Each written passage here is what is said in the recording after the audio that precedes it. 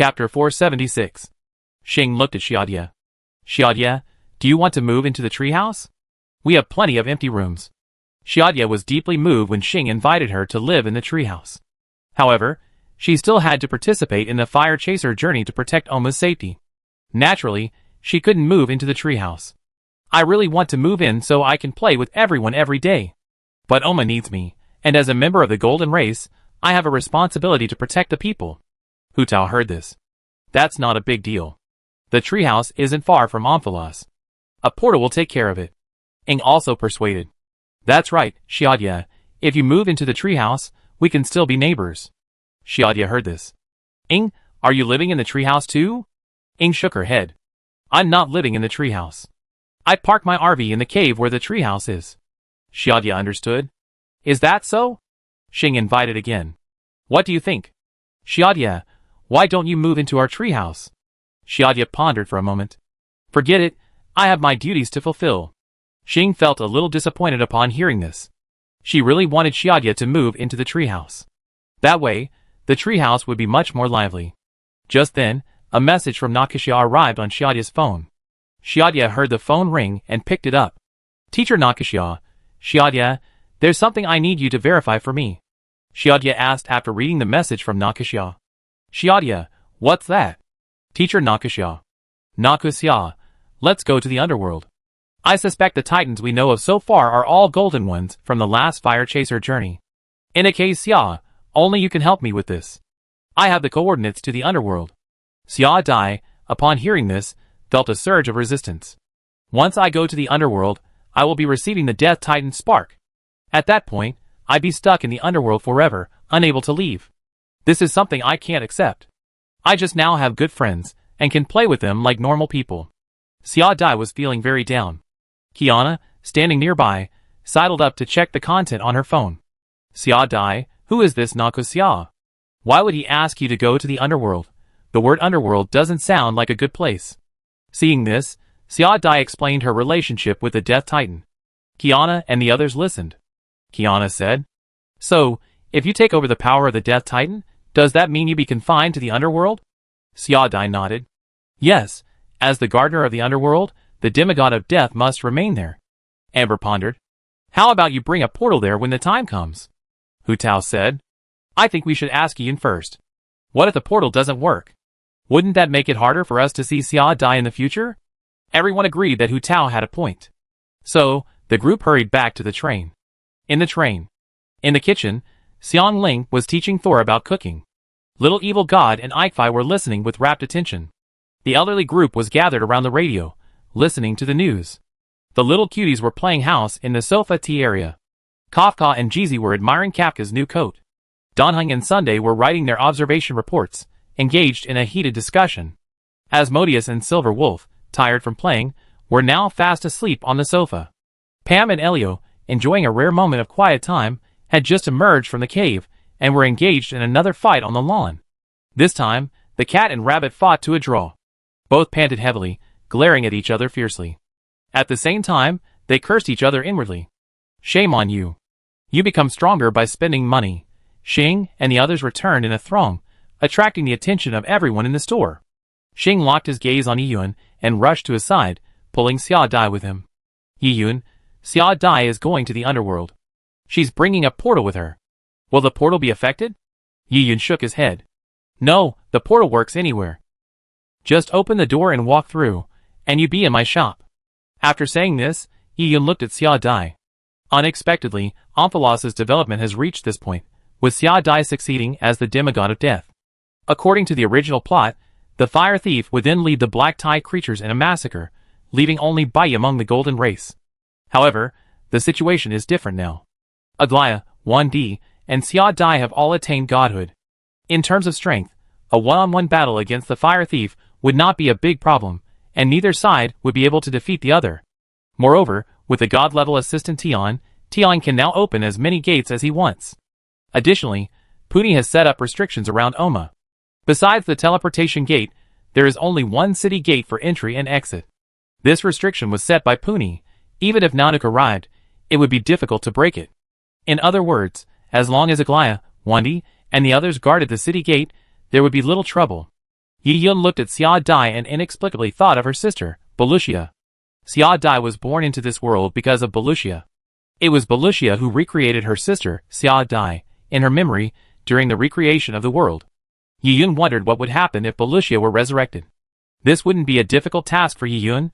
There was definitely a product in the system that could revive Belushia. Xing happily spoke to Xia Dai after hearing Yi Yun's answer. Xia Dai, did you hear that? The portal is usable. Whenever you want to come over and play, you can come back anytime. Come on, I take you to get the portal. Lu Ying said from the side. Let's go with Xia Dai later. The name of the underworld sounds fraught with danger. Hu Tao, Ying, and the others nodded in agreement. Okay, this hall master thinks it's okay. It's a good opportunity for me to see what the underworld looks like. Is it similar to the boundary between life and death? Then, Xing took the portal and, along with Hu Tao, Lu Ying, and the others, accompanied Xia Dai to the underworld. After Xing and the others left, Yi Yun called Puni over. Puni, go to the underworld of Amphalos. There should be a girl in a wheelchair there. Can you help me check on her condition? Puni heard this. Okay, I go check it out now. Chapter 477. In Amphalos, with the help of Saphir, Xing, Xiaodia, Kiana, and the others were transported to the entrance to the underworld. There, everyone saw numerous souls. Hu Tao looked and was shocked. So many souls, who hadn't yet passed away. Subconsciously, Hu Tao wanted to summon the rebirth butterfly to send these souls away. Just as Hu Tao was about to make her move with her fingers together, Xiaodia beside her suddenly reached out and muttered something. Souls with nowhere to return, I will guide you back to the land of rest. A flash of purple-black light flashed from Xiaodia's hand, and a portal filled with the aura of death opened. The souls in the field, seeing the portal, rushed into it with all their might, like blind men trapped in darkness seeking light. Once all the souls in the field had entered, Xiaodia waved her hand, and the portal closed, dissipating into a phantom. Kiana clapped her hands at the sight. Wow! Xiaodia, you're amazing. Did you collect all those souls? Xiaodia smiled and nodded. Yes, it's a little skill I learned after merging with Hades, the god of the underworld. It allows me to temporarily store souls in a portal to the underworld. Wait, I released them once we reach the underworld. Xing held the portal in one hand. Then let's get going. By the way, which way should we go? Xiaodia closed her eyes and took in her surroundings, sensing a familiar presence. It should be this way. Xiaodia pointed to a small path. Amber looked. Huh? Xiaodia, are you sure this is the way? Isn't there a river over here? Just then, the little Mimi appeared out of nowhere. I know. We can use the power of prayer to recreate past lives. With that, Mimi flew to a prayer platform. That's it, Ying asked, as Xing and her group gathered around. Mimi, how do you use this thing? Mimi looked at Xing. Xing, touch it. Xing handed the portal on his shoulder to Eula, then reached out to touch the prayer platform. Mimi continued. Xing, repeat after me. Xing followed Mimi in reciting a prayer, and a beam of light shone upon Xing. The area the light illuminated was clearly different from the surrounding area. As Xing moved, the light also reflected its location. Eula was amazed by this scene. This light is quite special. It can actually reveal what this place looked like in the past, said Hu Tao. Xia Dai, you lead the way. We hurry on. The group then set off on their journey. Along the way, they encountered many more dead souls, all of whom were collected by Xia Dai. As in the original story, they did not encounter Wan Dai or Tian, who had been waiting for Xia Dai at the gates of the underworld. Soon, they encountered the embodiment of death, a massive purple dragon named Pollux. After defeating Pollux, Xia Dai and her companions were transported to the true underworld. There, Xia Dai saw a girl who looked exactly like her. The girl sat in a wheelchair, her eyes closed. Xia Dai looked at her in disbelief. What is going on? The girl smiled faintly. In the distant past, there were twins. According to prophecy, they were chosen to succeed the demigods of death. But fate, as the price of godhood, requires us to take the lives of our loved ones with our own hands. My sister volunteered her life to place me on the throne of the demigod of death. But I couldn't accept this. Fate wasn't meant to be this way. So, in forging the laws of a new world, I broke the line between life and death. I molded her soul into shape and, in the form of the great dragon Pollux, sent it out into the underworld. Alas, fate had already determined this. In my futile attempts, she fulfilled her promise in an unexpected form. Just as the two palms of death, once one, split in two upon our arrival in the human world, never to touch each other again. The divine power of Xanatus, the god of death, was destined to be inherited by only one. Thus, those souls cannot enter the underworld. Sister, please grant me death, and allow those innocent souls to return to the underworld. Finally, I hope you will promise me one thing. Please don't forgive me, sister. Kiana, standing nearby, burst into tears after hearing this story. Wow, this story is so touching. Can't there be a happy ending?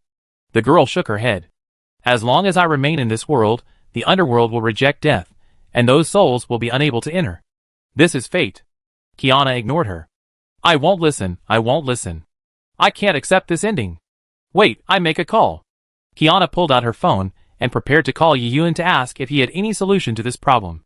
At that moment, Puni suddenly appeared before everyone. Kiana, there's no need to fight. Boss Yiyun has sent me over with the items. Kiana was overjoyed. Great. This is great. Puni then placed a divine power in Xiaodia's hand. I observed your sister's condition when I first arrived. Her divine power is incomplete. As long as her divine power is complete, the situation can be changed. Hearing this, Xiaodia placed Hades's divine power in Pelagia's hands and gently embraced her. I'm afraid I can't promise you that last thing. Because you will always be by my side, within my reach, sister. Pelagia was also delighted. Now she could be with her sister forever. This was a scene she had imagined countless times in her dreams. Yes, sister. The two sisters embraced, and the ownerless Hades's divine power quietly merged into Pelagia's body. With this, Omphalos possessed two demigods who controlled death. One was Xia Dai, and the other was her sister, Bo Lucia. Just as everyone was rejoicing over the sisters' reunion, Pony spoke. Yiyan also told me to tell you this. This divine power is worth 200,000 star coins. Xia Dai, remember to pay for it when you have time. Pony's words instantly evoked disdain in Hu Tao, Kiana, and the others, who were already deeply moved. Can't you just let me be moved a little longer? Boss Pony, your EQ is hopeless. Xing raised his hand. Everyone, let's chip in a little. Let's buy this divine power, as a gift for Xia Dai, and our new friend Bo Lucia. How about that? Hu Tao, Kiana, Amber, and the others agreed, and they all started chipping in. Everyone chipped in, and in no time, they had gathered 200,000 star coins. Even though Xia Dai and Bo Lucia refused, Xing and the others still gave the 200,000 star coins to Pony, asking him to help take it back. Chapter 478. Xing handed 200,000 star coins to Puni, who teleported away. Afterwards, Xing, Hu Tao, Flawless Butterfly, Pelagia, Kiana, Firefly, and the others began to explore the underworld. Flawless Butterfly also released the souls she had collected along the way, allowing them to enter the underworld. Meanwhile, within the core of the creation vortex, Nukshaw had already learned the truth about the Fire Chaser journey. Ha ha ha! Ha ha ha! I have uncovered the truth of the world. Aglaya and Tabeo, standing nearby, saw Nukshaw burst into laughter and whispered to each other. Aya, is he mentally ill? Aglaya nodded. Probably. After all, he's already obsessed with earth beasts. Who in their right mind would be obsessed with that? Tabeo thought Aglaya's words made sense. Anxia listened to their discussion and sneered. Ha ha, ignorant Aglaya, I won't argue with you. I already know everything. Aglaya's phone rang. She took it out and took a look. It was a message from Xia Dai. After reading it, Aglaya glanced at Nakashia. Are you saying that the Golden One is the next Titan? Xia Dai already told me. After saying that, Aglaya turned the phone over and showed it to Nakashia. Nakexia's face was filled with astonishment when she saw the contents on the phone. No! Xia Dai, weren't you left in the underworld? How can you still use the internet? Before Nakashia could react, Aglaya said. Also, take this and take it. Although I dislike you, I can't deny that you're quite smart. Aglaya tossed a bottle of potion to Nakexia. Nakexia took it and examined it. What potion is this? Tabeo said. This is the water of life, which will provide you with vitality. I bought it from Yi Yun's shop. Nakexia, drink this, and you can still live for another 5 years after returning the fire. This water of life is a weakened version of the essence of the ancient tree of life that Tion consumed. Both are creations of the ancient tree of life. One is the morning dew dripping from its leaves, the other is the essence of its body. Nakexia, upon hearing this, became interested in the potion in his hand. Interesting. There are such miraculous medicines in this world. With that, Nakusia downed the potion in one gulp. Why refuse a chance to live longer? Wouldn't it be nice to use that extra time to do some interesting research? After drinking the water of life, Nakusia began to dig out his heart with his bare hands, extracting the spark of the Titan of reason from within and returning it to the vortex of creation. After returning the spark, the three of them left the vortex of creation. On the train, Yi Yun received the 200,000 star coins that Puni had brought back and casually put them into his storage space. Then Yi Yun asked, "Puni, how's the situation over there?" Yi Yun's words drew curious glances from the others. Puni thought for a moment and said, "The little girl has been resurrected. The sisters' fates have been rewritten. They're now playing in the underworld with Xing, Luing, Kiana, and the others." Yi Yun nodded. "Okay, I understand." Puni then left the train and continued his quest to find someone to fight in the universe. Jing Yuan picked up the teacup and blew gently. "Huh? The underworld? Honestly, I'm curious what it's like." Zhongli pondered. "Maybe it's a bit similar to the life-death boundary in Liyue." Walter smiled. "How about we go over and take a look now? Xing and the others have already lowered the portal. Look, there's a new portal over there." Huai Yin stroked his beard. "I'm curious too, everyone. How about we go over and take a look?" Jing Yuan smiled. "No rush, no rush. Let's finish this tea first." Yi Yun, on his side, had returned to his room. The system had just contacted him. Notice, temporary mission, challenge the Delta Dungeon. Mission 1, 1 million evacuation. Reward, 1 million star coins. Mission 2, kill 10 humanoid robots. Reward, 1 shop expansion card. Mission 3, kill 5 random special humanoid robots. Reward, 1 law fragment. Mission 4, successfully evacuate. Reward, permanent access to the Delta Dungeon. Yi Yun found the system introduction quite interesting. Delta? I played this game quite a bit in my past life. Yi Yun then called Noelle over, told her he needed to rest for a while, and not to disturb anyone, and then entered the Delta Dungeon. As soon as he entered the dungeon, a buzzing electronic sound echoed in his ears. Notice, the Delta Dungeon is a special dungeon. All supplies brought from it can be exchanged for star coins at a 1:1 exchange rate. Red supplies cannot be exchanged, but they earn star coins monthly. Yi Yun was a little shocked after hearing this. If he could keep this dungeon, the star coins of those people in the store would skyrocket. Yi Yun thought for a moment and decided to check out the situation. Yi Yun glanced around. He was on the novice map, Dam 0. He was now at the entrance to the visitor center. Yi Yun glanced at the knife in his hand and checked his own strength. His current strength was about the same as that of a normal adult man. Yi Yun glanced at the visitor center and broke through the window to the second floor. Upon entering, he saw a robot with a shield. Yi Yun was about to rush over and slash at the robot with his sword, but the robot reacted instantly and swiped at him with his bison. Luckily, Yi Yun dodged quickly, hiding behind a pillar. Yi Yun stole a glance. The robot didn't even approach. This dungeon is truly different from the game. The robots here are so clever. The robot didn't charge, but instead called for backup. Seeing this, Yi Yun could only flee, climbing through the window. The robot behind him gave up pursuit after running a distance from the visitor center. Yi Yun hid in a patch of bushes, panting heavily. The robot in this dungeon was no different from a real human. Not stupid at all. He never resort to close combat if a gun could do the job. Yi Yun rested for a moment, then set his sights on the nearby fire station, where an ordinary Asura soldier was patrolling. If Yi Yun remembered correctly, there was only this robot in this area, and supplies were scarce. With the experience from the previous time, Yi Yun was even more cautious this time. He sneaked up to the first floor of the fire station, waiting for the robot to suddenly pounce when he reached the door. Startled, the robot raised his gun to fire, but Yi Yun kicked him, knocking him to the ground. Then, charging forward, Yi Yun plunged the dagger directly into the robot's left eye, killing him.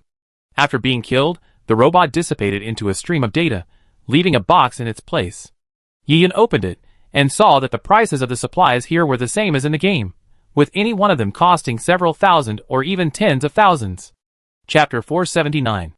After possessing Brother G's body, Yi Yun was now armed with a weapon, an Uzi equipped with level 1 ammunition. Yi Yun was lucky. Brother G also gave him a simple surgical kit and a half-used healing injection. With his weapons, Yi Yun now had the confidence to face Brother G head-on. After glancing at the main power station nearby, Yi Yun climbed a wall and entered the main power station office. Here, there wouldn't be any spawning Brother G. There were several containers for supplies, and an evacuation gate, which allowed players to evacuate from the dam's industrial elevator. Yi-Yun first opened the storage box and retrieved a blue item, a relay, worth over 10,000 yuan. After searching the outer room, Yi-Yun entered the inner room and felt the clothing pockets on the wall. One single slot, one double slot. For clothing containers, the double slot is basically unnecessary. It's mostly just green blueprints, takes up space, and isn't worth much. The only single slot is worth checking. It's the one that's most likely to yield a room card. In the Delta, many rooms require room cards to enter, and these rooms contain a wealth of supplies. Gold and red quality supplies are very likely to drop. Yi-Yun stared at the search interface, feeling something was amiss. Why is this single grid spinning for so long? Even a small gold item should have appeared by now, right? At noon, the single grid search finished spinning, and a red room card came into view. Yi-Yun was completely stunned. A red card on his first try? Yi-Yun took it out and saw that it was the room card for the East Building Manager's office. Worth 4 million. Yi-Yun looked at the East Building Manager's office card in his hand and suddenly realized something was wrong. System, does this room card also generate monthly returns? Notice, the room card is a special type and doesn't generate monthly income, but can be traded. Yi-Yun reached out and flicked the keycard, which emitted a pleasant, crisp buzzing sound. Yi-Yun put the keycard away. With it, he basically didn't have to search for anything. The 1 million evacuation mission was complete. Next, he only needed to complete 2 kill missions, plus the evacuation, to complete all the missions for this trip. Then, Yi-Yun walked out of the office and glanced outside. A few AI soldiers were roaming around nearby, guarding the substation. Azara, those poor bastards from GTI come here to steal every day. I have to defend my territory. Yi-Yun glanced at the UZI submachine gun in his hand and began to attack fiercely. These Asura soldiers were only slightly better than ordinary people who had never touched a gun before. They had received no formal training. For example, the soldiers of their mortal enemy, Haft, were much more elite. Yi-Yun charged forward with his UZI, each shot landing accurately on the head of an ALS soldier. Although Yi-Yun's current physical fitness was comparable to that of an average person due to the game, his combat awareness was far superior. As the saying goes, if you pit a martial arts master against a novice, given their similar physical conditions, the master will easily prevail. Yi-Yun charged relentlessly, spending over half an hour to resolve the battle and sustaining minor injuries. The bots in this dungeon weren't as easy to kill as in the game. A small knife was all it took to clear them. The soldiers here were skilled in strategic coordination. When Yi-Yun attacked the main substation building, he was pinned at the entrance for over 10 minutes, unable to move. If the robot's bullets had not been used up, Yi-Yun might not have been able to attack. After dealing with the robot in the main substation, Yi-Yun began to walk along the path to the other side of the small substation. Although the small substation was only a small word, it had a lot of resources. There was an aviation box and a small safe inside. Anyone who has played Delta knows that the aviation box is the real big safe. The probability of this aviation box being able to produce goods is much higher than that of a big safe. Yi-Yun only took these 2 places, and casually cleared out the 2 robots inside. After that, Yi-Yun attacked all the way to the cement factory. After spending more than an hour to take down the cement factory, Yi-Yun successfully completed all the tasks, and could start evacuating. Yi-Yun ran all the way to the entrance of the West Highway, and began to evacuate. 10, 9, 8, 2, 1. Evacuation successful. The scene changed and Yi-Yun returned to the room. After returning, a settlement interface appeared in front of Yi-Yun. Value of harvested materials, 4.23 million. Number of kills, 15. Harvested materials, East Building Manager's office card. Announcement. Congratulations to the host for completing the mission perfectly. Rewards are being distributed. Announcement. Temporary mission. Challenge the Delta instance. Complete mission 1. 1 million evacuation. Reward. 1 million star coins. Complete mission 2. Kill 10 humanoid robots. Reward. 1 store expansion coupon. Complete mission 3. Kill 5 random special robots. Reward. 1 law fragment. Complete mission 4. Successfully evacuate. Reward. Permanent access to the Delta instance. As the system finished speaking, a pile of star coins appeared next to Yi-Yun, adding up to exactly 1 million. In Yi-Yun's hand, a card and a glass-like fragment emitting a rainbow of light appeared. The card, needless to say, was a store expansion card. And this fragment, presumably, was the law fragment. Yi-Yun was about to take a closer look when, suddenly, The fragment shattered, transforming into a stream of rainbow light that poured into his head. In his mind, Yi-Yun felt as if his connection with the world had become even closer. The most obvious change was his own strength. After absorbing the fragment, his strength had increased by more than 3 times. After taking in his increased strength, Yi-Yun walked out of the store, clapped his hands, and called everyone over. "Everyone, come here. I have something to announce." The only people in the store at the moment were Kafka, Klee, the little ones, the little evil god, and Xiangling. Jizi approached. "What's wrong, Yi-Yun?" Yi-Yun said. "First, you all go to the other carriages for a while. I need to expand my shop. Second, it's about a new dungeon. This dungeon has a high star coin yield, but it's also quite challenging. Okay, that's all for these 2 things. Everyone, go to the other carriages for a while." After saying that, Yi-Yun picked up Klee and Bai Lu. "My little cuties, I take you to the other carriages to play for a while." Hearing this, a group of little ones followed Yi-Yun, chattering and skipping, as they headed to the observation carriage. Chi-Chi reached out and tugged at the hem of Yi-Yun's clothes, following him obediently. Yao Yao, Xiaoyo, Hook, Kana, and Diana were chasing and playing with each other. Xiangling, Jizi, and the others followed suit. After arriving at the observation carriage, Yi-Yun pulled out his phone, preparing to post an announcement in the group chat. The portal would be temporarily unavailable during the shop upgrade. Chapter 480. Yi-Yun at everyone, please do not use the portal for the next 6 hours. The store is undergoing renovations, and the portal is temporarily unavailable. Galaxy Skyfireman, oh huh? Renovations? The store is expanding again. I will ignite the Starry Sea, huh? Again? The store wasn't this big before? Sekiro, no. Luing, you weren't here then. The store was very small, not this big. Himiko, indeed, when Silver Wolf lived in Yi-Yun's store, she lived in the booth. There wasn't much room for her. Sekiro, my booth is amazing, it's soundproof, and right outside is the dining table. It's so nice. Wanxing Hall Master, that's true.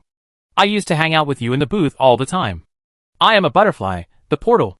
Is it temporarily unavailable? What a shame. I was thinking of taking my sister to the shop to play. I'm a little butterfly, it's okay sis. Just wait 6 hours. We have plenty of time. The 3 realms' greatest chef. Everyone's going to have to make their own dinner. Paimon, no. Xiangling, don't abandon me. Malim, Xiangling-chan. Where are you? I'm going to find you. Xiangling, I'm on the train. Where are you two? Malim, on the train, that's fine. Paimon and I are playing in New Teyvat. I fly back later. Himiko, I suggest you don't do that. The train is a long way from New Teyvat. You can't fly back at your speed. Malim, huh? What then? Kiching, why don't you guys come over to my place? Come to Liyue. I treat you to dinner. Ningguang, Kiching, are you sure? Kiching, I'm suddenly a little unsure. The head of the Wanxing Hall, Kiching, you're going bankrupt. Hee. Here's a suggestion. A new buffet restaurant has recently opened at the harbor. You could take Paimon and Malim there. Ningguang, 6 + 1 for the bankrupt store. Many people received the message, and the group chat was now very lively. Soon, 6 hours passed. Yi-Yun's shop upgrade and renovation were complete. Yi-Yun returned to the shop with Jizi, Klee, Xiangling, and the others. As soon as they opened the door, Klee, Bai Lu, and the others all exclaimed in admiration. Wow! This place is so beautiful. The interior of Yi-Yun's shop had undergone a dramatic transformation. The area was a full 10 times larger than before. The shop had also been given many new soft furnishings. The rightmost area, for example, features rockery, flowing water, and a bamboo forest. Nearby, there's a sign reading pavilion and flowing water reception room. Yi-Yun is confident that Zhongli and the others will appreciate it. The original sofa tea area has doubled in size, with many new sofas and chairs. The small bar has also been transformed from a small counter into a bar, the bar alone being the size of a train car. A dedicated area has also been designated for the dungeon portal, with numerous plants planted next to it. The most important areas are the kitchen and dining room. The kitchen has received a major upgrade, doubling its size. It even has a refrigerator. This refrigerator is the same model as the one in the small bar, with an additional dimension, capable of storing a large amount of food. Moreover, the kitchen was now more fully equipped. Xiangling, Little Evil God, Thor, Ikefai, and Guoba rushed into the kitchen eagerly, touching and looking around, completely captivated by it. This kitchen was a dream home. The decor leaned towards Liu, but the equipment was all state-of-the-art. A dedicated area had been set aside for the restaurant. The old long table was gone. Now, there were 20 tables for 4. The decor was lightly luxurious, giving it the feel of a royal dining room. Klee and Bailuji rushed to the deepest slide and started playing there. Soon, the others returned to Yi Yun's shop through the portal. As soon as Xing returned, he looked around. Let me see what's going on. Wow, it's grown so much this time. Hu Tao, Qiana, and the others were also wandering around, taking in the sights. After all, this would be their regular place from now on, so they definitely had to take a good look. Jing Yuan, Zhongli, Walter, and Huai Yin, the 4 older people, headed straight for the pavilion's flowing water reception room. As they sat down, Jing Yuan smiled and said, I always felt like something was missing from my tea. Now, I know what it is. Zhongli brewed some hot tea. Of course, the environment is a crucial part of tea. Xing passed by, burying his head in the bamboo forest. Upon seeing the 4 people drinking tea, he instantly lost interest. Well, there's no need to see this place. I generally won't be coming here. Yi Yun then sent another message to the group, informing everyone about the situation in the Delta dungeon. Everyone rushed over after seeing the news. Even those busy at work chose to put it aside. The reason was simple. Yi Yun's announcement specifically mentioned the enormous returns on star coins. He even added 3 exclamation marks to emphasize the point. After browsing the new shops for a while, everyone headed towards the dungeon portal. As expected, they found the new dungeon and entered it one by one. A round of the Delta dungeon will open once 30 players gather, with 10 teams. Currently, the only map available is the standard Dam 0. Subsequent maps will only unlock after everyone brings in a certain amount of supplies. Currently, the Longbow Valley map requires a total of 100 million in supplies to unlock. Inside Dam 0, Xing, Ying, and Qiana were assigned to a group. After landing at the base of the cement factory dormitory, Xing stretched out his arms and glanced at the map. Come on, sisters. We're very close to a big safe. Let's go check it out. It's marked on the map, so there must be something valuable. Qiana raised her hand. I'm applying to open it. I'm lucky. If it comes out big, we split the monthly profits equally among the 3 of us. Xing agreed. Approved. Qiana, you're really lucky. Ying agreed. I think it's a good idea too. With a wave of her hand, Xing and the 3 of them sprinted towards the safe. As soon as they left the cement factory dormitory area, they were spotted by several mechanics and unleashed a barrage of bullets. Xing smiled confidently. Watch me maneuver. Xing twisted and turned, running erratically. Then, help me. Help me. Ying, come and pull me. Ouch. How can the bullets fly so fast? Qiana and Ying rushed over, trying to rescue Xing. Just then, a fully armored mechanic carrying a Gatling gun approached. Chapter 481.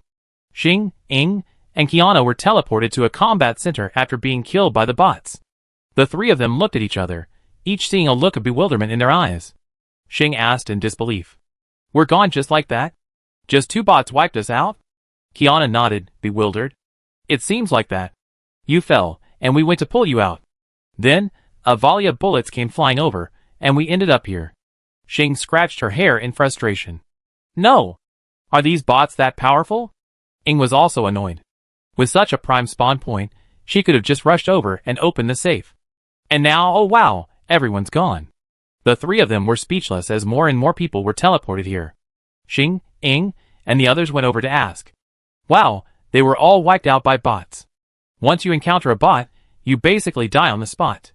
Just then, Hu Tao noticed something. Everyone, come and see! Hu Tao shouted, and everyone gathered around.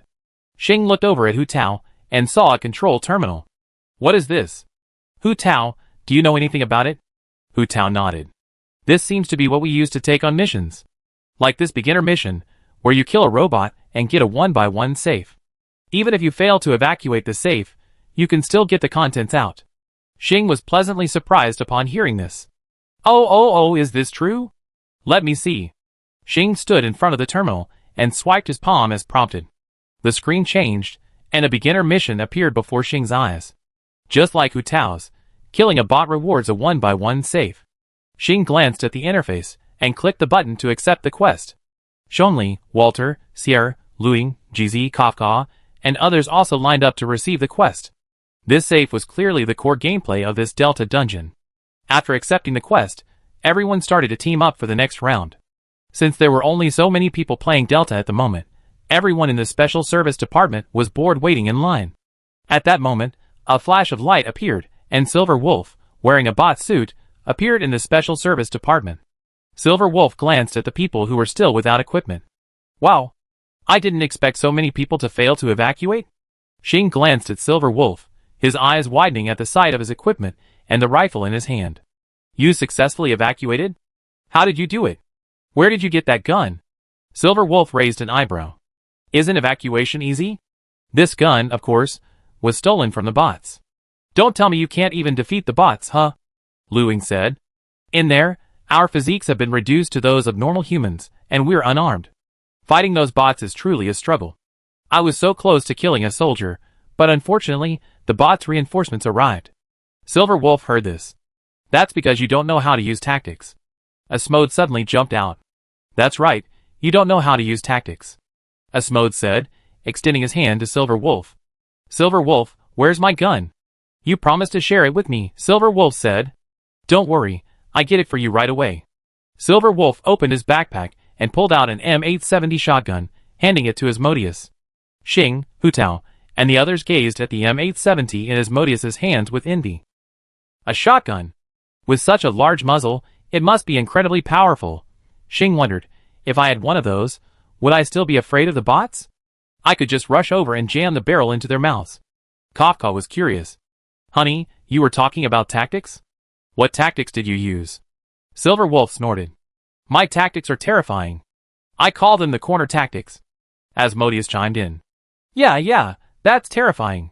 We crouch in the corner, wait for the bots to come, and then we both charge out at once.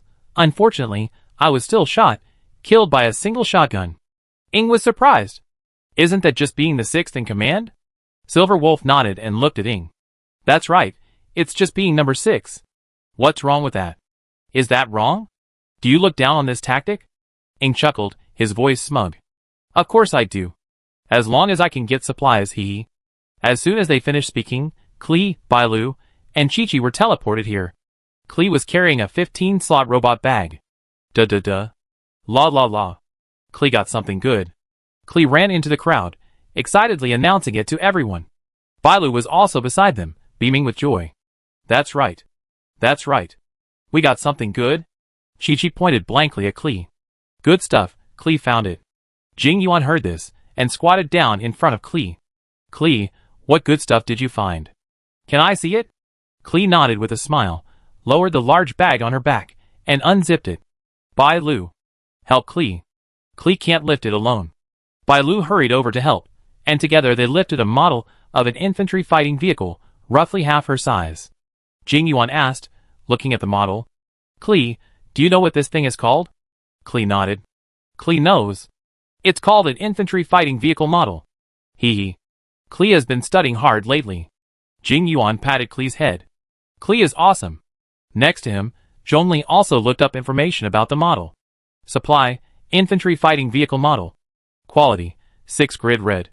Monthly income, 1,403,261 star coins. Even Zhongli, known for his composure, let out a curse word. Holy crap! Everyone, hearing Zhongli's curse, realized what a big deal Klee had brought. Xing, Hu Tao, Kafka, and the others gathered around Zhongli. When they saw the monthly revenue the infantry fighting vehicle model could generate, they all exclaimed, holy crap! 1.4 million star coins a month. That's over 16.8 million star coins a year. Xing looked at Klee. Isn't Klee's luck just too incredible? Ing approached Klee and asked with a smile. Klee, where did you find this infantry fighting vehicle model? Klee said. Klee is in a building. There's a small room inside. There's a large iron box and a small iron box. The large iron box has a minigame. Klee cleared it without failing a single time. This is what I found in the large iron box. Bailu added. That place is called the administration building. I got it memorized. Hee. Himiko felt something was off when she heard the name. She'd been eliminated by the bots when she gone there. There were a ton of bots there, some carrying bazookas and shields. Chapter 482. As soon as Jeezy entered the main building, She was surrounded and killed by 3 bots. Klee, how did you get out of there? There were a lot of bots in there. Klee was a little confused. What are bots? Jeezy was very confused. How could Klee not know about bots? Had she never seen them before? They're those strange, older men with guns. Klee heard. Oh, they're called bots. Klee ran into them and even said hello. But they seemed busy and ignored her. Klee said, feeling a little depressed. Jeezy was at a loss for words. This could be considered a form of good luck, right? Klee always had good luck. Perhaps the bots just didn't notice Klee and the others. Jeezy rubbed Klee's head. Klee, those uncles are bad guys. Don't get close to them anymore. They bully you. Klee was shocked when she heard that. Huh? Those uncles are really bad guys? Klee, I wouldn't have said hello to them if I known. Jeezy smiled and put the infantry fighting vehicle model back into the avionics bag on Klee's back. Klee, go back to your brother Yun and show him the infantry fighting vehicle model in your bag, okay? Klee nodded in agreement. Okay. Klee will be there right away. Klee then ran with Chi-Chi and Bailu to the special service office gate and left the Delta dungeon. Soon, everyone entered the next game. Xing, Ing, and Kiana landed by helicopter at the northwest corner of the main substation, at landing point number 1 in the east building of the administrative building. Xing glanced at the two of them. What do you mean? With our current position, it feels like a shame not to go to the administration building. How about we just run away if we find something? Kiana pondered. How about we play it safe and pretend to be the 6th one and get some weapons first? Ing thought Kiana's plan was better. Let's go with Kiana's plan. Get some weapons for self-defense. That way, we won't be chased down like rats by bots once we get inside the building. Xing agreed. Okay, then let's go to the parking lot next door and see if there are any bots there. If there are, and we get some weapons, we head to the east building of the administration building. I see a big safe there on the map. Let's open it. Maybe we can get a big red too. Ing stretched her legs. What are we waiting for? Go, go, go! From. The 3 of them sprinted through the container and into the parking lot. Just as they emerged from the tunnel, Kiana suddenly heard the bot's voice. Who's there? Kiana slammed on the brakes and ducked back into the container. At the same time, Ing and Xing retreated. Kiana placed her index finger to her lips, silencing the two. I'm going to take a look. Kiana poked one eye out and glanced around, spotting a bot holding an M870 shotgun. Kiana informed the two of the situation. There's only one bot, and it's armed with a shotgun. Shall we engage? Xing rolled up his sleeves. Go! 3 against 1. I have the advantage. The enemy is in the open, while I'm in the dark. I have the advantage. Then, the 3 crouched down, waiting for the bot to come within range before attacking. Slowly, the bot inched closer. As he approached the container, ready to peer inside, a hand suddenly reached out, grabbed the barrel of a gun, and lifted it upward. Xing shouted. Go! I got his weapon. Ing and Kiana attacked simultaneously. Though their physiques were average, they still remembered their moves. They launched a flying kick, knocking the bot to the ground. The bot's shotgun fell into Xing's hands. Xing rushed forward with the shotgun and fired at the bot, which hadn't gotten up yet. Xing kills Ashera's soldier. A line of words flashed before Xing's eyes, and upon reading it, she was overjoyed. Done! This shotgun is really useful. Kiana chuckled. Loot! Loot! Kiana tapped the wooden box left by the bot. It opened, and a search screen appeared before her eyes. Kiana took a look. Peeping was still working. The armor was shattered, but there was still a shoulder bag. The supplies rotated one by one, and after more than 10 seconds, Kiana had a clear view of all of them. Apple, triangle ruler, Knights of Favonius emblem. Among them, the Knights of Favonius emblem was a blue item, occupying 1 backpack slot, and worth 9,500 star coins. Kiana took a look. Xing, you take the armor and helmet. I take the satchel. Ing, you take the supplies. Xing and Ing nodded in agreement. After distributing the supplies, the 3 of them moved on to the next humanoid. Along the way, they encountered several containers emitting white light, which they opened and obtained some small supplies. A little over 10 minutes later, the 3 of them were fully armed. Xing carried an M870, wearing a level 1 suit and a level 2 backpack. Ing carried a Bison submachine gun, a level 1 helmet, and a level 2 armor, and a shoulder bag. Kiana, meanwhile, was carrying an Uzi, wearing a level 2 helmet armor, and a 15-slot tactical quick-release backpack. The group arrived at the parking structure, and Kiana opened a flight case and began searching. Xing and Ing stood guard nearby. Suddenly, Kiana yelled, "Wow!" Xing and Ing turned around. "Kiana, what good stuff did you get?" Kiana held a stone statue in her hand. "Not a big deal, just 2 blue slots of supplies, a wind god statue, worth 15,000 star coins." Xing and Ing took a look and saw it was indeed a wind god statue, identical to the 7-day god statue in Mondstadt. Ing said, "I didn't expect this kind of thing to appear in this dungeon. Let's go explore the east building of the administration building." "Go!" The 3 of them rushed all the way through the first-floor door of the east building. Upon entering, they came face to face with an Ashera soldier. Xing leaped and unleashed a single shot from his M870 shotgun. Xing kills Ashera soldier. Xing's gunshot alerted the entire east building's humanoids and robots. "Who's there? How dare you? Come out!" Kiana pointed to the second floor. "Let's go up there. Quickly open the safe and evacuate." The 3 of them rushed up, pushed open the door, and entered the manager's office. Ing said, "Xing, you and I will guard the door, or we get stuck inside. Kiana, go search for the items, and be quick." Kiana rushed into the inner room and opened the safe. Xing and Ing, who were guarding the entrance corridor, were already engaged in a fierce exchange of fire with the humanoids. The entire hallway resounded with the sound of gunfire, a fierce sound. Kiana opened the large safe and examined the supplies. Some were single compartments, some were double compartments. The search results quickly appeared. The first one was a gold coin called Morix Mora, worth 60,000 star coins. The second one was a ceramic statue of Fernina, a 2-slot gold item worth 150,000 star coins. Chapter 483. Kiana quickly stuffed the statues of Mora and Fernina into her bag.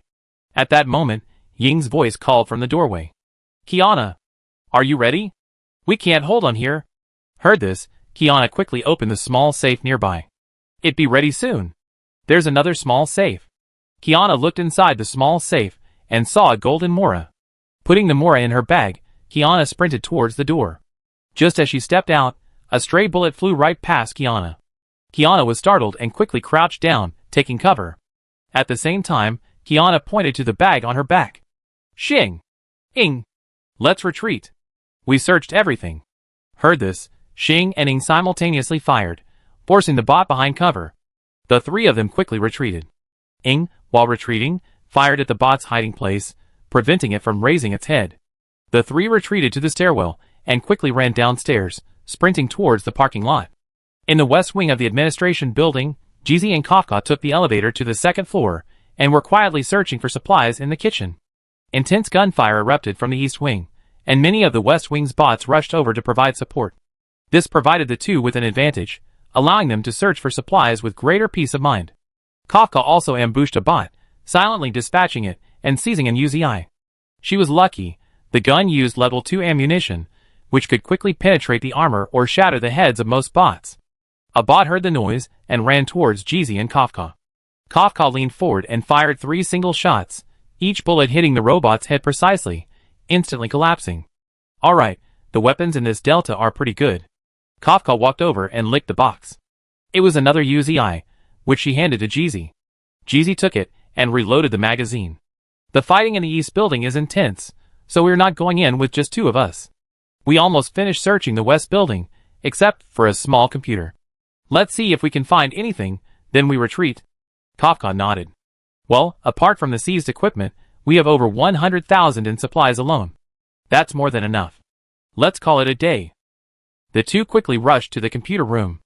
After entering Morse code into the computer, a purple object, the space station memory card, appeared in Jeezy's hands. After receiving the space station memory card, the 2 turned and ran without hesitation towards the construction site, intending to retreat from there. Inside the main substation, 3 assassins, Hu Tao, Amber, and Eula, were huddled in the main substation office. They had landed nearby, and seeing the large safe inside the substation, they rushed in. After dispatching a humanoid, they seized an M870 shotgun. Just as they turned the corner and prepared to enter the main substation building, a rocket struck them, severely wounding the 3. Not only did their vision blur, but they were also weakened, limping even when they walked. The nearby humanoids closed in again, forcing the 3 to flee along the path into the office to avoid their attack. Hu Tao sat on the ground, her M870 aimed at the door. If any humanoid opened the door, she would fire without hesitation. Amber asked from the side. What should we do now? We can't get out in this state. Eula nodded. Yes, there are bots guarding both gates, and there are also bots guarding the hole in the wall near the main building. Hu Tao thought for a moment. Either we give up this round now, or we just have to hope for luck and see if anyone comes here. What Hu Tao didn't know was that she would soon get a treat. From the main substation, near the gate of the small power station, Seal, Bronya, and Natasha charged in. Except Seal, Natasha and Bronya were all skilled with guns. Using the weapons they had seized, they successfully fought their way out of the visitor center, and in the process, they were eliminated by the three-person team of Zhongli, Walter, and Jingyuan. Yiyun had said that in this Delta dungeon, except for your teammates, everyone else is an enemy. Killing the enemies also allows you to loot their supplies. Seal, Bronya, and Natasha were lavishly equipped. Each of them carried 2 guns, and their armor and helmets were all level 2 green. Bronya, hiding near the security booth at the entrance, quietly poked half of her body out, aiming her M16A4 rifle at the Rocketeer's head on the platform. Bang! With a single shot, the Rocketeer was killed by a headshot. At the same time, the shot alerted the humanoids in the main substation. Those 3 little rats are there. They're so good at hiding. Brothers, let's go! Send these poor GDI bastards back home. Natasha and Bronya, one on each side of the gate, fired at the converging humanoids. Seal, on the other hand, was responsible for the nearby enemies, armed with both M870 shotguns. After killing several bots, they noticed something was amiss. A dozen bots were charging down the muddy road leading to the cement factory from behind. Bronya looked over. Oh no! Natasha! Seal! Be careful! Seeing the bots charging behind them, Bronya quickly warned Natasha and Seal. Unfortunately, they were a step too late, and the two were instantly killed by the combined fire of the dozen bots. Seeing this, Bronya had no choice but to retreat. She had something in her bag. For small purple items per slot, and 2 or 3 gold items. The purple items were the Space Station memory card, the Treasure Hunter's Elite Badge, the Treasure Hunter's Dagger, and a gold lighter. The gold item was a vase, the Geo King's Collection vase. If Bronya could escape, they would have earned nearly 200,000 star coins this round. With this amount of star coins, they could have another massive expansion in Bellowburg. Originally, with their strength, it would have been no problem to eliminate the bots in the main substation. Unfortunately, the bots would spawn on the way from the main substation to the cement plant. Furthermore, the small substation was very close to the main substation. Bronya was being pursued all the way. When she reached the intersection near the parking lot, she noticed several bots approaching from the front. Bronya looked around, finally fixing her sight on the office where Hu Tao, Amber, and Eula were hiding. Bronya planned to fight there, relying on the cover of the building. Charging forward would surely be blocked by the bots. As Bronya pushed open the office door and stepped inside, a dark gun barrel erupted with flames. Hu Tao instinctively fired, instantly killing Bronya. Since the rest of her teammates had already been killed, her body vanished into a stream of data, leaving behind a box. Hu Tao took a look. Oh my!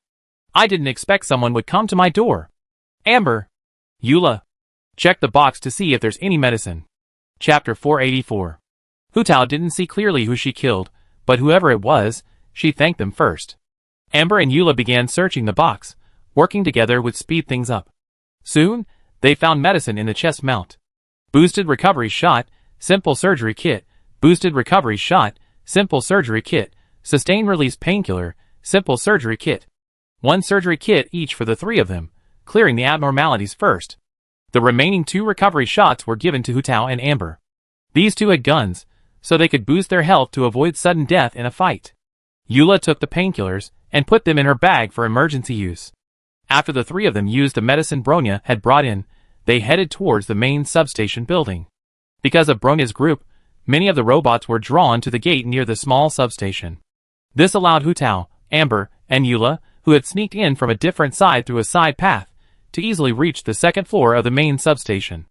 Hu Tao crouched down in front of the safe and began playing a game that required her to freeze the scrolling numbers. A dozen seconds later, Hu Tao arrived with a large safe. A search revealed a single 6-slot item. Hu Tao's brows lit up instantly. Oh wow! 6 slots. A big drop is coming. Eula and Amber were also excited. When the safe search results came back, Hu Tao instantly lost her voice. It was indeed 6 slots, but it was a ceremonial dagger, worth 110,000. Hu Tao glanced at her backpack. It was too full. Hu Tao called Amber and Eula and informed them of the situation. Amber, Eula, see if there's room in your bags for this dagger, Eula said. Put it here with me. I have room here, just enough. Eula put the ceremonial dagger into her backpack, and then the 3 of them prepared to retreat. Their extraction point was at the Western Highway entrance. As they reached the gate, they encountered a wave of bots. After dispatching them, they began looting. While looting, Hu Tao suddenly felt something was amiss. Hey! Why is there a real person's bag here? Let me see whose it is. It's a brand name. Oh, it's Sierra's. Sierra's bag is so full. A bunch of medicine, 2 M870s, and a bunch of blue items. So delicious. After looting Sierra's bag, Hu Tao took out a recovery injection and injected it into her arm, replenishing her health. While administering the injection, Hu Tao sighed with emotion. This hall master has also had a good meal. Just now, this hall master was so timid, and now he's unleashing a powerful punch. Off to the side, Eula explained. I also have a real-life bag here. It's Natasha's. Judging by the situation, Seal and Natasha must have died here together. Amber was puzzled. Then there should be another bag? What about Bronya's? If I remember correctly, the 3 of them were in the same team. Hu Tao suddenly thought of the person she had killed by opening the door. Is it possible that the person this hall master killed was Bronya? Amber and Eula thought about it carefully, then looked at the map. It seemed to be the case. After the 3 of them looted the bag, they began to retreat. Just as they reached the river, they encountered the team of Firefly, Butterfly, and Pelagia. Hu Tao took the initiative, firing her M870 rifle at Luing. The 2 were at a distance, and Luing only sustained minor damage. Luing looked over and saw Hu Tao had already fired a second shot. Hu Tao! It's you? Hu Tao laughed heartily. Hee. That's right. It's me, the hall master. Luing. Hand over your gun and I won't kill you. Luing quickly ran back and hid behind cover. Luing leaned out and fired 3 rounds of her M16A4 rifle in a frantic burst. Each bullet landed precisely on the target, and Hu Tao was instantly killed with a headshot. Hu Tao was startled. What the hell? Luing, what kind of shooting is that? You have to be so accurate. Amber and Eula quickly pulled Hu Tao back behind an abandoned cement pipe and took cover. Amber held her Yuzai rifle, pointed it in Lu Ying's direction, and fired a few random shots. Eula, pull Hu Tao up. I help you set up your guns. Eula quickly treated Hu Tao. It would take 10 seconds to save her.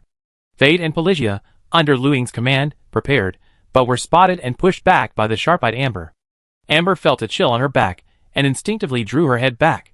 As she did so, 3 bullets flew past her. Amber was startled and broke into a cold sweat. Oh my! If she hadn't pulled back, she would have fallen too. Luckily, Hu Tao had already been pulled up, and was applying the pesticide. Amber had Eula fire a few shots from the other side of the pipe to draw off the incoming fire, and the 2 of them set up their guns together. They didn't aim to knock Lu Ying and the others down, just to keep them away. After Hu Tao recovered, the 3 of them hurried towards the missile launch pad, where the wall breaker mission was located. The wind's blowing. Run! Hu Tao, Amber, and Eula ran far away, and after confirming that Lu Ying, Xiaodia, and Pelagia weren't chasing them, they breathed a sigh of relief. Hu Tao wiped the sweat from her forehead. Huh? That was a close call. This hall master almost failed to evacuate. Eula nodded, taking a few breaths. Yes, Lu Ying's spearmanship is truly amazing. I think she could take on all 3 of us at once. Amber continued. Yeah, if I hadn't retreated quickly just now, she would have killed me in an instant. Hu Tao clenched her fists. It seems we need to practice our spearmanship. We at least be able to fight Lu Ying and the others in the future. Amber nodded firmly. That's right. In this game, it's really easy to be eliminated if you don't have good spearmanship. After carefully circling a long way, Hu Tao and the others successfully reached the evacuation point. Shortly after they successfully evacuated, Silver Wolf and Asmodeus arrived. The 2 sides were only seconds apart. A moment later, a fight might have broken out. Special service. Hu Tao sold the contents of her backpack and earned over 100,000 star coins. After selling her items, Hu Tao went to the mission terminal to submit the mission. After submitting the mission, Hu Tao received a 1x1 safe as a reward. Looking at the new safe in her inventory, Hu Tao felt a sense of security. Now, she could at least bring something out of every game. Hu Tao looked at the new mission again. This one still required her to choose a direction. Hu Tao took a look. Main Mission 1. Operator Mission. Please choose one operator from Red Wolf, Dragon, Nameless, B Doctor, Zoya, Shepherd, Uluru, Deep Blue, Luna, or Terror Claw. Hu Tao clicked on the operators, looking at them one by one. She could see each operator's skills in advance, and she wanted every one of them. Chapter 485. Finally, Hu Tao chose the character Red Wolf. This character can use a 3-shot howitzer, which is a skill, eliminating the need to purchase ammunition. Furthermore, his ultimate skill boosts his speed in all areas, grants him immunity to damage, and restores health upon killing an enemy. This clearly shows a very powerful combat class, exactly what Hu Tao wants. I always been the main carry in Genshin Impact dungeons, so I need to choose a main carry in this delta. Hu Tao chose Red Wolf, and the terminal screen flashed to a new mission. Main Mission 1. Operator Mission. Select Operator, Red Wolf. Objective 1. Kill 150 enemy units. Objective 2. Complete 30 game rounds. Success or failure, reward. Activate the Red Wolf operator skill. After reading this, Hu Tao felt a bit overwhelmed. Isn't this a bit too demanding? 150 kills. 30 games. Hu Tao sighed and dragged Amber and Eula into the matchmaking room. It was early the next morning. Yiyun had just gotten up and left the room when he saw Xing, Ying, Hu Tao, Kiana, and the others sprawled out on the sofas in the coffee break area, sound asleep. Yiyun approached and saw a distinct characteristic, dark circles under their eyes. It was obvious they pulled an all-nighter again. They always looked like this afterward. They didn't go straight back to bed. They usually lay on the sofas in the shop for a while, taking a nap. They waited for breakfast to be ready, and then ate before going to bed. Going to bed without breakfast made waking up in the afternoon feel awful, their stomachs empty. At this moment, Silver Wolf and Asmodeus emerged from the dungeon portal. Silver Wolf stretched. Ah, so comfortable. I finally finished the operator mission. Asmodeus was puzzled. Silver Wolf, why did you choose Terror Claw? She's not that powerful. My dragon is the best. She sprays her backpack, absorbs C4 bombs, and has her ultimate, the Tiger Crouching Cannon. She's incredibly powerful. Silver Wolf snorted. Your gaming experience is still too low. Let me ask you, what is the core of Delta? Asmodeus thought back, his eyes suddenly lighting up. Oh, I remember. Engage, search, and retreat once you're done. I always hear that NPCs say that every time I get off the plane. Silver Wolf nodded. That's right. Terror Claw's abilities can detect enemy units' specific equipment information, release flash drones, and even throw knives that silently deal high damage. This character is incredibly versatile tactically, with no weaknesses, right? The most important thing is the throwing knives. They allow us to conceal our position. Now that everyone has some equipment, ordinary bots are no problem. However, when dealing with bots, using a gun makes a noise, and firing will reveal your position. Asmodeus suddenly understood. I see. That's exactly what's going on. When I encounter bots, I have to use a gun, otherwise, they easily take my health and damage. Silver Wolf weighed the throwing knives in his hand. That's right, isn't it? Look how convenient my throwing knives are. Yiyun saw the throwing knives in Silver Wolf's hand. It seemed this Delta operator had every skill at his disposal. Silver Wolf and Asmodeus noticed Yiyun and waved hello. Hey, isn't that Yiyun? Good morning. Lord Silver Wolf really likes the dungeon you created this time. Asmodeus also gave a thumbs up. Indeed. It was super fun. Look at me! Whoosh. Dragon attack. Asmodeus finished. A stream of gas erupted from his back, and he flew towards the nearby restaurant. Silver Wolf said, This operator skill is very convenient. We can all use it. Yiyun looked over, and saw that Asmodeus was carrying a dragon-style jetpack on his back. Just then, Jeezy walked over, wearing headphones and seemingly chatting with someone. Okay, we go. With that, Jeezy tapped her headphones to hang up. Silver Wolf approached curiously. Jeezy, who's calling you so early in the morning? Jeezy said. Esther, some rare artifacts were lost during the Legion's attack on the space station. She's asked us to retrieve them from the Legion. The Legion has placed those artifacts on a planet called Shaka. Silver Wolf's mind flashed with inspiration upon hearing this. Silver Wolf leaned over to Jeezy and chuckled. This kind of thing should be left to professionals, like a GTI operator like me, is it? Engage. Search. Retreat once we're done. As soon as Silver Wolf said this, Xing, Hu Tao, and the others, who were sprawled on the sofa, suddenly woke up. Xing wiped his saliva, blearily opened his eyes, and sat up. Roger that. Charge. Charge. Storm the administration building. Jeezy and Yi were speechless upon seeing this. Silver Wolf walked over to Xing. Xing. As an outstanding GDI operator, the organization now has an important mission for you. Xing was surprised. Oh. Is there a reward for this mission? Can we give you a red? Last night, they played all night and didn't get a single red, just small golds. Silver Wolf patted Xing's shoulder. Xing, your train crew just received a commission from Esther to recover a batch of rare items. Can't we use the operator's skills? How about we have a real delta? This time, no other means are allowed. Only the operator's skills, and the weapons and armor provided by the Black Tower space station are allowed. How about that? Xing's eyes rolled. This is quite fun, Silver Wolf continued. We still be in groups of 3 this time. Let's see who can bring in the most supplies, okay? The team that brings in the most rare items will receive a Morex Brand Mora from the other team for free. How about that? I think you all probably have this stuff. It has a very high yield. Xing, Hu Tao, Kiana, and the others agreed. Okay. So when do we leave? Jeezy smiled nearby. Don't worry, let's talk after breakfast. The train will be warping nearby by then, Yiyun continued. Breakfast won't be that fast. You can go ask Estelle for some equipment, guns, armor, and the like while you have time. Xing, Hu Tao, and the others rushed into the Black Tower space station's portal. Silver Wolf stayed where he was, casually pulling out a set of tactical gear and donning it. She wouldn't use anything from the Black Tower space station. If she did, it would be her own. Why would she help retrieve the artifacts? It's simple. It's fun, of course. Otherwise, who would help that damned old woman in the Black Tower? Chapter 486. Inside the Black Tower space station. Xing, Hu Tao, Kiana, and the others huddled together to find Estella, asking her to get them some gear.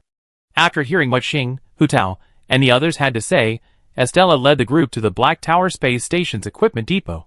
Xing picked up a laser rifle and test-fired a few rounds at a nearby target. That's a good gun. I take it.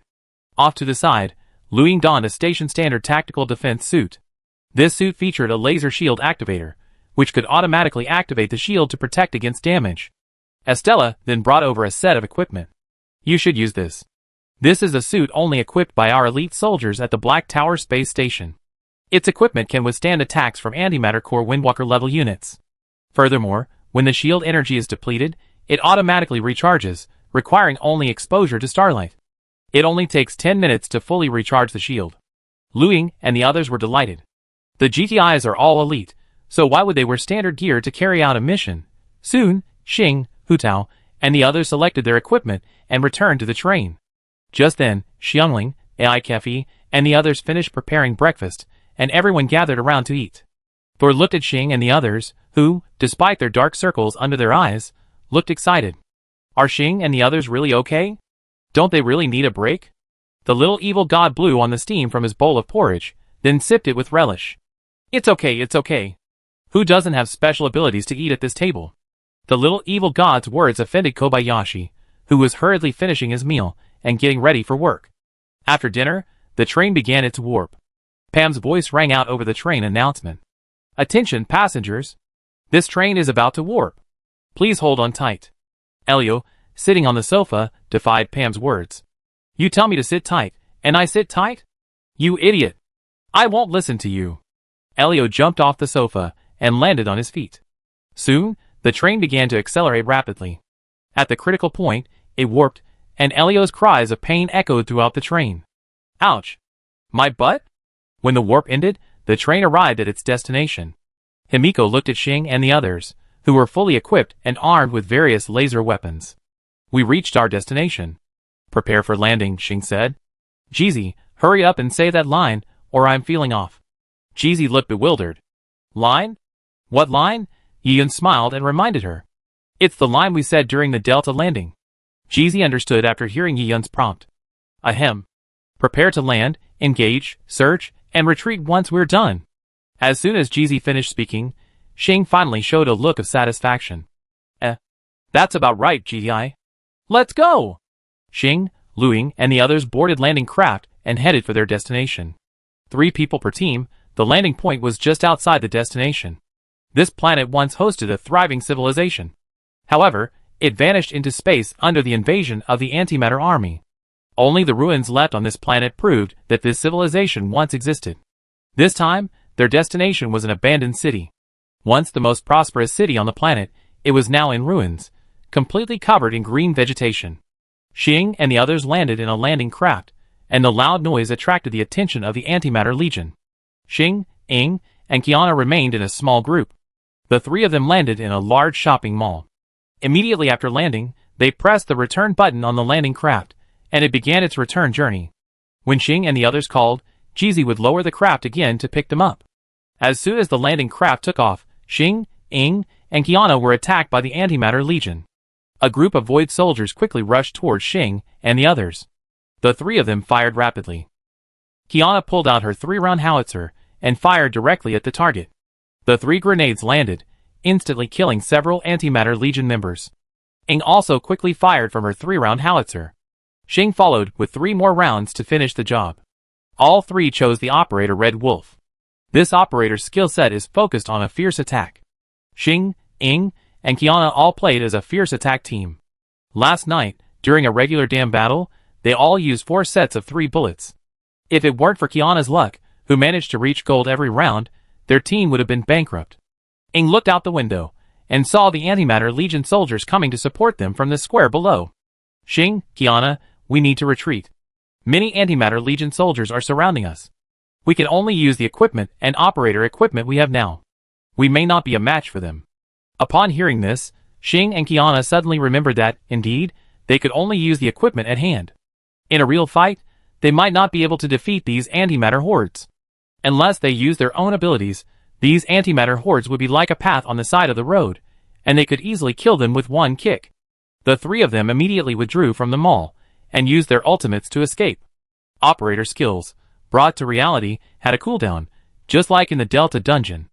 After using their ultimates for 30 seconds, Xing and the other 2 ran far away, leaving the antimatter hordes behind them completely out of sight. Elsewhere, in a dim alley, Silver Wolf and Asmodeus chose to evacuate immediately after landing, not engaging the antimatter hordes. Silver Wolf launched 2 flash bombs to blind the surrounding antimatter hordes. With this move, the 2 of them effortlessly escaped the encirclement. Asmodeus was puzzled. Why don't we take care of those guys? They already been blinded. We can easily take them out, Silver Wolf said. You're so stupid. How many bullets did you bring this time? Do you know how many antimatter hordes there are in this damn place? Even if you use up all your bullets, you might not even kill 1% of them. Besides, as soon as you fire, the surrounding antimatter hordes will gather around you. Our goal is to recover the artifact, not to eliminate the antimatter hordes here. Save your bullets, we have a tough fight later when we get the artifact. With that, Silver Wolf swung a throwing knife, instantly killing a patrolling soldier at the end of the alley. Stay close to me. If you can avoid attacking, do so.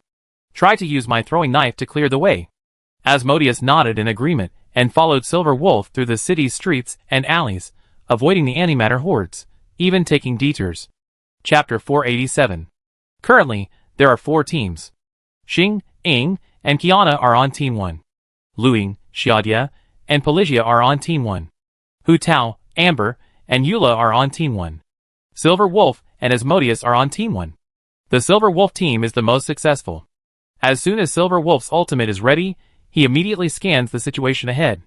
Relying on his ultimate, the Silver Wolf only attacked 3 times, each time unable to dodge and resorting to throwing knives. The other 3 teams were in a constant exchange of fire, charging towards their target. Hu Tao encountered a trampler. Hu Tao, armed with a laser rifle, fired a few bursts at the trampler, causing it to scream in pain, but that was all. Hu Tao's rifle was barely enough to penetrate the trampler's defenses. Amber fired from her sniper rifle, but Trampler swayed from side to side, missing. Hu Tao! Eula! Stop that guy! He keeps moving and I can't hit him. Hu Tao heard this. Eula! Cover me! I take his legs off! Hu Tao clenched her right hand. Exoskeleton! Activate! Hu Tao sprinted towards Trampler, firing furiously from her rifle, emptying the magazine in mere seconds. Hu Tao tossed her rifle aside, and drew the laser dagger from her waist. According to Esther, it could easily deflect Trampler's attacks. Hu Tao sprinted towards Trampler. Trampler stretched out her hand and formed an energy ball, ready to attack Hu Tao, but several bullets shattered it. Trampler looked over and saw Eula aiming a laser rifle at him, firing continuously. Although it didn't cause any real damage, it was annoying. At this moment, Hu Tao also arrived in front of the Trampler. Hu Tao slid under the Trampler. With a powerful swipe of the dagger in her hand, the Trampler's two left legs were neatly severed. Hu Tao slid to her feet. Amber! Now! Amber had been waiting for a long time. With the Trampler lying on the ground, aiming became much easier. Amber fired a single shot, and the highly penetrating sniper laser bullet pierced the Trampler's head. In an instant, the Trampler fell silent and motionless to the ground. Amber sheathed her sniper rifle and jumped down from the second floor of an abandoned cafe. Hu Tao! Eula! Let's keep going. The antimatter army is approaching. Hearing this, Hu Tao picked up her rifle from the ground, changed the magazine, and continued on her way. On Firefly's side, she, along with Fade and Pelagia, had already arrived at their target location, an abandoned military base. According to the information provided by Esther, some of the rare artifacts looted by the Antimatter Legion are stored here. Luing, hiding in a nearby building through tactical goggles, observed the situation at the military base. There are over 100 Antimatter Legion soldiers in this military base, just from what we can see right now. There are probably even more. Xiaodia and Pelagia exchanged a glance. Should we go in then? Luing checked the remaining ammunition in her hand. Yes, but we have to sneak in, and we're low on ammunition. Pelagia pondered. How about I lure them out? Xiaodia said. Let me do it. I can run faster than you, sister. Polyusia shook her head. No, sister, Luing needs your help. There's still danger inside. Xiaodia said worriedly. No, sister, let me do it. You're a better shot than me. I lure them out. Luing watched the two sisters shoving each other and muttered something inexplicably. How about I do it? Xiaodia and Polyusia said in unison. Okay, thank you for your hard work, Luing. Luing was speechless.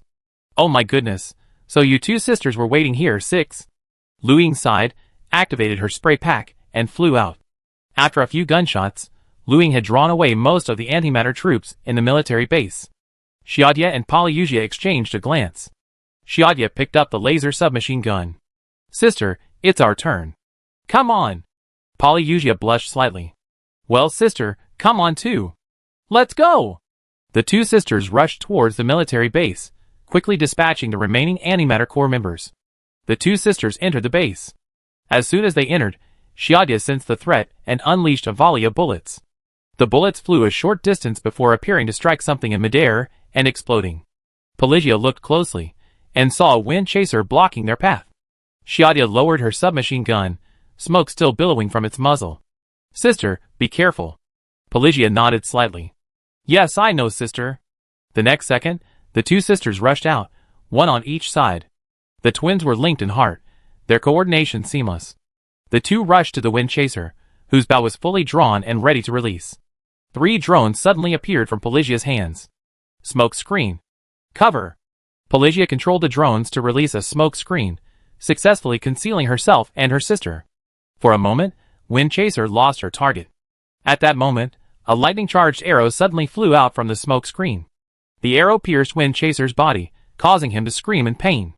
Angrily, Wind Chaser fired an arrow in the direction of the lightning arrow.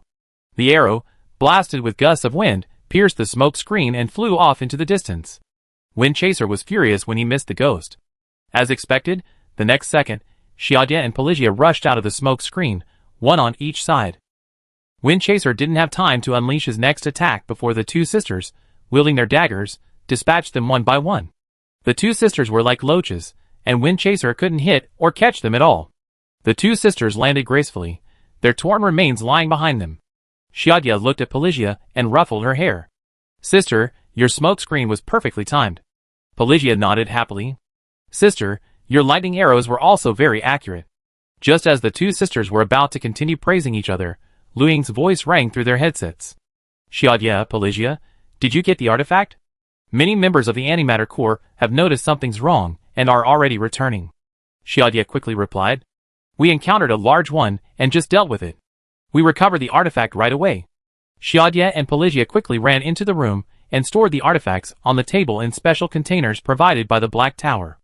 After retrieving the artifacts, the sisters quickly retreated outside the military base. Thankfully, the sisters were quick and managed to evacuate before the main force of the Antimatter Corps returned. Luing joined them. How's it going? Did you get everything? Chapter 488. Xia Dai took out the rare item storage container from her storage ring. We already collected everything from this place. Do we need to go to the next location? Luing looked around. There are 7 items here. Should that be enough? We're running low on ammunition. Let's go back first. As long as the mission is accomplished, let's evacuate. Xia Dai and Pelagia nodded.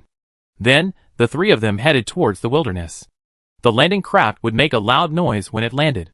If they were in the city, it would attract many Antimatter Legion soldiers.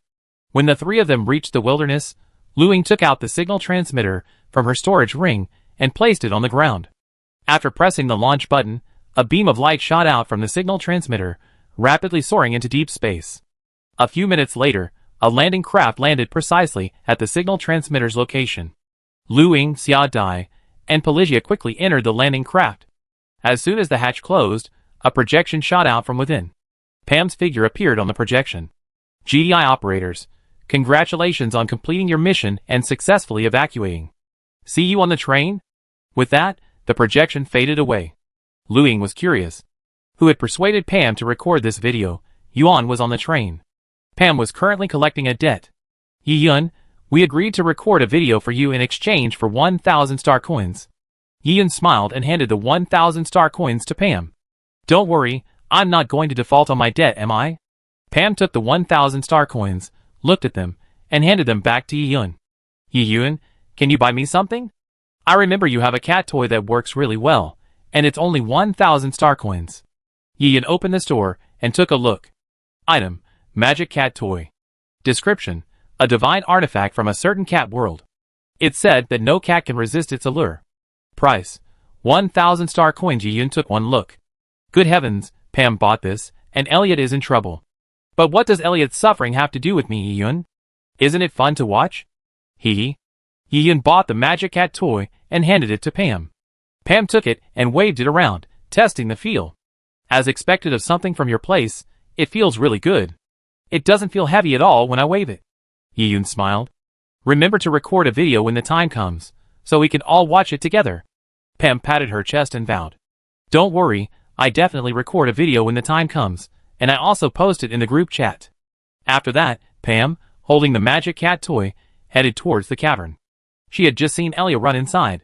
Over half an hour later, Xing, Luing, Kiana, Hutao, Silver Wolf, and the others had all returned to the train. They had all completed their missions perfectly, and Silver Wolf had returned the fastest. Furthermore, her team had the easiest time, expending the least on combat equipment. Xing, Ing, and Kiana were the most extreme, having no bullets left. When they finally broke through, they literally fought with knives. Even their tactical gear was riddled with holes, missing pieces here and there. In Jeezy's words, even beggars' clothes are more luxurious than the ones you 3 wear. Jeezy counted the rare items, and sent the list to Esther. Soon, Esther received her reward. A total of 100 million credit points. Jeezy divided the credits among the 4 teams based on their contributions.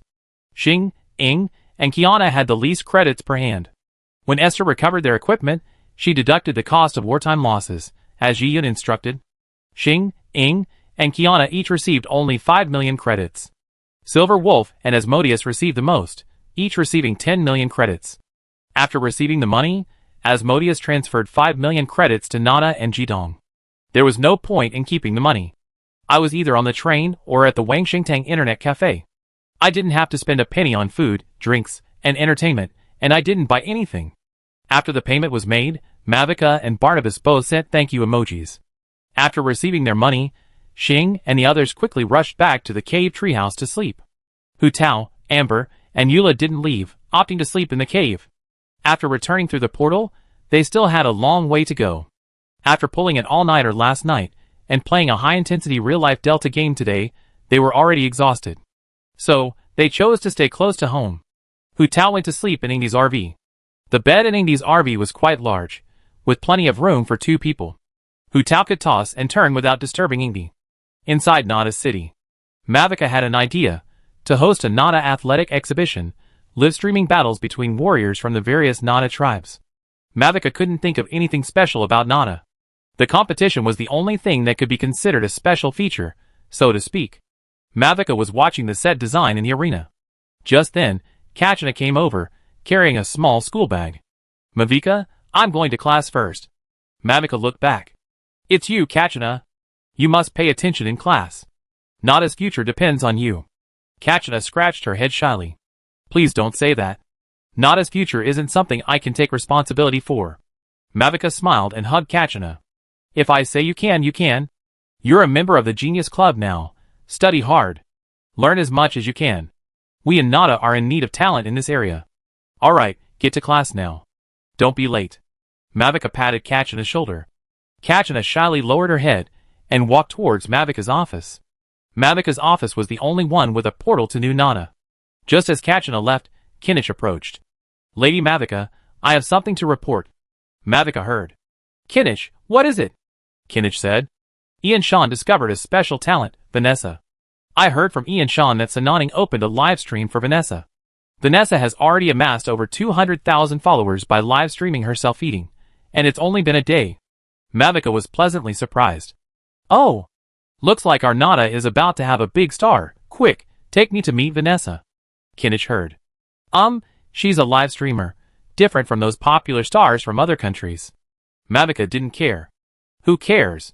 As long as she's popular, isn't that enough? We can just have Vanessa help promote our competition. Kenichi heard this. That's a rough point. Let's go, Lady Mavica. I take you to Vanessa. Chapter 489. Late in the evening, on the train, inside the Dongtian treehouse. Xing lay on the living room sofa, his eyes vacant, lost in thought. Off to the side, Luing emerged, stretched out in her pajamas. I had such a good sleep. Amber, sitting next to Xing, yawned. Yeah, it's true that you can sleep soundly after a long night. Eula glanced at her hands. Let's get ready, wash up, and head to the restaurant. Xiangling said dinner's almost ready. Xing lay on the sofa. I don't want to move. I want to sleep a little longer. Amber noticed. You slept all day, and you still want to sleep? Xing said. I came back and played with my phone for a while. When you're on your phone, you really can't tell time has passed. It feels like I was just playing for a while, and then I look back and hours have passed. Amber silently made the number 6 gesture. 6, you got to be the one who can hold on. Off to the side, Luing pondered.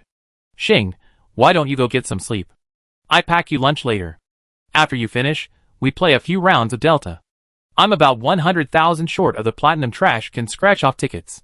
The moment Xing heard about playing Delta, she perked up. Let's play Delta. Quick! I'm addicted to Delta. Amber saw Xing rushing out of the treehouse, and made another 6. 6, you got to be the one. The group left the treehouse, and headed towards Yi Yun's shop. On the way, they met Hu Tao and Ying again. They had also received a call from Xiangling, asking them to go eat in Yi Yun's shop. As soon as Xing and the others arrived, they received the news. Yi Yun said to the others, by the way, there's an update for the Delta dungeon. I wanted to tell you about it. Xing was surprised. Update? What's the update? Xing, Hu Tao, Firefly, and Kiana came over curiously, eager to hear what was going on. Yi Yun glanced at them, and spoke slowly. First, a new dungeon boss, Saeed, has been added. He possesses a roll skill, and his bullets can lock onto the target's head. He also has 200 health points. Second, the in-game voice chat has been changed. Public voice chat has been removed, so no matter how you speak, other teams won't be able to hear you. Third, new entry animations have been added, and each animation triggers a different in-game mission. Fourth, Dam Zero normal mode has been restricted. Entry is limited to helmets and armor of level 4, purple, or lower, and ammunition of level 3 or lower. Fifth, a new wallbreaker mission has been added. Completing it unlocks the door to the Dam Vault. Sixth, new human bot teams have been added. Other GDI operator teams will appear in the game, just like you. That's all for this update. If you didn't understand clearly, you can visit the Special Service Office in the Delta Dungeon, where you find the relevant announcement. Xing, Hu Tao, Kiana, and the others nodded to indicate they understood. This update contains quite a lot of content, starting with the bosses. This boss sounds incredibly powerful. Headlocks, rolls, and still has 200 health points. How do you beat him? Originally, Xing had been planning to spend all his fortune on 5 sets of gold ammunition to defeat the boss. Now, that plan has failed. Damn Zero's normal mode only allows for level 4 armor and a helmet. Then, there's the new quest, the Wallbreaker quest, the Vault. It sounds like there's something good in this place. Xing, Hutao, Kiana, and the others were already eager to play Delta and see what this updated Delta dungeon was all about. Just as they were about to run into the dungeon portal, Jeezy stopped them. Don't worry, eat first, then go afterward. Also, no playing so late tonight. Xing, Hutao, and the others could only reluctantly sit down at the table to eat. Tonight, Xiangling prepared a feast. Braised cosmic grouper. Cosmic grouper, a species of fish that lives in the starry sea, requires no oxygen, and its unique body structure allows it to freely roam the universe. This fish was brought here by Sha Jin. He paid a huge price to buy it from the logistics department. It's in high demand. This fish alone weighed a full 200 kilograms, and Xiangling cooked a huge pot. After Yi Yun's restaurant upgraded, Xiangling and the others changed their cooking methods, serving all dishes in small bowls. After all, the old long table was gone. Now there were smaller tables for 4. Now, a large number of small dishes were prepared, and people could help themselves to whatever they wanted. Xing took a tray and went to the counter next to the kitchen. Hundreds of bowls of rich dishes were laid out there. Xing looked at the braised world fish. It looked very appetizing, so she grabbed 3 bowls. Then she grabbed a bowl of braised pork, a bowl of cauliflower, and a serving of chilled watermelon. Xing found a seat with a tray and began to enjoy the food. After taking a bite of the world fish, Xing's eyes lit up. This fish is delicious. It's in the top 3 of the fish you cooked for us, Xiangling, right? Hutao, standing by, tasted the fish and smacked her lips. Mia. Wow. Xiangling, this is the best fish you ever made. Xiangling smiled. It's because the ingredients are good. The fish itself is truly top-notch. Sha Jin, sitting at the next table, smiled. Of course. This fish cost me a full 30 million credits. Amber was surprised. Watch you. Is this fish that expensive? Just one bite costs a lot, doesn't it? Xing agreed. Yeah, this isn't just about eating the fish, it's about paying for it. No, I have to eat more. If I miss this time, I have to pay for it myself next time, the little evil god added. You might not be able to eat it next time even if you spend money. This thing can't be bought even with money.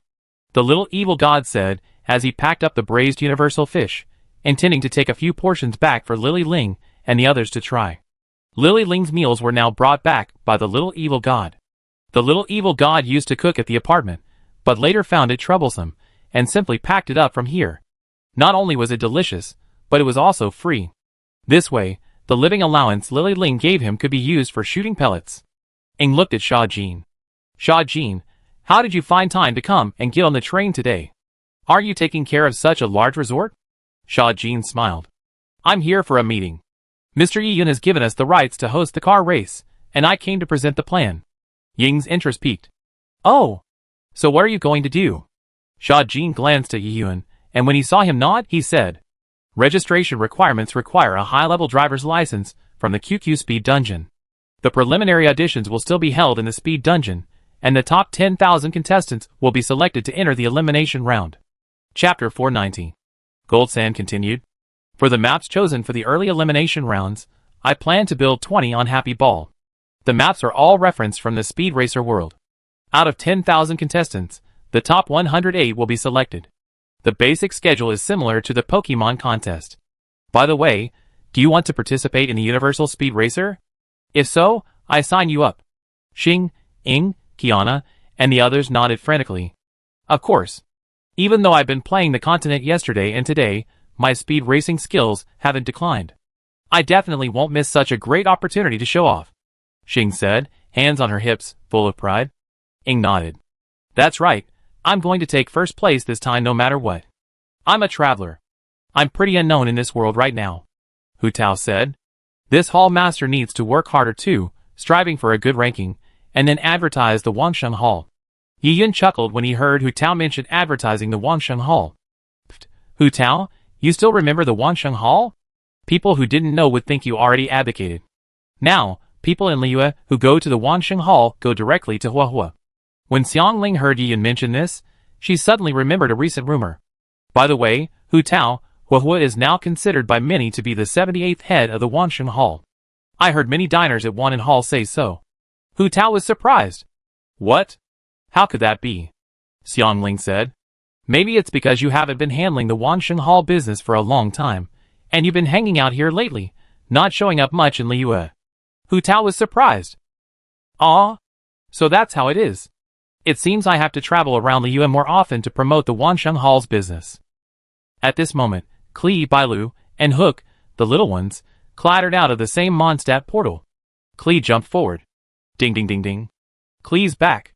The little ones had been playing in Mondstadt all day, safe with Duduko and Rios watching over them. Tonight, Jin took the little ones to the Deer Hunter restaurant for dinner, where they tried Mondstadt's specialty sweet flour stuffed chicken. Kli saw Yi Yun and trotted over to him. Yi Yun picked her up and sat her on his lap.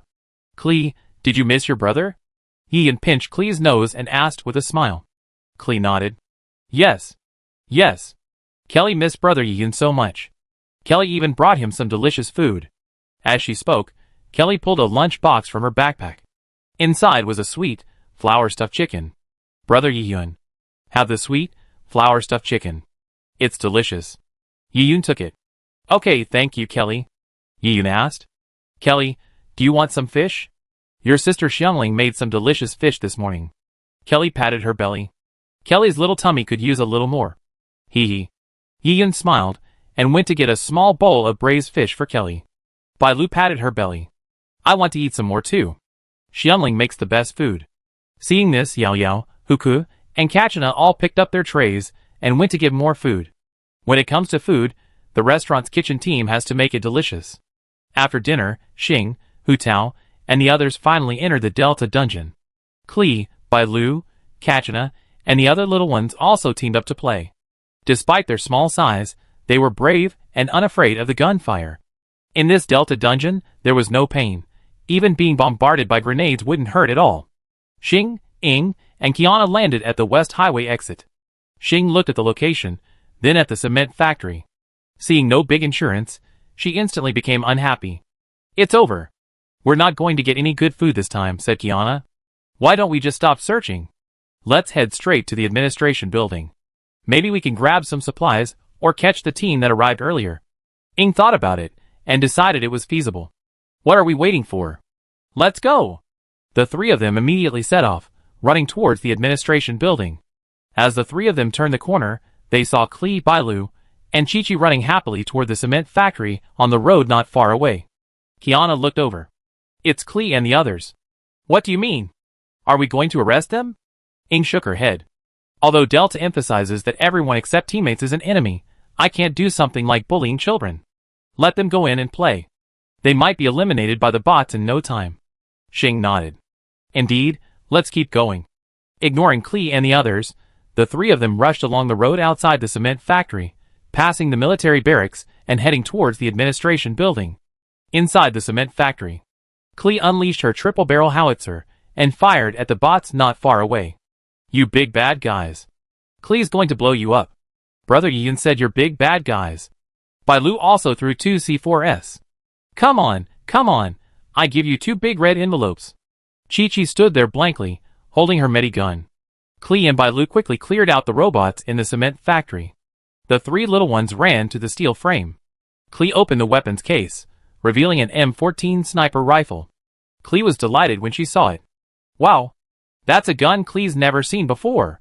Kli picked up the M14 and dropped the M16A4 from her back. Bailu opened the flight case and pulled out a helmet. She took a look and saw it was a level 5 gold helmet. My luck has finally hit me. A level 5 helmet, hee. Chi-Chi opened another weapons case, revealing an S12K rifle. Chi-Chi picked it up, slung it across her back, and waited for Kli and Bailu to make their next move. The 3 little creatures finished their search and headed downward. As soon as they reached the flat ground, Kelly heard a burst of bird calls, which reminded her of something Yi Yun had told her. Kelly, if there's birds chirping nearby, there must be a bird's nest. Bird nests can produce African stars. Kelly listened carefully, looked around, and spotted a bird's nest on the roof of a nearby shed. Kelly looked, but couldn't reach it. After thinking for a moment, she called Bailu and Chi-Chi over. Bailu? Chi-Chi. Help Kelly. Kelly needs to dig out the nest. Bailu and Chi-Chi came over. Bailu stood at the bottom, Chi-Chi on her shoulder, Kelly on Chi-Chi's shoulder. Kelly, standing on Chi-Chi's shoulder, just reached the nest and reached out to search. The nest contained only one object, a single compartment. After spinning it a few times, a dazzling diamond appeared before Kelly's eyes. Wow! It's the African star! Brother Yiyun didn't lie to Kelly. Chapter 491. Klee took the heart of Africa in her hands and examined it. In the sunlight, it shone with a dazzling brilliance. Bailu and Chi-Chi were also delighted. The three little ones jumped and danced around the heart of Africa, cheering with joy. After the three little ones gazed at the Star of Africa for a while, Klee put it in the safe. Then, the three little ones ran through the wilderness toward the visitor center. As they passed the main substation, they saw Hu Tao, Amber, and Eula, who were wailing in agony after being blasted by a bazooka-powered robot. Just like last time, the three had just entered through the gap in the wall toward the visitor center, when a bazooka soldier attacked them with a single rocket launcher, leaving them limping.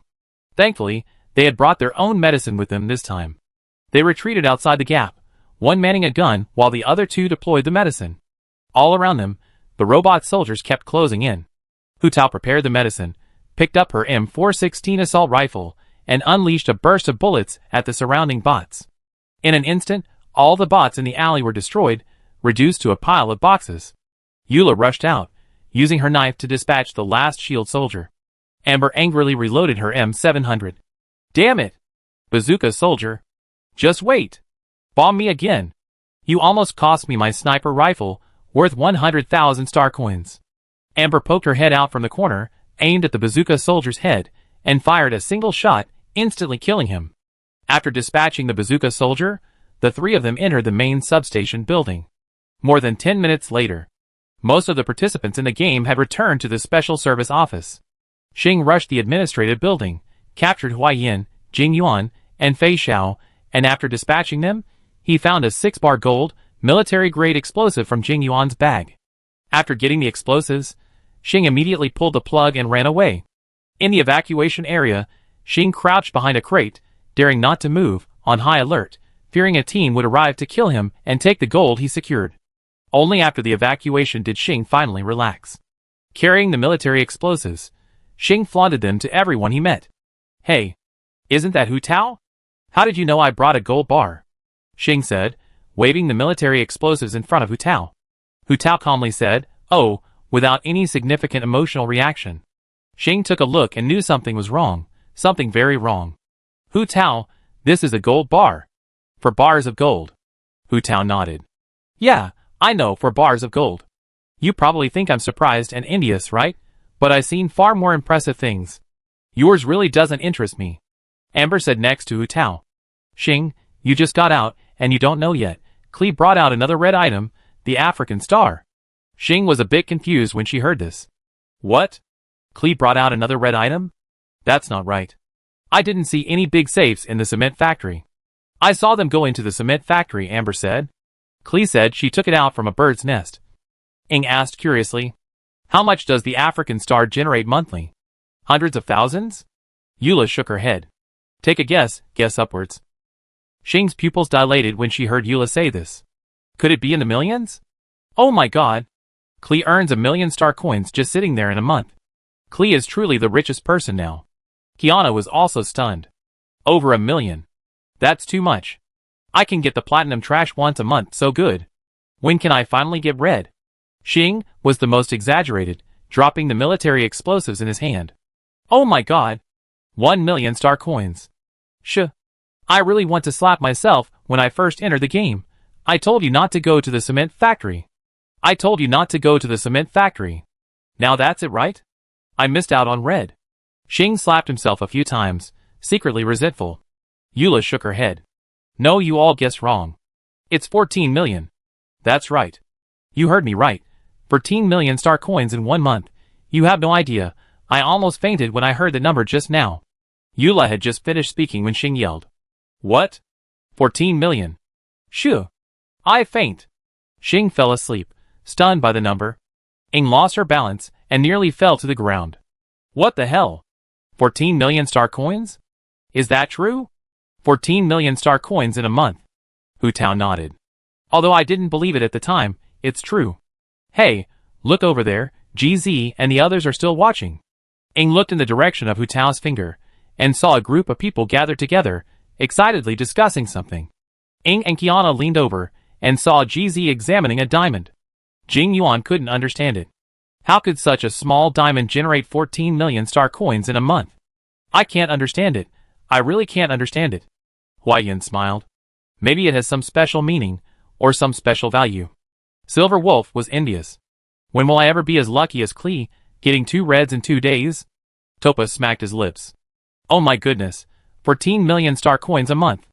I'm afraid even the keystones dropped by the Amber King aren't that expensive. Silver Wolf heard this. Haha, you think too highly of the keystones dropped by the Protector Star God. That's 14 million star coins. And every month. Though Topa was furious that Silver Wolf was slandering their own star god, she couldn't refute it. It was true. Topa was thinking about the building materials the company gave the Amber King, who didn't even bother to look at them. If it were the heart of Africa, he wondered if he would even take a liking to it. If the Strategic Investment Department could produce building materials that the Amber King would appreciate, it would instantly become the most powerful department in the entire company. Putting aside other things, the directors who remained neutral would definitely side with the Strategic Investment Department. Perhaps even the director who supported the Market Development Department would switch sides. Alas, the Star of Africa is clearly difficult to sell. If it were to become widespread, the universe would be in turmoil. By then, any of the factions present would be able to produce several star god level warriors. In the past 2 days, only Klee had produced a red coin, the others were lucky to produce even a gold coin. Hu Tao had her only gold coin turned into a necklace around her neck, a Morix brand Mora. Hu Tao even had a sudden idea and had Zhongli try to make a few Mora coins on the spot and bring them into the Delta Dungeon. The Delta Dungeon refused to recognize them, and simply listed them for 0-star coins, leaving Hu Tao extremely disappointed. She had thought she had found a path to wealth. What a pity, it was all in vain. Chapter 492. After everyone watched for a while, the next round began. Klee, Bailu, and Chi-Chi also started their second round. As for the Star of Africa, it had been sent to Yi Yun for safekeeping. Even the red item Klee dropped yesterday was also kept by Yi Yun. Originally, Yi Yun had intended it for Jean, and had even delivered it to her, but Jean was worried about theft. If such a valuable item were stolen, she would be devastated. Although the Knights of Favonius were now free of thieves, unlike in the Genshin Impact dungeons, where any factory soldier could sneak in and steal the Sky Harp, the red item was indeed too valuable. Any single one could earn hundreds of thousands of star coins per month. This wasn't a one-time deal. He would receive star coins every month. Thus, the infantry fighting vehicle model and the Star of Africa were temporarily stored with Yi Yun. The safest place in the entire universe? Only Yi Yun's shop. Not only are there a multitude of emissaries operating there, but there are also star god level powerhouses keeping watch 24/7. Those who want to steal from Yi Yun's shop are completely out of reach. So far, only the little evil god has managed to steal some vegetables from the refrigerator. Yi Yun looked at the heart of Africa in his hand and asked the system. System, you're not banning Klee and Delta as well, are you? Information. The Delta dungeon is different. Klee, the goddess of luck, won't be banned from playing. Yi Yun couldn't help but feel curious upon hearing this. The Delta dungeon is different. How exactly is it different? Information. The Delta dungeon is actually a complete world. The system is seizing control of the Delta dungeon. The more supplies you bring out, the greater the system's control over the Delta world. After hearing this, Yi Yun finally understood. So, the system was treating his customers like thugs, enlisting them to help it seize control of other worlds. The problem is, if you do this, the currency system will collapse. These people will eventually become rich. Notice, the system will introduce a new currency system, purple gold star coins. From now on, all star god level and above items can only be purchased with purple gold star coins. Trash can scratch off tickets only drop star god level items from diamond level and above. Yi Yun heard this, and without further ado, edited an announcement and posted it to the group chat. In the Delta Dungeon game. Everywhere in Dam Zero, every real-life player was searching for bird nests. Xing now felt excited whenever she heard birds chirping, as it could be her heart of Africa calling out to her. Xing resurrected in the passage behind the barracks. After exiting and searching the barracks, the three of them headed towards the administration building. After searching the bird nests at the construction site, Xing looked at the west wing of the administration building and thought, since we're here, let's go in and take a look. After saying that, Xing called Ing and Qiana to the west wing of the administration building. As soon as they entered, the three of them were struck by a burst of music, which made them feel strange. Xing scratched his head. Who's playing that music? Ing and Qiana shook their heads, indicating that it wasn't them. Just then, a man in black, wearing a red scarf, suddenly appeared from upstairs, holding an M249 rifle. Before Xing, Ing, or Qiana could react, he immediately rolled over and headlocked Xing, knocking him to the ground. Ing and Qiana were startled and immediately opened fire. Xing was stunned. Her newly activated level 4 hearing sense was gone. A burst of bullets, every shot hitting the head. Xing finally realized what was happening. Wow! This is the boss, right? What's that thing? Oh right, Saeed. He's really nailing every shot. Ing and Qiana each fired a burst of bullets. Saeed wasn't as clueless as he was in the game. Saeed rolled behind cover, and Ing and Qiana's shots missed, missing a single one. Ing and Qiana hurriedly changed magazines, but alas, the Reaper was already trained on the gun. Saeed fired a few more shots, knocking Qiana down as well. Ing, the remaining one, was horrified. It's over. It's over.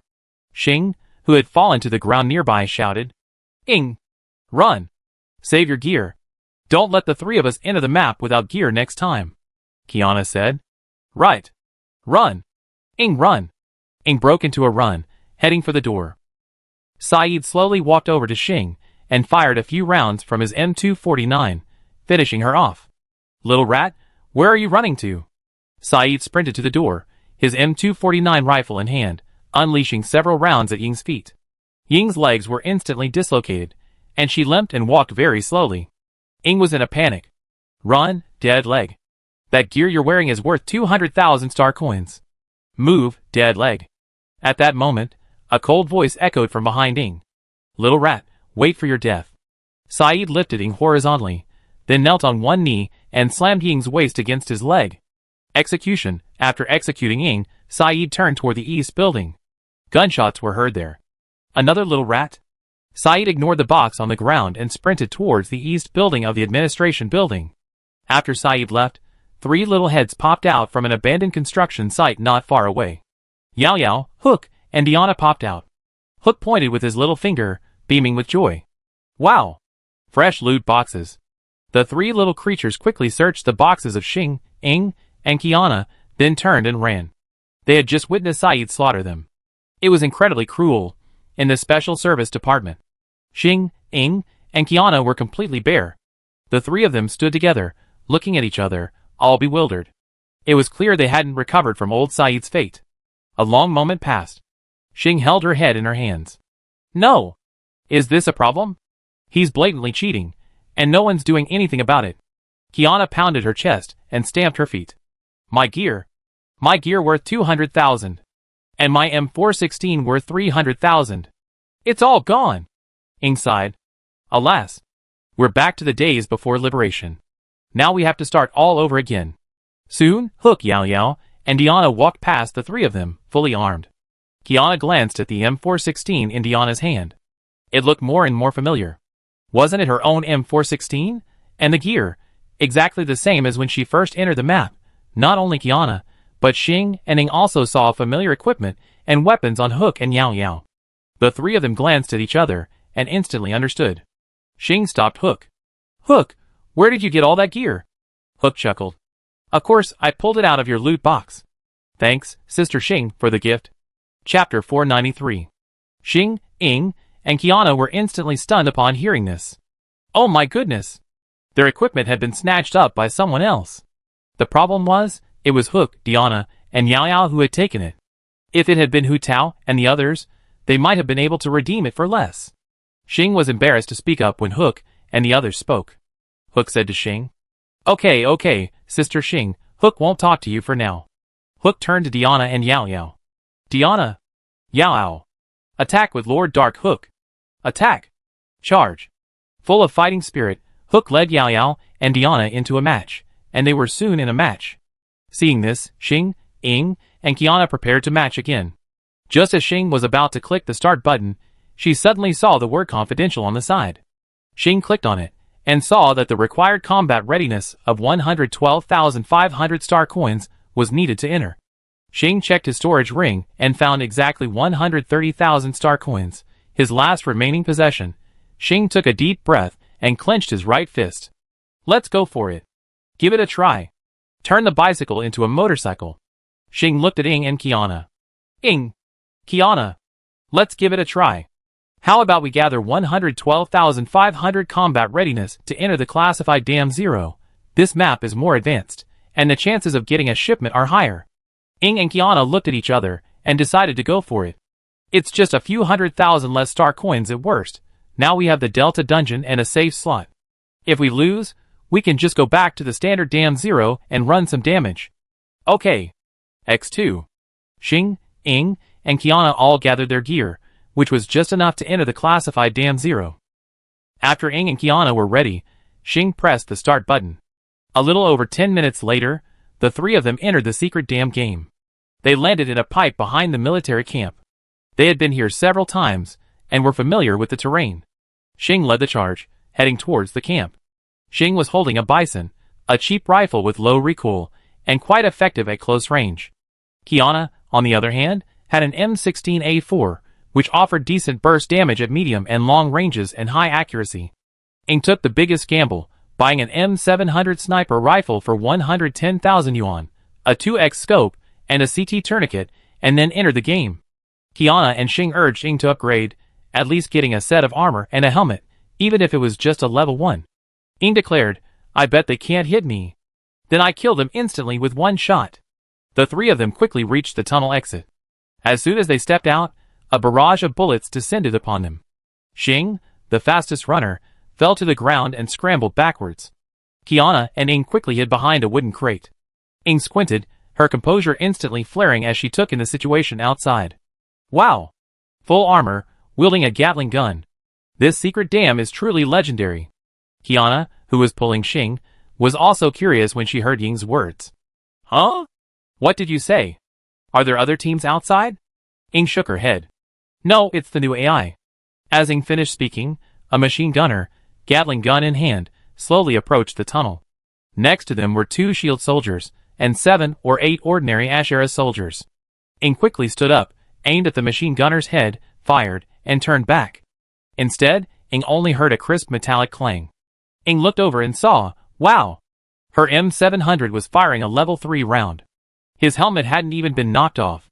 Qiana, is Xing up? Run! It's useless. My sniper rifle can't even penetrate the head. Run! Xing had already been pulled up.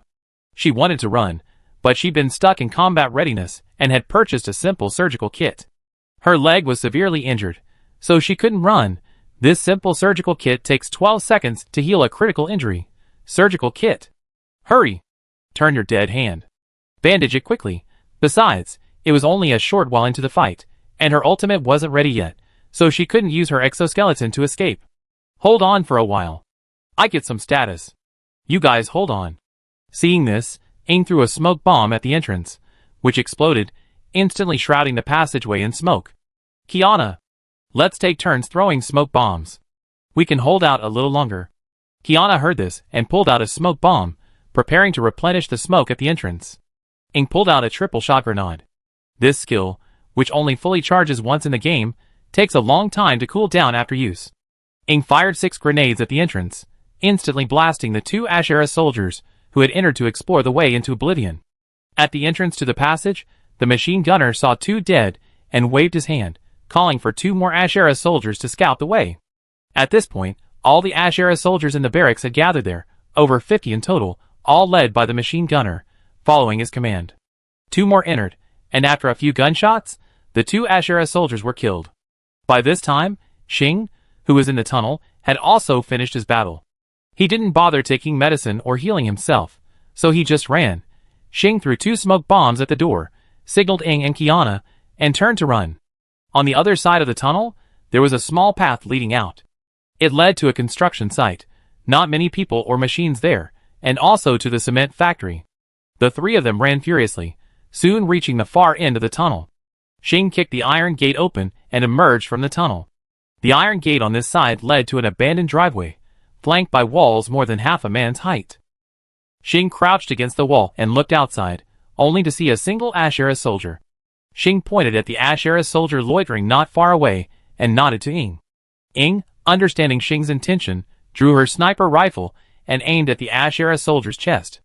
Xing and Qiana also aimed their weapons at the Ash-era soldier, firing again after Ying missed. Ying took a deep breath, then held it for a moment before firing. When a person holds their breath, the bullets fired from their guns are most accurate. When a person breathes, their bodies naturally move, which can cause their accuracy to fluctuate. Ying's shot successfully hit the target, but the Ash-era soldier wasn't dead. Xing and Qiana quickly responded with a follow-up shot, dispatching him. The three of them dispatched the Ash-era soldier and ran to loot the loot. Xing opened the box and took a look. Frog fun. Are all these bots wearing level 3 armor? My armor and helmet aren't even as good as the bots, Qiana said. It seems the secret dam is definitely going to yield a lot of goods. The bots alone are equipped with such good equipment. Ying glanced at the cement factory not far away. What do you mean? Let's go to the cement factory. There's a good chance there's gold inside? Chapter 494. Xing smiled. Of course, there's nothing in our safe. Don't forget, we're here specifically to steal gold. We're stuck in combat readiness, and if we can find even a few gold pieces, we make our money back. If we can make it out of the cement factory, we might even make a killing. Qiana glanced at the battle cooldown. Let's wait here for now. Once the battle cooldown is over, we storm the cement factory. As long as we can kill the bots, we keep healing. The three of us, Red Wolves, will charge together and try to take down the cement factory in one battle. Not to mention taking it all down, but at least, we need to take down the elevated structure. There's a large safety, a weapons box, and an air box on top. After we finish them, we at least make our money back. Xing and Ying agreed, and the three of them took up security. Ying crouched down on a high vantage point, keeping watch with her sniper rifle. Xing and Qiana, one guarding the passage they came from, the other guarding the abandoned construction site. Soon, the three-man battle ended, and all three of them set off simultaneously, heading towards the cement factory. The level 3 armor worn by the Ash-era soldier was given to Ying. After all, she had no equipment, and the super powerful bots in the secret dam could kill Ying in 2 or 3 shots. If they encountered bots with shotguns at close range, they would be defeated in one volley. These weren't the bots with their slick shooting in games, these were super powerful bots, aiming for the kill. If it weren't for the 1-second delay before firing, Xing and the others would probably still be fighting ordinary bots from the dam. The three of them launched into a fierce battle, quickly clearing out the bots in the elevated area. Ying encountered a shield soldier and tackled him with a sliding tackle. She turned, exerting force from her waist, and standing up, she placed her M700 rifle against the back of the shield soldier's head and fired a single shot, killing him. After dispatching the shield soldier below, Ying quickly ran up the elevated platform, crouched at the edge, and set up her sniper position, dispatching the bots on the ground. On Xing's side, after the battle began, she slid furiously, the bots' bullets completely missing her as she continuously harvested their lives. Qiana, with her M16A4, dispatched the bazooka soldier on the elevated platform with 2 shots, then charged towards the area of the cement factory near the military camp. With exceptional performance, the three of them successfully cleared the bots in the cement factory area. They met on the elevated platform and gave each other a fist pump of encouragement. Well done, sisters. Let's eat. Xing put away the bison and began searching for supplies. The three of them devoured everything from the bots' bags on the ground to the containers inside the cement factory. Finally, the three of them gathered in front of the large safe, having saved the goodies for last. Ying was in a fantastic mood. The drop rates at the secret dam vary. Let's just take on a cement factory. I already have over 500,000 star coins on me. Xing was also very pleased. Yeah, look at this M14 of mine. Even the bare gun costs 100,000 star coins. I'm going to take it with me and keep it. If I fail to extract a round, I won't have to buy a new weapon, Qiana said. I found 5 small golds here. My total supplies this time are 800,000. The three of them were very satisfied. This time, they could get good equipment again. Then, with good equipment, we continue to attack the secret dam. As for seeking revenge on Saeed, Xing said forget it, let it go for now. The last time they were 4-headed, 4-armored, level 3 swarmas, the three had no chance of resistance. The three were still terrified. Ying pointed to the large safe. Qiana, you open it. You're lucky. Qiana heard this, and entered the code to open the safe. Qiana looked around and reported. 1 grid, 1 2 grid, nothing else. Xing and Ying were surprised. Huh? 1 grid and 2 grid? That's fine, we already got it this time. Ying nodded. Yeah, a few small purple ones would be fine too. They'd still be worth tens of thousands. The next second, Kiana suddenly screamed. Oh my god! They got it! They got it! 1 grid little red ones. The Black Tower Man watch. It can produce 200,000 star coins a month. Xing and Ying's eyes instantly focused on Kiana's hand. Kiana was looking at a mechanical watch shaped like a black tower figure. Kiana handed the watch to Xing and Ying, letting them take a look while she continued to touch the insurance. Xing put the watch on. Made of pure gold and mechanical, it was a favorite of Xing. Ying, do you think it looks good on me? Ying nodded. It looks great. Come on. Let me wear it. Xing handed the watch to Ying, who also loved it. At this moment, Kiana screamed again. Oh my god. Gold bars. 2 red bars. That's 330,000 star coins per month. Oh my god. We're going to make a fortune this time. Xing and Ying gasped. Xing said in disbelief. More. More. Quick. Ying, put the Black Tower figurine watch in the safe first. Kiana, grab the gold bar. Let's retreat. The three had originally planned to raid another resource point, but now they'd gone from fierce attackers to cowardly lizards. The three now had only one thought in their minds. Hurry! We must get this gold bar out. 330,000 star coins a month. That's a lot. The three of them quickly fled, kicking down the door of the cement factory office. The entire journey was surrounded by enemies, and they were in a state of panic. Whenever they encountered even a single patrolling drone, they would either hide in the grass and wait for it to pass, or take a detour, fearing that the gold bar in their bag would fall. Xing and Ying, one in front and one behind, protected Kiana in the middle. About half an hour later, the three arrived at the evacuation point outside the visitor center and evacuated through the east tunnel entrance. The three returned to the Secret Service and breathed a sigh of relief when they saw the gold bar in Kiana's hand being brought out. They slumped to the ground, their bodies slumped. Their expressions, tense throughout the entire journey, finally relaxed. Kiana sighed. Huh? We're finally out? I've been so scared all this time. Xing nodded in agreement. Yeah, I'm sweating all over. After saying that, Xing waved. Quick, Kiana, give me the gold bar so I can play with it. Kiana tossed the gold bar to Xing. Xing took it and weighed it. It seemed quite substantial. This gold bar looks valuable. We're going to make a fortune this time. Ying also took out the Black Tower Man watch. Adding this Black Tower watch, we'd be bringing in 520,000 star coins a month. Divided down, that'd be over 170,000 each. So sweet. We can start our retirement years early. With so many star coins, I don't know how to spend them. Seriously. Chapter 495. Hu Tao, Amber, and Eula just emerged from the game.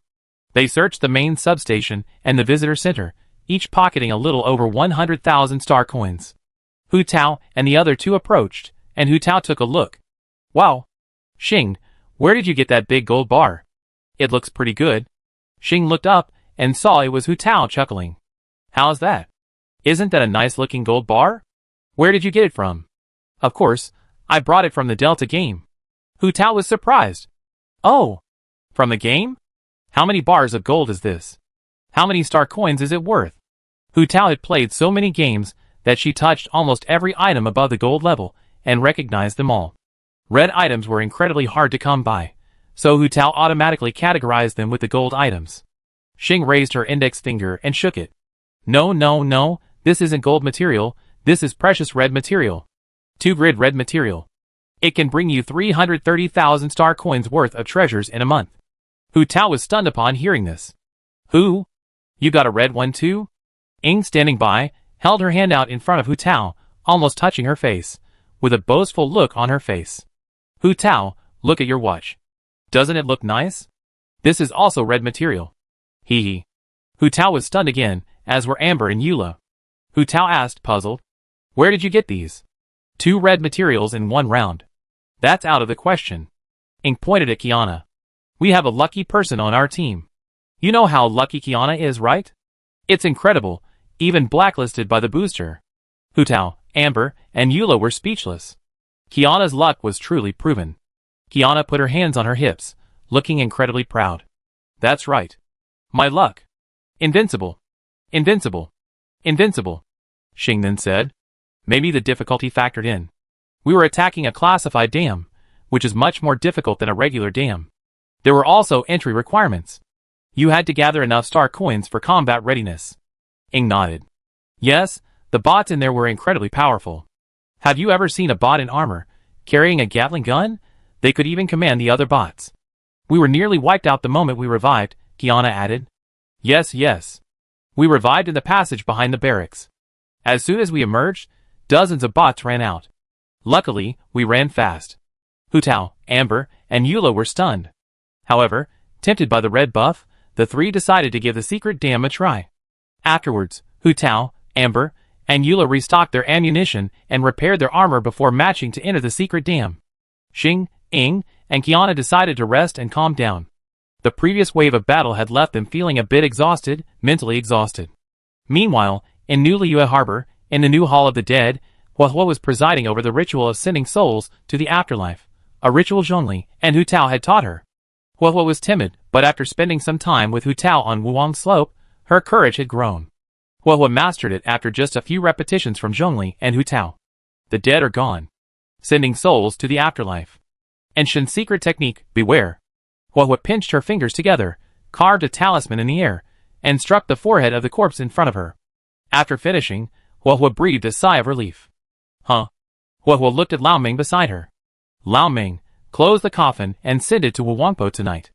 A middle-aged man beside Huahua nodded in agreement, and called on several employees of the health center to close the coffin lid. Huahua turned to comfort the deceased's family, who were weeping bitterly and deeply distressed.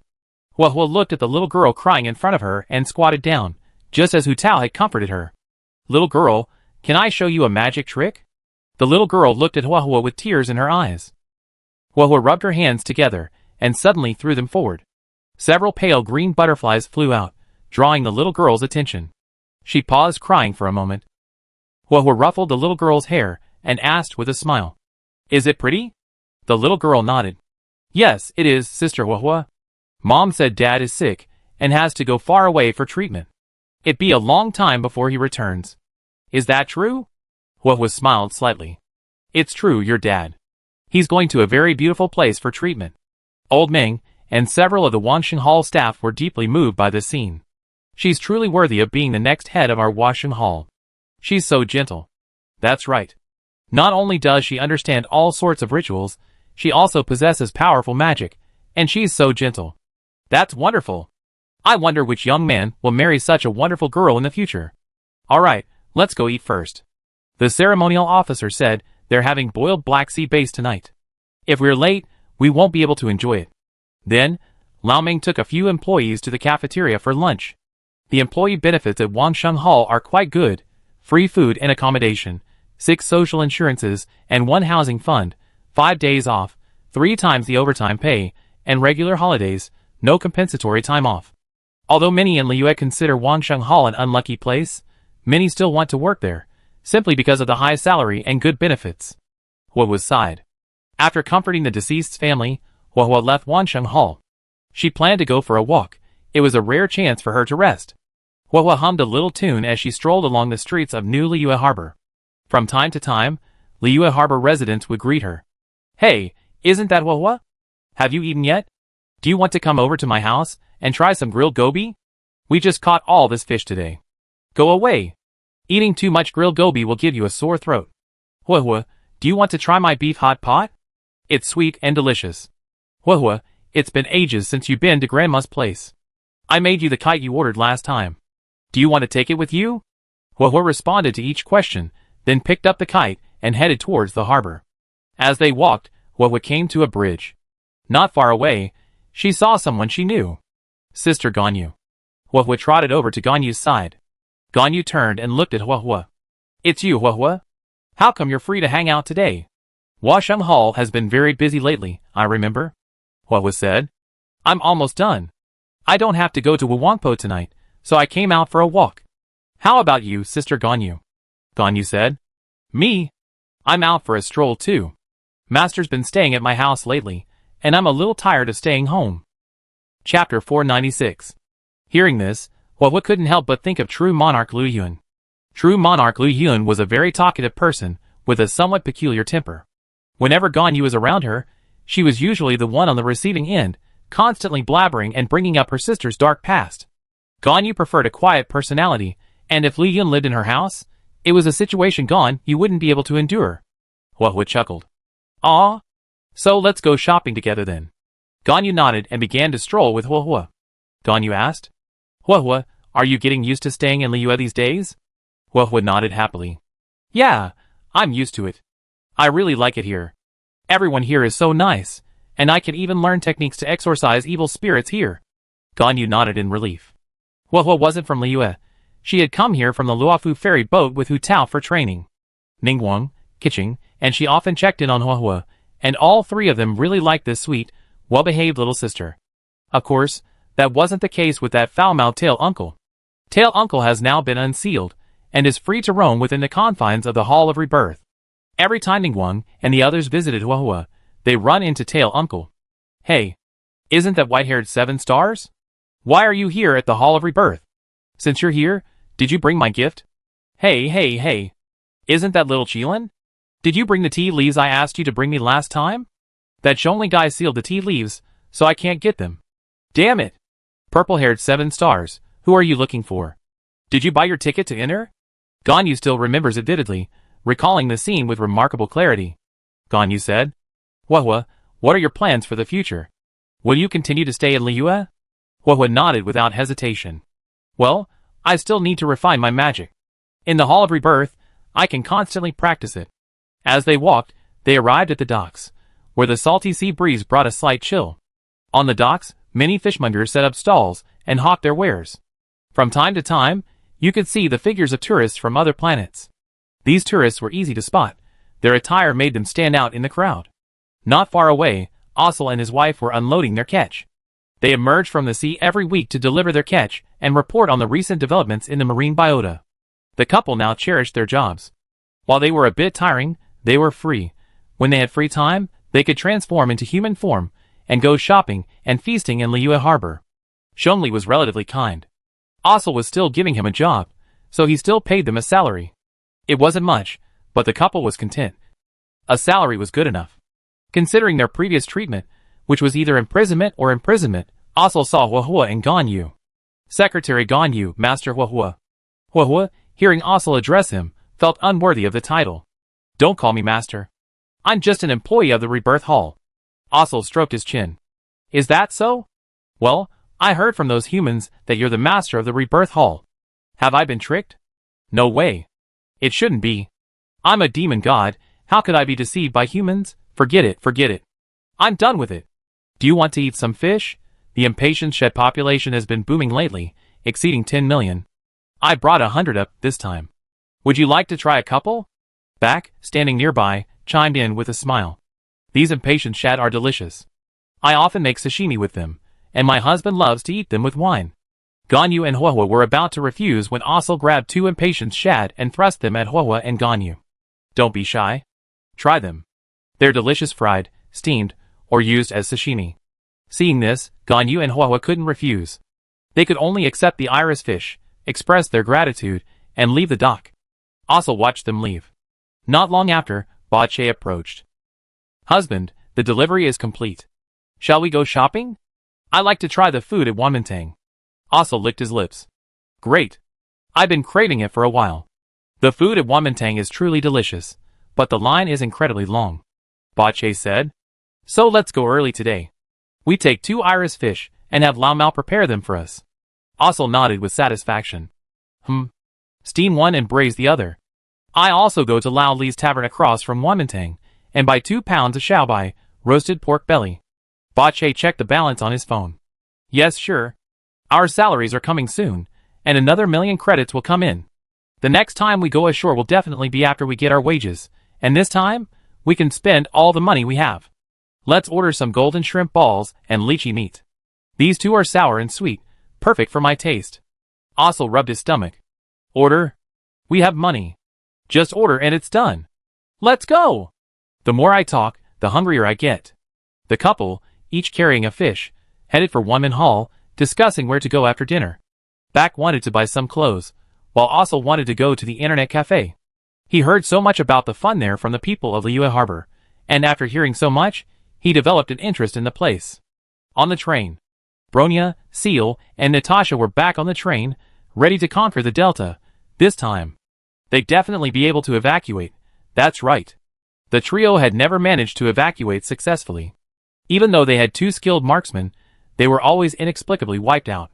Either they were killed by bots, or by triple burst grenades that flew in from nowhere. As the 3 entered the special service office, they saw who had been instantly eliminated by the bots. Tao, Luying, and Xing. At first, it was just Xing and Hu Tao's 2 teams attacking the secret dam. Gradually, Luying, Zhongli, Jingyuan, Kli, and Hook joined in. The secret dam is incredibly difficult. According to Zhongli's calculations, at least a level 4 armor set with level 4 ammunition is required to have a reasonable chance of evacuating.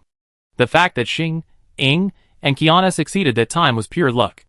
In this secret dam, every resource point typically spawns 50 to 100 ordinary bots, 10 shield soldiers, and 2 machine gunners or 2 bazooka soldiers, making it incredibly difficult. After all these rounds, only Kli managed to evacuate once, and that time, she only managed to bring back 300,000 worth of supplies. Seeing this, Ian couldn't help but imagine what this group would be like fighting Top Secret. If even Top Secret was this difficult, let alone the super powerful bots in Top Secret. Chapter 497. Ian glanced at Xing, Ying, and Qiana, who sat dejectedly on the sofa. TSK, you can't even beat Secret. I dread to think how miserable you be in Top Secret mode later. Xing sighed. Forget Top Secret. I'm broke even playing Secret. After saying that, Xing pulled out his last 100 yuan star coin, looked at it, sighed, and shook his head. Previously, things were going well, with a small profit, and over 800,000 star coins on hand. This was the last round of the day, and Xing wanted to go big, so she immediately loaded up 5 decks and entered the secret dam. When they first entered the game, things were going well. Their team defeated a team of bot operators and took down the visitor center. After searching for supplies and looting, each of the 3 of them earned several 100,000 star coins. Afterwards, they attacked the main substation, and again, they were rich, with each of them carrying over 1 million in supplies. With such a smooth progress, Xing, Ying, and Qiana began to feel inflated and rushed straight to attack the administration building. If it weren't for Old Sai, the administration building would have been fine. Their equipment would have definitely been able to take it down. Unfortunately, Old Sai was there. As soon as the 3 of them reached the parking lot security booth, Old Sai appeared from the 2nd floor balcony of the east building, firing a PKM machine gun, instantly killing Xing. Ying and Qiana immediately returned fire, hitting Old Sai with a bullet. Old Sai was trapped behind the cover of the 2nd floor balcony, and Qiana fired continuously, suppressing him. Seeing this, Old Sai called over a patrolling bazooka soldier on a nearby container truck, and had him fire around at Xing, Ying, and Qiana. Xing was immediately killed, while Ying and Qiana's vision blurred, and they were seriously injured. Old Sai then peeked out again, and shot them both out with a barrage of gunfire. With this, the team of Xing, Ying, and Qiana was officially bankrupt. Ying sighed and stood up. Xing, Qiana, let's go to the QQ farm and harvest some vegetables to replenish our health. Xing and Qiana stood up and followed Ying into the portal. Seeing their dejected appearance, Ying stopped them. Wait a moment, I got something good for you. Xing, Ying, and Qiana turned around. What is that? Xing asked, puzzled. Ying pulled out a rune card and flicked it with a crisp sound. Ding. This is the East Building Manager's office card. It has 20 durability points, good for opening a regular dam 20 times, and a secret dam 10 times. Since you're so miserable, I'm giving you a little treat. This card is worth 4 million star coins. Xing's eyes widened upon hearing this. Frog fun. 4 million. Enough for me to buy 4 platinum trash cans. Ying looked at the East Building Manager's office card in Yun's hand. East Building Manager's office? If I remember correctly, it's the one in the small room with the inaccessible door, right? Are there any large items in there? Yun nodded. Yes, the yield rate is quite high there. You can try it. And here, this card is for you. With that, Yun tossed the East Building Manager's office card to Xing, who frantically took it and tucked it into her bag. Ying and Qiana approached Xing, wanting to see the card. Xing said, Don't look at it yet. You see something later. Let's go harvest the crops first and earn some star coins to buy 3 sets of equipment for the Puba game. The 3 of them entered the QQ farm. Xing first gathered the crops. Her farm had reached level 9, and she was growing cherries, earning her 10,000 star coins per plot. Instantly, Xing had harvested 90,000 star coins, which, after deducting the cost of buying new seeds, left her with 70,000 star coins. Afterwards, she went to the QQ ranch and harvested a batch of Sinza beans. She planned to sell these beans to Jingyuan or Topa. Xianzhou and the company were both buying them. After a quick search, Xing had built a set of 4 bison sets and a level 2 ammunition set. Ing and Kiana did the same. After assembling their equipment, the 3 of them rushed towards the delta. It was night.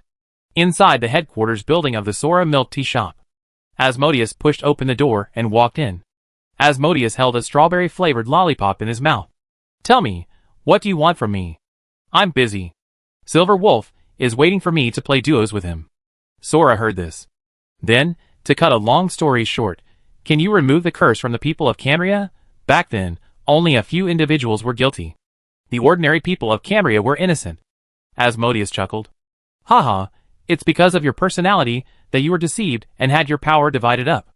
Do you remember those tillers on Teyvat? To the people of Camria, land is conquered with iron and blood. The nation of Camria went astray from the very beginning, and that's why it committed such a monstrous disaster. Anything that threatens the development of human civilization in Teyvat will be completely eradicated. Instead of pitying those Camria people, think about those who died in that war. There's no room for negotiation on this matter. Mistakes must be punished." Asmodeus looked at Sora and continued. "Isn't their situation much better now? There are basically no members of our people left in Old Teyvat. If they want to restore their country, can't they just do it? No one will bother them." Somadu said nothing more. Asmodeus had a point. The other party's accusation was that they were misleading the development of human civilization in Teyvat. Therefore, Asmodeus would definitely not allow a troublesome elf nation like Canria to exist. Asmodeus licked his lollipop. "If you want me to forgive the ordinary people of Camria, that's fine. Do me a favor and capture those 5 guys who escaped. If you can do that, I even lift the curse on the people of Camria." Hearing this, Kong's eyes flickered with hope. "Really?" Asmodeus nodded. "Of course, I wouldn't lie to you about something like this. Okay, I'm leaving now. I wait until you catch those 5, no for guys first." The evil knight was destroyed in the battle at Fontaine. By the way, do you know where that little girl is? The evil knight's apprentice? Kong pondered. "I think she's in Fontaine. I remember last seeing her there when I was promoting a milk tea shop." Asmodeus nodded in understanding, then stepped through the portal and left Kong's office. After Asmodeus left, Kong looked out the window, lost in thought.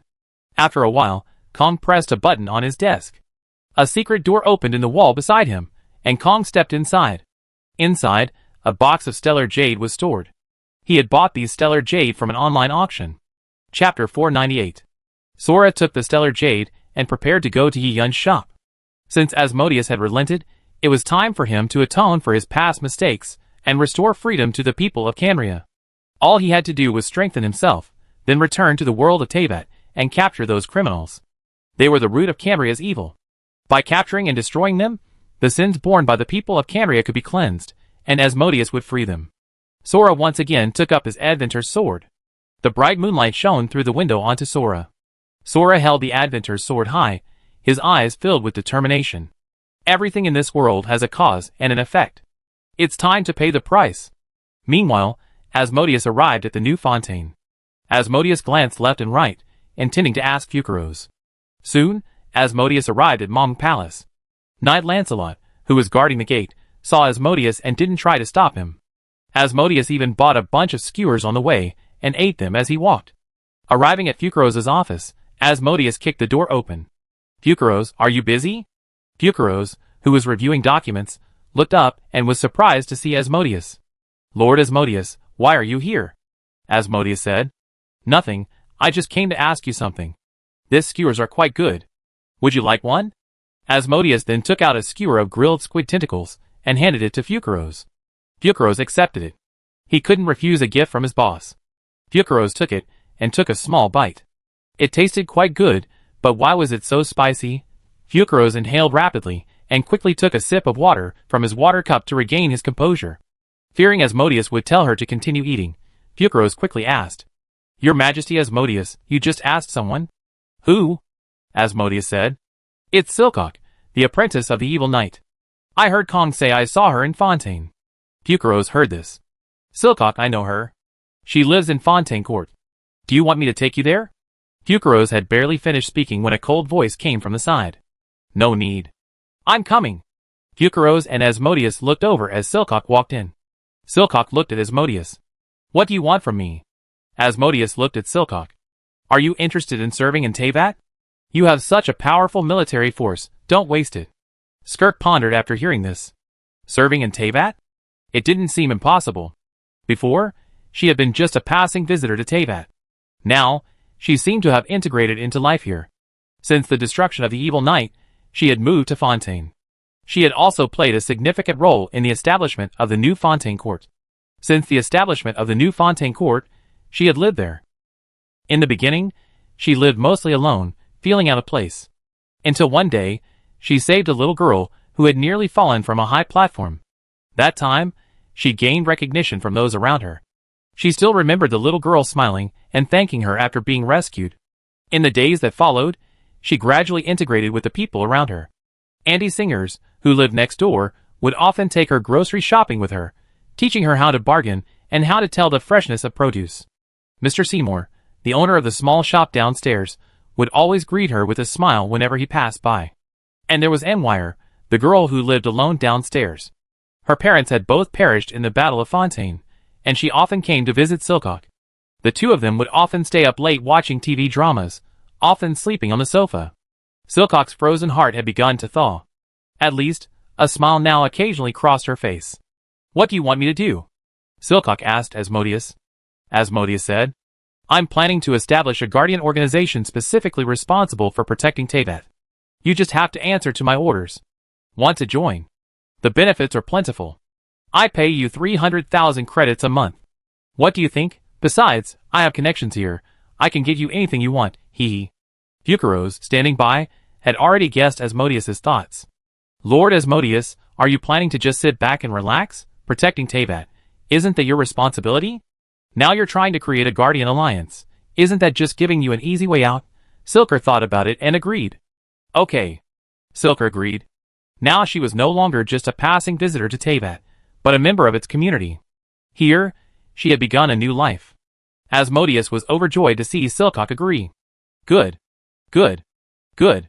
Congratulations on becoming the first member of the Guardian Alliance. Asmodeus finished, pulling out 10 cents of beans and a bank card.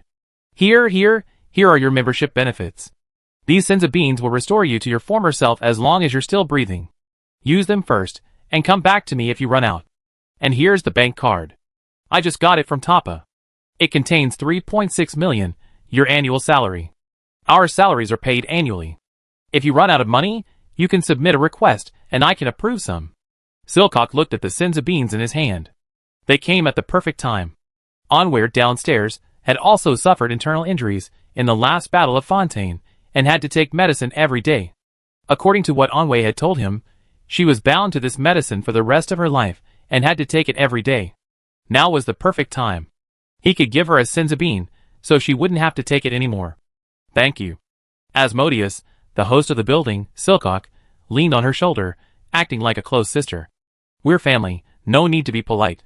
Asmodeus said, looking at Fukuro's. Fukuro's, please arrange some nice accommodations for us, the guardians of Teyvat.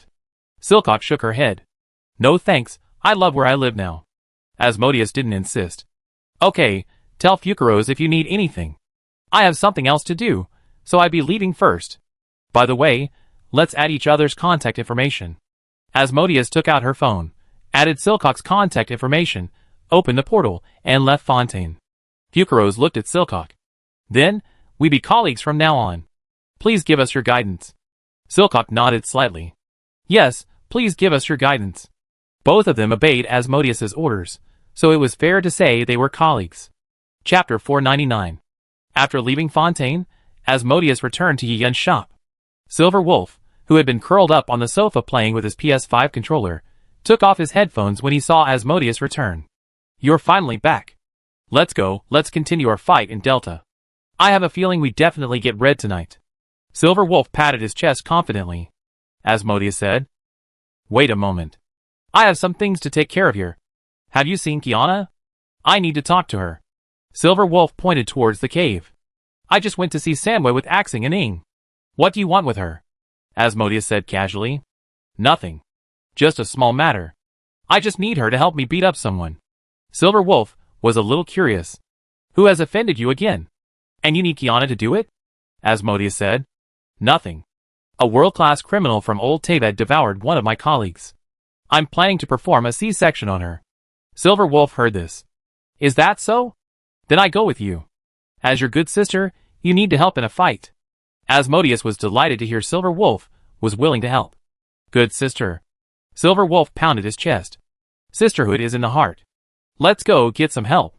Silver Wolf and Asmodeus walked arm in arm into the cave, heading to the treehouse to find Kiana, Xing, and the others. As soon as they entered, Sora arrived on the train. To be honest, this was his first time here. The little evil god, waking up from his afternoon nap to prepare food, saw Sora's. Hey, aren't you that so-and-so? Sora's looked at the little evil god. They had met a few times before, though they weren't familiar with each other, they did know each other. Kong nodded slightly in response, scanning the area for Yi Yun. Xiangling also noticed Kong. Kong? Xiangling was surprised to see Kong in Yi Yun's shop. Kong looked at Xiangling, her face filled with surprise. Kong was stunned. You seem quite surprised by my arrival? Xiangling nodded. Indeed, I'm surprised. After all, you never been to Yi Yun's shop before, and you known about it for a long time. I thought you weren't interested in it, Kong explained.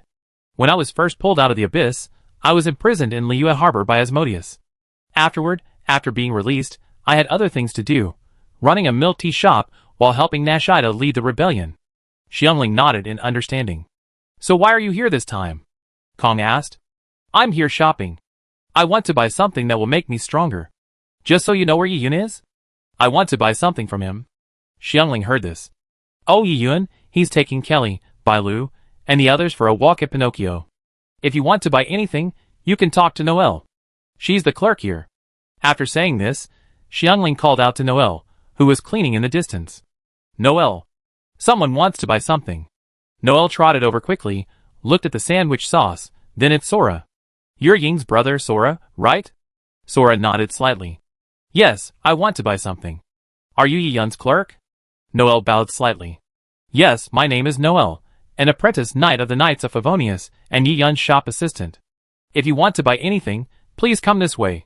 Noelle gestured for Sora to come to the small bar, now a light bar. Noelle pulled an iPad from the bar and handed it to Sora. This is a shopping iPad. It lists all the items in our store. Take a look. If you like something, click to buy and then deposit your star coins. Sora nodded slightly. Thank you, I understand. After that, Sora sat down on a stool nearby, opened the iPad, and began to shop. Sora glanced around, pondered for a moment, and searched for the phrase strengthen oneself. Sora had no intention of buying a weapon. His Advent sword was more than enough to deal with the 5 great sinners. What he lacked was his own strength. Sora hesitated for a moment as he looked at the dazzling array of items, finding it difficult to make a decision. Noelle poured him a glass of lemonade, took a couple of sips, and leaned back in his chair, lost in thought. Currently, he had his eye on 2 items, a Nano Core and a Galio Core. Item, Nano Core Pro Edition. Description, a powerful core from a sci-fi universe, capable of summoning nano armor. GA17 appearance. Price, 500,000 star coins. Item, Galio Core Pro Edition.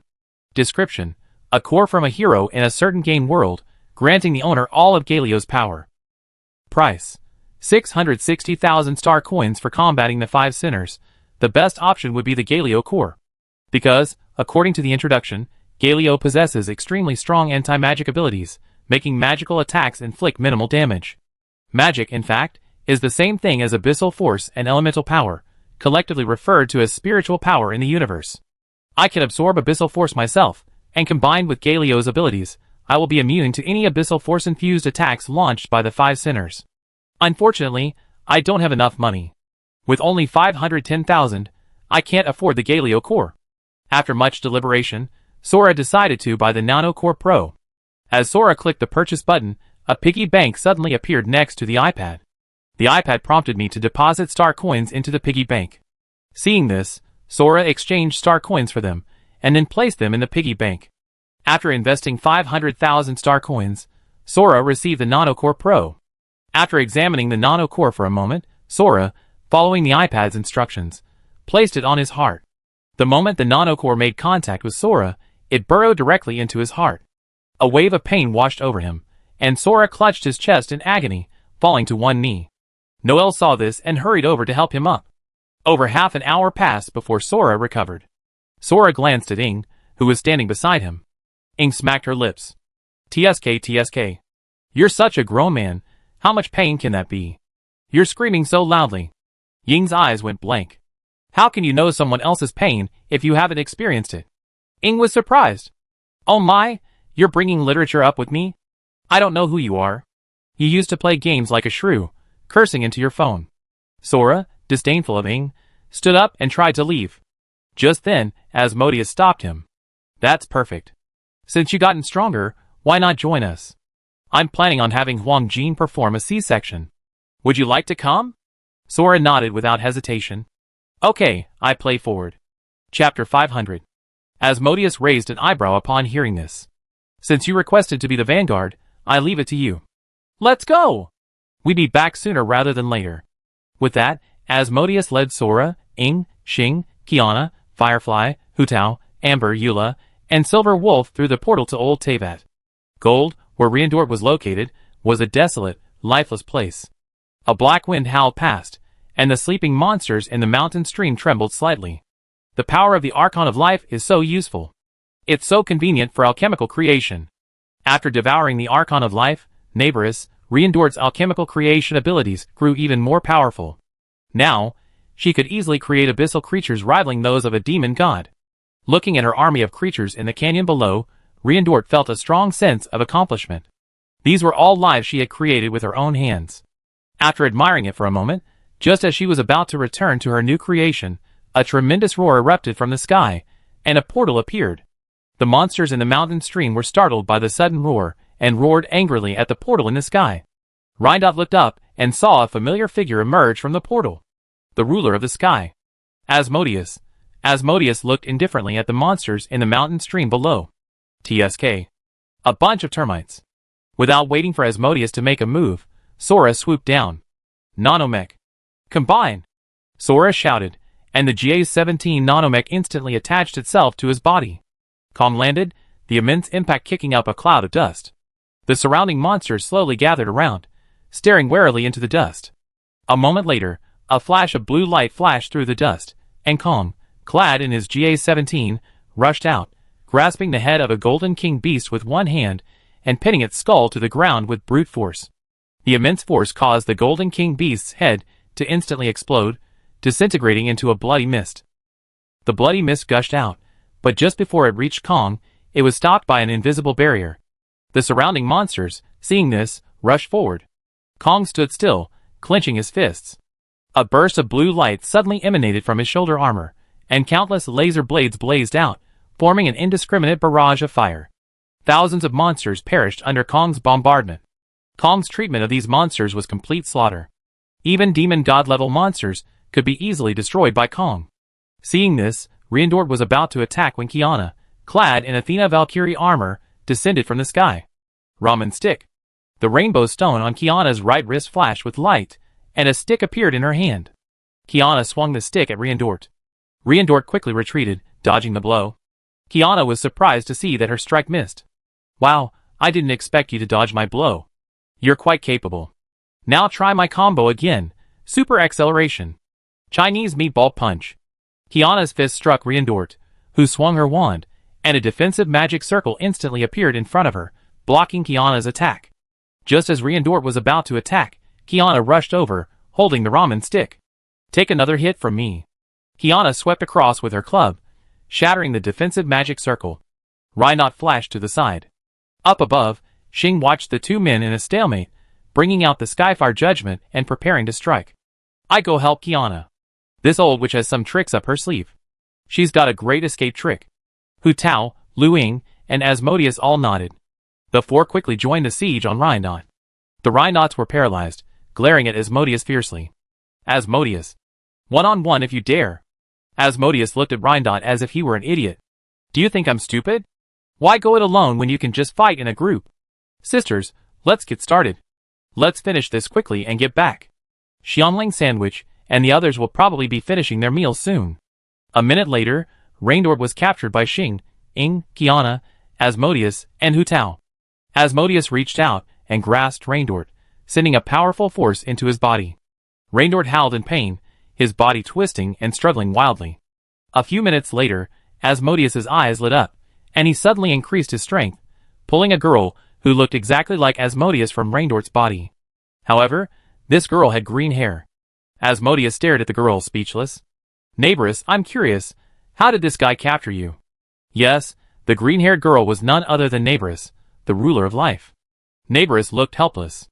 I can't do anything about it. I can't beat her. Kiana looked at another girl who looked exactly like her. Wow! Another identical person. Neighboress also noticed Kiana. Wow! A beautiful girl who looks just like me. So close. Neighboress trotted off and hugged Kiana, hugging her close.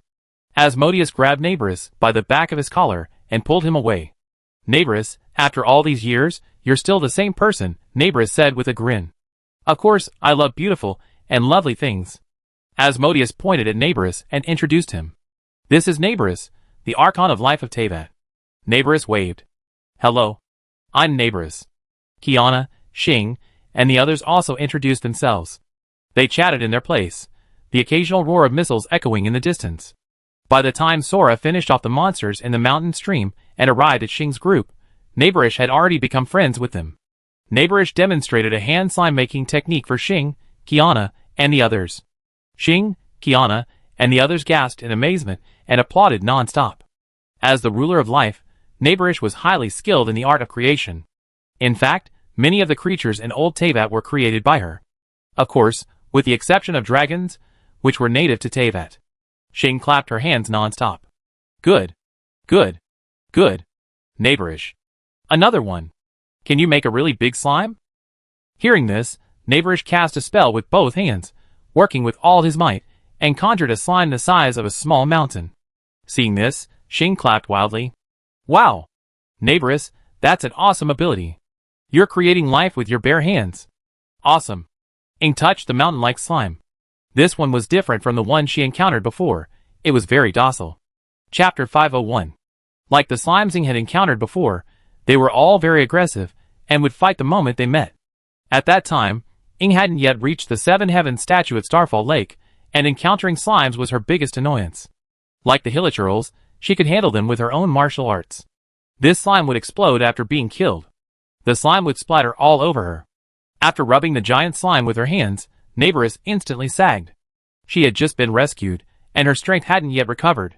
Asmodeus saw this and supported Neighborish. Can you please be more careful? Don't force yourself. Let's go. I take you back to rest. Hearing this, Neighborish broke free from Asmodeus's hand and pounded his chest. I'm fine. I'm perfectly fine. Asmodeus was speechless and pointed at Neighborish's trembling legs. Would you like to see your legs? Neighborish took one look and instantly felt embarrassed, wanting to find a crack in the ground to crawl into. However, Neighborish chose to remain stubborn. I'm just shaking. Is that okay? I'm fine, so I'm fine. Humph.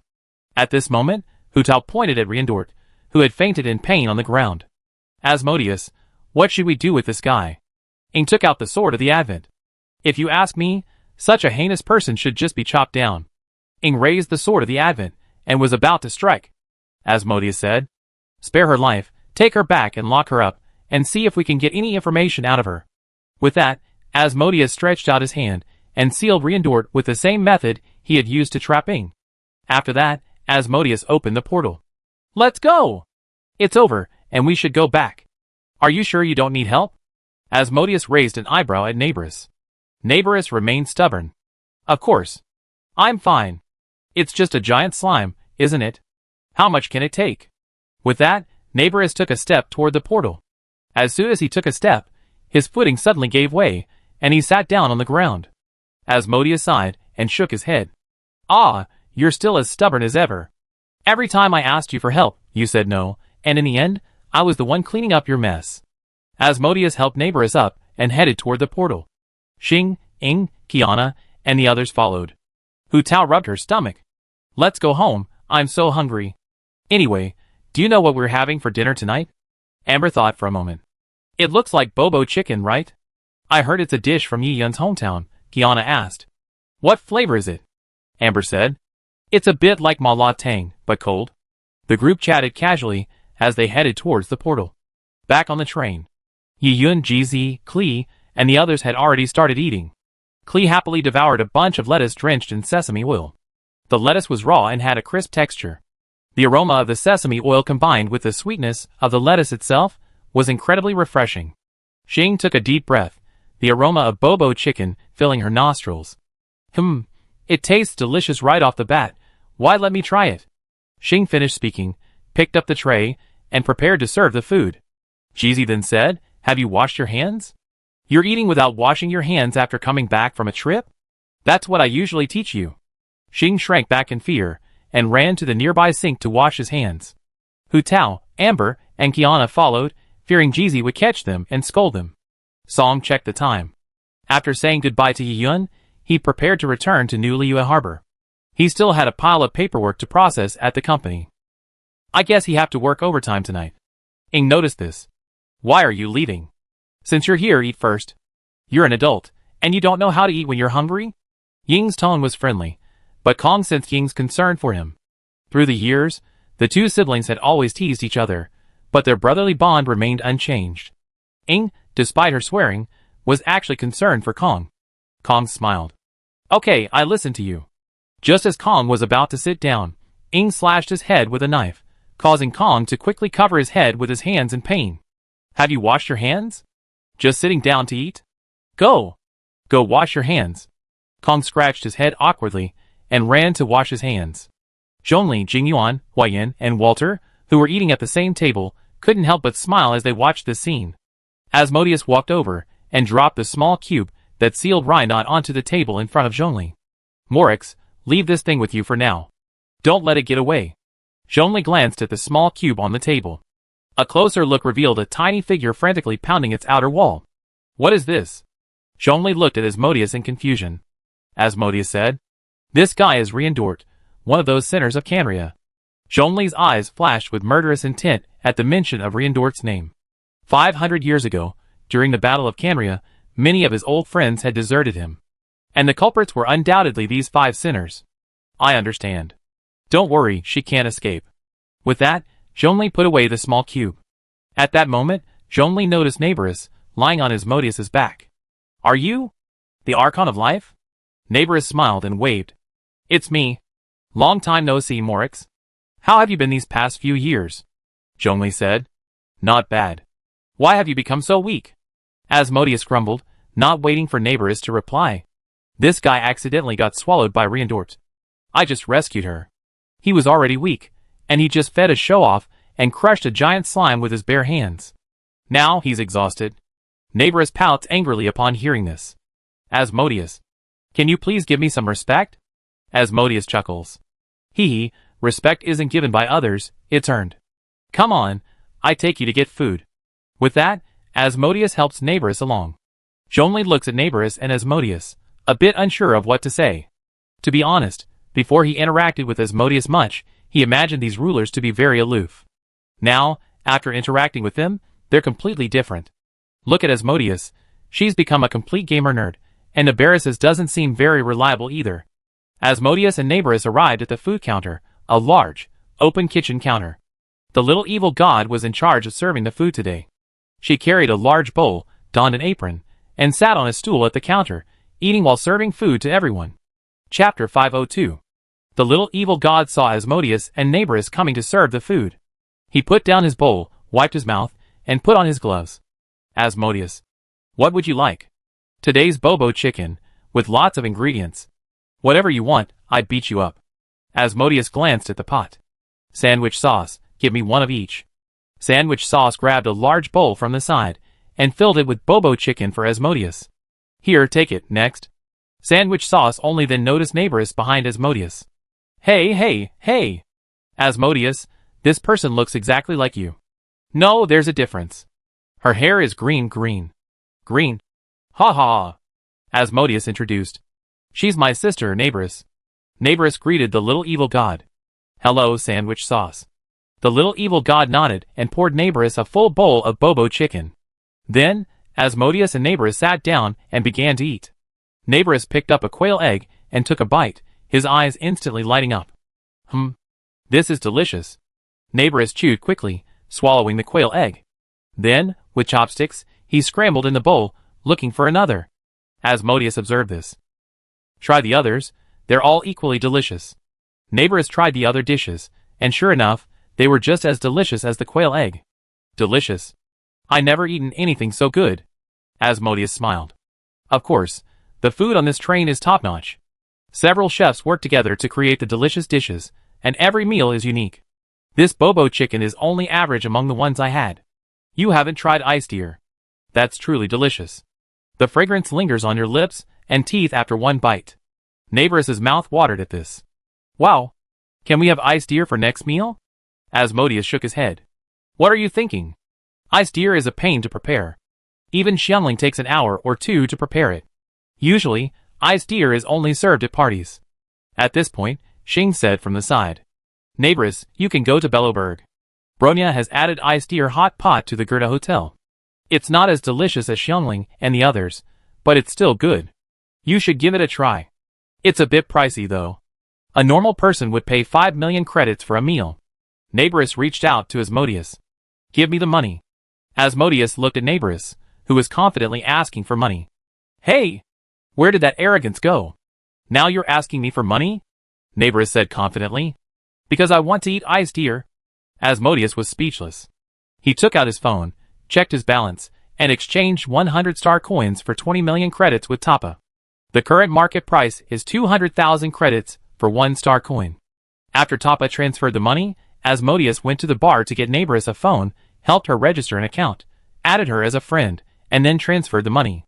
Neighboress held the phone and studied it curiously, playing with it in one hand while eating bobo chicken with chopsticks in the other. After dinner, Xing, Kiana, Hutao, and the others went home to sleep. Asmodeus brought Neighborish and Silver Wolf to the treehouse living room to play games.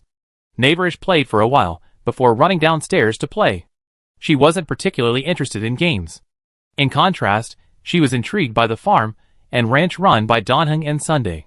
Neighborish strolled into the farm and quickly fell in love with it, especially the plant turrets. Oh my! There are such delicate, small, and adorable flowers. Let me see what you're up to. Neighborish began to study the plant turrets, occasionally having flashes of inspiration, and using his abilities to modify them. The next day, on the train, Yi-Yun woke up and walked out the door to a shocking sight. No! Where did these things come from? Yi-Yun's shop was filled with bizarre plants.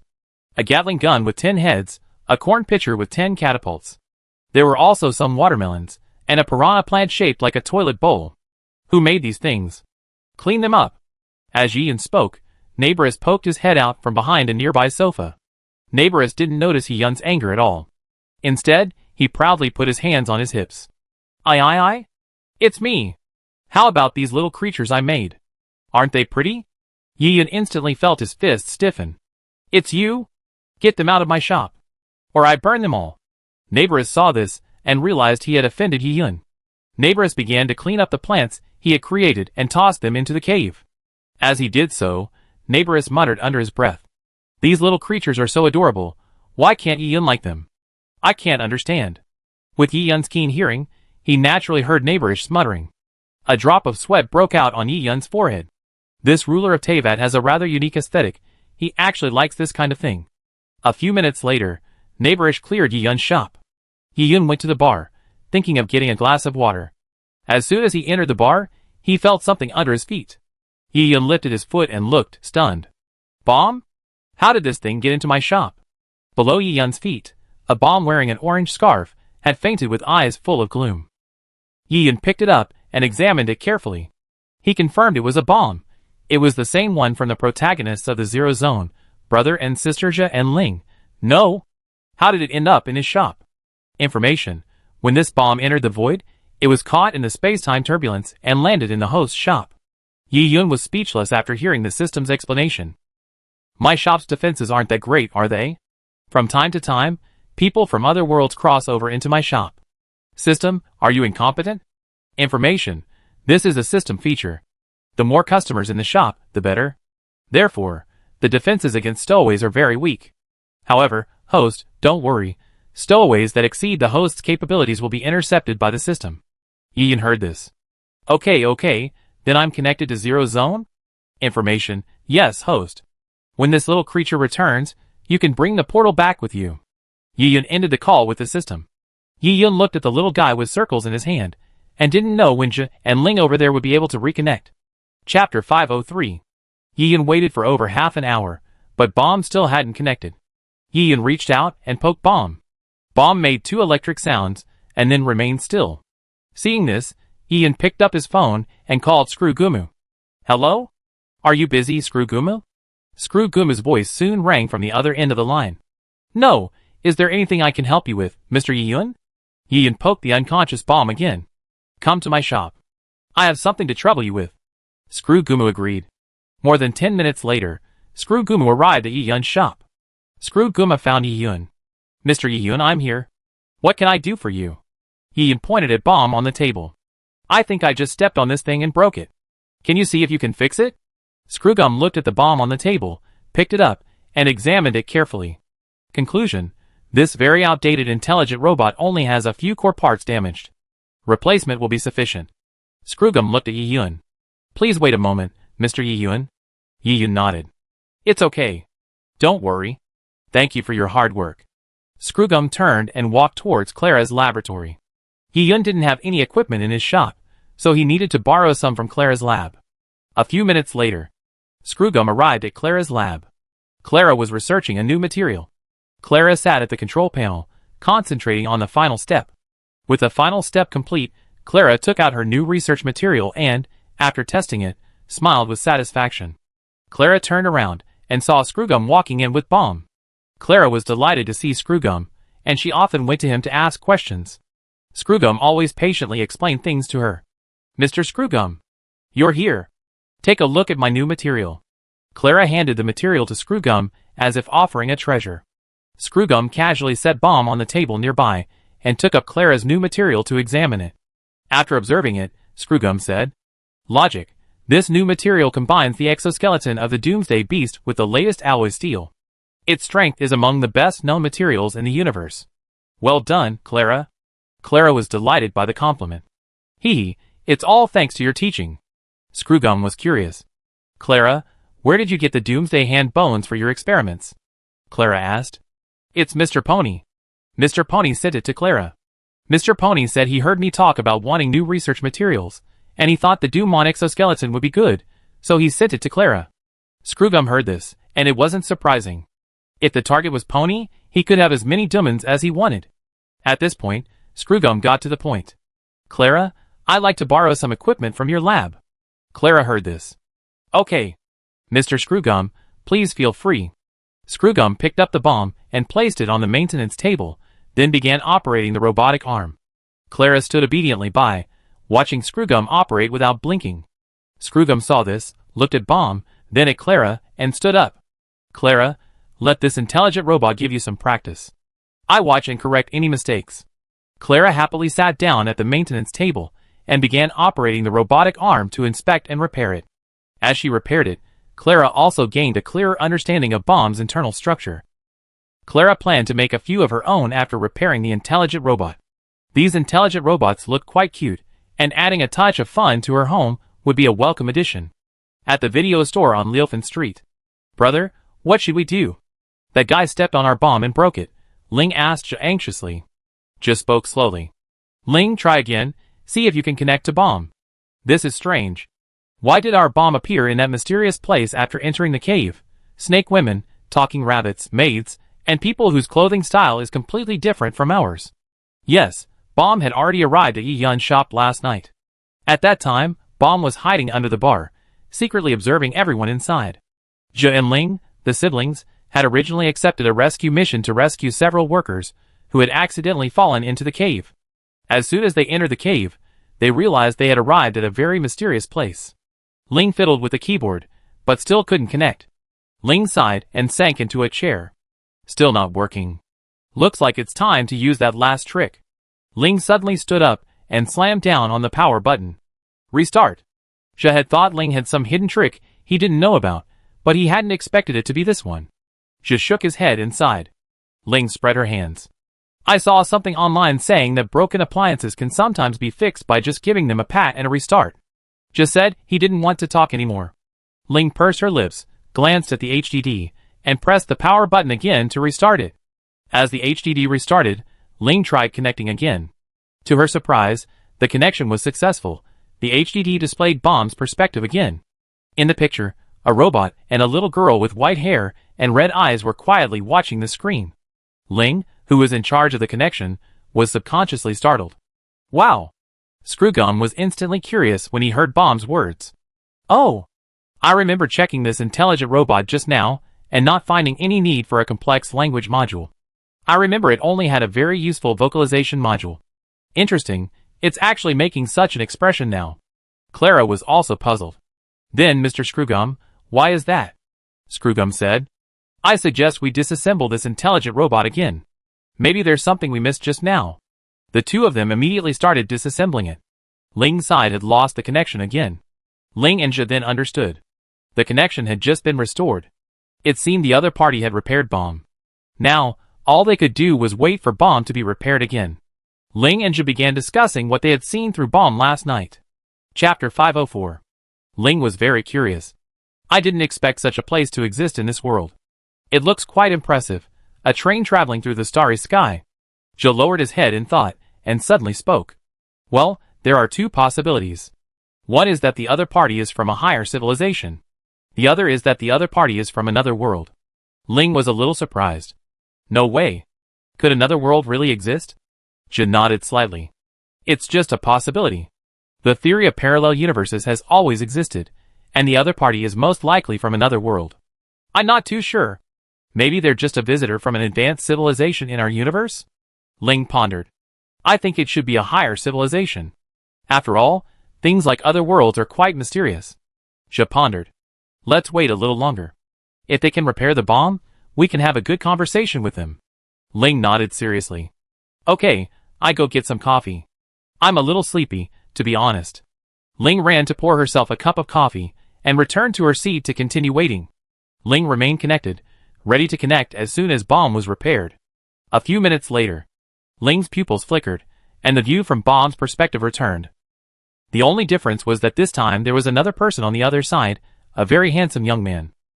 The young man was Yiyun, Clara said beside him. Brother Yiyun, this intelligent robot is repaired. Do you really know why it can speak?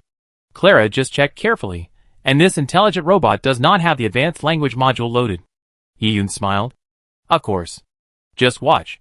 Brother Yiyun will tell you the answer. Yiyun looked at Bomb. Can you hear me, the person on the other side? If you can, nod. Xia quickly asked Ling to reply. Yes, yes. Please stop tearing Bomb apart. Screwgum and Clara became even more interested when they heard Bomb's words. Yiyun said, hearing this. Sorry, I accidentally stepped on you, little thing. Let me introduce myself. My name is Yiyun, and I'm a merchant. My shop sells items from all over the universe. As long as you have star coins, you can buy anything you want. One more thing I have to tell you. I'm not in the same world as you right now. I didn't expect you, little one, to come to my place. I have this little one return with a portal later. Pick a good spot to place the portal. From now on, open the portal, and you'll be able to enter my shop. Of course, it's up to you whether you want to come or not. You can come if you want, but I won't force you to. That's all I have to say for now. You have to come in person to explain the details. With that, Yiyun took out a bubble-wrap portal and shoved it into Bomb's hand, instructing the system to send it back to the Zero world. Clara and Screwgum also realized what was happening. Screwgum fumbled with it. So that's how it is. Someone must have connected to this intelligent robot to make it speak. This thing actually comes from another world. Last time, it was Thor, Kana, and the other's technologically advanced world on the surface. The time before that, it was Rimuru's fantasy world. This time, I wonder what kind of world it is. I'm very curious. Yiyun smiled. Screwgum, if you're curious, when your new friends come over, you can ask them, or have them take you there to experience it for yourself. Screwgum agreed. You make a point, Mr. Yiyun. If any friends from this new world come over later, please let me know. Thank you. Yiyun shook his head. You're welcome. Thank you for the trip. Screwgum said. It's not hard at all. I just happened to stop by to check on Clara's progress. Clara, come with me. How's your research going on with the Star Destroyer mech I taught you last time? Screwgum took Clara aside, and the two began discussing Clara's studies. Clara's current scientific research capabilities, to put it mildly, surpass over 90% of the population. Clara was already incredibly talented, and with 4 geniuses from the Genius Club as teachers, and Yi Yun's unlimited resources, Clara was learning at a remarkable pace. Why 4? Clara also strengthened her contact with Stephen, and would occasionally ask him questions. It's just that Stephen often didn't reply. He was a lazy bum, after all. For Stephen, teaching students was a real hassle. Seeing the two engaged in conversation, Yi Yun left Clara's lab, completely unable to get a word in. Garlic bird. Garlic bird. Let's go take Klee and the others out for some fun. Yi Yun left Clara's lab and went to the store. After breakfast with Klee and the others, he took them to Luofu for a stroll. Zhe and Ling looked solemnly at Bomb, who had fallen out of a black hole. Especially the bubble in Bomb's hand. According to what Yi Yun had just said, placing this portal on the ground would allow one to travel to the other's world. The two of them were momentarily bewildered, unable to process such a vast amount of information. After a while, Ling suggested, "Brother, why don't we give it a try? Put this portal down first." Zhe pondered for a moment. "Let's put the portal in the garage first. As for testing it out, I think we should observe it first." Ling, impressed by his words, took the portal from Bomb and prepared to take it to the parking lot. A few minutes later, Ling placed the portal in a secluded corner of the parking lot. Ling clapped her hands. Done. Time to sleep. I'm so sleepy. Ling went back to her room and went to sleep. Little did she know that over an hour after she left, the portal had been opened, and a figure slipped out. Isn't this Teyvat? Did I go to the wrong door? By the way, where is this place? Why have I never seen it before? It's interesting. I take a look around. The figure muttered to himself for a long time before scuttling over a nearby fence and wandering off to 6 Point Street. Over 4 hours later, Ling reluctantly sat up from her bed. Her alarm went off. She had a commission to do soon, the same search and rescue commission from yesterday. Now that IS had been found, she could continue. Chapter 505. Over 2 hours later, Ling, controlling IS, completed this commission and successfully rescued the trapped people. Zhe checked his phone. Well done, Ling. The commission reward, Dinny, has arrived. Hearing this, Ling disconnected from IS. Ling sat on the sofa and stretched heavily. Finally done, brother. I'm going to Uncle Chiapu's for a bowl of ramen. Zhe nodded slightly. Okay, bring me one too. Ling nodded slightly. Got it. Ling stood up, rubbed her stomach, and walked out the door toward Liufen Street. Ling left the room. Uncle Chiapu's ramen shop was next to their video store. Ling looked towards it. Uncle Chiapu's ramen shop had a Japanese-style decor. Diners sat at the counter while Chef Kaya prepared his ramen behind it, allowing them to watch their own portion of ramen transform from dough into a chewy, delicious bowl. Ling looked over and spotted a very unique girl among the diners. Why unique? Because there were these words floating above her head. Athena Valkyrie, that's right. The person who had sneaked in was none other than Kiana. Kiana had gotten up this morning, washed up, and headed to the train. Seeing Xing, Luing, and the others still sleeping in, she planned to go to Liyue to visit Hu Tao. Unexpectedly, after Ling and the others lowered the portal, Kiana went through the wrong one and arrived in the Zero world. The words above Kiana's head shone brightly dazzling. Ling's eyes instantly lit up, feeling incredibly awesome. Wow! What the heck is this? So cool! Ling unconsciously scooted closer to Kiana, wanting to see the title above her head up close. Kiana, meanwhile, was slurping noodles while chatting with Uncle Chopper. Uncle Chopper and Kiana got along very well, mainly because he felt Kiana was full of energy and very lively. Uncle Chopper noticed Ling. Ling, good morning. Would you like a bowl of ramen? Uncle Chopper called out, and Ling finally looked away from Kiana's head. Yes. I'm here for ramen. Uncle Chopper's words sent the robotic arm behind him into action, making ramen for Ling. Seeing this, Ling sat down next to Kiana. Hello, my name is Ling. I haven't seen you before on 6 Point Street. Are you from somewhere else? Kiana swallowed her ramen and nodded. Yes, this is my first time here. Uncle Chopper's noodles are delicious. Ling nodded in agreement. That's right. Uncle Chopper's ramen making is truly amazing. By the way, I want to ask you something. How did you get those words above your head? I want one too. How much is a dini? Kiana glanced at the title Athena Valkyrie floating above her head. Oh, you're asking that? I bought it from a friend's shop. Dini? Is it a currency? I bought it with star coins. To be more precise, I didn't buy it. I won it in a lottery. Ling was puzzled. How could anyone not know what a dini is? Before Ling could think, Kiana said, I take you to my friend's shop later, okay. Ling agreed immediately. Sure. I'd love to have a title like that, too. Kiana was filled with pride when Ling said that. Cool, huh? I think so too.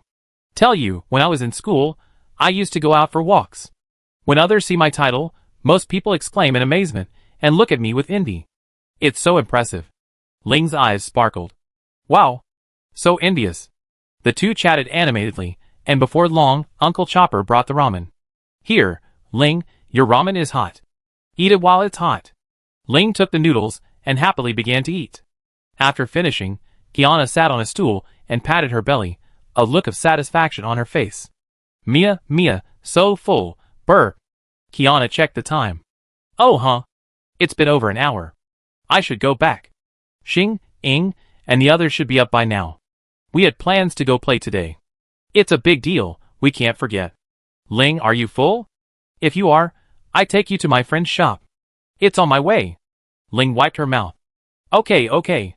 Let's go. Ling took out her wallet and paid. Uncle Chopper asked. Ling, are you and Kiana sharing the bill? Kiana waved her hand. No, I take care of mine. Kiana pulled a small gold bar, the size of her thumb, from her storage ring. Kiana had bought this small gold bar online at work as a toy, and now it came in handy. Uncle Chopra, do you accept this? 999 gold. Uncle Chopra's eyes widened at the sight. Who pays for noodles with gold? Don't you have a tinny? Kiana spread her hands. No. Can't this gold be used? Uncle Chopra shook his head. Of course it's acceptable, but I don't have enough money to give you change. Kiana waved her hand nonchalantly. Then forget about the change. Just treat it as a deposit. Next time you come for noodles, I deduct it directly from your account. How about that? Uncle Chopra thought for a moment. That's fine. Next time you come for noodles, I deduct it directly from your account. Kiana nodded. Okay. Include Ling's in the bill too. I buy it with you. After paying the bill, Kiana and Ling left Chopra's noodle shop. Kiana led Ling towards the parking lot behind the video store. Kiana stopped at the wall they had just climbed over. Ling was confused. Kiana, this is my garage. Why did you bring me here? Didn't you say we were going to your friend's shop? Kiana nodded. Yes, it's my friend's shop. Look at that portal over there. Just walk through it. I just came in from there. Ling suddenly jumped back. What? Kiana, you came through that portal? Kiana said matter-of-factly. Yeah, I'm not from your world. I must have come through the portal. Ling was even more shocked when she heard Kiana say that. What? Kiana, you're not from our world? Now it was Kiana's turn to be confused. Ling, this is your garage. Don't you know about the portal? Ling said. I know, but my brother and I haven't decided whether to go in yet. Kiana heard this. Well, don't worry, there's no danger over there, and everyone gets along well. Besides, there are many people from different worlds there, and you're not the only one. Think of Sandwich, Thor, Ing, Rimuru, and the others, they're all from other worlds. Chapter 506. Kiana continued to persuade. It's okay, let's go. Behind this door is my friend's shop. His name is Yi Yun. Don't you want to buy a title? He has it. Ling remembered Yi Yun's name. Yi Yun? I know him. I met him. He did say he had a shop. Kiana heard this. That's easy. Don't worry, there's no danger. I'm from another world and went to Yi Yun's place, right? With a light leap, Kiana jumped into the wire mesh. Kiana waved at Ling. Hurry! Ling, come here quickly. Ling looked at the wire mesh. Wait a moment. I go through the main gate. Ling decided to go over and take a look. People from another world had already arrived. There was no point in hesitating any longer. Instead of waiting for death, it was better to go over and see what was going on. Ling pushed open the door and saw Aja, who was playing on his phone on the first floor. Ling, you're back? Ling saw Aja and suddenly remembered she hadn't brought him ramen. Ling scratched the back of her head awkwardly. Yeah, I'm back, brother. I forgot to bring you your ramen, Aja heard this. Never mind. I go to Uncle Chopper's later. It's right next door anyway. Ling breathed a sigh of relief. By the way, brother, I have something to tell you. Then, Ling spent half a minute telling Zhe about what happened between her and Kiana. Zhe frowned. Better to invite trouble than to have it find you. At this point, we have no choice but to go over and take a look. Ling heard this. Brother, are you coming too? Zhe nodded slightly. Yes, I go with you. Then, the two siblings reunited with Kiana. Ling, acting as a middleman, introduced them to each other. After the introductions, the three of them walked through the portal together. Inside Yi Yun's shop, Xing, Ying, Hutao, Amber, and Luing were having breakfast. They had missed breakfast and could only go to the kitchen to pick up some cold buns and steamed buns from the previous morning. Xing drank a sip of milk and ate a slightly choking steamed bun. Where's Kiana? Where did she go? I can't see her. The little evil god, lying on the sofa, his head propped up with one hand and his yo-yo toyed with the other, said, Kiana-chan just came looking for you, but you weren't up yet. She seemed to say she went to see Kurumi-chan. Kurumi-chan, didn't you see her? Kurumi licked the milk stain from the corner of her mouth and spread her hands. No, I didn't see her. Ing was a little confused. That's strange. Where did she go? Speaking of the devil, Ing had barely finished her words when Kiana and the siblings, Ling and Zhe, emerged from the portal. Good morning, everyone. You're finally up. Ing saw Kiana and waved. Kiana, come sit here, eh? Who are these two friends behind you? Kiana introduced them. Let me introduce you. They're Ling and Zhe. They're siblings from a new world. Just this morning, I was thinking of looking for Kurumi, but I went through the wrong door and ended up in Ling's world. By the way, I also had a bowl of ramen. Chef Chupu's cooking is truly excellent. The ramen was delicious. Ling and Zhe immediately greeted everyone. Hello everyone, my name is Ling. Hello everyone, my name is Zhe. Xing nodded. Hello everyone, someone from the new world has arrived. Why didn't you tell us? Luing pondered. Maybe he didn't make it in time. After all, we got up very late today. Xing thought about it, and felt that Luing had a point. That should be the case. Anyway, Xing moved closer to Ling. Ling, what kind of world is yours? By the way, my name is Xing. You can also call me Trash Can King, Galaxy Skyfire Man, Light Elf King, and future Universal Racing Champion. Ling looked above Xing's head. The 5 golden characters Trash Can King floated above him. Hello, Xing. Our world is very dangerous. A phenomenon called the Void has appeared. Any creature that falls into the Void will be slowly corroded by its corpse and transformed into a monster. Xing heard this. Oh, huh? Looks like another world of disasters. But it's okay. If you have any problems, come to me. I help if I can. Ling was surprised by Xing's kindness. Thank you for your kindness, Xing. The Hollow is very dangerous. I can't let you get into danger. You're not from our world anyway. Xing inquired. Are the monsters in that Hollow very powerful? Zhe nodded. Yes, they are. Many parts of our world have already fallen. Xing said. What are their specific strengths? Can they destroy Xing? Zhe shook his head. Starbursting is absolutely impossible. If it were possible, the humans in our world would have been finished long ago. Xing had a clue when he heard this. Is that so? That's fine, no problem. Let me tell you, more than half of those in Yi Yun's shop have the power to explode stars. The monsters in your area can't even do it, so don't worry about my safety. If we can't handle it, I can always call in others. At worst, I go find Boss Puni, and he take action. No problem. Zhe and Ling were shocked by Xing's words. What? You mean many people here can explode stars? That's what I understand, right? Ing saw the two siblings stunned in their tracks, and walked over to pat Ling on the shoulder. Calm down, calm down. Starbursts are easy. As long as you can come to Yi Yun's shop, you only need star coins to achieve starburst power. Hu Tao nodded and added. That's right.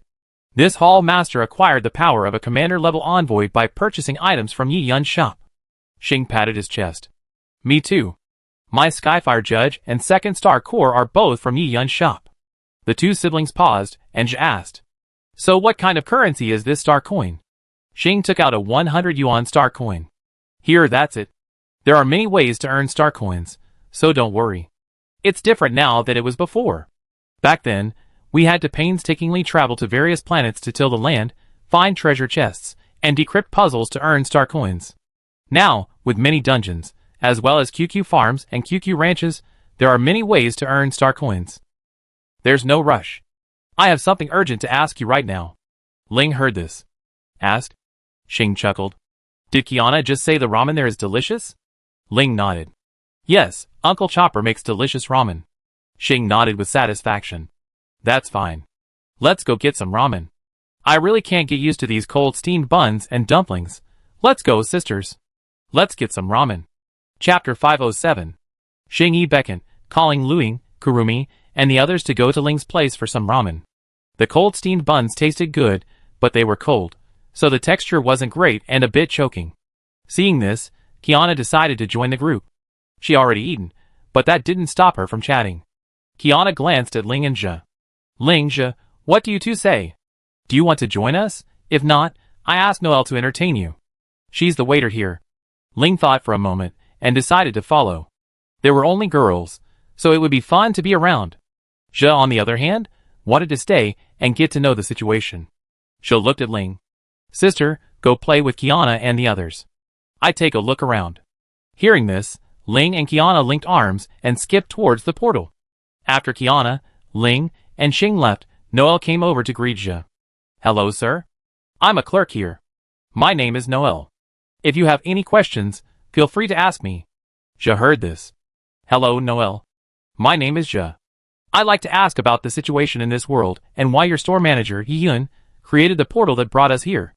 Noelle thought for a moment, then led Zhe to a sofa and poured him a glass of water. Noelle said, This topic will take a while. Let's sit down first, and I explain it to you slowly. Let's start with this world. In the world we're in, there's a power called destiny, and destiny is determined by the star god. Noelle explained to Zhe the world of Star Rail and Yiyun's shop. Yiyun invited the brother and sister over, firstly, hoping to attract more customers and earn more star coins. Secondly, hoping to make more friends. The two chatted for a long time, mostly Zhe asking questions and Noelle answering. They talked not only about the Star Rail world, but also about several other worlds. Zhe was curious and asked about them all. Noelle explained almost everything to Zhe, and Zhe had a general understanding of the current situation. In short, he and his sister had lucked out and arrived at a very magical place. 0, Liufen Street, in the desolate zone. Xing, Luing, Ling, and Hu Tao emerged from the portal and arrived at the video store. Ling happily introduced the video store. She and her brother ran to the others. This is my family's video store. There are a lot of interesting videos here. If you're interested, you can check them out. Xing wasn't interested in the videos. She was fascinated by bomb number 18 behind the cash register. The little creature wiggled around behind the counter, looking quite amusing. Xing walked over. Wow, this little creature is quite unique. Ling introduced. This is bomb number 18. In our world, there are many bombs. They help us humans complete tasks and are very reliable. My brother and I also possess these bombs to enter the hollow and complete commissions. Xing heard this. Yeah, I think I could buy one. I don't like cleaning the house. It's such a hassle to do it every day. And then, there's feeding Lightning Wolf and Infernape. Ling heard this. I take you to see it later. The bomb is a bit pricey. Xing grinned. Don't worry, I'm rich. Speaking of star coins, I can't spare much, but I have plenty of gold. After that, Xing took out a gold brick she bought from the company, one that looked exactly like the ones in the Delta, and tossed it. Ling looked at the gold in Xing's hand, unsure what to say. Do you all have so much gold on you? Xing explained.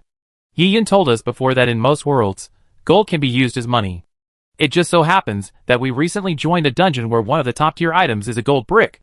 We bought some gold bricks online through the company's group buy. In our world, gold isn't very valuable. A brick like this only costs 1 million credit points. Ling heard this. Credit points aren't valuable. From what you say, 1 million credit points doesn't seem like a lot, Xing said. Yes, even a simple meal here costs around 10,000 or 20,000 credits, Luing added. It depends on the location, Xing. There are countless civilizations over there, and even in some lower-level civilizations, credits are a very rare currency. Ling, listening to the two's explanations, began to understand. Is that so? I get it then. Hu Tao rubbed her stomach. Shall we go get some ramen? I'm a little hungry. As soon as Hu Tao said this, Xing and Luing headed out the door, and Ling led them to Uncle Chopper's ramen shop next door. Uncle Chopper saw Kiana and Ling. Kiana, Ling, Why are you here again? Were you hungry just now? If you're not, Uncle's making you another bowl. Ling waved her hand quickly. No, we're here with friends. Ling pointed to Xing, Kurumi, and the others, who were sitting at the bar, familiarly discussing what ramen to order. Xing glanced at the menu posted on the wall behind the bar. Seeing the deluxe ramen on the menu, Xing slammed the gold brick on the bar. Boss! Give me a deluxe ramen. Gold brick, check. Xing looked at Kurumi, Luing, and the others, who were still hesitating about what to order. Okay, stop picking. Just have the deluxe ramen. It has everything. Xing slammed the gold brick again. Boss! Give my friends a deluxe ramen too. One each. I pay for it all. Hu Tao, Luing, and the others applauded. They were so happy to be treated to a meal. Uncle Jup's eyes nearly popped out of his head as he stared at the palm-sized gold bar in Xing's hand. Uncle Jup called Ling aside and stared at her gravely. Ling, tell me honestly, are you and your brother the children of wealthy families who are hiding their identities? Ling was momentarily stunned by Uncle Jup's question. Huh? Children of wealthy families? No. Uncle Jup looked as if he saw through everything. Stop pretending. I see. You're just pretending to be unfamiliar with Kiana. Look at all your friends. They're all paying with gold bars. What kind of ordinary kid eats noodles with gold bars? Look at my eyes. Tell me why. Why? Ling said helplessly. Uncle Jup, I'm really not from a wealthy family. These are all new friends I just met. They're really quite wealthy. Uncle Jup waved his hand. Okay, I get it. You two must be participating in some kind of trial, right? The kind where passing gets you the inheritance. Don't worry, I won't reveal your true identities. Chapter 508. After saying this, Uncle Chopper walked back to the ramen shop and began making ramen for Xing, Ing, and Hu Tao.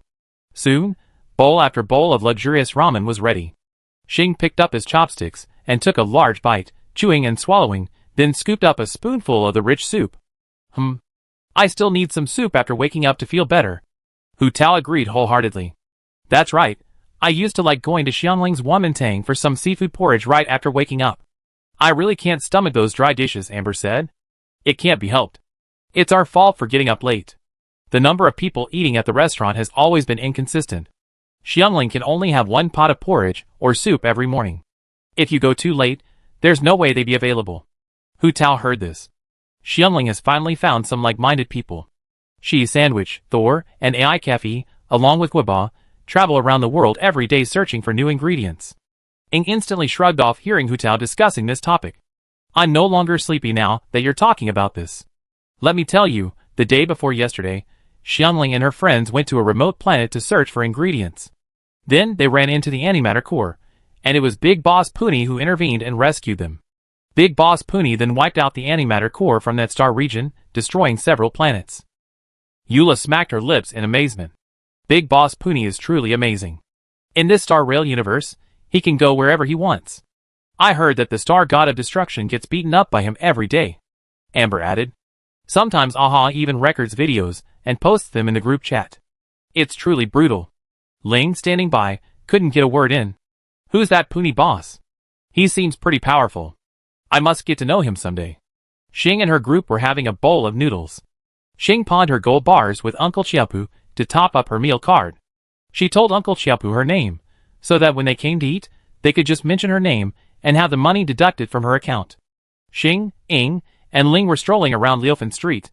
Sometimes they go to the arcade to play video games, sometimes to the toy store to check out Yin Qing. Mostly, they were just wandering around. Xing, feeling a bit bored, asked Ling. Ling, do you have any exciting activities here? Ling heard. Exciting? Then why don't you try going into the hollow? Xing heard. Hollow? Tell me more. Ling began to explain. Voids are a catastrophic phenomenon in our world. Anyone who falls into one will be corroded by etheric energy.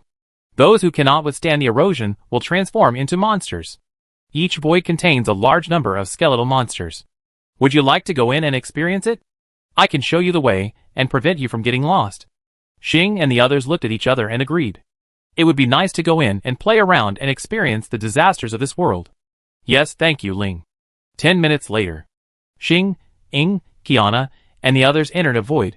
As soon as they entered, they saw Is, possessed by Ling. Is waved, and Ling's voice rang out. Can you hear me? I'm Ling, follow is before you, and you won't get lost in the void. Xing glanced. Okay, don't worry, we follow closely. Hu Tao said, holding up her fire spear. Ling, take us to find some monsters first, so this hall master can see what's going on with your monsters. Hearing this, Ling controlled is, led Xing, Hu Tao, and the others through the cave. This cave was small, so small that even the authorities were unwilling to explore it. Cave robbers often roamed here.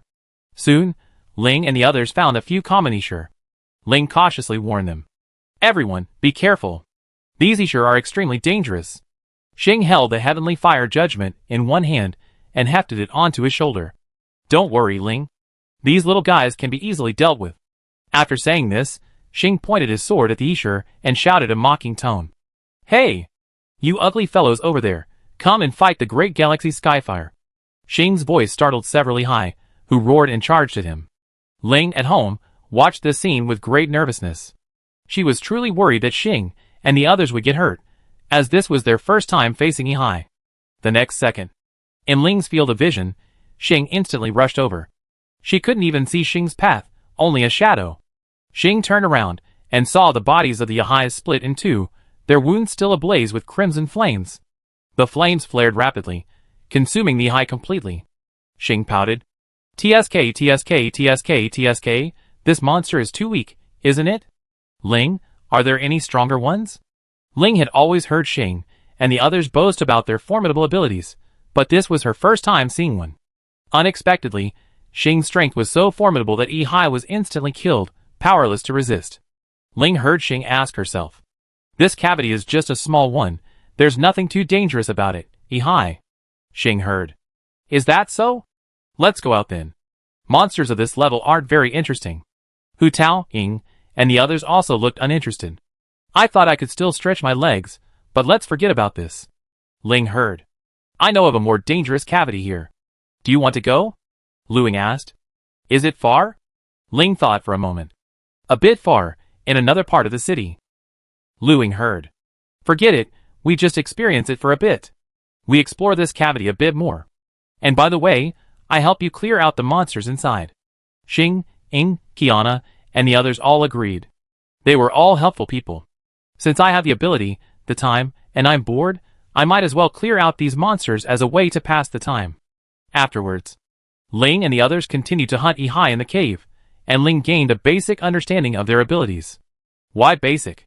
Because every Ihai they encountered was instantly defeated, and I couldn't see beyond that. Watching the others slaughtering Ihai, Ling couldn't help but wonder if Xing and the others could help.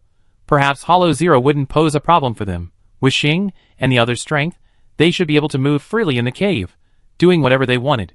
At the same time, Ling remembered Hu Tao's words. Hu Tao became stronger through the goods in Yiyan's shop, so could she do the same? If so, that would be great. She could then go to Hollow Zero to investigate. That way, she and her brother could get to the bottom of the matter more quickly. Chapter 509.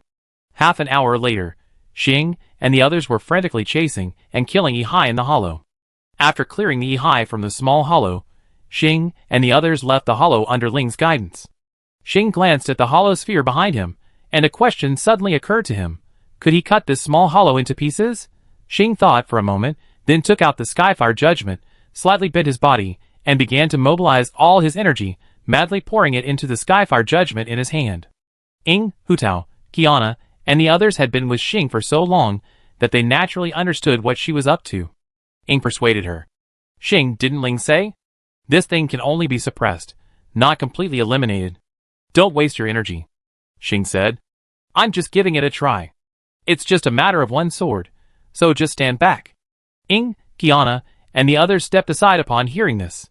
Ling watched the scene unfold through eyes. Honestly, she didn't hold out much hope. Holes, like things, were impossible to fix. Hu Tao warned from the side. Xing, be careful with your strength. A residential area isn't far away. Xing nodded, slightly slowing the speed of his energy infusion. A few seconds later, Xing shouted. Heavenly Fire Holy Judge. Unsheath. Xing slashed his sword upwards, a powerful flaming sword energy sweeping towards the small hollow. Soon, the two collided. The small hollow was like tofu being cut by a knife, easily bisected by the flaming sword energy. The small hollow still tried to heal, but the remaining flames from the flaming sword energy quickly burned, suppressing it. The flames burned more and more fiercely, as the hollow continued to try to heal its wound. Finally, the flames died down, and the hole healed successfully, though its area had shrunk to the size of a basketball. Xing sighed upon seeing this. You still used a little less force. A normal strike should have been enough. Lu Ying nodded. Well, you held back quite a bit in that strike. It wasn't even a normal strike. It seems this hole isn't unsolvable. Kiana nodded. Of course. Didn't you see Ahafa's video? The fight between Master Puni and Nanak was pure crit suppression. There's nothing unbreakable, it's just a lack of strength. If Master Puni were here, I imagine he'd be able to handle these holes with just a wave of his hand. Eula's mouth twitched. Of course. With Master Poni's help, who among us isn't under his protection now? By the way, weren't we planning to go visit Master Pony a while ago? He helped us check on our Pokemon training progress. Xing waved his hand, and the Skyfire Judge transformed into a streak of fire and returned to his storage ring. How about tomorrow? We go back and ask Master Pony if he's available. Lu Ying, Kiana, and Hu Tao thought it was a good idea. Ling on her side. She recorded the entire scene. The void. It truly could be completely eliminated. From what Xing had said, if she had just attacked normally, the void would have vanished. Ling was lost in shock, unable to extricate herself. Only Hu Tao's cry brought her back to her senses. Ling, quickly take this hall master back and give us directions. Ling regained her composure and guided IES, Xing, Ying, and Kiana back to the video store. Meanwhile elsewhere, in the Delta dungeon, Zhu was crawling through the darkness of the abandoned construction site outside the cement factory. After understanding the situation, he entered the Delta dungeon on Noel's recommendation to earn star coins. He was incredibly lucky, finding 2 small gold items in his first round, a Morix brand gold coin and a Funina pottery figurine. These 2 items combined were worth over 200,000 star coins. If he could get them out, he could go to Yun's shop and buy things. In their zero world, there was nothing that could be exchanged for star coins. He chose to crawl step by step to the evacuation point. It was quick. Once he crawled through the abandoned construction site, the West Highway evacuation point would be just ahead. Finally, after a few minutes, Zhu successfully made it through. He turned his head and glanced at the other side of the construction site. An elite force, seemingly from nowhere, was battling the human machines. He'd just been passing by when he was blasted with bullets. Luckily, he was lucky enough to escape with only a dozen points of health left. That's why he'd chosen to crawl through the abandoned construction site. He had no medicine or a safe, so any robot could kill him. Zhu glanced at the West Highway evacuation point and scurried over. At that moment, inside the West Highway evacuation point, Little Evil God lay on the ground with AG-18, waiting for anyone to evacuate. She developed this technique herself, accidentally discovering that using a level 3 bullet called RIP to hit the legs was incredibly effective. She checked the store again and saw that this G-18 could actually be loaded with this ammunition, and the pistol was surprisingly cheap. Little Evil God decided to give it a try, crouching at the evacuation point to see if he could catch anyone. Just as the Little Evil God was about to fall asleep from boredom, the sound of footsteps echoed, instantly perking him up and tensing him up. Soon, Zhu's figure appeared in the Little Evil God's sight. Yo haha. I didn't expect you're a newbie, and you don't even have a gun. Let me, the invincible, hot-tempered little devil, teach you a lesson. Remember to line up before entering the extraction point. Hey! The Little Evil God stood up, aiming his G-18 at Zhu and unleashing a burst of bullets. Zhu was startled instantly. Before he could react, he was back at the Special Services office. Evacuation failed filled his field of vision in bright red. Zhu recalled what had just happened. What the hell? How could there be such a CS? He's even capable of hiding at the extraction point. My 200,000 star coins. Soon, the Little Evil God emerged from the extraction point, only to see Zhu, who looked desperate. The Little Evil God chuckled and played with the figurine of Funina he had taken from Zhu. Oh my! This is so cool! I killed someone by surprise, and pulled a figurine of Funina from his bag, along with a Morix gold coin. So happy. Zhu heard this. Great. It's you? You're really cunning. You even figured out this tactic of squatting at the respawn point. The Little Evil God put away the Funina figurine. Hee hee. I can't help it. I'm an invincible, irritable little devil. As a devil, it's only natural to do wicked things, right? The Little Evil God, seeing Zhu's pitiful appearance, bought a chest mount, a quick-release surgical kit, and a blood-replenishing needle from the trading house. Seeing how pitiful you are, this is enough compensation for me. You probably don't have money for medicine right now, right? Take it. Zhe wasn't really angry. It was just a game. He lost because he wasn't as skilled as his opponent. Squatting at the respawn point was also a tactic. He blamed himself for being too impatient. He should have observed more carefully. Chapter 510. Zhe took the simple chest mount from the little evil god. Wait! You better not run into me this round. You'd be a fool not to take advantage of an opportunity. He really didn't have any star coins to buy medicine. Entering a map without medicine was truly frustrating. Vision was blurry, movement was slow, and having to keep an eye on the bots around him was truly exhausting. Zhe donned the chest mount, clicked the start button, and began a new round. The little evil god chuckled, sold the Funina figurines and Morix gold coins, and fled with over 200,000 star coins. Hey, I made a fortune today, let's go spend it. I'm going to open a trash can scratch off. I thought about it before, but I just didn't have the star coins. It was noon. In the kitchen, it was almost 11 o'clock, and Xiangling, Thor, Ikefai, and Guoba hadn't prepared the food yet. The little evil god collapsed on the floor, tears streaming down her face. Xiangling, Ikefai, and Thor were trying to comfort her. The little evil god cried so hard that the floor was soaked. Wow, wow, wow! I'm so miserable. My star coins. The star coins I worked so hard to earn. Wow, wow! Xiangling sighed. Ah, who told you to play the trash can scratch-off lottery? The chances of winning are incredibly low. Look at Xing, he's played millions, and hasn't seen many wins. Ikefai consoled him. Okay. We won't play anymore. Don't cry. Go take a break this afternoon, and we take care of lunch. The little evil god shook his head. No! I want to play. Xiangling felt a little helpless. But you have to spend a lot of star coins. The little evil god remained stubborn. I want to play. I was just unlucky this time. I have a feeling. I definitely ship out next time. Look at the pattern of my shipments this time. Each one is more valuable than the last. This is a good sign. Noel, standing by, glanced at the items the little evil god had laid out on the floor. From left to right, a tissue, a toothbrush, a washcloth, an apple, a banana. A total of 20 items, all worth no more than 1 star coin. They're indeed getting more expensive, right? Not much more. Noel had a feeling that at this rate, the little evil god wouldn't ship out any more unless he lost a few 100 million star coins. Xiangling, Ikefai, and the others heard. Yen was speechless for a moment. Forget it, no need to persuade them anymore. Let's prepare the food first. The little evil spirit had regained his fighting spirit after his self-brainwashing. He had recovered, washed his face and hands, and joined the group preparing lunch. Xing, Hudao, Ling, and the others who had been out returned to the train. The people in the Delta dungeon had also finished their games and returned to the restaurant to prepare their meals. Ling and Zhe met up, and Ling told him how Xing had nearly annihilated the Hollow with a single blow. Zhe was remarkably calm after hearing this, not surprised at all. Okay, I see. It's normal. With Xing and the others' strength, I'm not surprised they could do that. Ling was a little surprised. Huh? Aren't you shocked, brother? Zhe shook his head. No, Noel just briefed me on the situation in this world. With Xing's strength, if she unleashed her full force, she could wipe out the entire planet we live on. Xing's strength is immense, and she's constantly growing stronger, at a very rapid rate. Ling's eyes lit up at the words. Oh! I didn't expect Noel to tell you so much. Zhe nodded slightly. Yes, Noel is a very reliable person.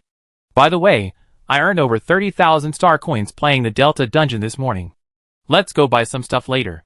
Let's see how amazing Yiyun's stuff is. Ling's delight was instantly palpable upon hearing this. Wow! Brother, you're amazing.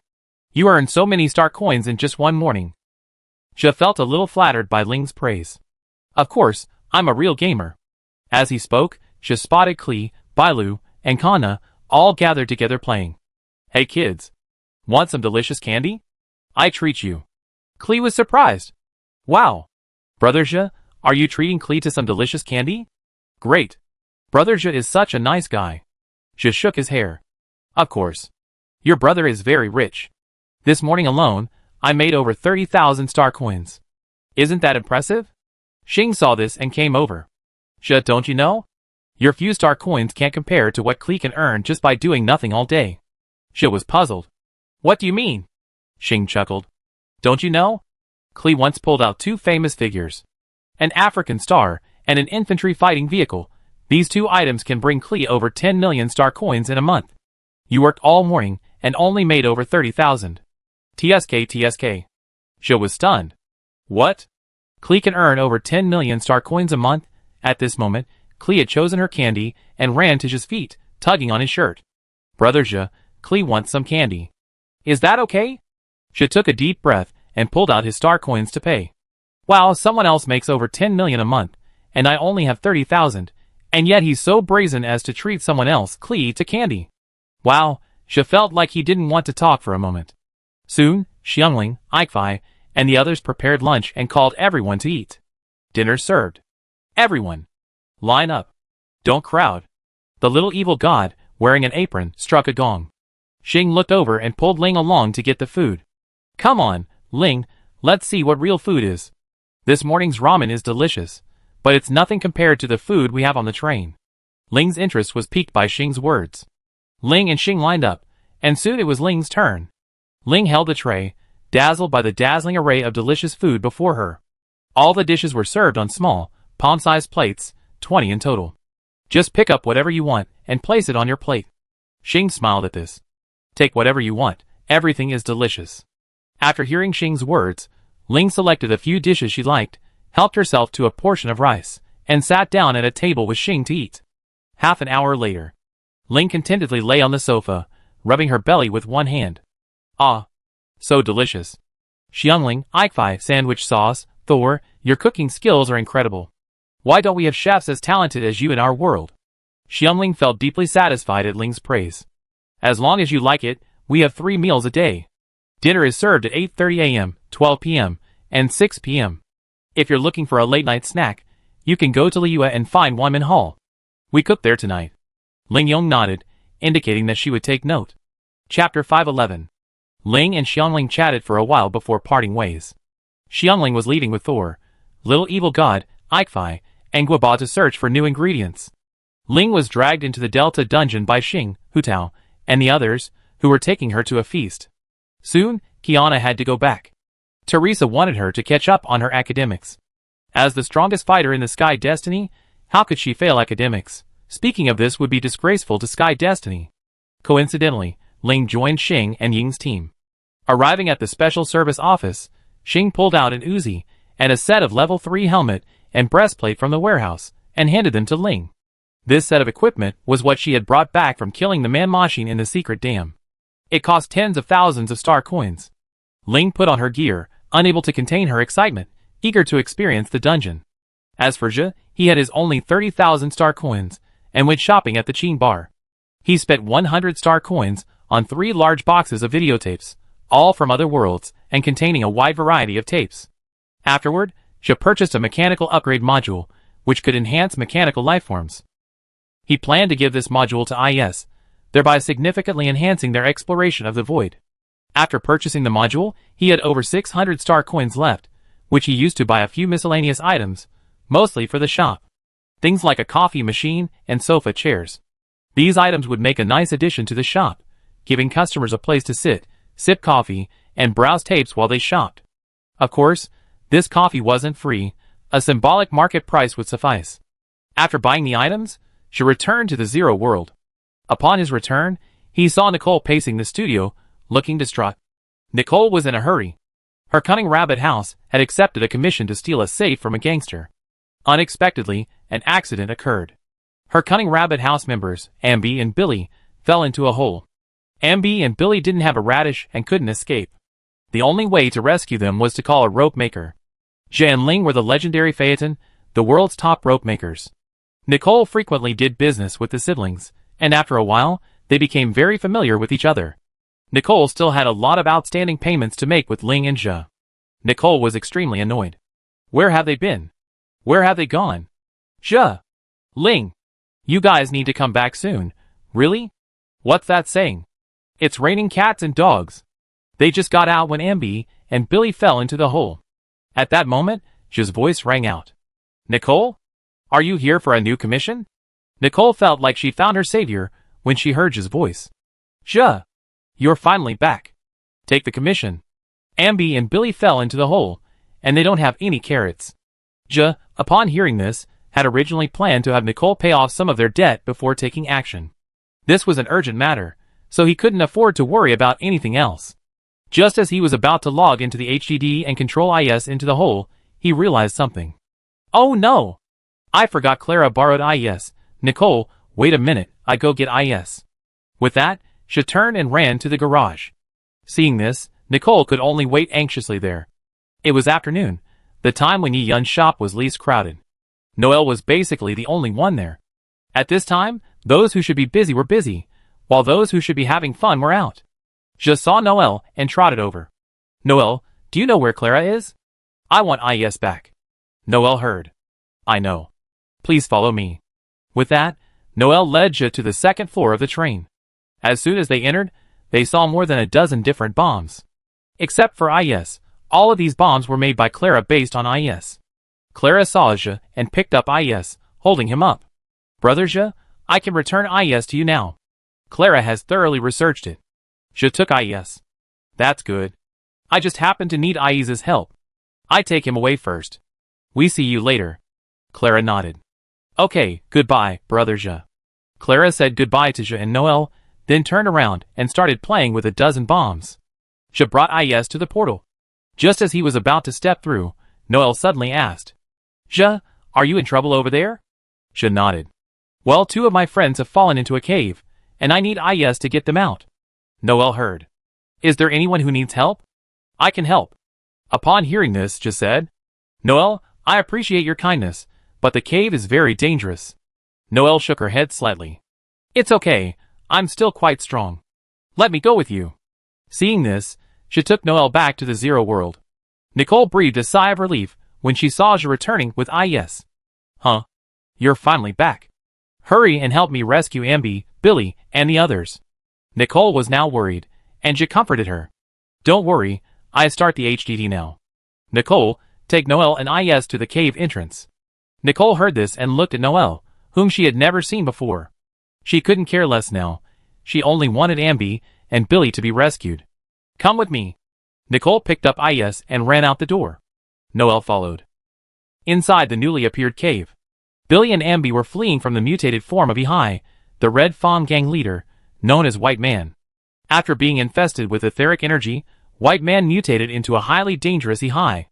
Ambi and Billy tried to defeat him once. Unfortunately, their attack was ineffective. The Ihai transformed from White Man was highly active and quickly recovered. Ambi and Billy had no choice but to retreat. Fighting head-on was no solution. They fled, finally escaping White Man pursuit for a while.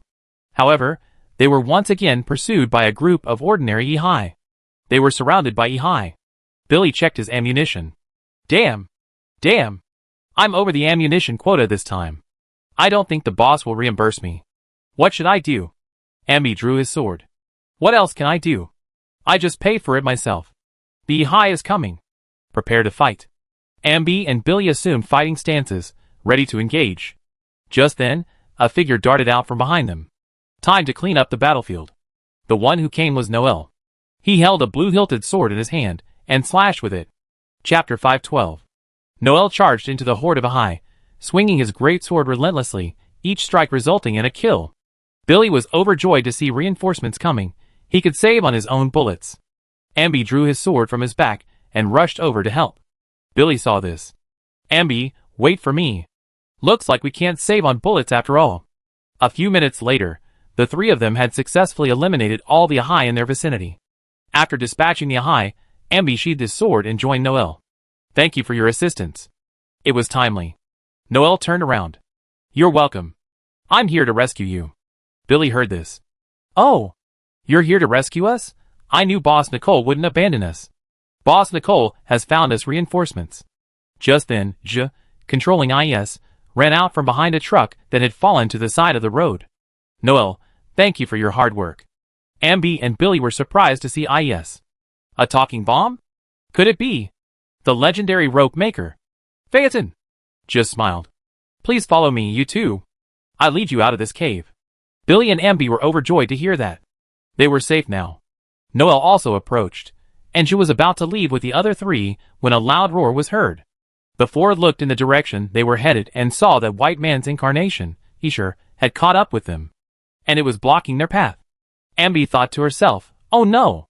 We were just being held back by those Isher, and now it's caught up with us. Noel drew out his ornate greatsword and said, please stand back. Leave the rest to me.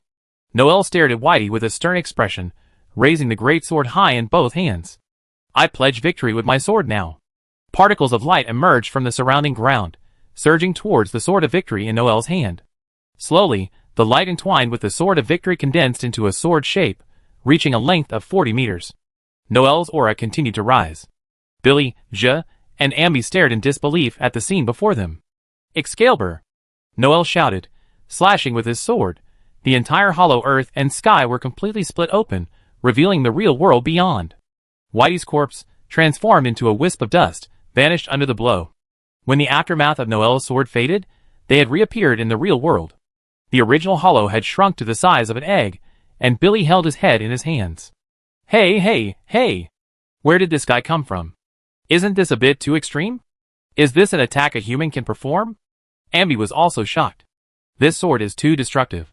Je was also surprised. Noel, are you really that strong? Who told me yesterday that she was just an ordinary clerk? It's you, right? It must be you, right? Noel? Je asked anyway. Noel, your strength. Noel explained. This sword is a gift from the store manager. He also gave me a secret manual that allowed me to learn the corresponding sword moves. Je heard this. Is that so? That's all right then. Je looked around. He didn't need to lead the way anymore. The hole had almost disappeared. The four of them then returned to the video store. Noel said goodbye to Je after returning. Je, Ambi, Billy, and Nicole, I'm going back now. See you later. Noel walked towards the garage and returned to Yi Yun's store through the portal. After Noel left, Nicole grabbed Je and asked her question. She? Who is she? Where did you find someone so powerful? Je patted Nicole's hand, which was gripping his collar. That's a long story. Nicole was a little impatient. Let's cut to the chase. Je pondered for a moment. Ling and I happened to meet a big shot from another world. He gave me a portal through which we could travel to that world. And Noel is that big shot's clerk. Ambi, Billy, and Nicole exclaimed in unison. Another world? Je nodded. Yes, an other world. Ling and I aren't the only ones there. There are several other people from other worlds. Noel wasn't from the same world as that big shot before. She became his clerk after traveling to his world. Nicole asked. Can we go there? Je nodded. Sure, you guys want to go? Nicole nodded. Aren't you talking nonsense? Of course we want to go there, to another world. Je thought about it and agreed. Then let's do it later. Now that you're there, Noel's the only one there. After 5 p.m., I take you there for dinner. They have an amazing chef. Upon hearing this, Ambi's eyes lit up, and she asked earnestly, How are the chef's burgers? Ambi looked at Je with anticipation. Je scratched his head. I don't know about that. I only had their cooking this afternoon. I think, with their cooking skills, a burger would be incredibly delicious, right? Ambi's eyes sparkled. Nicole then asked about her concerns. How much does it cost to eat there? Since they're a chef, it must be expensive, right? Je raised his index finger and shook it. Everything there is free. You don't have to pay a penny. Nicole was stunned. What? There's such a good deal? You can actually eat a chef's meal for free, Je. Please take me there later. Je nodded. Okay, so what do we do next? Do you want to stay in the shop or come back later? If you're in the shop, I have a small favor I can help you with. Nicole heard this. Let's just stay in the store. Running around is a hassle. Je heard this and took out the things he bought from Yi Yun's shop. Here, I got some goods. Help me arrange them. I'm planning to decorate the store. Billy took a look. Wow. So many videotapes. Let me see. Wow, all of them I haven't seen yet. Manager, can I rent a few? Je nodded. Sure. Please put these on the shelves for me. Remember to sort them. Over to you, Billy. Billy saluted. Leave it to me. Je then took out other small items, vases, paintings, and the like. Nicole, Ambi, these are yours. Nicole smiled. Since we're so familiar with each other, I won't charge you a commission. Logically, if you want us at Cunning Rabbit House to do something, you have to pay a commission. Chapter 513. Je said nothing, simply paying out the bill for the rabbit house. Nicole watched with trepidation. This was not the right way to pay. Nicole grabbed his hand. If we don't pay the bill, we can still be friends. Isn't it just a small favor for you, Ambi? Get to work. Nicole picked up an oil painting, hoisted it onto her shoulder, and called Ambi to work. Ja, on the other hand, went to the door and placed 2 double-seater sofas and a parasol there. Effortlessly, an outdoor booth appeared. Ja had originally wanted to put it inside the shop, but the space inside was too small to accommodate the booth. So, Ja placed it outside, leaving the empty space at the doorway perfect for the booth. After finishing the booth, Ja took out the coffee machine, placed it on the cash register, and taught number 18 Bomb how to use it. From now on, the shop would have another source of income. The 4 of them worked all afternoon, finishing up the shop. Ja clapped his hands, looking at the vastly improved interior with great satisfaction. Done, we be open for business soon. Billy approached, holding a videotape. Manager, rent me this for 2 days. Ja glanced at the title of the tape in Billy's hand, Galaxy Mecha Riders. Ja extended his right hand and rubbed his index finger and thumb together. Pay first. Billy took out the Denny and handed it to Ja, then put the tape in his pocket. Ambi checked the time. It was almost 4:30 p.m. Manager, can we go over? It's only half an hour until 5 p.m. Ja heard this. Let's go now. I can even take you to a Delta dungeon to earn some star coins. Nicole heard this. Dungeons? Earn some star coins? Ja nodded.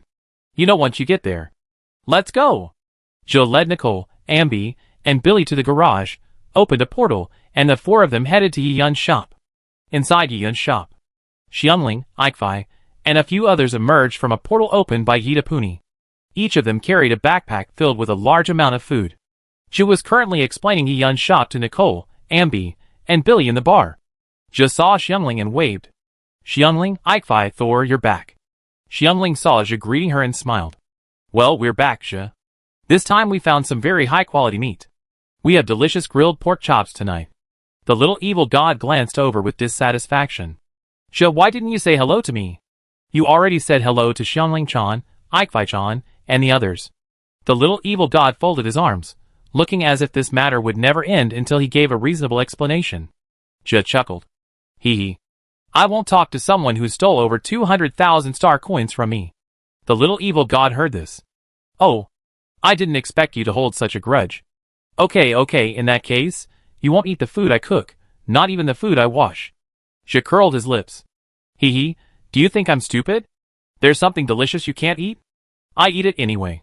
The little evil god was furious. Wow. You're pissing me off. You won't get to eat any food. I'm telling you. I'm serving food today. Just watch my hand shake and it'd be over. Ja was scornful. Oh my. I didn't expect your hands to start shaking at such a young age. TSK.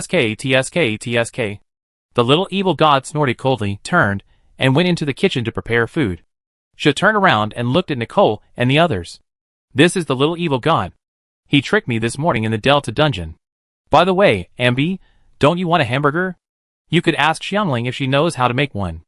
Ambi glanced at Xiangling, a little embarrassed. Well, I don't know her yet. Ja smiled. Why don't you go get to know her now? Nicole nudged Ambi. Go ahead, Ambi. Just meet new people. Nicole nudged Ambi, and Ambi took a few steps toward the kitchen. Seeing this, Ambi mustered her courage and went to the kitchen. Xiangling smiled and greeted Ambi. Friend, what can I do for you? Anbai heard.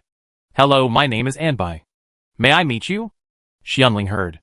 Hello, Anbai, my name is Xiangling. Nice to meet you. Are you from Just World? Anbai nodded. Yes, the store manager brought us here. Xiangling was a little confused. Store manager? Does you also own a store? Anbai nodded. Yes, the store manager runs a video store and makes money renting out videotapes. Occasionally, he also takes on commissions from rope makers. Xiangling heard. Oh, videotapes. I saw them on my phone, but I haven't tried them yet. I go check them out when I have time. Anbai said. Okay, I be your guide then. Xiangling nodded happily. Ambi, why don't you stay for dinner later? We have some super delicious steak tonight. Ambi nodded, thought for a moment, and asked. Xiangling, can you make hamburgers? Xiangling heard this. Hamburgers? They're so simple. Do you want one? I can make it for you with this steak. How about that? Ambi's eyes lit up. Okay. Thank you, Xiangling. You're such a nice person. Xiangling smiled. It's okay, it's okay. Please sit down for a while. Ambi nodded and returned to Nicole, Billy, and Jia. Nicole smiled. How's it going, Ambi? Is making new friends going well? Ambi nodded. Yeah. It's going very well. Xiangling is very nice and gentle. She promised to make me a burger. I'm looking forward to it. Jia heard this. That's fine. We still have time. I take you to the Delta Dungeon for some fun. Did you find anything you've been eyeing? Going to the Delta Dungeon lets you earn star coins, which you can use for shopping. Nicole was surprised. Of course. Take us there. I want to buy that handheld laser cannon I just saw. With that thing, why would I need to be afraid of E-High? Absolutely not. Jia thought for a moment. If I remember correctly, the full name of that laser cannon is the Particle Handheld Laser Cannon, and it costs 500,000 star coins. Its power should be enough to instantly kill a high-risk E-High. Billy was also excited. Manager, take us there quickly. My dual guns are thirsty. Jia, taking Nicole, Billy, and Ambi through the dungeon portal, entered the Delta Dungeon Special Services section. As soon as Jia entered, he saw Xing, Ling, and Ying. Ling waved happily at Jia. Brother. Jia looked over and saw Ling wearing a level 4 suit and clutching a partially modified M14. This outfit alone was worth nearly 1,000,000 star coins. Chapter 514. Jia was shocked to see Ling's equipment. Ling, what about your equipment? Ling happily pointed at Xing and Ying. My helmet and armor were donated to me by Xing and Ying. I bought this M14 with my own money. I originally used the M16A for the Kiana left me. Brother. This gun is amazing. It destroys level 4 armor in seconds. Zhongli, Jingyuan, and Walter, who had just evacuated, happened to overhear Ling's words. Walter said, this marksman rifle, called the M14, is excellent in all aspects.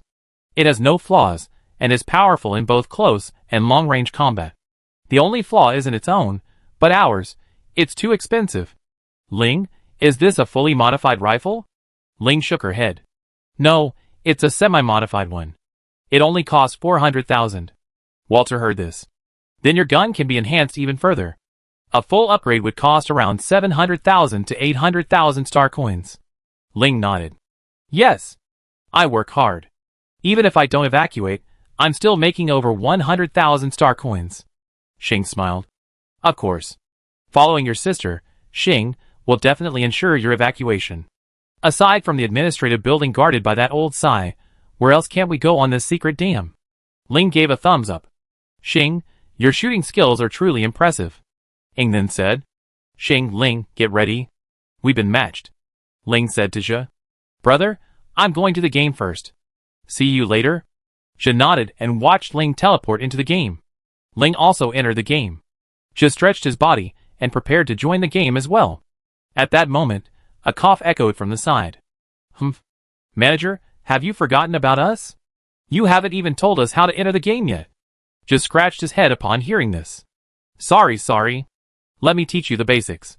Jia spent a minute explaining the basics of the Delta Dungeon to Nicole, Billy, and Ambi. Afterward, the four of them simultaneously clicked to enter the game.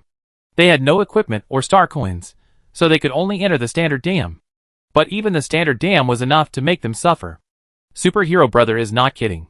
Inside Ampharos, Bai, Xiaodia, and T accompanied Feng Jin to the highest point of Ampharos. Now, all the flames had been returned to their positions. Only the sky and Fuchsia flames remained to return to the creation vortex. Feng Jin was nervous. It was finally her turn to embark on the path of inheriting the flames. Seeing Feng Jin's nervousness, Xia Dai stepped aside and gently patted her shoulder. Feng Jin, don't worry. With everyone here with us, we definitely return victorious from this expedition, Bai continued. That's right, don't worry, Feng Jin, Tian said with a smile. Little Feng Jin, don't be afraid. We be with you. A secret for you. Mr. Puni is watching right now. I secretly contacted him last night. He back us up if the situation calls for it. So let's put our hearts, which are beating with nervousness, fear, and worry, at ease. Feng Jin felt much more relaxed after hearing the three people's words of comfort, especially Tian's final words. Wouldn't that be too much trouble for Mr. Puni? Tian smiled and shook her head. I asked Mr. Puni, and he's free today. A certain white-haired star god. How rare. How rare. That unlucky fellow didn't come to pick a fight with me today. Ah. So time without fighting can be so blissful? It's so blissful. Then, Feng Jin used the secrets of the Sky Clan to open the Rainbow Bridge to the sky. The four of them stepped onto the Rainbow Bridge and ascended. Unbeknownst to them, after they reached the bridge, Ligus appeared in their place. The fire of the sky is about to return. It's almost time to return to the world. Almost there, almost there. As soon as Ligus finished speaking, a wave of energy descended from the sky. I got you.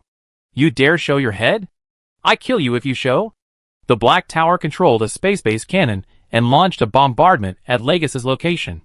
Black Tower, Screwgumu, and Wanmei were sent by the train to Omphalos to search for March 7. They had deployed numerous space-based artillery within Omphalos, ready to strike and annihilate Ligus upon sighting him. This guy was clearly no good, he must be eliminated. Lagus's true form roared once more. Are you three done yet? You're just targeting me, aren't you? Just wait. Wisdom will eventually fall. Soon. Soon. Lagus's only wish now was for the Iron Tomb to emerge quickly. That way, the Lord who targeted Wisdom would be restored, and he would no longer be bullied by these three members of the Genius Club. Unbeknownst to him, behind him, a pair of eyes opened, glanced, and then closed again. Above the sky, Feng Jin, Bai Xia Dai, and Tian had already reached the territory once belonging to the Sky Clan. The four continued to decipher the code, advancing forward. Finally, they stood before the Sky Titan, challenging him. Xia Dai gazed at the Sky Titan and reached out, drawing her scythe. Everyone, please stand back. I handle the rest. Xia Dai looked up at the Sky Titan, and a burst of purple energy suddenly erupted from behind her. When the energy dissipated, a pair of black wings appeared behind Xia Dai. This was a power bestowed by Hades' godhead, which allowed him to summon these wings and grant him the ability to fly. Xia Dai flapped her wings and soared, charging towards the Sky Titan at breakneck speed.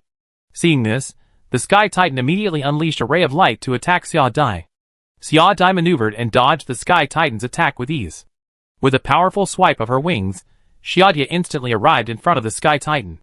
Her massive scythe slashed across, leaving a dark wound across the Sky Titan's body. The Sky Titan attempted to strike back, but Xia Dai's scythe frantically gathered dark energy. Xia Dai stared intently at the Sky Titan, finally muttering something. Return to the underworld, King of the Sky. Xia Dai's figure flashed by, and a massive black slash struck the Sky Titan, bisecting it.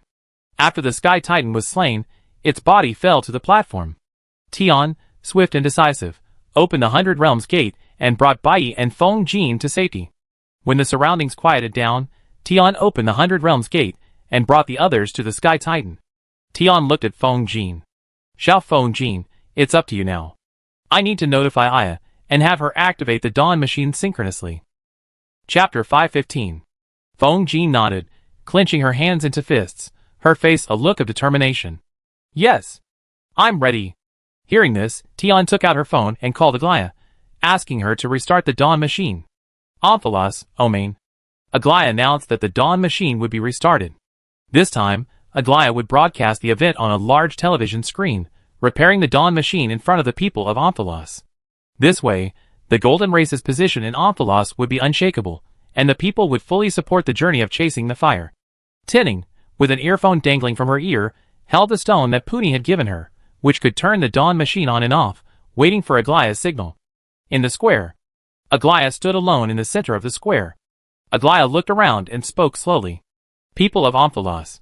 Today, I have two pieces of good news for you. Aglaya's words sparked speculation. Good news? Is it about tax cuts? Possibly. I heard some time ago that some transaction taxes would be reduced. That's great. Wouldn't that mean we could spend less on our purchases? Why would reducing transaction taxes mean we spend less? Fool, do you think merchants will pay the taxes themselves? They definitely pass the fees on to the buyers, so they can earn more. Oh, then that's a good thing indeed. I think it might be about clothing orders. Lord Aglaya has recently issued many orders to various garment workshops in Omain, and they made a lot of money. That's possible. Maybe there's a big order this time? Do you think it could be about the Dawn Machine? Dawn Machine? That thing was left behind by the Titans. How can it be fixed just like that? Yes, I admit the Goldens are very capable and can repair the Dawn Machine, but not so quickly. That's right. Aglaya listened to the discussions around her and shared the two pieces of good news. Everyone, The first piece of good news is that the four Goldens, Bai, Xiaodia, Feng Jin, and Tian, have already set out to reclaim the Sky Titan Spark. We just received news that they defeated the Sky Titan. Feng Jin is now receiving the Sky Titan Spark. So, our pursuit of the Spark has taken another major step forward. The people of Omphalos rejoiced upon hearing this. Great. Another Golden has inherited the Titan Spark and become a demigod. Now, the future of Omphalos will be even brighter. The lives of ordinary people like them will also be more stable. Well done. You're worthy of the Golden Line. Great. I didn't expect Miss Feng Jin to inherit the Sky Titan's flame. Miss Feng Jin is a kind person. As a healer, she has saved many lives. After a moment of discussion, the crowd quieted down, and Aglaia announced the second piece of good news. Aglaia spoke slowly. The second piece of good news is that we repaired the Dawn Machine. You will all be bathed in light once again. As soon as Aglaia finished speaking, Tinan, hiding in the shadows, pressed a button, activating the Dawn Machine. The Dawn Machine resumed operation, and Omphalos, which had been twilight for a long time, became sunny once again. The people of Omphalos erupted in cheers upon seeing this. In the Yunshire market, many people took to the streets to celebrate the repair of the Dawn Machine. Some played guitars, others danced in groups. The entire city of Omphalos was suddenly filled with laughter and joy. From this moment on, no one supported the Senate anymore. Everyone became a supporter of the Fire Chaser. Saphir pulled up a recliner and lay on the small balcony on the second floor. She pulled out a bag of dried fish, tore open the package, and began to eat. As she ate, she admired the dancing below. Wandi, sitting on the city wall at the gate, glanced back at Oma, who seemed to be celebrating, then silently turned back to continue his surveillance outside the city. He returned to the train. Ja, Nicole, Billy, and Ambi left the dungeon and returned to Yiyun's shop. It was already 5:30 p.m., and the meal would be served in about half an hour. At that moment, Yiyun's restaurant was filled with the aroma of delicious food. Paimon and Meline frantically wiped their saliva with tissues. Nicole clapped her star coins in her hands, extremely happy. Hee hee. It's still our cunning rabbit house. The three of us earned 200,000 star coins in just one afternoon. How much did you make? Hee hee. Not even 50,000, right? Chuckled. Sorry, I don't talk to people who only play Pooba. I'm playing on the secret difficulty level right now. Nicole was puzzled when she heard this. You're playing Secret Dam? Where did you get the money to buy the gear? She gave a mysterious smile. I won't tell you that. It's my secret. Ja, of course, wouldn't reveal it. He only got to play Secret Dam thanks to Ling's financial support. Ling gave him an AK worth 120,000, and with a level 3 suit, it barely made up enough for the battle. How could he possibly tell someone about this? He only got into Secret Dam thanks to his sister's support. If he told them, he completely lose face. Although he didn't win much in this round, earning only 60,000 star coins. There was nothing he could do. The bots in Secret Dam were incredibly powerful. He couldn't do anything. He was lucky to have made it out alive. After handing in his earned star coins, Anbai ran to find Xiangling. Xiangling. Xiangling heard Anbai calling her, and turned to look at her. It's you, Anbai. How was the game? Was this Delta dungeon fun? Anbai nodded. It's fun, but being constantly hunted by bots is frustrating, and I don't have any weapons, Xiangling consoled. It's okay, everyone's been there. When you have enough star coins, you can buy equipment and enter the map. Then you won't have to worry about bots anymore. Except, of course, for old Sai, he's a pervert. Ikefai then brought a plate with a freshly baked burger on it. Ambi, you're back just in time. Your burger is ready. Try it. Xiangling fried the patty, and I taught Thor how to make the bun. Try it. Ambi's eyes lit up at the sight of the burger, and she exclaimed, Wow! This burger looks delicious. Xiangling smiled. I marinated the patty with julienne peppers. It might be a little spicy. Chapter 516. Ambi took it, and couldn't help drooling at the aroma of the burger. This burger was far superior to her usual burgers. The bun, patty, and accompanying vegetables were all top-notch ingredients. When it comes to burgers, the taste really depends on the ingredients and the marinade. Like the burger restaurants in the Zero Zone, because they're in a post-apocalyptic world and supplies are extremely scarce, they mostly use industrialized ingredients. The burgers at Anbai's favorite burger restaurant had a ridiculously low meat content in their patties, and were even flavored with meat essence. Can I eat now? Anbai looked up at Xiangling and asked. Xiangling smiled. Of course, this burger is made just for you. If you want a burger in the future, just let us know, and we can make one for you. It's very simple. Ambi heard this. Xiangling. You're such a good person. Xiangling smiled. You eat first. I'm going to cook. Ambi nodded emphatically, taking the burger and sitting down next to Nicole and Billy. As soon as Ambi brought the burger over, Nicole's nose was hit with a rich aroma of chili peppers, mixed with the alluring aroma of meat. Nicole knew it was delicious the moment she sniffed it. Ambi sat down and took a big bite of the burger. So delicious. Nicole, seeing how happy Ambi was eating, felt too embarrassed to ask for more. She could only rub her stomach and check the time. Hold on a little longer, it would be time to eat soon. Just then, Xing, Ling, and Ning emerged from the Delta dungeon. Ling saw Zhe and happily trotted over. Brother! Look! Zhe looked over and saw Ling holding a pocket watch. What's this? Zhe asked, puzzled. Ling smiled. This is Watchboy's pocket watch. I opened the big safe and found it. A red item. It earns me 230,000 star coins every month. How's that? Zhe was shocked. A red item? Zhe was completely stunned. He felt like the Delta dungeon was targeting him. Aside from 2 gold items in the first game, he hadn't gotten any gold items in other matches. He couldn't even imagine getting red items. Although he was speechless, just smiled. Congratulations, Ling. Ling chuckled. Xing and Ning are so good. They got me into the administration building. If I had gone alone, I wouldn't have dared. Nicole looked at the Watchboy's pocket watch in Ling's hand with envy. If only I had my own pocket watch. I could earn 230,000 star coins just by lying around for a month. Nicole has decided to spend the entire night playing the Delta dungeon with Ambi and Billy. Forget the red items. We're going to have to get some gold items. As dinner time approaches, more people are filling up Yiyun's shop. Zhe, Nicole, Ambi, and Billy are chatting with Yiyun. Mr. Yiyun, these are my friends, Nicole, Billy, and Ambi from Cunning Rabbit House. Nicole greeted with a smile. Hello, Yiyun. I'm Nicole, the boss of Cunning Rabbit House. If you have any requests, come to us. We guarantee you be satisfied. Yiyun smiled upon hearing this. Are you sure you want to take my commission? Nicole patted her chest. Of course. As long as the money's in place. Yiyun, upon hearing this, decided to play a prank on Nicole. Well, I've been getting irritated with this guy named Nanook lately. How about you help me take care of him? Nicole heard this. You really have a commission? This commission. Before Nicole could finish her sentence, Ling covered her mouth and pulled her aside. Ling smirked at Yiyun.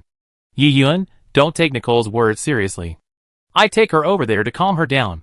Ling pulled Nicole aside, and Nicole reached out to pry Ling's hand away from her mouth. Ling, what are you doing? I'm about to get a big commission. You have to pay me. Ling rolled her eyes at Nicole speechlessly. Nicole, you have to thank me. If I hadn't stopped you, you have to pay the penalty. Do you know who Nanook is? Nicole heard Ling's tone, and Nanook sounded very powerful. Who is Nanook? Ling sang out of breath. Star God. This world's destroyer. A being who can crush a planet with a flick of his finger. If you accept this commission, you have to pay the penalty. Nicole was stunned when she heard this. Ah? Is that so? Oh. That was a close call. You almost had to pay. Ling folded her arms. So when are you going to treat me to dinner? I just saved your life, Nicole said. Right now. I treat you to dinner at Yiyun's. I get you the food later. Ling was speechless again. It was incredibly difficult to get Nicole to pay. Even on the other side, Kiana finally finished her makeup classes and was released by Teresa. Kiana floated out of the portal, looking half dead. Yes, she floated. Kiana's steps were so unsteady that it looked as if she were floating. Kiana floated to the sofa and fell face first onto it. The force of the impact sent Kana and Bailu, who were sitting on the sofa playing with a flipping tether, flying up. The 2 little ones flew up and down again. Kana glanced at Kiana in confusion. Seeing this, Bailu dragged Kana to another sofa to continue playing with the flipping tether. Xing took a sip of her ice cola. What's wrong with you, Kiana? Kiana's eyes were dead. Don't mention it. I had to make up for classes all afternoon. Not a single minute's break. I was so miserable. Ing could empathize. She'd been through a similar time before. TSK. That's pathetic. We still have to make up for it. We had so much fun playing Delta this afternoon. We won every round. Kiana felt even more unbalanced upon hearing this. Wow. I don't want to be the Destiny's #1 Valkyrie anymore. I don't want to make up for it. I want to play Delta. Ah. I'm addicted to Delta. Klee ran over and patted Kiana's head.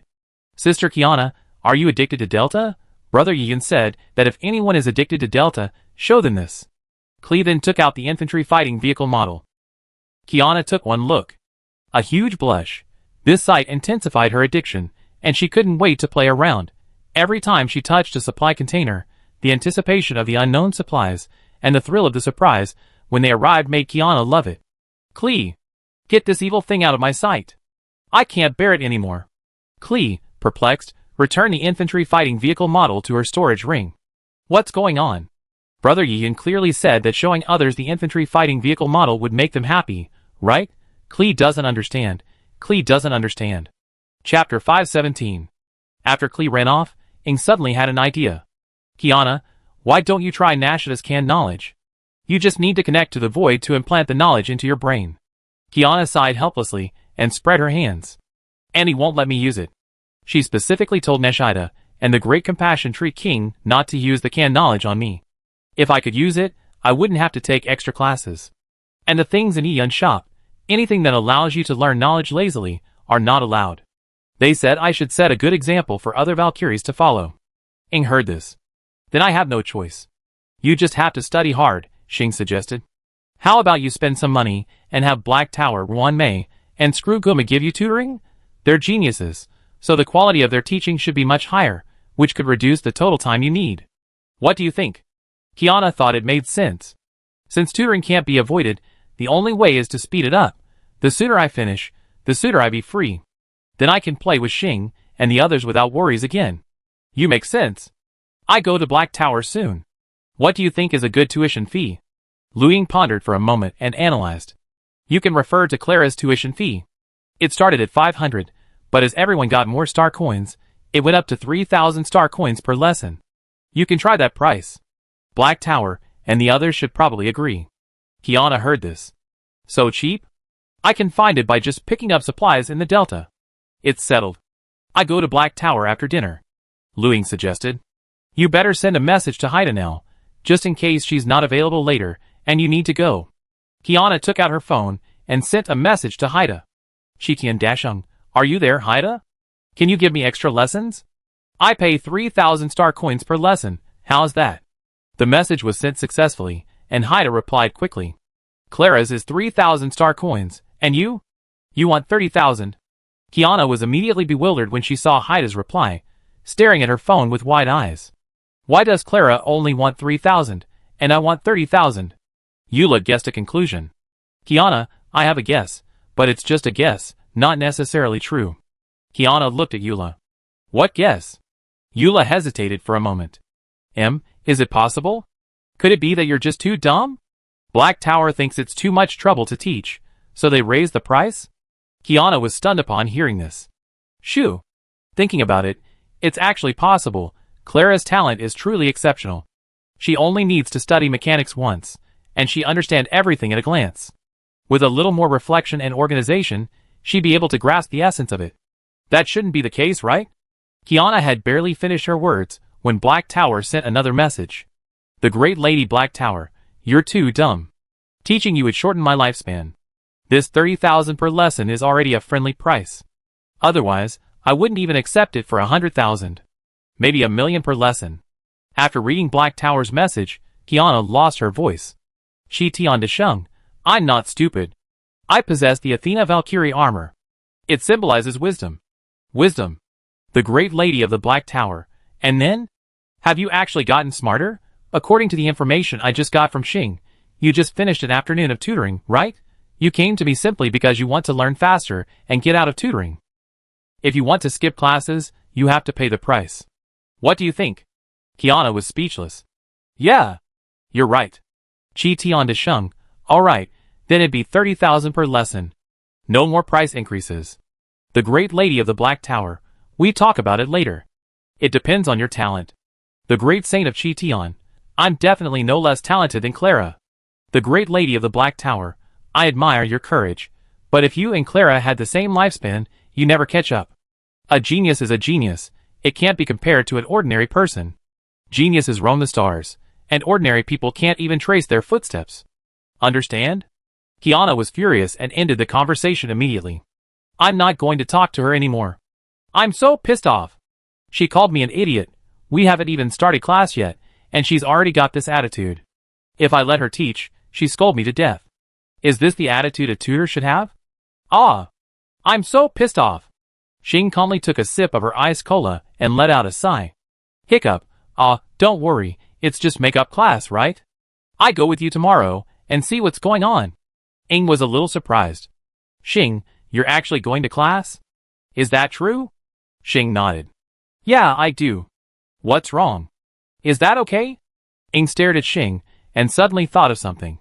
Xing, you never been to school? Xing shook her head. I think I did, but I don't remember it. I'm so educated, how could I not have attended classes? Ing was speechless. 66, she thought, you're indeed educated, but you're a little eccentric, like digging into trash cans.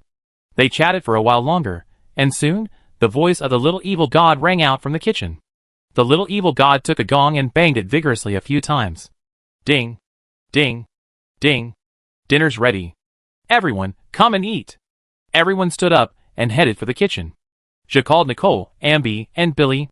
Come on, let's get some food. Ambi sat motionless on the sofa. I won't go. I'm full. Ambi sat on the sofa and closed her eyes. After a full meal, she couldn't help but feel sleepy. Besides, she'd been busy helping Zhe with the renovations all afternoon, and she was a little exhausted. She wanted to take a nap. Jeezy noticed the situation. Zhe, are these your friends? Zhe smiled and nodded when he saw Jeezy. Yes, they're all my friends from the other world. By the way, let me introduce you. Which is introductions, Jeezy, Nicole, and the others got to know each other. Jeezy noticed that Ambi seemed a little sleepy and said, Ambi, if you need a rest, we have guest rooms on the train. You can go and rest. Ambi shook her head. Thank you. I just take a nap on the sofa. Jeezy didn't insist. Okay, if you want to use the guest rooms, just head to the back car. They're all guest rooms there. Ambi nodded and agreed. Then, she took Nicole and Billy to get their food. Billy, holding a tray, quickly took their turn. Billy leaned over the counter and took a deep breath. Wow! What a delicious aroma. Too bad I can't finish it. Can I just have a little broth? I pour it into the gas tank and taste it. Chapter 518. The little evil god used a spoon to scoop some of the chili pork broth for Billy. Here. The broth you asked for. Here, let me give you a taste of the saltiness. After giving it to Billy, the little evil god stared at Billy curiously, wanting to see how the robot would drink it. Billy took the broth, opened his own fuel tank, and poured it in. A moment later, steam suddenly billowed from Billy's ears, his eyes flashed red, and his limbs began to flutter. Wow, wow, wow! So spicy, so spicy, so spicy. Wow! What kind of chili did you put in there? It's so spicy. Paimon, who was standing behind Billy, heard this, and picked up a piece of chili, and put it in his mouth. Paimon chewed it a few times. It's not spicy. I think it's just right, Paimon said to Malim, who was standing beside him. Malim heard this, and also picked up a piece of chili, and put it in her mouth. It's really not spicy. I think it would be better if it were spicier. Billy looked at him, and was surprised. It's so spicy, yet they say it's not spicy? Seriously? But looking at the two of them, it really didn't seem spicy. Could it be that he couldn't handle spicy food? That seems possible. After all, he lives on motor oil, and his taste is light. Wouldn't he be able to handle something so strong all at once? Interesting. I love a challenge. I won't believe it today. I have to get used to this spiciness today. Billy held out his hand. Chili stir-fried pork. Fill it up. The little evil god saw that there was someone who wasn't afraid of death. The little evil god immediately filled Billy's glass. Nicole chose something else, not wanting to embarrass herself in public. After Billy and Nicole finished their dishes, it was Zhe's turn. The little evil god looked at him, a sly look on his face. Hee hee. I finally caught you. Come on. Just watch me shake the spoon and it'd be done. She glanced at the dishes. Give me a helping of scrambled eggs with chives, and some golden thread fish balls, thank you. The little evil god chuckled and shoveled his spoon into the bottom of the bowl, scooping a full spoonful. Zhe saw this and quickly stopped him. Sandwich sauce. Don't give me so much. Even though it's delicious, I can't eat it all. The little evil god gave a sly grin. Oh my! What makes you think you deserve so much food? With that, the little evil god swirled his hand left and right, pouring the large spoon frantically. Soon, only half of the full spoonful of golden threadfish balls remained. Satisfied, the little evil god placed the half golden threadfish ball into his bowl. She then remembered, oh my goodness, you're really flipping the spoon. The little evil god looked at Zhe with a playful smile, as if to say, come and hit me. Zhe was furious, but his good manners helped him calm down. Give me another spoonful. The little evil god heard this, and gave Zhe half a ball. Zhe, seeing this, had an idea. His face changed, and he said with a grin, give me another spoonful. The little evil god gave him another spoonful. Every time the little evil god gave him another, Zhe would repeat the same thing. After a few times, the little evil god realized something was wrong. Oh no! I think I've fallen for it. Zhe's lips curled up into a smile, as he glanced at the bowl full of golden thread fish balls. Thank you. I enjoy these fish balls. With that, Zhe walked into the restaurant triumphantly like a victorious general, and sat down to eat. After everyone had prepared their meal, they sat in the restaurant and started eating. The restaurant was packed with people, and many people chose to come here to eat for free. Jeezy was eating when Haida suddenly approached. Jeezy, I figured out why Sanyueki turned into an ice cube. Jeezy immediately put down her chopsticks and stood up. Really? What happened to little Sanyueki? Jeezy spoke loudly, deeply worried about Sanyueki's safety. As a result, everyone nearby heard Jeezy's words. Xing, Ing, and Kiana rushed over, surrounding Haida with questions. Haida, what happened to Sanyueki? Yes. Haida, is Sanyueki in danger? Yes. How can Sanyueki get better? Yes. Surrounded by Xing, Ing, and the others, Haida's ears were buzzing with chatter, and he shouted. Enough. Ask questions one by one. Don't crowd us all here like this. Whose question do you want me to answer first? And Amber, could you please stop saying yes all the time? Huh? The Black Tower erupted, bringing the situation to a standstill. Xing, Ing, and the others exchanged glances, and Xing asked, Black Tower, what's March's condition like now? The Black Tower said, if nothing unexpected happens, March 7's memories have been hijacked and placed within Omphalos. The Omphalos is essentially an imperial scepter. The people within it are simply a stream of data. These people are constantly reincarnating within the same story, and March 7 exists at a certain point in Omphalos's past. As long as you can find the corresponding time point, you can bring her out. As long as her memories are restored, March 7's condition will improve. Upon hearing this, Xing was stumped. Back to the past? How can we go back? We can't travel through time. This thing is a lie. Who can travel through time? I haven't seen anyone do it, anyway. Yiyun, standing nearby, smiled inwardly upon hearing Xing's words. What a coincidence. There's a time traveler right here, Haida added. Then wait until this cycle ends. Next time, you'll be able to find March 7th. Xing, Ing, and the others gathered to discuss. Next cycle? Then we need to help Aglaya and the others collect the fire. Once the fire is gathered, Bai can create the world again, and only then can we see March. Ing heard this. Then let's go to Omphalos after dinner and help collect the fire. The others agreed. They also wanted March 7th to wake up. At the same time, Nanak sensed the aura of destruction and cast his gaze in the direction of Omphalos. Just as he was about to turn his head, a tentacle lashed out at Nanak's face. What are you looking at?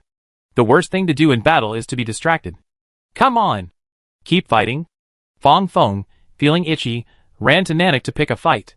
Fong Fong, Wan Long, Xing Xiao, Zhu Wang, and Guiji looked at their star god, beaten helplessly in the distance, and were at a loss for words.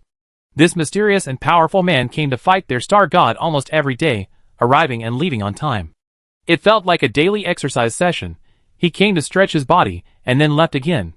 Furthermore, his star god's destiny forbade him to avoid battle. To do so would be to go against his destiny, and in serious cases, it would lead to his downfall. Fong Fong sighed, and turned to head towards Omphalos, intending to check on the Iron Tomb. Chapter 519. As soon as Fang Fong left, Pony glanced in his direction. What was this guy going to do? He seemed to be heading towards Omphalos, right? Is it a coincidence? Just in that direction? Never mind, let's keep an eye out. A gleam flashed in Pony's eyes. There were multiple marks on Fang Fang's body, marks that even Nana couldn't detect. Why couldn't Nanook detect them? Don't ask. The answer is that Pony has now grown to be at least 1 or 2 levels stronger than Nanook. The reason he came to fight Nanook every day was simply to warm up and practice, to prevent his beating skills from becoming rusty. If his skills became rusty, the experience of others would be greatly reduced when he beat them up in the future. As a qualified battle fanatic, you must respect your opponent. Therefore, the beating skills must be mastered, and you must have technique. After the marks were planted, Pony continued to fight Nanook. Nanook, try harder. Haven't you eaten? Yeah. Show me what you're capable of.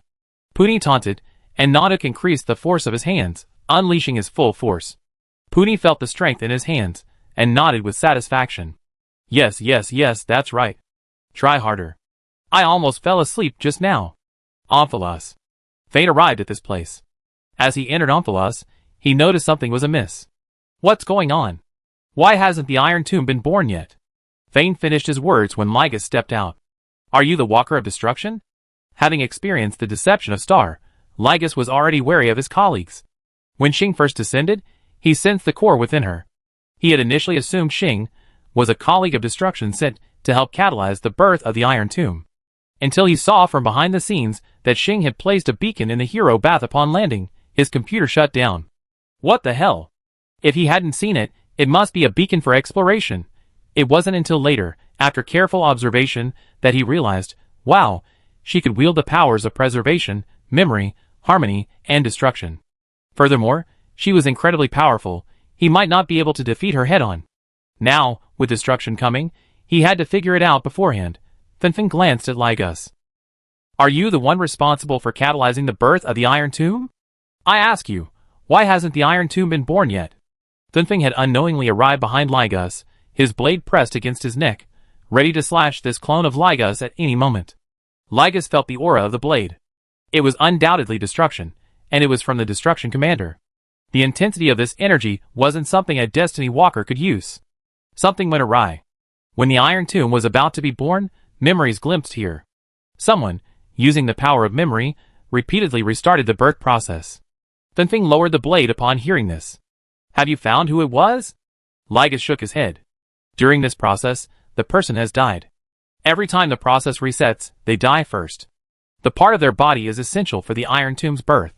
Also, this time, the process has deviated significantly. The number of alien visitors is a bit too high. Also, it seems the program inside has been secretly leaked. Fonfeng heard this. Take me to the scene. I want you to see what's going on. Lygushi nodded slightly, and led Fonfeng to Omphalos. At the gates of Oma, Xing, Hutao, Firefly, Kiana, and the others arrived. They wanted to investigate the matter of March 7th in the wild. Inside the city, they had asked Aglaya, Tebeo, and the others, but they knew nothing about March 7th. So, they planned to go to the wilds of Omphalos. Wandi, who was guarding the city gates, saw Xing, Ying, and the others coming out of the city. Are you going out? The black tide is getting more and more active outside. If you go out, be sure to be careful. Xing waved his hand.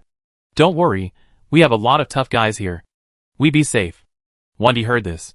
Stay safe. Xing nodded. Okay, I got it. Wandi opened the city gates, and Xing, Ying, and Hutao walked out. As soon as they set foot outside, Xing heard a loud bang. Xing looked back at the sky, only to see a figure floating there, constantly attacking the seal set by Puni. This figure was Fonfeng. Lygushi had originally said he would take him to the main gate, but Fonfeng refused to believe it. In this rural area, how could there be a seal that could block my attacks? See if I can break it and be done with it. Fonfeng slashed at the seal set by Puni with his sword again and again. After a few strikes, there was only a sound and smoke. No damage at all. Fonfeng was stunned and asked Lygushi beside him. What is this thing? I'm asking you. Lygus explained. This is a seal set by a man named Puni to protect Oma. Only the city gates allow entry and exit. Fonfeng's composure instantly flared at the mention of Puni's name. Puni? Really? Lygus looked at Fonfeng's shocked expression and nodded. Yes, Puni. Fonfeng paused, then asked. Isn't the Puni you know a giant light bulb? One with many tentacles? A bit like an octopus? Lygus recalled. Yes, that's him. Fonfeng gasped, thinking, oh no! I have to run. If I stay any longer, I get beaten. Puni's whip would smack my tiny body into pieces. Feng was about to run when a piercing sound hit him. I will set the sea of stars on fire. Firefly, wearing Sam, launched a flying kick. Feng reacted quickly and dodged, while Lu Ying's attack shattered Lai Gushi's clone. As Feng dodged, a flash of light passed by. Take my sword. Ying spread her wings of light, and slashed with the sword of the Advent. Feng parried the blow with his sharp blade and, with a powerful push, pushed Ying back. Before Feng could say anything, a flaming arrow hurtled towards him. Feng grabbed it and crushed it. Eula unleashed an elemental burst, sending an ice sword hurtling straight towards Feng. Feng casually slashed, shattering it into pieces. Followed by this, 2 waves of heat struck. Heavenly fire. Unsheath. Take this Hall Master's blow. Xing and Hu Tao attacked Feng from the left and right. Their attacks were so powerful that Feng felt immense pressure. He used his 2 sharp blades to block the attacks from Xing and Hu Tao. Although he blocked the attack, he couldn't escape. Once he lost the energy to resist Xing and Hu Tao's attacks, he would be injured. Chapter 520. A drop of cold sweat ran down Feng's forehead. Where did these 2 guys come from? There were only so many emissaries in the universe, and he knew almost all of them. He had never seen or heard of Xing and Hu Tao before. As Feng was pondering their identities, a large stick appeared in his field of vision and rapidly grew larger. Athena Valkyrie armor. Possession. Ramen golden cudgel. Take my blow. Kiana, clad in Athena Valkyrie armor, raised the Ramen golden cudgel and slammed it down. Feng took the blow firmly, plummeting to the ground like a meteorite, stirring up a cloud of dust. Xing and the others landed, warily watching the spot where Feng had landed. Xing stood at the front of the group, holding the holy judge of heavenly fire before him, his brow furrowed. Everyone, be careful. This guy is no ordinary creature. Everyone was on high alert, and Wandi also rushed to help. Silence reigned, a cloud of dust obscuring everyone's view. A few seconds later, suddenly, a flash of red light appeared in the dusty sky. Burning wind swiftly burst through the dust curtain and slashed at Xing.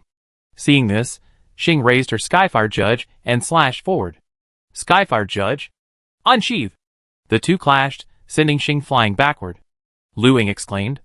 Xing! Xing landed on her knees, and slid a distance before regaining her balance. I'm fine. Amber. Eula. Wandi!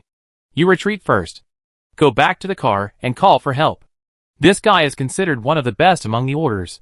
Lu Ying, Hu Tao, Ying, and Kiana, I hold him back. With these words, Xing led the charge, confronting burning wind. Kiana, Hu Tao, Ying, and Lu Ying followed. Wandi was about to go help, but Amber grabbed him. Why are you going up there? With your strength, you just caused trouble. Hurry! Come with me to get reinforcements. Wandi shook his head. No you don't. I guard the city gate. That's my duty. Hearing this, Amber took off with Eula. Their strength wasn't at the level of a commander, so they couldn't participate in a game of Xing's level. At that moment, inside Yi Yun's shop, everyone had just finished their meal and were resting to digest their food. Zhongli, Jingyuan, and Walter were gathered around at Cheongsam, playing chess. Yi Yun was playing with Klee Bailu and the other little ones. Leos, Infernape, and a group of Pokemon were training together. Topa and Emerald, wearing headphones, were holding an evening meeting to arrange work. Amber and Eula quickly rushed out of the portal. Oh no! Something terrible has happened! Amber shouted, attracting the attention of everyone in the shop. Seeing this, Jeezy came over and asked, What happened, Amber? Amber took a few deep breaths and spoke slowly. Hurry, go to Omphalos. Xing and the others are in trouble. This guy just appeared out of nowhere. Xing, Kiana, Kurumi, Lu Ying, and Ying, combined, are no match for him. Xing asked me to come back for reinforcements. She and Kiana are holding him back. Jeezy was startled. What? Where exactly? Amber said. Near the gates of Oma. Jeezy took out a telescope she had bought from Yi Yun's shop and quickly projected the footage of Xing and the others fighting onto the screen. Sunday looked at the projected image, frowning. How could it be him? Lord Extinction Feng. Yi heard. Feng? The strongest Lord Extinction? Suanri nodded. Yes, I had intelligence on him when I was still in the clan and I seen him. His fighting style is exactly the same as the Feng in the intelligence. Jing Yuan heard. This is going to be difficult. He's one of the top envoys. Fei Xiao heard. What's difficult? Just do it. I told you. I'm going to take down a Lord Extinction. Charge. Charge. Charge. Great victory. Great victory.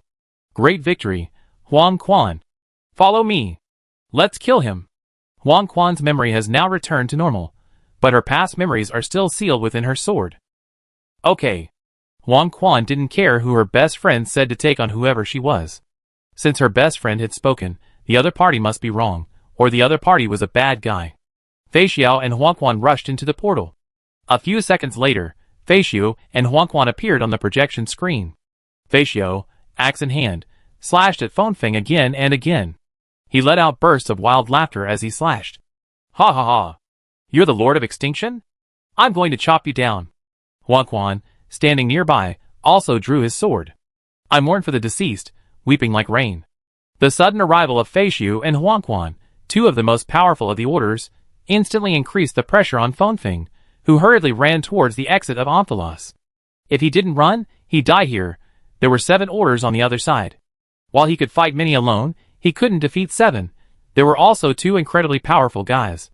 Fei Xiao, Huang Quan, Xing, and Qiana, the 7 of them, gave chase, pursuing Feng all the way. They were determined not to give up until they had him. The chase was punctuated by numerous clashes between the 2 sides. Whenever they were near uninhabited planets, Fei Xiao and the others would unleash their full might. Along the way, countless uninhabited planets were struck and shattered.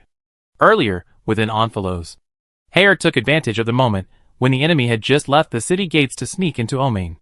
Once inside Omain, he directly confronted Bayer, who was rushing to the city gates to provide support. After the 2 engaged in battle, Heyer successfully transferred his memories of past reincarnations to Bayer. Bayer, receiving these memories from past reincarnations, learned the truth about Omphalos and the agreement he had made with Shilian. Is that so? Bayer looked at Xing, Hu Tao, and the others battling Feng outside the city, and took a deep breath. It seems I won't need to start another reincarnation. This time, it will be a complete end. The Church of Omphalos will be truly reborn. Bai knew that Nanak was no longer a completely insurmountable threat to him. Big Boss Puni. This man is now constantly suppressing Nanak. Bai looked at Xing, Hu Tao, and the others fighting in the distance. He was very grateful that Kaichuo had arrived here, and Xing and the others had come to Omphalos, bringing a wind of change.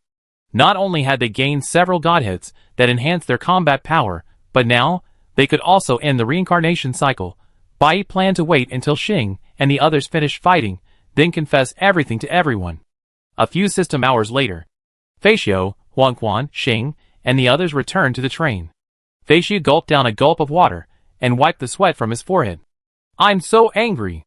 We were about to annihilate Feng, and now a few more extinction lords appeared out of nowhere. And Huanlong. This guy really doesn't learn his lesson. Chapter 521.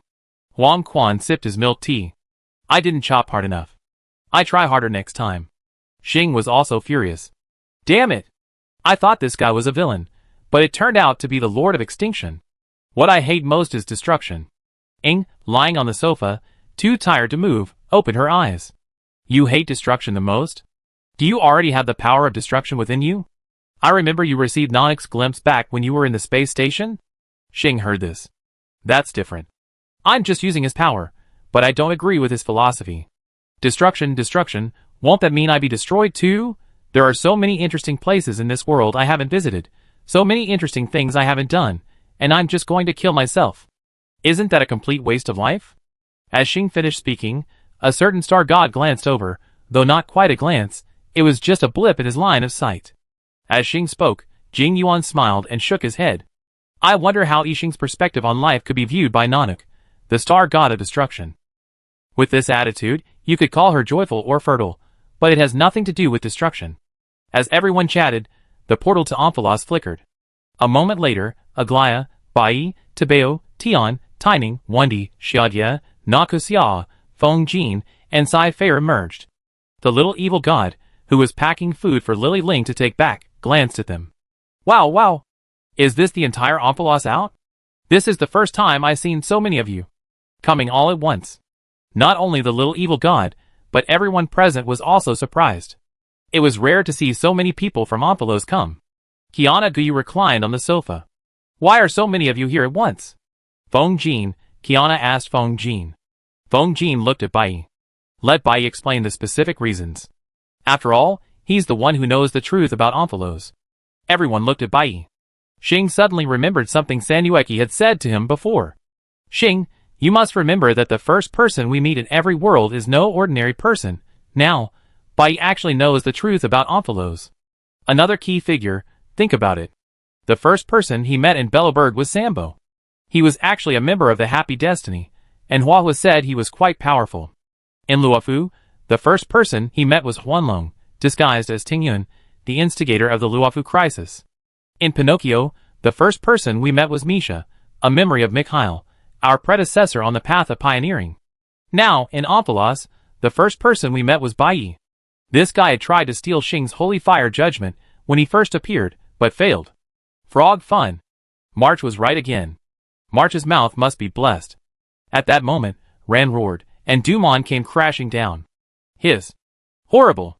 Lu Ying was puzzled by this. Oh Xing, did March say anything? Xing nodded. She did. She said that the first person we meet in every new world is definitely no ordinary person. When I think about it, it's true. Ying felt this deeply. I feel the same way. When I was traveling through the universe, the first person I met in each world was always a very important figure in that world. Kiana pointed at Paimon. Ying, the first person you met was Paimon, right? Isn't she not as good as him? Paimon's reaction was instantly irritated. I can do it. I can do it. I can beat wild boars now. I'm amazing. Wendy, standing nearby, suddenly blurted out. Paimon is no simple matter.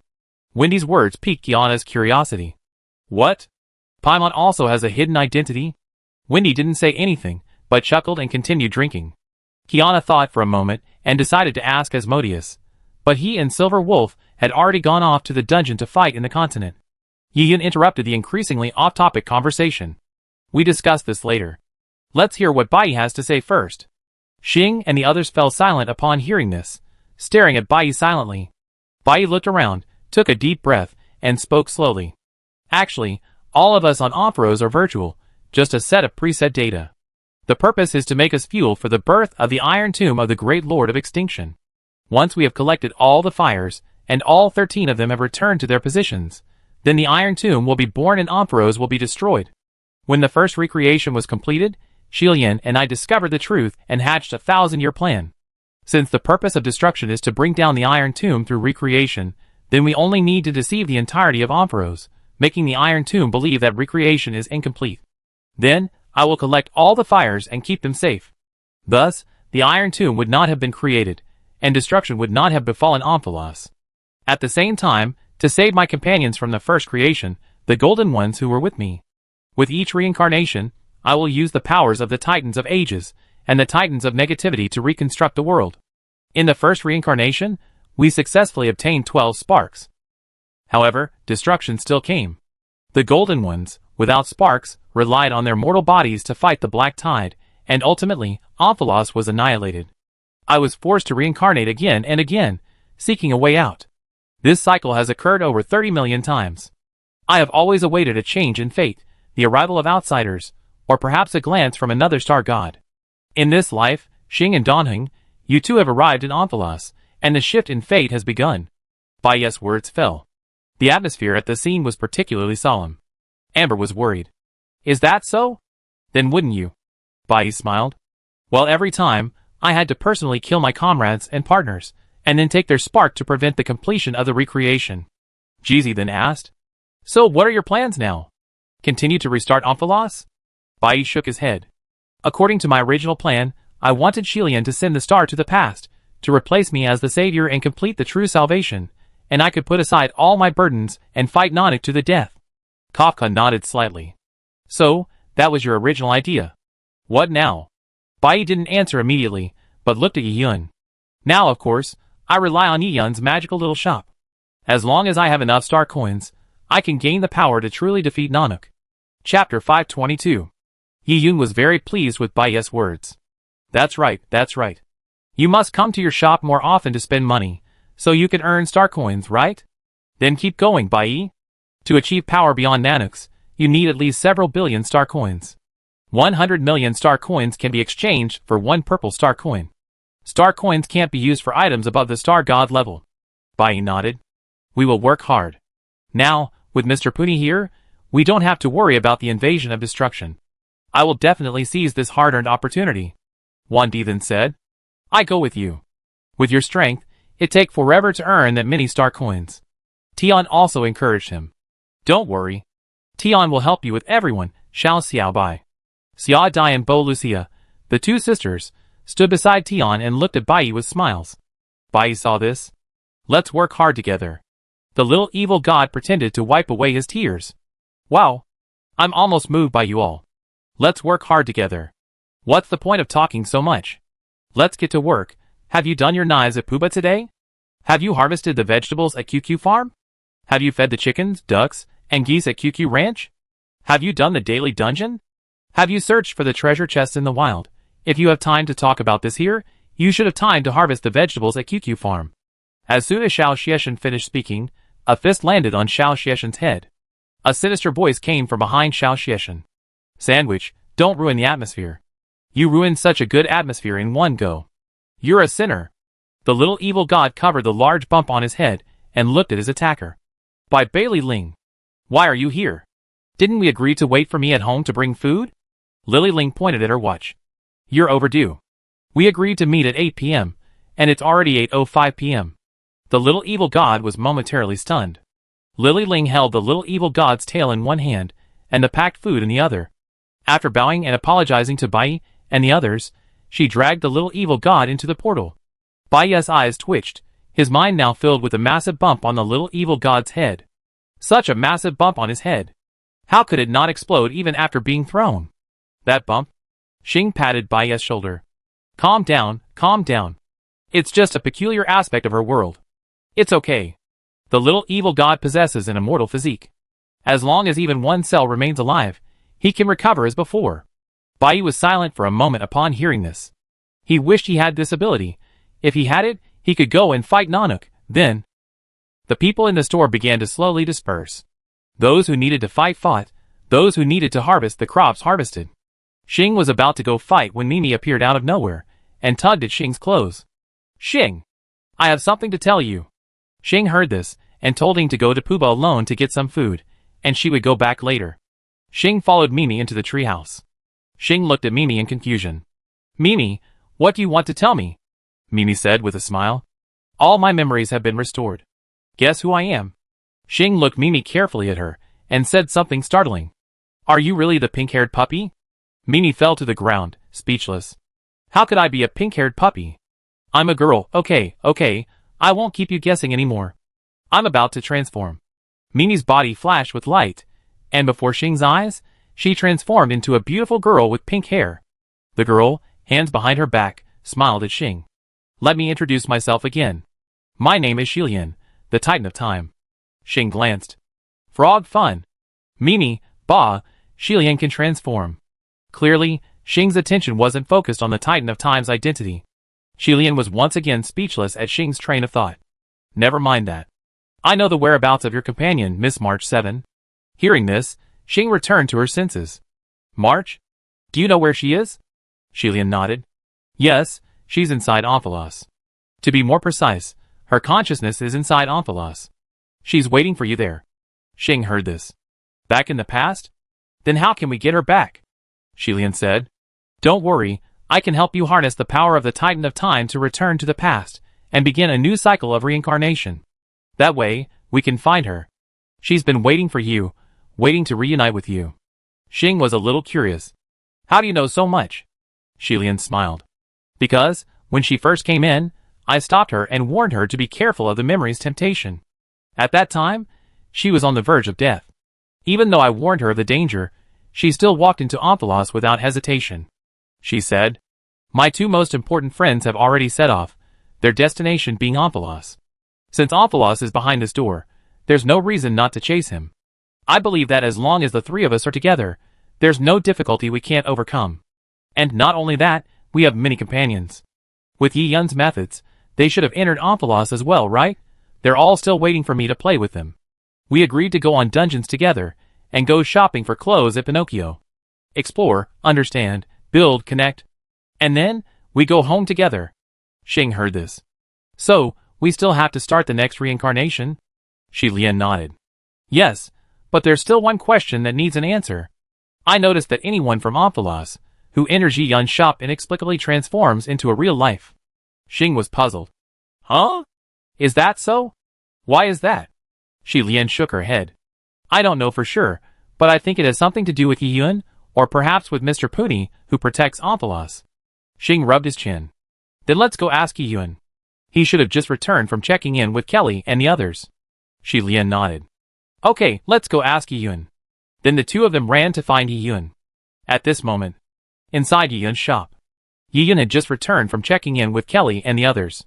Sometimes, after returning to Rose Castle at night, these little ones would play for a while before going to bed. Once they start playing, they might forget the time and play until late.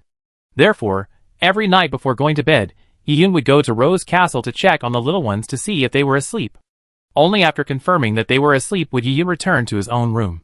Speaking of which, after the shop was upgraded again, Yi Yun's room was significantly expanded, from a single room to a square room with a living room, kitchen, and bathroom.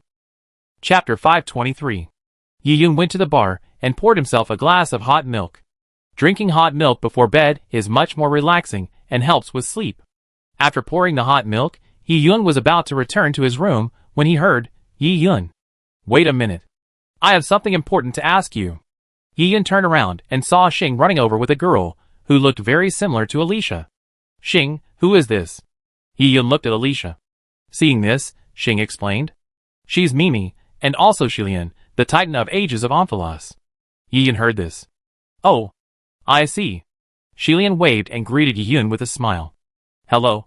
Yi Yun, nice to meet you, or maybe it's been a while. Yi Yun smiled. It's been a while indeed. You've been missing for a few days, little one. Jeezy was even saying this morning that she hadn't seen you in the car for a few days. Shilian smiled. Sister Jeezy really cares about me. Yi Yun nodded. Of course, in Jeezy's heart, you're considered a member of the train crew. Back when you were Mimi, you were Xing's partner, so naturally, you were also a member of the train crew. Shi Lian thought for a moment. That's true. Yi Yun checked the time. Okay, what do you want to ask me? Xing then remembered the main matter. Oh, right. We came to ask you something. Yi Yun, Shi Lian said that anyone from Omphalos who comes to your shop transforms from a virtual person into a real person. Do you know how this works? Yi Yun nodded. I know. Everyone who comes to my shop is a customer. Even if they are a fake life form, they are considered a customer by this shop, and a customer is a real life. I'm saying this, do you understand? Xing was stunned, his mind a bit confused. Huh? What did you say? I don't understand. Say it again. Shilian understood. In other words, Aglaya, Tibeo, and the others were transformed into real beings by some power of your shop, right? Yi Yun nodded. Yes, that's right. So what are you asking? Xing raised his hand. I know that. Let me explain. Shilian said March was in Omphalos's past. If we want to recover March's memories, we have to restart Omphalos. Only then can we save March. Yi Yun heard this. Restart Omphalos? Then I understand. You're worried that if Aglaya and the others become real beings, and then use your power to restart Omphalos, there might be problems, right? Shilian nodded. Yes. As expected of Yi Yun, you're really smart. Yi Yun thought for a moment. You can have Aglaya and the others come to the train first, and then you go and restart Omphalos. That way, there shouldn't be any problems. Xing then raised his hand. Ask a question. If that's the case, wouldn't there be two groups of golden descendants? Yi Yun and Shilian were also stunned by Xing's question. This was indeed a problem. Yi Yun pondered for a moment. Shilian, you used the power of memory to restart Omphalos, right? Shilian nodded. Yes. Yi Yun thought for a moment. Then, when you restart Omphalos, I asked two experts in this field to help. When Omphalos is restarted, people like Aglaya who exist now won't need to be recreated. Only March and the people who should be around at that time will need to be recreated. What do you think? Shi Lian thought this was perfectly feasible. Okay, then I wait for your good news, Yi Yun. Yi Yun nodded. Okay, all right. You two should go to bed. It's getting late. Xing shook his head. I'm not going to sleep. I'm not sleepy yet. I'm planning to go to Wanmin Hall for a late-night snack. Xiangling said they have crayfish tonight. I'm going to get some. Should I bring you some? Yi Yun shook his head. You guys go ahead. I need to rest. See you tomorrow. Xing waved his hand. Okay, see you tomorrow. Xing and Shilian said goodbye to Yi Yun. The two of them entered the portal to Liyue and went to eat crayfish. Yi Yun, on the other hand, pulled out his phone and contacted a memory keeper who had taken refuge at the Joyful Theater. Hello? Are you free? Come to the store tomorrow. Don't worry, I promise Jeezy won't shove a cannon into your mouth. Yeah, Walter won't do that either, and I can guarantee he won't create a black hole. You mean the youngest member of the train crew? Don't worry, he won't start reading out the day number. Swailong won't either. Yes, come over without worry. After contacting an authority on memory, Yi Yun turned off his phone and went back to his room to sleep. In Wanmin Hall. Even though it was late at night, past 10 p.m., Wanmin Hall still had a steady stream of diners. Wanmin Hall's business was booming. No other restaurant in Liyue could compete with it. Previously, Wanmin Hall served only the common people. Now, Liyue's dignitaries and influential figures entertained guests at Wanmin Hall. The reason was simple. The Liyue 7 Stars banquet was all over the place. Furthermore, I heard the emperor had dined at Wanmin Hall many times. There were only two kinds of people in Liyue, those who loved the emperor, and those who were distorted emperor fans. As for where this news came from, it came from a certain ruler who had become a complete homebody. Asmodeus was once chatting with a gaming friend about Liyue's cuisine, and they insisted that Wanmin Hall couldn't compare to Lioli Pavilion. Asmodeus took a look and wondered, was that right? In her opinion, Xiangling was the best cook in all of Teyvat. To make her case, Asmodeus mentioned Zhongli's frequent visits, but she didn't mention Zhongli, but rather the Geo King Emperor. In Wanmin Hall, Xing brought Xilian to the Wanmin Hall entrance. As soon as Xing entered, Master Mao saw Xing. Oh my god, isn't that Xing? Long time no see. Xing saw Master Mao.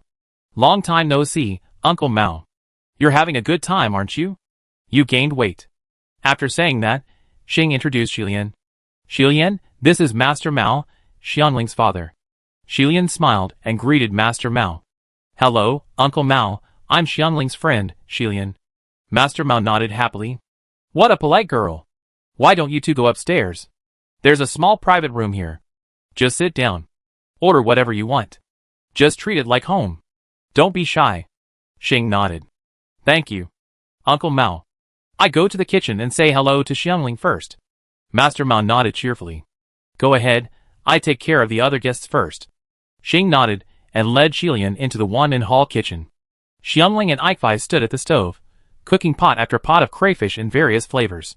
The little evil god, Guoba and Thor each brought a small stool and sat next to the water table to wash the crayfish, cutting off the heads, pinching off the tails, and removing the shrimp threads in one go. Chapter 524. Xing flung open the curtain and walked into the kitchen. Hey hey! The great Galaxy Skyfire man has arrived. Why don't you hurry and greet him? As Xing spoke, Xiangling and the others, who were busy in the kitchen, all turned their attention. Xiangling looked. Oh! It's you? Xing, who's that next to you? Xing heard. This is Mimi. She's also Omphalos's Titan of Ages, Xilian. Just call her Xilian. Xiangling and the others heard. Mimi? How did Mimi become like this? Xing said. That's a long story. First, help me get some crayfish. We eat and chat when you're done. Xiangling nodded in agreement. Okay, you guys go sit down first. We be there when we're done. Xing and Xilian then left the kitchen and went upstairs to the small private room. The private room was indeed small, only about 20 square meters, with a table for 4 and a private bathroom. The decor was somewhat Liyue style, with an antique charm. Xing and Xilian sat down. Next to the table was a window. Wanmin Hall was located at a relatively high point in Liyue Harbor, and through the window, they could take in the beautiful scenery of Liyue Harbor.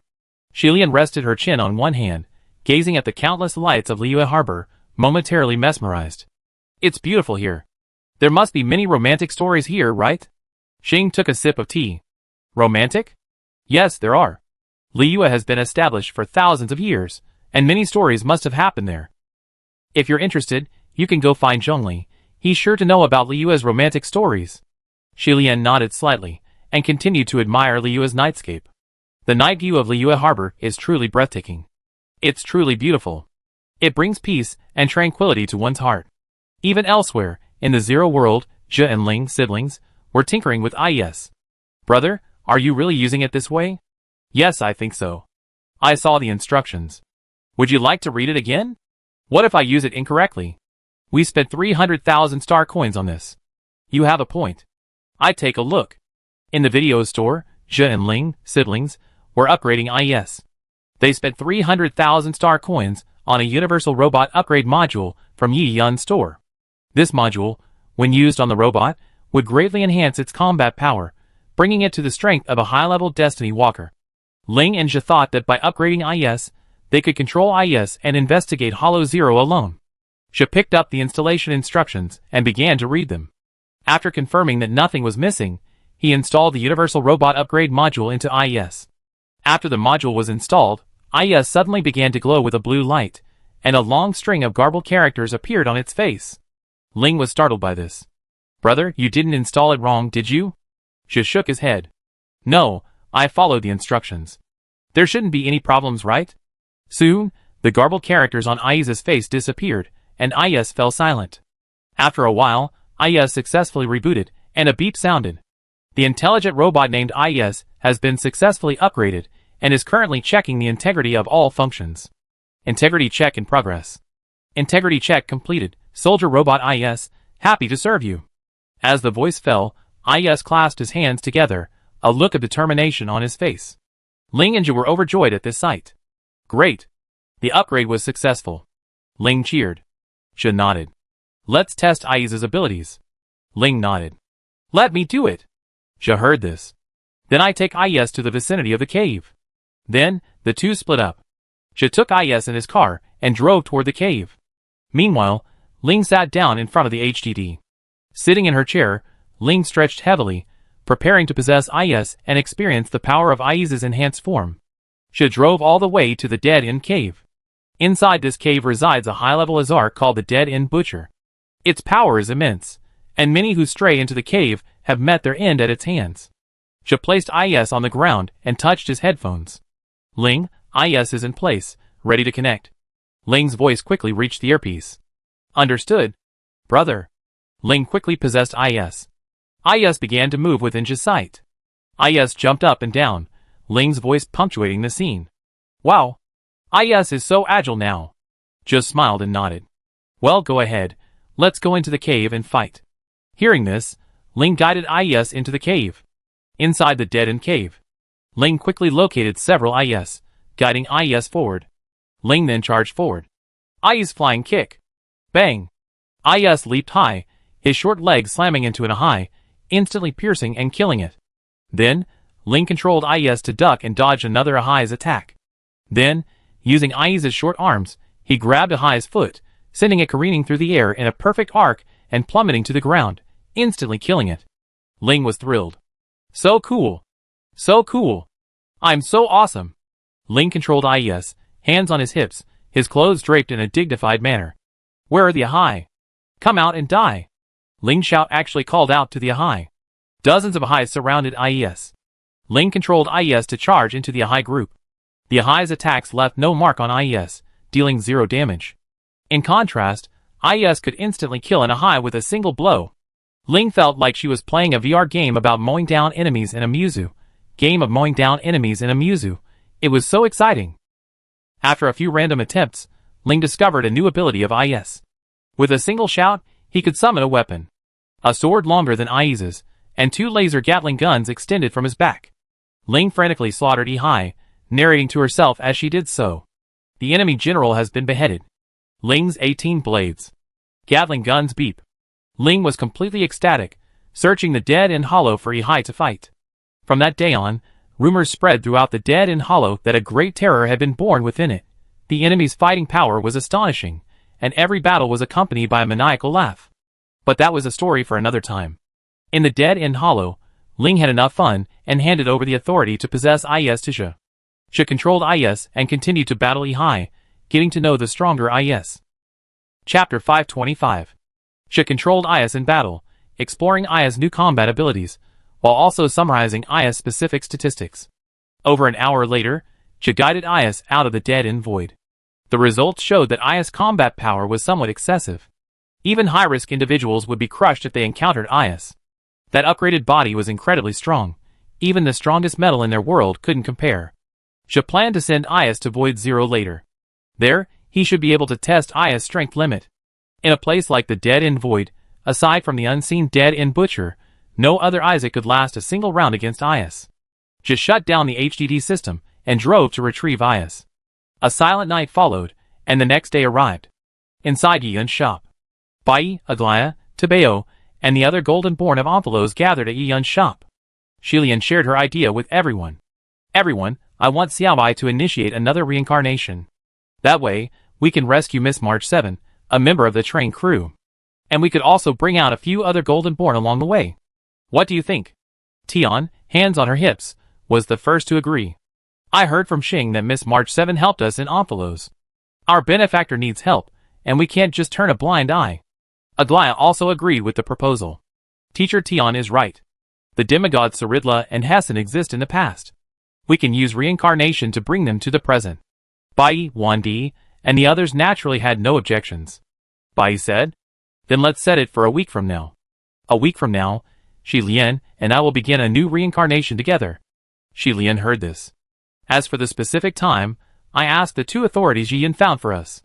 As she spoke, Shi Lian looked towards Black Swan, who was enjoying a glass of wine in the bar, and Sunday, who was organizing his observation notes. Yes, Yiyan had found Black Swan and Sunday, both of whom were highly proficient in memory. With their help, the people present at the reincarnation site of Omphalos this time will no longer appear in the new world. This reincarnation merely recreates a certain period of time in the past, not a restart of this Omphalos. Black Swan smiled when Shi Lian looked at him. I have plenty of time. You can arrange it. Ever since the incident on March 7th, Black Swan had been hiding in the Joyful Theater. At first, Black Swan wasn't afraid, believing that GZ, Walter, and the others wouldn't cause her any trouble. But then Hanabi found her and whispered something in her ear, making her increasingly unsure. To be on the safe side, she decided to go with Hanabi to the Joyful Theater for a while, waiting until the storm had died down before returning. Incidentally, she also worked as a screenwriter at the Joyful Theater, creating various stage operas with Aha.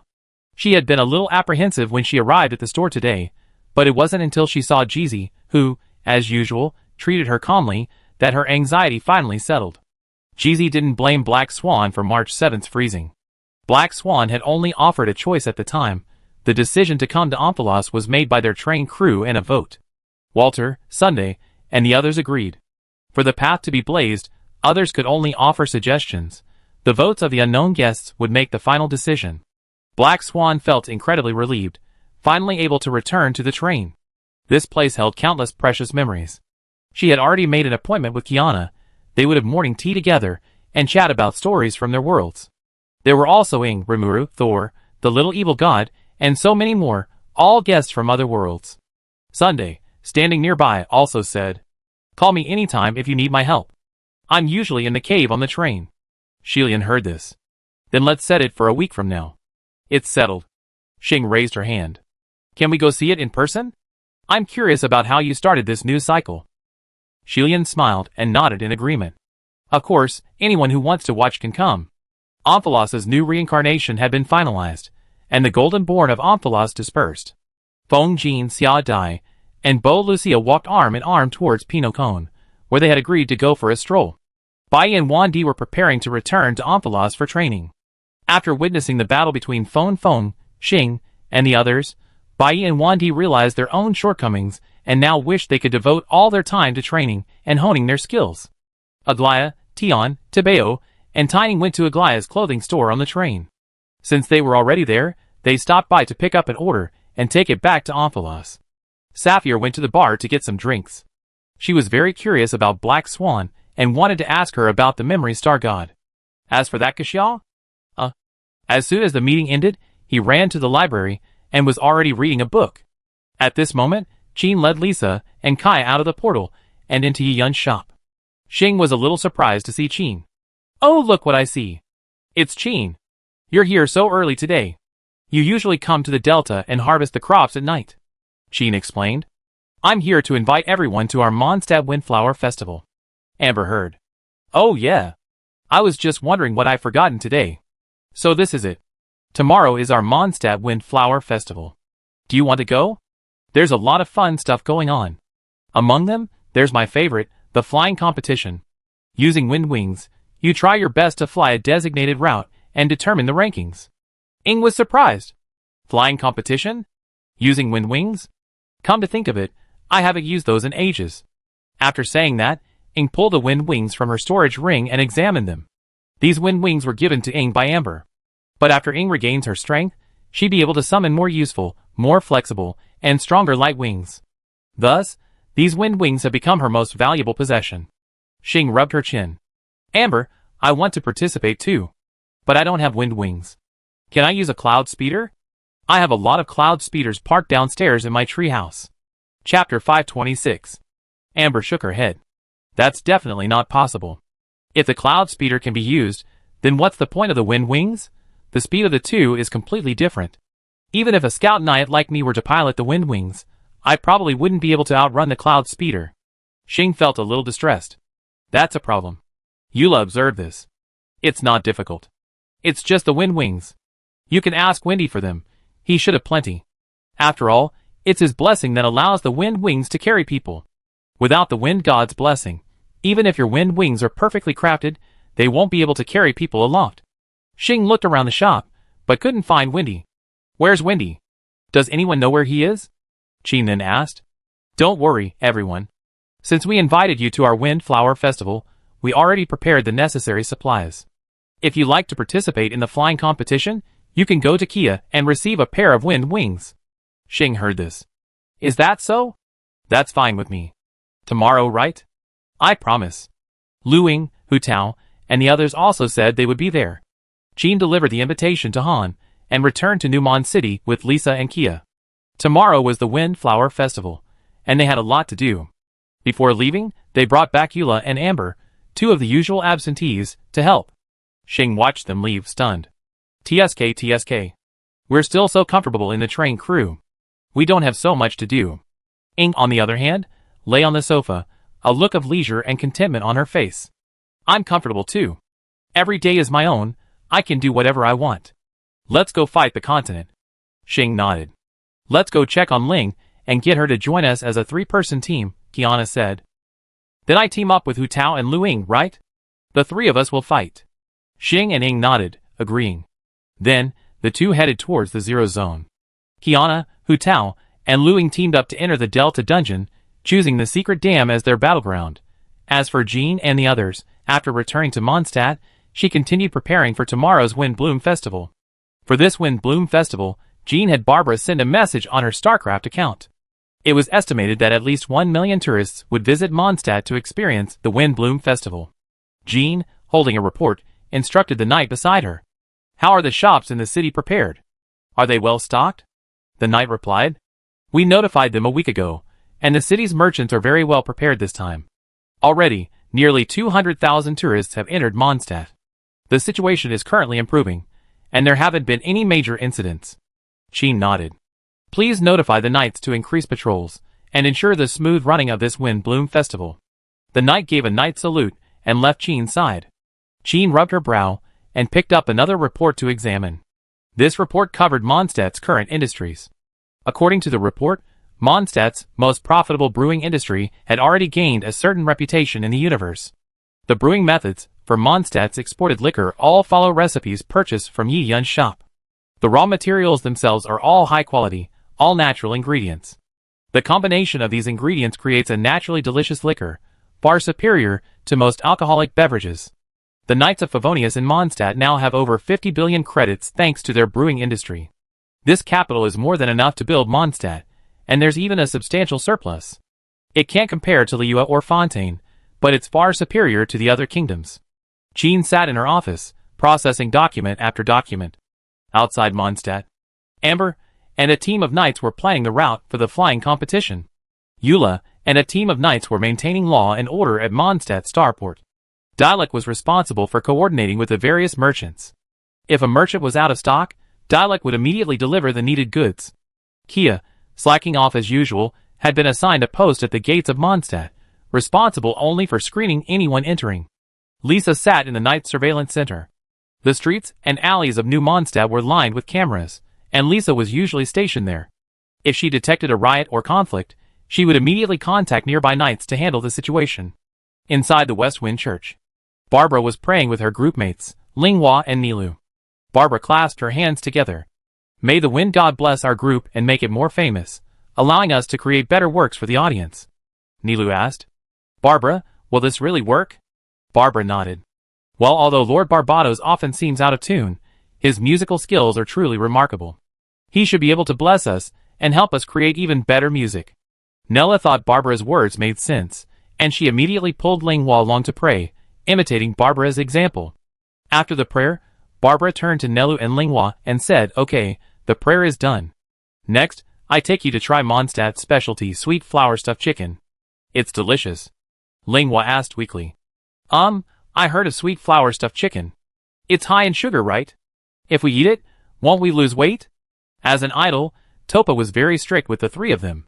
Their daily meals were specially prepared, and they were absolutely not allowed to exceed the recommended limit. Barbara smiled. It's okay.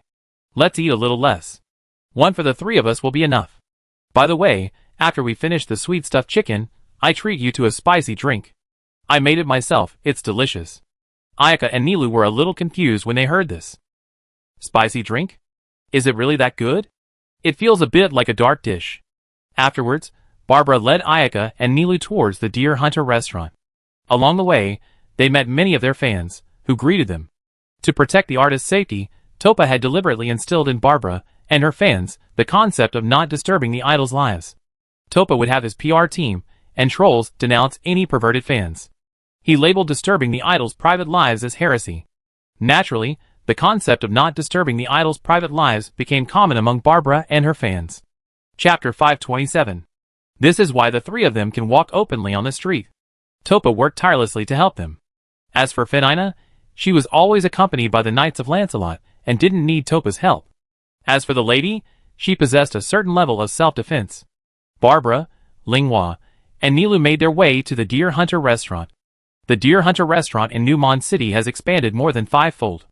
The area west of the Fountain Square is now the Deer Hunter's outdoor area, with many outdoor tables and chairs. After ordering their sweet flour stuffed chicken, the three of them sat down and chatted. Linghua said, Yi Yun Store has just released a new Delta dungeon. I heard it's very fast at earning star coins, and it's also fun. We have some free time today. Do you want to go and try it out?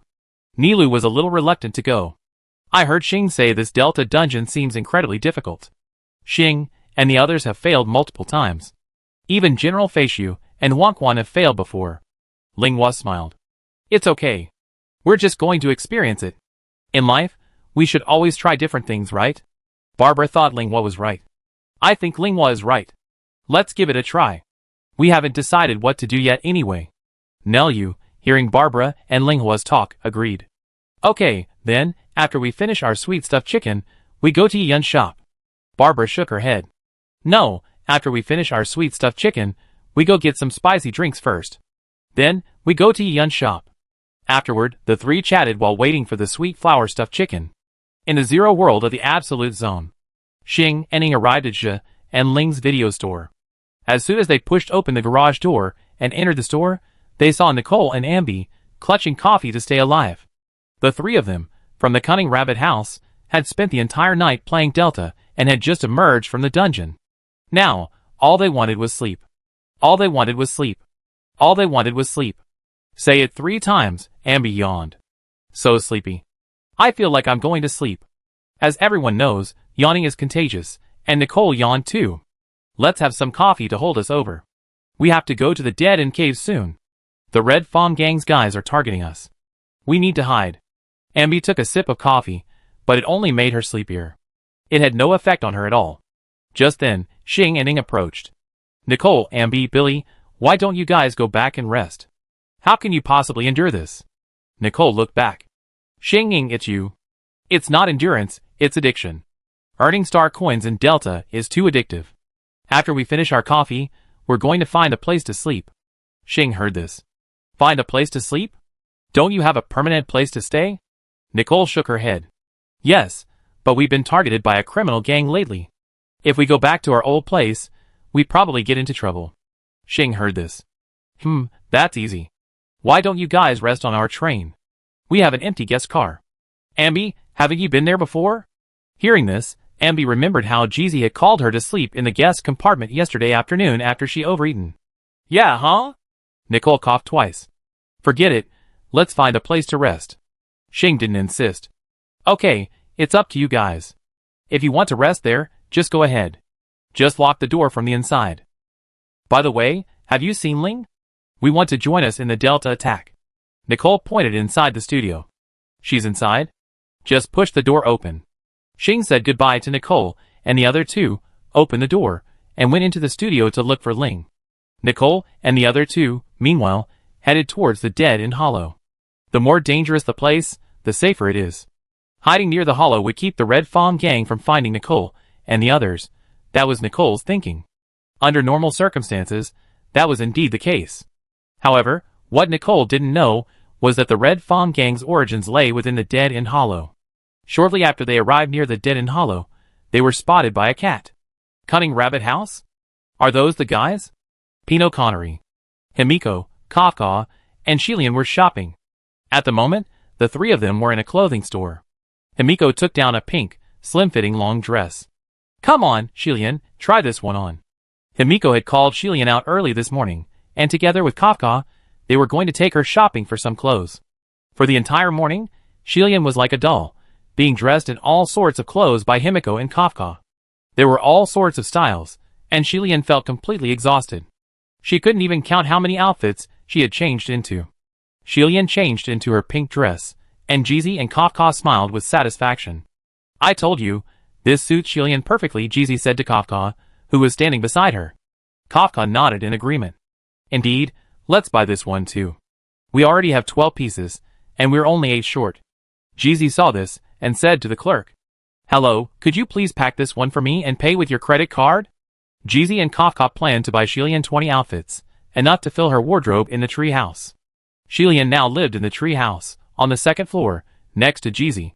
Shilian had been planning to go furniture shopping today, but Jeezy pulled her over instead. The room contained only a bed, a sofa, and a wardrobe, no other furniture. Last night, she had used the Luing quilt, which she hadn't used at all. After paying the bill, Jeezy and Kafuka led Shilian to the next clothing store. Shilian felt hopeless. It turned out that it wasn't girls who were good at shopping, it depended on who they were shopping with.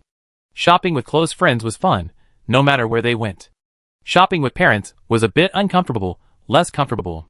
In the Delta dungeon, Barbara, Nilu, and Linghua had already entered Dam 0. They spawned at the top of the dam, and were discussing their strategy. Barbara glanced at the map. How about we avoid these buildings? The lower half of the map is the jungle. Should we go there? Nilu heard. I do whatever you say. I'm fine with it, Linghua said. Let's go to the lower half. Xing said, there are some resource points in this jungle. If we're lucky, we can get some pretty good supplies. Chapter 528. After deciding on the route, the three of them stood up and headed towards the visitor center. As they walked, Nilu discovered something new and interesting. Barbara, Linghua, come look. There's a zipline here. Should we try it? It looks like we could use it. Linghua heard this, and walked over to the zipline and placed her hand on it. Then, Linghua's body uncontrollably climbed up the zipline and slid downward. At first, Linghua was startled, but after confirming that there was no danger, she slid back up the zipline. Nilu asked worriedly, Are you okay? Linghua, you just slid down so fast. Linghua shook her head. It's okay. This is quite fun. You can give it a try. With that, Linghua reached for the zipline again and slid down. Seeing this, Barbara and Nilu also hopped on the zipline. It's truly fun until you try it. They can enjoy the scenery while sliding down. The three of them were having a blast, going up and down. Below, Kiana, Hu Tao, and Luing passed by and saw Linghua and the other two playing on the zipline. Hu Tao was puzzled. What are they doing? Luing fumbled with her fingers, thinking, I think they're just having fun. Kiana. No need to feel anything. I just think it's fun too. When I first entered the Delta dungeon, I loved playing. One time, I overdosed it and got lost. Luing looked at Kiana. A question suddenly occurred to her. Kiana, doesn't Malene need to catch up on her lessons? Kiana spread her hands. Another Honkai Impact Third erupted today. My aunt took people to pacify it, and she kicked me out. Luing heard this. Since it's a broken destruction, why not take you with you? You're the #1 Valkyrie of Destiny. Kiana pursed her lips. I don't know. She didn't ask me, and she specifically told me I didn't need to go. Hu Tao thought for a moment. Maybe you won't be needed? I guess this broken destruction isn't a big deal, and Teresa and the others can handle it. After all, you're the ace, so why would you just go so easily?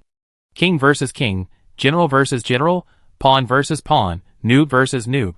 Kiana thought Hu Tao had a point. That might be the case. Hu Tao glanced at Barbara, Nell, and Linghua, who were still playing on the zipline, and dispatched them with a volley of arrows.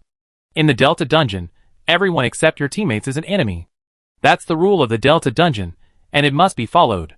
If anyone breaks the rules, Yiyun will ban them from the Delta Dungeon. Of course. Except for the little ones like Kelly, Bailu, and Chi-Chi. As long as these little ones didn't attack, no one else could attack them. No one else would attack these little ones. Attacking children would be a bad idea if it got out. After dealing with the zipline trio, Hu Tao and the others sprinted towards the administration building. In the special service office, Linghua, Barbara, and Nilu appeared here, bewildered. Nilu asked, "Are we ziplining?" "Where are we?" Barbara said. "It seems we were ambushed just now." Linghua nodded. "Yes, I heard a burst of gunfire, and then we returned here." Barbara took a deep breath. "Wow. This is too bad. They actually attacked us by surprise." Nilu said. "Let's play another round. This time, we play seriously to avoid being ambushed again," Linghua said. "Yes, we play seriously this time." Then, the three of them played another round. A minute later, the three returned to the Secret Service, tears welling in their eyes. So brutal. So brutal. They respawned on the construction site pipeline outside the cement factory. As soon as they entered the cement factory, a rocket flew towards them. Followed by, several Ashera soldiers fired a volley of bullets, eliminating them all. The scene just now was a bit too terrifying, a hail of bullets. After a while, Barbara came back to recover. "Let's play again. We were unlucky last time. This time, we will definitely be able to evacuate successfully." The three of them entered the game again. This time, they respawned on the construction site pipeline outside the cement factory. However, they chose not to re-enter the cement factory, instead turning right and heading towards the jungle. The three of them quickly dispatched a lone Ashera minion. However, both Nilu and Linghua were knocked to the ground. After helping them up, Barbara began to gather the spoils. She rummaged through the bot's case and pulled out an AK rifle and 30 rounds of level 1 ammunition. As Barbara held the AK, a strange sense of familiarity washed over her. Barbara aimed at a distant Ashera minion and fired a single shot, killing it with a headshot. Linghua and Nilu were stunned by this sight. "Barbara, you're a great shot." Barbara was also stunned. She just fired a random shot, and it had hit the target? Maybe it was just luck. "I never handled anything like this before. Let's get the loot first. We have 2 weapons now." Ayaka and Nilu limped toward the loot box in the distance. They were knocked down by the bots and struck with negative status effects. After they walked away, Barbara looked at the AK in her hand. She had a feeling that this wasn't the gun that suited her best. This one was only vaguely similar. It was midnight. Xing, Kurumi, Kiana, Ling, Ayaka, and the others gathered in the special service office, chatting. Xing patted the M14 in her hand. "Ayaka, let me tell you, the M14 is the perfect one. Aside from being expensive, it has no flaws. Even Saeed can't withstand its power," Kurumi said. "Of course. This fully modified M14 costs over 800,000 star coins. If it drops, you'd be heartbroken. I just use my K416, just a bare gun with a quick reflex scope, that's more than enough." Linghua was momentarily shocked when she heard the price of the M14. "Over 800,000? Star coins?" Xing nodded. "That's right, over 800,000 star coins. My entire fortune is invested in this gun." Linghua couldn't believe it. This gun was actually worth over 800,000 star coins. That's star coins. If she had over 800,000 star coins, she definitely wouldn't spend it on a weapon. As for weapons, as long as she had a working gun, that's all Linghua needed. Ing patted the M250 she was carrying on her back. "M14? I have to go with the M250. More bullets, less recoil, and more power." Xing shook her head. "Your M250 is too heavy. I can't run fast with it, and it's slow to scope. When you encounter someone, you have to scope in advance. Like me, I just take my M14 and do a godlike jump. I jump over and pummel them in the face with a barrage of bullets. It only takes 0.4 seconds to break through level 5 armor. Chapter 529. Ling Hua listened to Xing and Ying's argument, overcome with envy. If only she had such a fine gun. Barbara pondered for a moment, then dragged Ling Hua and Nilu with her into the Delta dungeon again. For some unknown reason, they had resurrected in the cement pipe area beneath the cement factory. Grabbing their weapons, Barbara, Ling Hua, and Nilu charged towards the substation. Barbara shot the bazooka soldier on the second-floor platform in the head, successfully avenging her fate. Ling Hua and Nilu rushed to the first floor, dispatching the shield soldiers and an Ashera minion. Then, the three began searching for supplies. Barbara went to the second floor to open the large safe. The password unlocking screen opened, and Barbara quickly figured out how to unlock it. It was incredibly easy. Just place the corresponding number in the middle. It took Barbara over 30 seconds to successfully open the large safe and reach in. 2 items per slot. 2 items per slot. Soon, the results came in. Gold bars, a Clockboy pocket watch, and a Rolex. Barbara was stunned. Huh? Am I that lucky? Barbara couldn't believe her luck. She actually gotten 3 red items. These red items, stored in the warehouse, would generate a monthly income of star coins.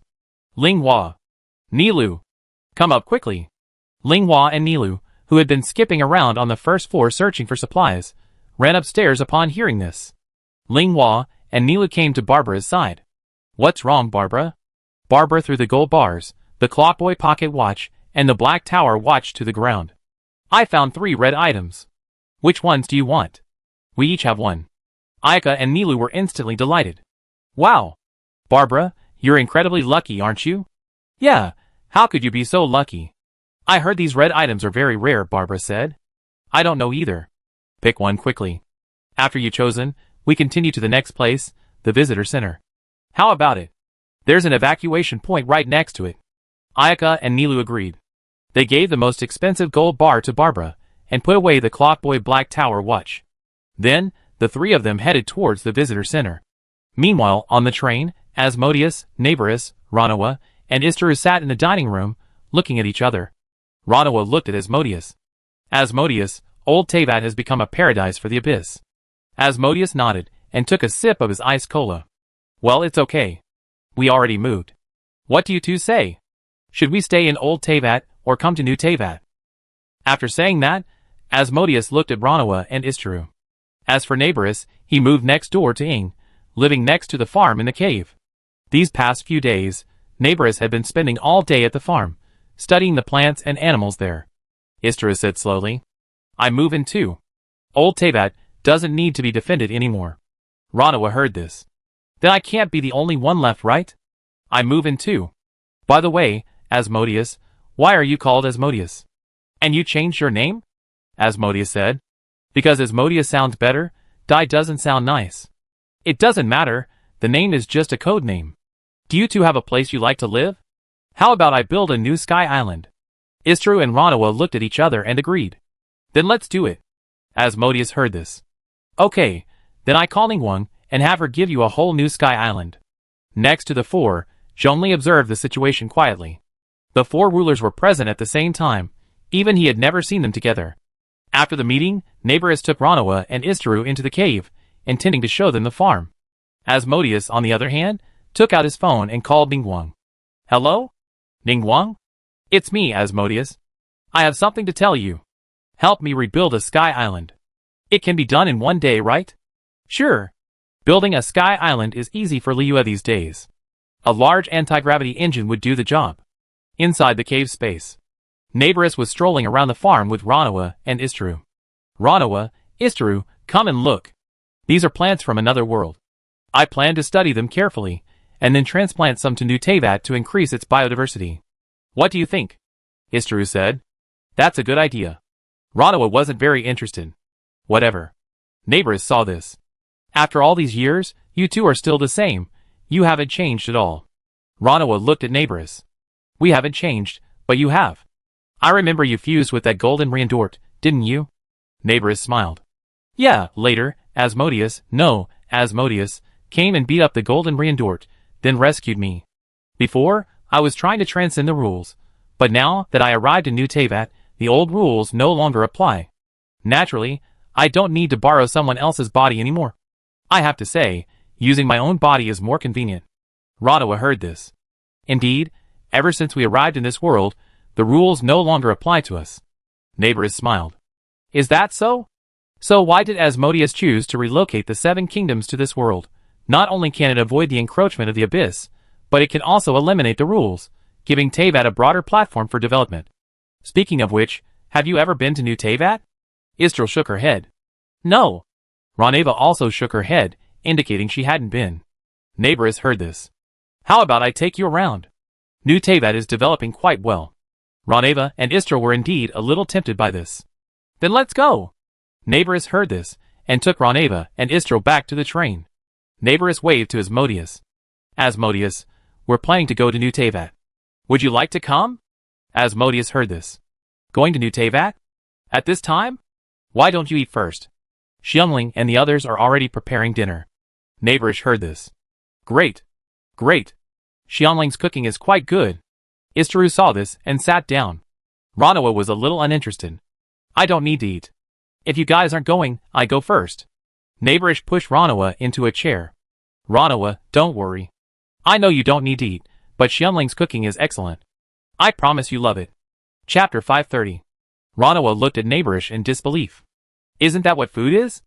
It's just to satisfy your appetite. Neighborish poured Ranawa a glass of water. Oh. Don't be so anxious. Try it first. Come, drink some water. After pouring the water, Neighborish ran to the kitchen to find Xiangling. Xiangling, are you busy? Xiangling turned around. Your Majesty, I'm stir-frying beef. What's going on?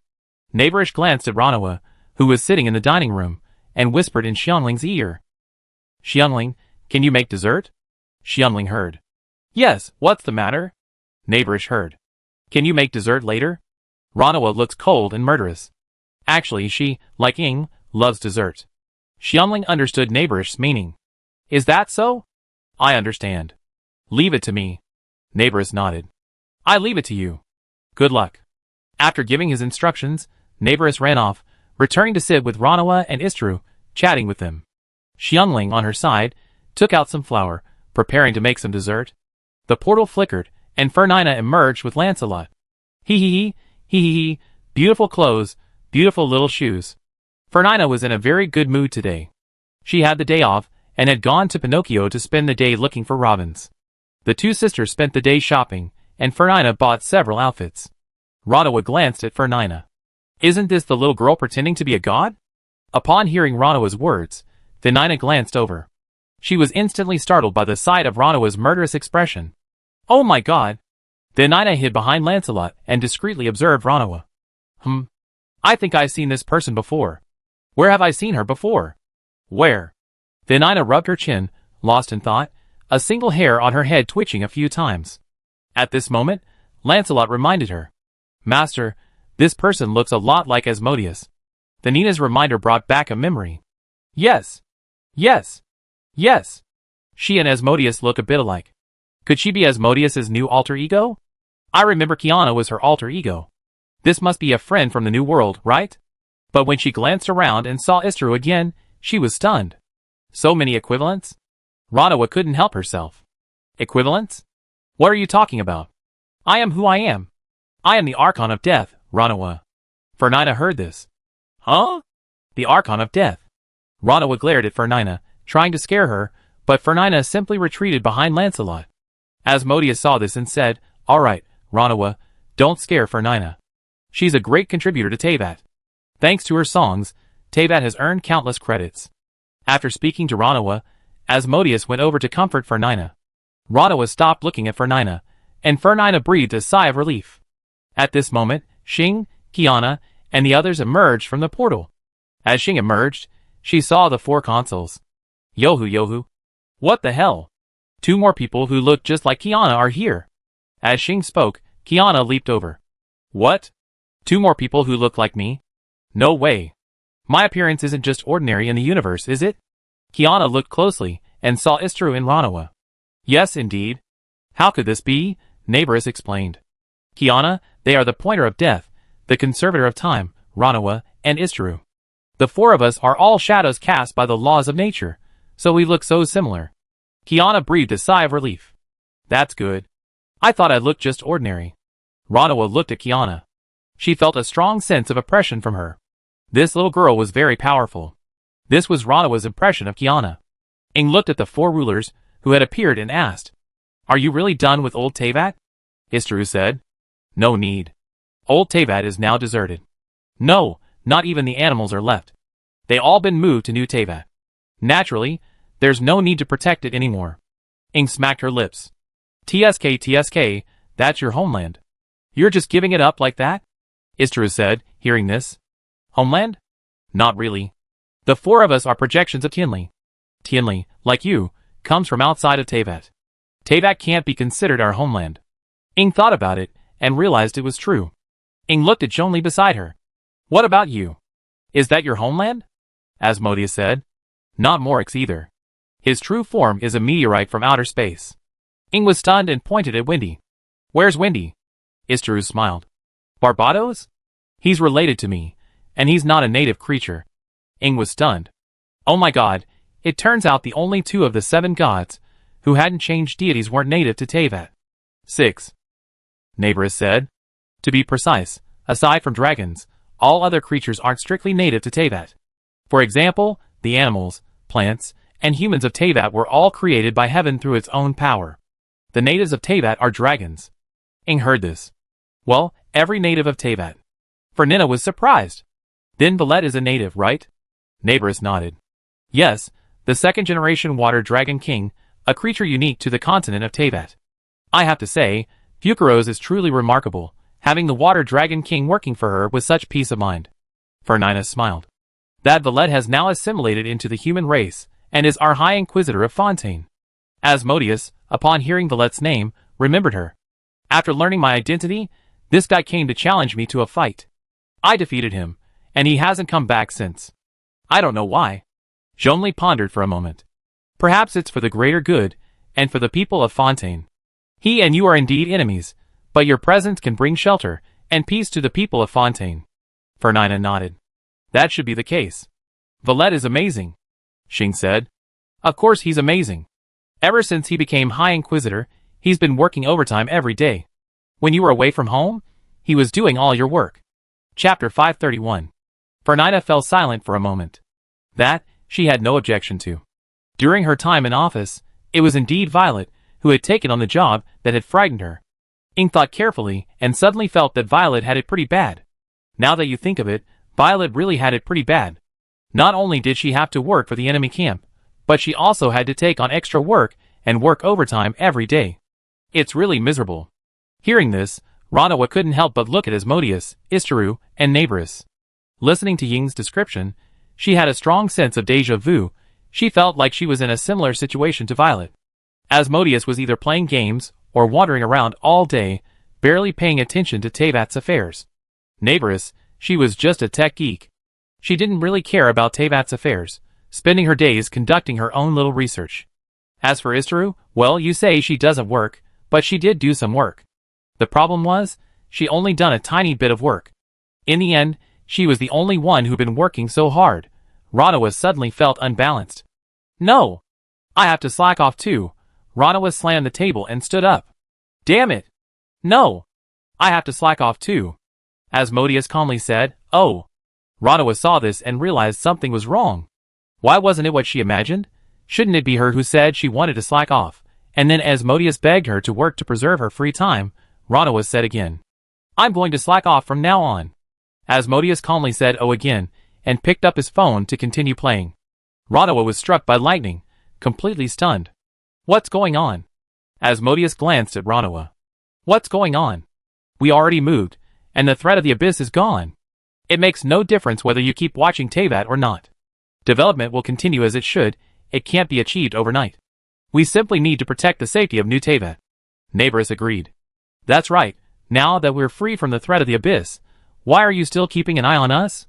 We just need to provide guidance and let the 7 nations develop on their own. Just keep an eye on them when you have time." Ranawa was speechless. That made so much sense. Yes. They already moved to another world, and the abyss won't come knocking. Why should they keep watching Teyvat's development? Wouldn't it be better to do something you enjoy with that time? You're right. That makes a lot of sense. Istaru glanced at Ranawa. She thought it was a good thing for Ranawa to change her mindset. She had been keeping too close an eye on old Tibet before. Their mission was to guide the development of human civilization in Tibet. Providing guidance was enough. There was no need to keep an eye on it. Soon, Xiangling, Ikefai, Thor, and the little evil god prepared dinner. The little evil god pounded her gong vigorously, shouting, "Dinner's ready. Dinner's ready. Tonight we're having delicious steamboat chicken. And dessert too." The little evil god called out, and Xing, Hutao, and the others all stood up and headed for the kitchen. Neighboress dragged Istaru and Ranawa along, following suit. "Hurry, hurry! Istaru, Ranawa, let's go get some food too." Neighboress linked their arms and headed towards the kitchen. Ranawa glanced at the long line. Jingyuan, Zhongli, and the others, as well as Yiyun, Kli, Hook, and the others. Ranawa glanced at Kli, who was in the line ahead of her. The little girl looked familiar. Kli, holding her tray, noticed Ranawa. "Oh, big sister, you been staring at Kli?" Ranawa nodded. "I feel like I seen you somewhere before." Kli, hearing this, looked Ranawa up closely. "Big sister, have you seen Kli?" "Kli doesn't have any memory of me," Asmodeus interrupted. "Kli is Alice's daughter, so she looks familiar to you." Ranawa realized what she was saying. "Alice's daughter? No wonder she looks so familiar to me." Kli asked curiously when Ranawa mentioned her mother's name. "Big sister, do you know Kli's mother?" Ranawa nodded slightly. "Yes, I know your mother," Kli exclaimed. "Wow. Big sister, you're my mother's friend. Big sister, do you want candy? Kli will treat you to some delicious candy," Kli said, pulling a few candies from her pocket and handing them to Ranawa. Ranawa took them. Under Kli's watery eyes, Ranawa tore open the wrapper and ate one.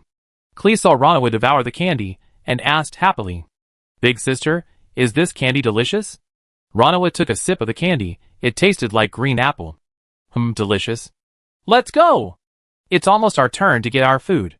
Kli returned her attention to the food. Neighboress approached Ranawa, held out her hand, and said with a grin, "Give me one, I try it." Ranawa rolled her eyes at Neighboress. "If you want some, go get it yourself. Don't take mine." Neighboress threw his hands up helplessly. "Stingy. You won't even give me a single candy." Everyone finished their food and returned to the dining room to sit down. Just then, Topa and Jade arrived. Topa filled his plate and sat down at the table next to Xing. "Xing, are you ready for the World Speed Race? It starts the day after tomorrow." Xing heard. "Speed race? Oh yes, it's something. I'm ready to go anytime." Jade heard. "You've been stuck in the Delta dungeon all this time. I'm afraid you haven't practiced driving much, have you? Let me tell you, there are many experts among the other contestants now. It might not be easy for you to get a good ranking in this competition." Ling was listening in a daze. She hadn't arrived in this world when the Universal Speed Race began, so she was unaware of the situation. Universe Speed Race? What kind of competition is that? Ing glanced at Ling and explained. "It's a car race. It's very exciting and fun. It's a dungeon like the Delta. You can try it out later." Ling piqued her interest and decided to go see what it was all about. Xing patted her chest. "Don't worry. With my driving skills, winning the championship is a piece of cake." Fei Chui looked at Xing's confident expression and offered some advice. "Don't be too confident. There are many experts in this speed race," Xing said. "It doesn't matter. I'm a great driver anyway." Fei Chui smiled. "Then remember to come and compete. The day after tomorrow at 9 a.m., happy little ball." Chapter 532. Meanwhile, in the Zero World, near the Dead End Hollow, Nicole encountered the Red Fang gang's minions again. Several Red Fang members targeted Nicole. At this point, Nicole was surrounded by several Red Fang members. One of the gang members pulled out a knife and threatened. "Hand over the things." Nicole raised her hands. Okay, I do it. The things are in the box at my feet. Come and get them." "What bad luck. You actually found them." Nicole sighed helplessly. Seeing this, a gang member cautiously stepped forward and took Nicole's box. After returning to what the gang considered a safe location, they opened the box. The moment the box was opened, an explosion sounded, and several gang members were blown to pieces. A sly look appeared on Nicole's face. "Use your brains, idiot." Just as Nicole was feeling smug, a voice rang out from a distance. "Over here. Brothers. Go!" At some point, reinforcements from the Red Fawn gang arrived. Seeing this, Nicole immediately took off. The Red Fawn gang pursued her. As Nicole ran, she was suddenly grabbed by a hand and dragged into a small alley. "Shoo! Quiet! Nicole glanced at the attacker. It was a Malshiran.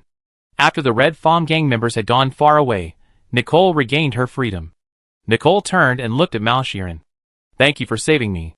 I'm Nicole from the Cunning Rabbit House. How about you? Malshiran introduced himself. My name is Nikamiya Matana. You can call me Nikomata. It's the same. Nicole smiled. Hello, Nikomata. Thanks to you just now. Otherwise, I'd probably still be being hunted by the Red Fawn gang. Nikomata looked at Nicole. I didn't save you for nothing. I came specifically to see you, Nicole from the Cunning Rabbit House. I have a commission. Will you accept it? Nicole perked up instantly upon hearing the commission. Commission? Of course. What's it about? Nikomata said. I want you to help me search for a relic in the Dead End Hollow. It's very important. Nicole heard this. Dead End Hollow? That place is quite dangerous. But who told you to search the Cunning Rabbit House? I take it. Do you have any clues to the relic? Nikomata shook his head. No. Nicole frowned slightly. That's a bit of a hassle, Nikomata said. Don't worry, just take your time. Nicole nodded. Okay, then I lead the team into the Dead End Hollow the day after tomorrow. Nikomata was puzzled. Why the day after tomorrow? Shouldn't it be tomorrow? Nicole said. Because I'm going to a big festival tomorrow. Nico was puzzled. Festival? I don't think New Ailey has any festivals lately. Nicole smiled. I can't tell you that. See you later. Nicole picked up her suitcase and turned to leave. Nico watched Nicole's departing figure, stroking his chin, puzzled. Is there a festival in New Ailey lately? I don't think there are any. Nico felt very strange. After thinking for a moment, Nico decided to secretly follow Nicole to see what kind of festival she was attending tomorrow. Nico's tracking skills were much better than those of the Red Fawn gang. Nicole didn't notice the little tail behind her, a cat tail. The night passed in silence. The next day arrived. Nicole, Ambi, and Billy rushed to the video store.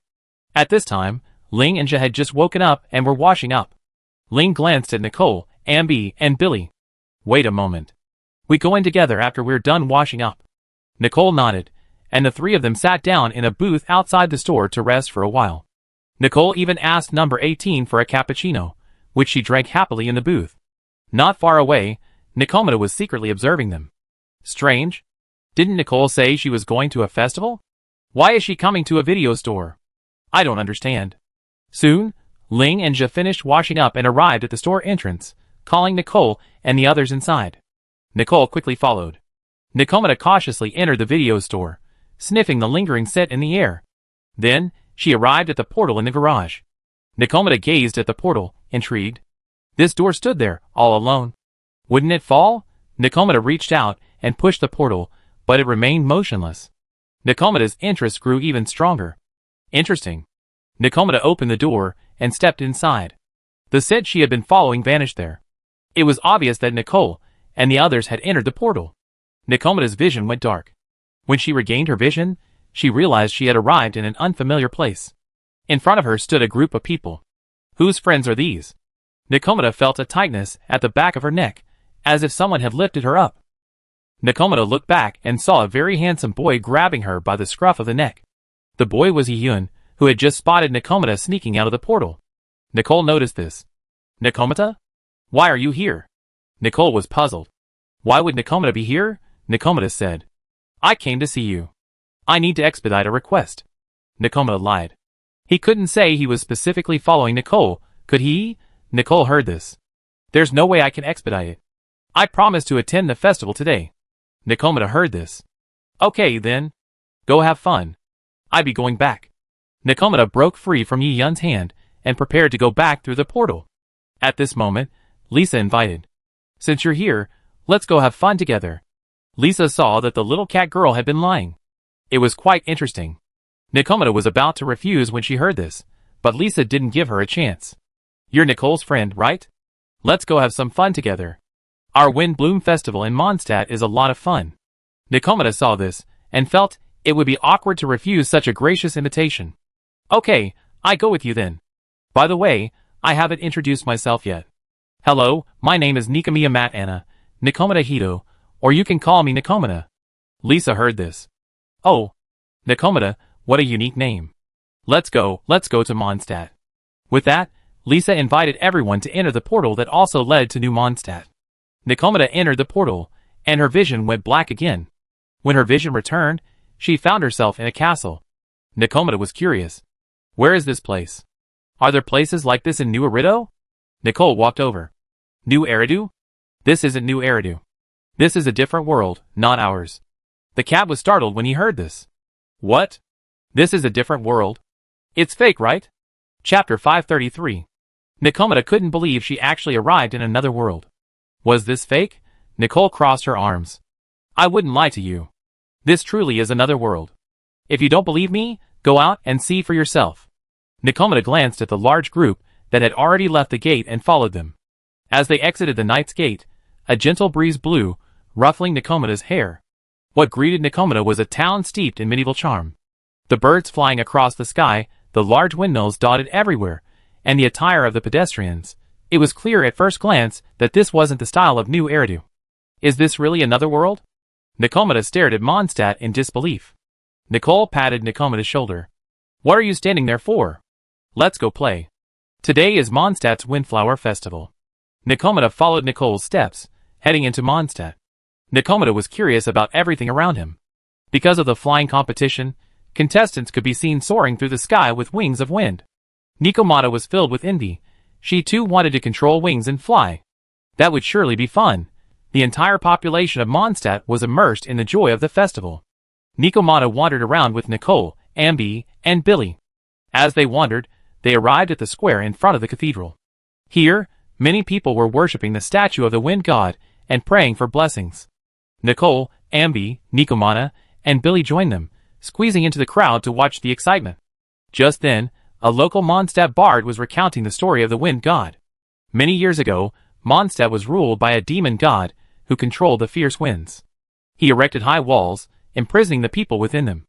Later, our wind god, Lord Barbados, overthrew the tyrant's rule and restored freedom to the people of Mondstadt. And he used his divine power to blow the wind and snow out of Mondstadt, providing a comfortable living environment for the people. It can be said that without Lord Barbados, the wind god, there would be no Mondstadt today. May the wind god protect you, all the travelers.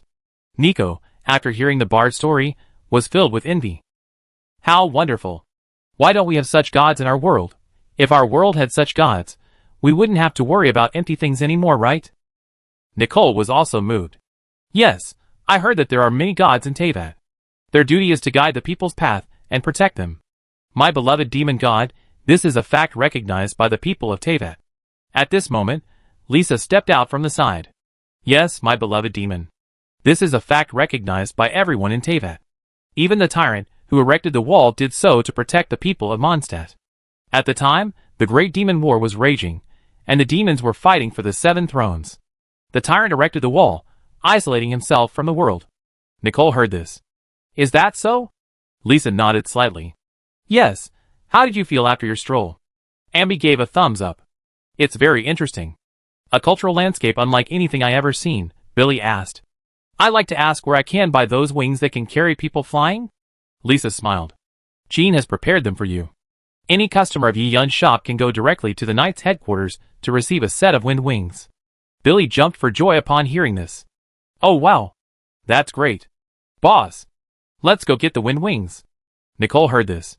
What's the rush? Let's go stroll around the city first. Billy's head drooped upon hearing this. Okay. Nicole looked at Lisa. Lisa, why are you here? It's your holiday today, so you must be busy, right? Lisa smiled. Me? I'm responsible for monitoring the streets of Mondstadt. However, our Mondstadt wind god is in town today. With him here, I don't have to sit behind the cameras all the time. In Teyvat, the wind is his eyes and ears. Wherever there's wind, he can use it to learn about the local situation. Nicole heard this. That's really impressive. It sounds so high class. He knows everything. Lisa smiled. Have you had breakfast? I treat you. Nicole touched her stomach. They had indeed not yet had breakfast. We really didn't have breakfast. No need to be polite. Lisa covered her mouth and chuckled. You're welcome. Let's go. I take you to the Deer Hunter restaurant, the most famous restaurant in Mondstadt. Lisa led Nicole, Ambi, Billy, and Nikomata towards the Deer Hunter restaurant.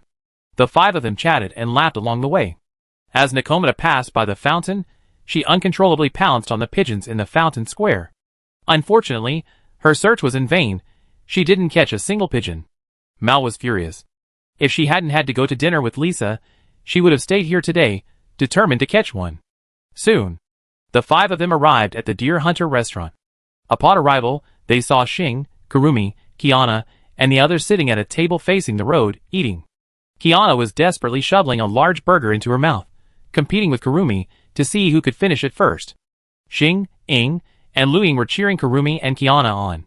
Lisa saw this. Xing and the others are here too. There's a seat next to them. How about we sit there? Nicole and the others naturally agreed. Lisa led Nicole and the others closer. Kiana and Kurumi's match was still in full swing. Xing noticed Lisa, Nicole, and the others. Lisa, Nicole, and Ambi, are you guys coming for dinner too? Lisa nodded. Well, I happen to have breakfast yet, and neither did Nicole and the others, so I brought them along. How about you? Xing said. Xiangling didn't make breakfast today. She took Ikefai, Thor, and Sandwich to the Mondstadt wilderness to forage for food, Luing added. So, we came here to grab a bite and finish our breakfast. Lisa heard this. I see. Then Lisa sat down with Nicole and the others, asked for menus, and began ordering. Malmada drooled furiously at the menu. Because she saw grilled fish, the picture of grilled fish was incredibly tempting. Xing leaned back in her chair, watching the scene unfold. Malmada, right? That grilled fish is delicious. You should try it. The fish in Mondstadt is all naturally grown. Maomada's ears twitched at this, and drool flowed uncontrollably. Really? Xing nodded. Really? You know if you try it. Hearing this, Malu looked at Lisa with a pleading look. Lisa, can I order some grilled fish? Chapter 534. Lisa looked at Nicomeda like this, and inexplicably wanted to tease her. Sure, but you have to call me Sister Lisa. Nicomeda was stunned when she heard that. Eh? This? Nicomeda was a little embarrassed to say that, feeling quite shy. At this moment, Xing leaned close to Nicomeda's ear and whispered a devilish whisper. Nicomeda, that grilled fish is so delicious. Crispy on the outside and tender on the inside, it's such a delight to take one bite. Nicomeda's tears slipped from the corners of her mouth again. Damn it! Could it be? Could it be that I really can't help it? Am I almost reaching my limit? Sister Lisa. Nicomeda finally chose the grilled fish. Lisa heard that. Eh? Good boy. Sister will treat you to grilled fish. Nicomeda finished her shout and sat back in her chair, feeling relieved. Ambi and Nicole quickly ordered their dishes, one for a venison burger and the other for a sweet flour stuffed chicken. Soon, the grilled fish was served, and Nicomeda's eyes widened at the sight of a fish half its own length. Wow! What a huge fish! Nicomeda's tail spun like a fan. Nicomeda reached out to grab the fish, but Lisa stopped him. Nicomeda, use chopsticks. Nicomeda obediently took up the chopsticks and ate the fish. As soon as he took a bite, Nicomeda felt like he had arrived in heaven. Zero World belongs to the post-apocalyptic era, and the entire world's fantasy world is heavily polluted. Naturally, the quality of the fish produced in Zero World is inferior to that of the fish in Mondstadt. The fish in Mondstadt are raised naturally, without any feed. In terms of quality, the fish from the Zero World couldn't even compare. Nicoya swallowed the fish in his mouth and exclaimed with admiration. This fish is so delicious. Even better than my favorite mackerel. With that, Nicoya took another big bite of the fish. Lisa wanted to urge Nicoya to eat more slowly and be careful of the bones, but remembering that Nicoya was a cat, she stopped trying. Have you ever seen a cat get a fish bone stuck in its throat while eating fish? Lisa certainly hadn't. Just like Diana, she ate fish with big mouthfuls, not worrying about the bones at all. Nicoya ate with such relish that even Xing, watching nearby, couldn't help but want to eat more, even though she was already full. The match between Hutao and Kiana had also concluded. Kiana had won by stuffing her burger with all her might. Hutao shook her head. It's you, Kiana. Kiana touched her nose, a look of pride. Hee hee.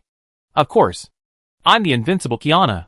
Meanwhile, on a cliff outside Mondstadt, a gentle breeze blew by, and Wendy appeared there. Wendy looked ahead. A burly, red-haired man exuding a majestic presence sat on the cliff, gazing at Mondstadt below. Wendy sat down beside the man. Long time no see, Decalapian. Yes, the man was the remaining soul of the tornado demon Decalapian. This fragment of his soul slumbered in the winds of Mondstadt. It was Wendy who had brought him to New Tavet. When they moved, Wendy had specifically found this strand of wind that contained Decalapian's soul and brought it to New Mondstadt. Decalapian looked at Wendy beside him and said with a smile, "It's you, Barbados." Wendy smiled and asked, "I didn't expect that this little bit of your soul would awaken today, and today happens to be Mondstadt's Windflower Festival." Decalapian nodded. "I didn't expect it either. Perhaps it's because my soul longs to see Mondstadt's prosperity now." Decalapian looked down at Mondstadt, a hint of tenderness in his eyes. The people of Mondstadt called him the Lonely Tower King and the Tyrant. In reality, he loved the people of Mondstadt. Just like when the people of Mondstadt rose up in rebellion, he didn't blame them. He gave up on his own initiative. With his strength, suppressing the rebellion would be easy. Humans are humans, and demons are demons. The gap between the two is unbridgeable. Wendy took out her harp and slowly began to play. "Would you like to go for a stroll around Mondstadt?" Decalapian's eyes flickered with a hint of desire, but he quickly suppressed it. "I won't go. Just quietly, from afar, and my wish will be fulfilled. Barbados, I'm so glad I made that choice. If I had continued to rule Mondstadt, perhaps Mondstadt wouldn't have become the prosperous and beautiful city it is today." Wendy heard this. "Who can say? Perhaps under your leadership, Mondstadt would be even better than it is now." Decalapian laughed heartily. "Ha ha ha, that's fantastic. In any case, I'm satisfied with the outcome. Did you bring any wine?" Wendy heard this. "You, a spirit, can still drink?" Decalapian smiled. "The wind brings the wine's flavor." Wendy, hearing this, pulled out a bottle of fine wine she snatched from Yi Yun's shop. "This is one of my treasured wines. I never drink it myself, but I'm giving it to you today." With that, Wendy poured the wine into a glass and, with a wave of her hand, scattered it into the air. A breeze swept it away, carrying it far away. Decalapian, sitting across from him, seemed to taste the wine. "It's indeed a fine wine." Wendy put her hands on her hips. "Of course. I stole this wine from someone else. I almost got caught and beaten." Decalapian laughed heartily. "You're still like that. I remember once, you snuck into my cellar and stole some wine." The two sat on the cliff like old friends, chatting about the past while enjoying the breeze. This conversation lasted for over 2 hours. After finishing his last glass of wine, Decalapian looked down at Mondstadt, his eyes filled with deep reluctance. "Well, this is my last glass. My time is almost up. From now on, Decalapian will vanish from this world. Free men, run freely, run towards the beautiful future that belongs to you. This is a toast to the future, to freedom. Farewell, people of Mondstadt." The last glass of wine was carried away by the gentle breeze. Decalapian's soul began to become transparent and vanished, leaving behind a single wind seed. Wendy picked it up. "Farewell, Decalapian. May the 1,000 winds protect your soul and grant you peace." During his reign, Decalapian's primary concern was the future of the people of Mondstadt. He built the walls to protect them, so that the people of Mondstadt could have a peaceful future. This towering king lived a life of solitude, sitting high in his tower, planning the future of his people. Wendy brought freedom to Mondstadt. Decalapian wanted to bring a future to Mondstadt. Chapter 535. Wendy took the wind seed and transformed into a gust of wind, flying towards Mondstadt below. Wendy handed the wind seed to Jean, instructing her to take it to the cathedral for enshrinement. Jean didn't know the story behind the wind seed, and Wendy didn't intend to tell her or the others. The wind remembers everything. After handing the wind seed to Jean, Wendy ran to Dilek's angel's gift to get some wine. "Oh my! Grandpa Dilek, just give me a glass. I just lost a bottle of my treasured wine. I only had 2 glasses, and it's gone. I'm so miserable." Dilek was speechless as he watched his wind god begging for wine. How could his own god be in such a state? How shameful. Dilek pulled a bottle of wine from the wine cabinet and tossed it to Wendy. Wendy took the wine and, contentedly, ran to the second floor to find a seat and began drinking.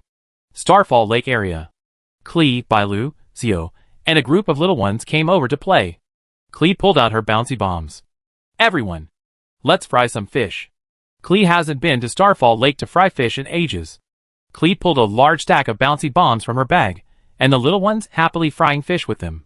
Not far away, Laos, Duduko, and Jinglu kept the little ones safe. Jinglu sat by the lake, fishing with a rod. Just then, Jingliu's rod suddenly trembled violently. Jinglu jerked it up, and a water abyss mage was reeled in. Klee noticed what was happening. The moment she saw the water abyss mage, she pointed her finger. It's the Abyss Mage. It's a bad guy. Klee's going to teach it a lesson. With that, Klee threw a bouncing bomb at the Water Abyss Mage. Klee's bomb landed on the Abyss Mage, instantly triggering an elemental reaction and knocking him unconscious. At that moment, a flash of light appeared, and the figures of Asmodeus, Ranawa, Neighborus, and Istru appeared. Asmodeus then waved his hand, and the Water Abyss Mage was lifted up by an invisible energy. Asmodeus frowned. How could there be an Abyss Mage here? Istru reached out and touched the Water Abyss Mage, using the omnipotence of time to decipher his memories. I found the reason. You brought the entire Water Abyss Mage here with the land of Mondstadt. This guy hid in a cave beneath the Seven Heavens statue in Starfall Lake when you moved the land of Mondstadt. Ranawa heard this. Asmodeus, Asmodeus, check again to see if there are any more of these creatures that have slipped through the net in New Teyvat. At this, Asmodeus unleashed his full power, sweeping through New Teyvat. This time, he even caught a bloody dog. Neighborus looked at the bloody dog and the Water Abyss Mage before him. I didn't expect that creatures from the Abyss had also come to New Teyvat. They're considered rare species in New Teyvat, right? How about we build an exhibit to keep them there for people to see? Istra heard this. Isn't that a bit inhumane? Neighborus patted the bloody dog's head. Is it human? Istra was speechless. Finally, Asmodeus sent the bloody dog and the Water Abyss Mage to the Liu Zoo, using his own power to create a seal that trapped the dog and the mage within. One was in the grasslands, the other in the aquarium. The Water Abyss Mage looked out the glass at the tourists pointing and talking at him with such gusto that he suddenly felt hopeless. Damn it! I'm a human. And yet I'm being used like an animal on display. How could I possibly be a cultivator? The Water Abyss Mage angrily launched attacks throughout the exhibition hall, but to no avail. The seal set by Asmodeus was no match for a Water Abyss Mage. The tourists outside were not only not frightened, but even more delighted. This guy actually had a temper. Interesting. Quite a curiosity. For a moment, camera flashes flashed continuously, blinding the Water Abyss Mage. My eyes, his gaze returned to Mondstadt. Xing, Hutao, Nicole, and Kiana flocked to the Knight's headquarters to receive the Wings of Wind. Lisa led the group to the Knight's headquarters. Here it is. Take a look and see which one you like. Jean had Mon's artisans prepare many designs. Xing and the others gasped in amazement at the sight. Wow! The room was filled with hundreds of beautiful wind wings, each of them a unique style. Some were ornate, some cute, some simple. Every style was present. Xing and the others swarmed in, looking here and there, dazzled by the sight and overwhelmed by the choice. Xing, holding a wind wing with a flame pattern and another with a trashcan design, was at a loss. Damn it! I love both. Why can't I choose only one? This is worse than killing me. Luing smiled. Xing, how about I help you choose one, and you choose the remaining one? We can play around later. Xing's eyes lit up instantly. Really? Luing, you're so kind. Xing gave Luing a bear hug. Elsewhere, Xiadia and Pelagia chose butterfly-patterned wind wings. Pelagia looked at the pink and purple wind wings in her arms, delighted. Sister, this wind wing is so pretty. Xiadia nodded. Yes, this wind wing suits you perfectly. It definitely look amazing when you fly. Ing, meanwhile, was browsing when her eyes suddenly widened. Look what I see. Paymon's wind wings. Ing took down one of the wind wings. It was emblazoned with Paymon's images, some Sundra, some angry, some idling, a whole bunch of emojis. Ing planned to take this back to show Paimon. She already had her own wind wings, so this time she could just pick anyone. Ambi chose a wind wing emblazoned with a hamburger pattern and couldn't let it go. Billy chose a mechanical style one. After everyone chose their wind wings, they gathered in the square at the entrance to the Knight's Gate. Billy glanced at the town below. Everyone. How about a competition? This Afon is high up, so let's see who can reach the city gate first, eh? Ying's lips curled. Haha, I'm not saying any of you here are my match. Wind wings, I'm an expert. Billy was surprised. Oh. Any other experts out there? Perfect. I let you be my stepping stone. Let me make a name for myself in the wind wing world. Ing was scornful. You? You want to beat me? Do you really think these wind wings are so easy to control? Chapter 536. Xing, Ing, Nicole, Kiana, Ambi, and Billy all leaned over the railing and stood in a row. Lisa, whistling, watched her watch and began the countdown. Xing, Ing, and the others prepared for takeoff. As the seconds ticked by, and when it returned to 0, Lisa blew her whistle. At the whistle, Ing took the lead, unfurling her wind wings and expertly soaring toward the wind field. The wind field had a speeding effect, allowing her to reach the city gate more quickly. At the start, only Ing took off smoothly. The others, using wind wings for the first time and unskilled, flew aimlessly through the air, unable to control their direction. Billy was the most dramatic, performing a head-first somersault upon takeoff, plummeting to the ground with his head planted in the earth. Ing glanced at the crowd behind her, who had been left far behind, and suddenly felt the challenge was over. How could this group of newbies possibly defeat her? Ing was lost in thought when a red figure suddenly darted past. Ing looked closely and saw it was Amber. Amber was patrolling the city with wind wings. Amber's control of wind wings was considered top-notch in all of Mondstadt. Ing called out to Amber. Amber! Amber spread her wings, slowed down, and hovered in a vertical wind field. Ing, did you call me? Ing nodded and flew over to Amber's side. Amber, we're in a competition. Do you want to join? Playing with Xing and the other rookies isn't challenging. Look at them, they're still wandering around the starting point. Amber sighed helplessly. I have patrols to do. I can't play with you guys. Ing heard this. Don't worry, it won't interfere with your patrol. We can just race along your patrol route, right? Amber thought about it, and decided it was quite feasible. Patrol and play with friends at the same time. That's certainly possible. Then Ing and Amber returned to the starting point, and gathered everyone back at the Knight's Gate. Ing said, I call Amber over. We change our route and race along Amber's patrol route. That way, Amber can patrol and race with us at the same time. How about that? Xing heard this, and flapped the wind wings behind him a few times. I can do it. I'm telling you, I'm already familiar with how to use the wind wings. You see me show off my prowess later? Billy also shouted. That's right. I wasn't very skilled just now. Now I can control the wind wings. Ing glanced at the two with disdain. Then let me see how much you improved. With that, Ing climbed up the wall and stood. Seeing this, Xing and Billy immediately followed. Lisa began to time her flight again, and soon, the whistle blew again.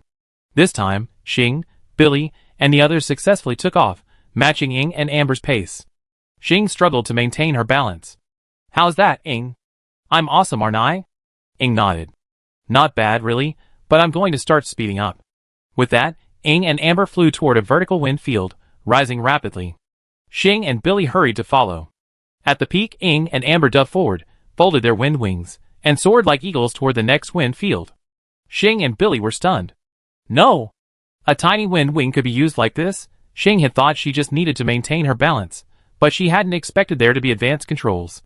Xing couldn't help but think of the Genshin Impact dungeon, where she could simply summon wind wings and then, with her mind, fly wherever she desired.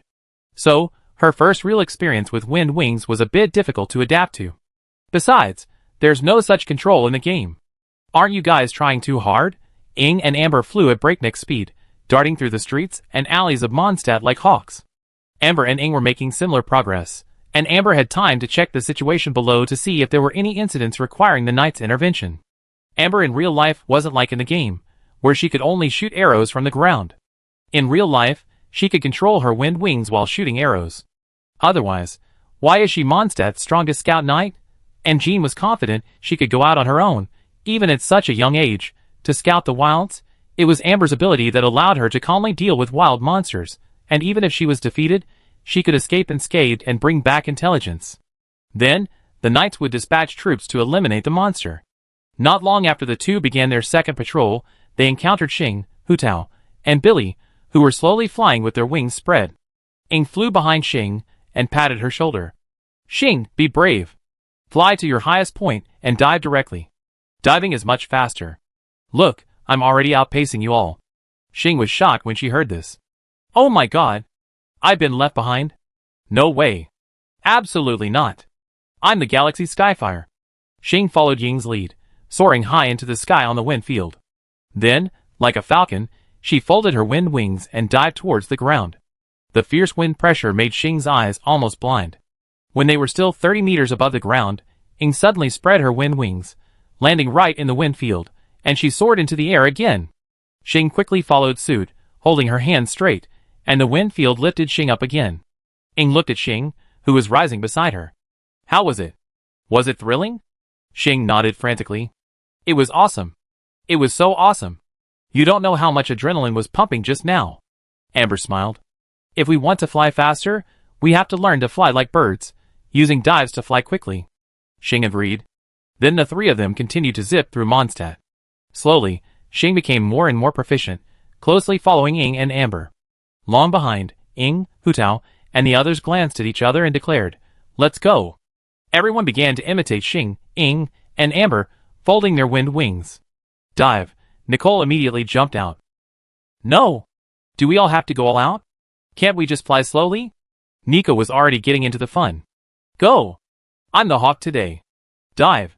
Go, go, go! In an instant, Nicole was the only one left standing, as everyone else began to dive rapidly. Nicole, anxious, folded her wind wings and dived down quickly. When she was still 60 meters above the ground, Nicole deployed her wind wings. She didn't dare dive that low. Look, Billy didn't have time to deploy his wind wings because he dived too low, and he crashed into the ground, creating a massive dent. He couldn't even get his hands back out. On the city wall near Mondstadt's back gate, Zhongli, Walter, Jingyuan, and Huayan set up a coffee table, sipping tea and admiring the lake view. Chapter 537. Jingyuan picked up his teacup, blew away the steam, took a sip, and let out a long sigh. I see a lot of people fishing by the lake. Are you interested? Let's go and have some fishing. Zhongli put down his teacup. Fishing? Sure. Huayan stroked his beard. I haven't fished in ages. I really miss it, Walter said. There was a time when I used to go fishing quite often. Jingyuan listened to the three people's opinions and took out 4 fishing rods. It's settled then. Today, we go fishing. Then, the 4 of them packed up their tea stall and set it up again by the lake. They drank tea and fished. Soon, Walter started to hook a fish. The rod trembled violently. Walter quickly grabbed it and yanked it up, pulling a spotted mullet out of the water. The flower bream wasn't big, only about the size of a fist, but Walter was content. Just catching a fish was enough. He was just fishing for fun. I got one, everyone. Walter happily placed the flower bream in his fish basket. Jingyuan, Huayan, and Zhongli saw this and felt a surge of fighting spirit. Now that their companions had caught fish, they had to work hard and catch some as quickly as possible. That's how fishing works. If no one catches anything, no one gets worried. But whenever someone catches a fish, the others will inevitably cast a glimpse of envy. Soon after, Jingyuan and Huayan also started catching fish, all flower bream. These fish are plentiful in the lake outside Mondstadt. Flower bream are delicious and boneless, making them a regular on Mondstadt tables. Zhongli frowned at his unresponsive fishing rod. What's going on? Why isn't my rod moving at all? Soon, Walter, Jingyuan, and Huayan, all nearby, caught fish again. Walter even landed a golden red false dragonfish, a truly spectacular sight. Walter planned to take it home and keep it on the train. Zhongli watched them catch fish, growing increasingly anxious. Finally, his rod trembled slightly, signaling a bite. However, Zhongli remained unhurried. The float dipped into the water and quickly resurfaced. It was clear the fish hadn't yet taken the hook, only the bait. At this point, one must wait patiently, waiting for the fish to fully bite, then yank the rod up and reel it in. Patience, patience. Just as the fish was about to bite, a bomb suddenly flew in from the distance and exploded right at Zhongli's hook. The fish wasn't hit, but startled, it darted away. Zhongli looked across the lake at Kli Bailu and the other little guys throwing bouncing bombs, and instantly became furious. My fish. You little guys always bomb when you're not, but you do it right when I'm about to hook a fish. Are you targeting me? Zhongli took a few deep breaths, calming himself down. Don't be angry. I can't be angry. There's no need to get angry with a child, right? Morix, you're a god who's lived for thousands of years. Gods have seen a lot of storms, right? Right? It's just a fish, right? If it's gone, it's gone. Can't I just set up a new bait and fish? Zhongli frantically prepared himself mentally, finally settling into his right mindset. Zhongli sighed, changed his bait, and started fishing again. This back and forth wasted another 10 minutes. Thankfully, the fishing team on the other side had already gone far away, wreaking havoc in other waters. Finally, over half an hour later, Zhongli finally opened his business and caught his first fish, a tiny one about the size of his little finger. Zhongli's initial joy suddenly turned to sadness. It's better not to catch a fish like this. What's the point of catching it? It's so small, it's just mind-boggling. Zhongli, completely frustrated, put his fishing rod down and sat down at the tea stall to drink tea. Fishing? Just let it happen. If the rod moves, I just go and pull it up. He returned to the city. In the square outside the cathedral, Barbara, Nilu, and Linghua were performing a roadshow. Most of the tourists visiting Mondstadt this time were fans of the three, having come based on their recommendations. This visitor experience was quite new and exciting. This place was truly great. For some reason, being here calms the mind, free of any worries or worries. Perhaps it's the general atmosphere of Mondstadt. Most of its residents embrace a carpe diem mentality. With the exception of a few, the rest of the population isn't introverted at all. Their main focus is relaxation. Working overtime is out of the question. The evening tavern is waiting for them. Jean was pleased to see Barbara's vibrant performance. Her younger sister had achieved success as an idol. The two sisters had become very close, and Barbara often went to eat with Jean during her downtime. Although Jean wasn't very fond of the spicy drinks Barbara brought, she always drank them all, because this was a drink her sister had prepared for her. Jean was engrossed in watching when someone suddenly tapped her shoulder. "Jean, you're here too." Jean turned around, and saw it was Topa and Jade. Jean replied with a smile. "Well, I came to see Barbara's performance." "Long time no see, Topa, Jade." Topa rubbed the slender head that rested on his shoulder and smiled. "Long time no see. You're doing very well in Mondstadt now. Jade and I took a look around and noticed that you had a lot of tourists at your festival this time." Jean smiled. "That's all thanks to your help. You helped Barbara and the others develop their careers and put them on the stage. If it weren't for Barbara, we in Mondstadt would have had to spend a huge amount of advertising money to attract so many tourists." Jade smiled. "Barbara's hard work is her own. She practices late into the night every day and sets very high standards for herself. She can't tolerate even the slightest flaw in her singing, believing she's not working hard enough. We're just promoting her. It's Barbara's own talent that truly keeps people buying. I've seen too many celebrities propelled to fame by traffic and capital. These stars have high expectations for the screen. If they don't appear on screen for a while, they soon disappear." Topa agreed. "That's right. Barbara and her friends have strong real estate. Having a platform without real talent won't get you anywhere. Look at Barbara and her fans. They're incredibly loyal. Although not as strong as those of Funina and Mockingbird, they're already at the top of their game." Jean heard this. "That's enough. Stars of Funina and Mockingbird's caliber aren't achieved casually." Chapter 538. Topa didn't offer any polite words. The truth was clear. Funina had become an interstellar superstar, with over 10 billion fans, and the song Light Chain had been downloaded over 30 billion times. It really can't be helped. People like Funina and Mockingbird are born to do this, naturally possessing superstar qualities. Jean nodded. Then the three of them watched Barbara, Linghua, and Nilu perform. In Mondstadt, Funina and Mockingbird were wrapped up tightly as they strolled through the streets. They had just played badminton and had a blast. Funina and Mockingbird didn't want to be recognized by the tourists. Their fame meant their every move would be scrutinized. Funina wore sunglasses that covered half her face, making them virtually unrecognizable. As they were strolling, Funina suddenly spotted three familiar figures. At a small jewelry stall not far away, neighbors, Ranawa, and Ister were shopping for jewelry. Funina instinctively shrank back at the sight of Ranawa. At that moment, Ister noticed Funina and waved. Funina, realizing she couldn't escape, brought her robin to Ister. Ister looked her over. "Funina, are you visiting Mondstadt too?" Funina nodded. "Yes, I brought my robin along to join in the fun. I always heard the Wind Bloom Festival in Mondstadt is great, but I never been." Ister smiled gently at her. "Then let's experience it." At this moment, Neighborish noticed Fernina, his eyes rolling. "Fernina? You're just in time. Do you have money?" Fernina was stunned, wondering why she had money. She certainly had plenty. "Yes, what currency do you want? Mora, credits, or star coins?" Neighborish said. "Credits will do. I don't have any money, and it's a good thing you're here. Please pay for me." Neighborish patted Fernina's shoulder. Fernina was stunned when she heard the reason. Ms. Neighborish, do you never carry money when you go out? Or do all of you gods never carry money? I heard that Zhongli, Windy, Ing, and Nashida never carry money when they go out. I didn't expect that even Neighborish, the ruler, would go out without money now." Fernina took out her phone and paid. Neighborish was delighted to receive the little jewelry he liked. "Thank you.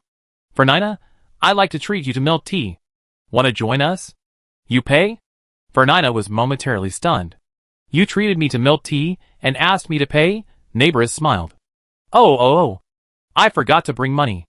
Fernina sighed silently and brought neighbors, Ranawa, and Istru to the main branch of Sora's milk tea shop in Mond. Sora's milk tea shops now span all 7 kingdoms, making it the largest milk tea company in Teyvat.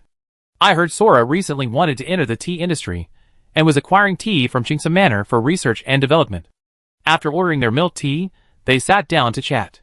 Ranawa had almost destroyed the milk tea shop when she first heard it was run by that troublemaker Sora. Fortunately, Neighborish and Istru stopped them. Ranawa was now staring at the milk tea in her hand with a furious look. Damn it! Why did she suddenly not want to destroy the shop? Why did this milk tea have such a powerful power? Was it really that attractive to her? Neighborish sipped his milk tea with relish and suddenly said to Fernina, Fernina, technically, I'm your grandmother. Fernina's brain froze when she heard that. Huh? Why? Neighborish explained. Listen, I explain it to you. First, I created your first-generation water goddess, Egolia. She's my daughter, isn't that right? Fernina nodded. That's right, Neighborish continued. And then, are you the pure water spirit created by Egolia? Fernina nodded again. Yes. Neighborish clapped his hands. So you're considered my granddaughter, right? Fernina nodded. Yes, so you're really my grandmother? Neighborish nodded. Right. So why don't you transfer some money to Grandma and show your respect? Fernina was stunned by Neighborish's words, and instinctively pulled out her phone to transfer 100 million credit points to Neighborish. Neighborish beamed at the extra 100 million credit points in his account. Hey, now I have money to buy magical creatures from the universe online at the company to study. That's great. Istru and Ranawa sighed, shaking their heads and holding their foreheads. My colleague felt so ashamed. He even betrayed his own granddaughter. However, what Neighborish said was true. Fernina could be considered her granddaughter, though they weren't related by blood, only by their creator. Afterwards, they chatted happily over milk tea. Neighborish, Ranawa, and Istru also met the Robin. Throughout the conversation, Neighborish, Ranawa, and Istru mostly listened to the Robin stories of the universe. Meanwhile, Neighborish learned from the Robin just how far Fernina had come. Before, they only knew Fernina was a moneymaker, but they hadn't expected her to be so profitable. The paid download of just one song had earned Fernina trillions of credits. Neighborish was filled with resentment. Damn it! I should have given a figure. I only took 100 million. Even 1 billion, I'm sure Fernina could have come up with it. Neighborish didn't backtrack, and Fernina, beside her, twitched. Ms. Neighborish, how about I transfer you some more? Neighborish nodded emphatically. I've been waiting for you to say that. You don't need more, just 100 million. Fernina smiled awkwardly and transferred another 100 million to Neighborish. Fernina then transferred another 100 million to Istru and Ranawa, hoping to build closer ties with the two rulers. When it comes to social etiquette, Fernina said she had a firm grasp of it. Ranawa was about to refuse when Fernina spoke. Ladies, please keep these credits in this store. You need them many times in this world. Ranawa and Istru accepted the credits that Fernina had transferred without further ado. Ranawa said, If you need any help in the future, call me.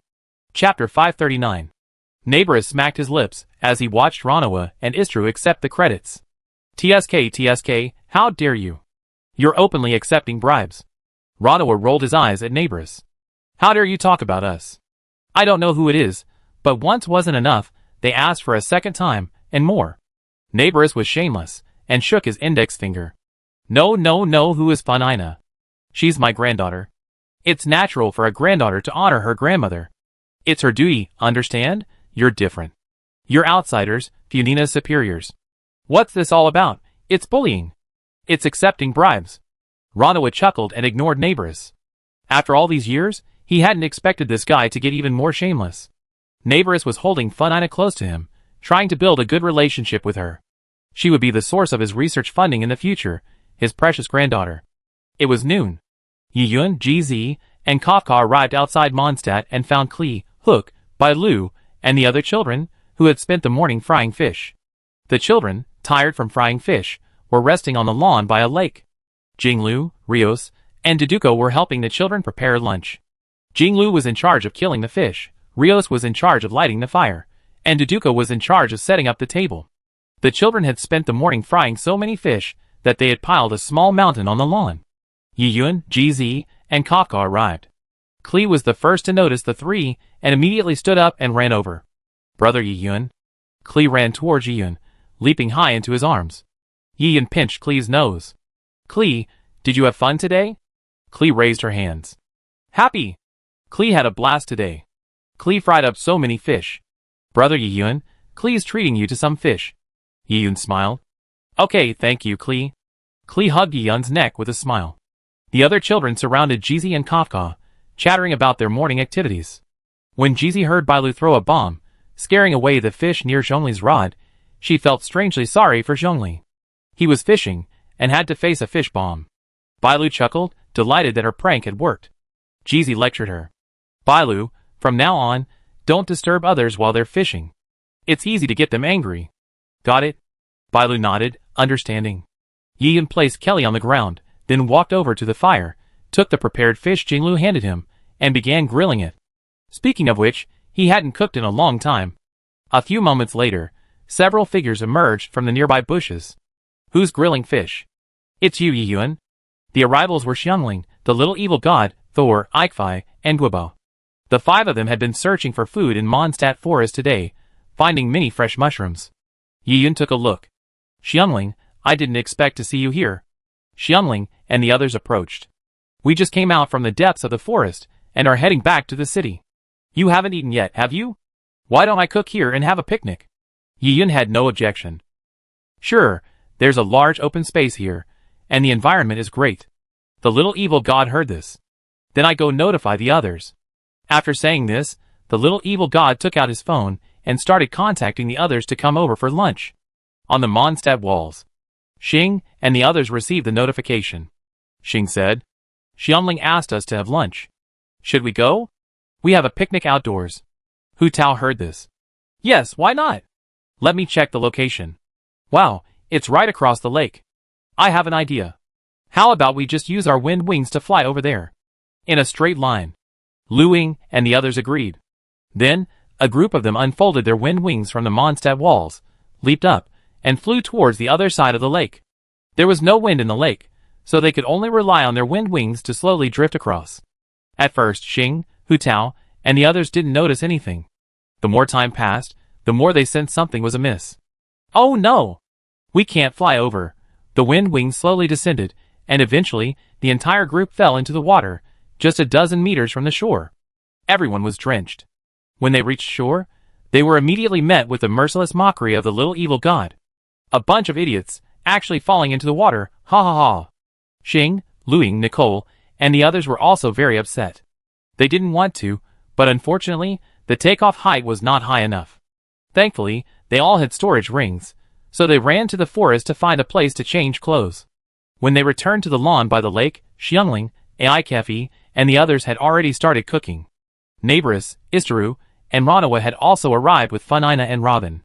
After learning that Xiangling was cooking lunch, Ranawa rushed over without stopping. She now admired Xiangling's cooking skills immensely.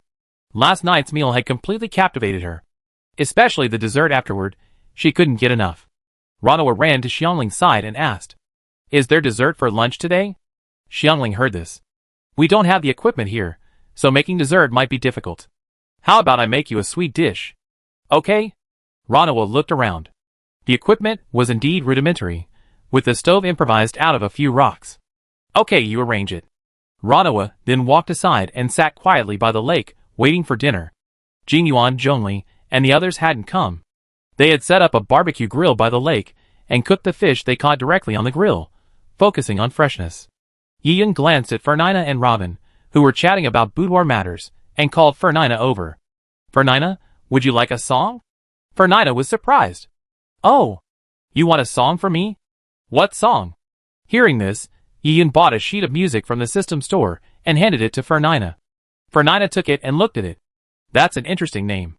Let me see the lyrics. When the flowers and leaves whisper, please call my name.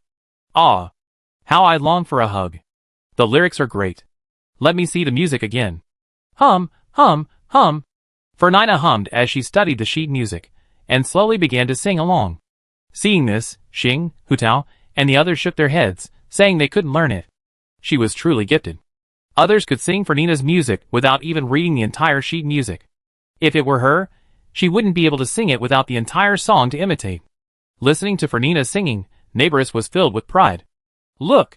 This is my precious granddaughter. Isn't she amazing? Chapter 540. Ister was speechless.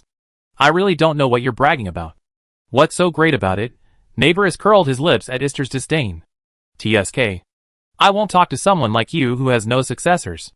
This kind of satisfaction and sense of accomplishment is something you can't experience. Ister chuckled, expressing her incomprehension and disinterest. Quickly, Vanina sang the song tour given by Yi Yun in its entirety. Everyone applauded. The song was truly beautiful. Xing sighed as she clapped. Vanina, if you release this song, you earn trillions of credit points. Hu Tao nodded. Yeah, I'm envious. I wonder how many orders my Wangsheng Hall would have to take if it wanted to make that much money, Amber said. Forget about your own rebirth hall. We, as a whole, wouldn't know how long it would take to earn 1 trillion credits. Funina's current wealth is truly enough to rival a nation. Vanina loved this song. It was imbued with a sense of destiny. She felt there was a heroic and romantic story behind it. Yi Yun, thank you. I love this song.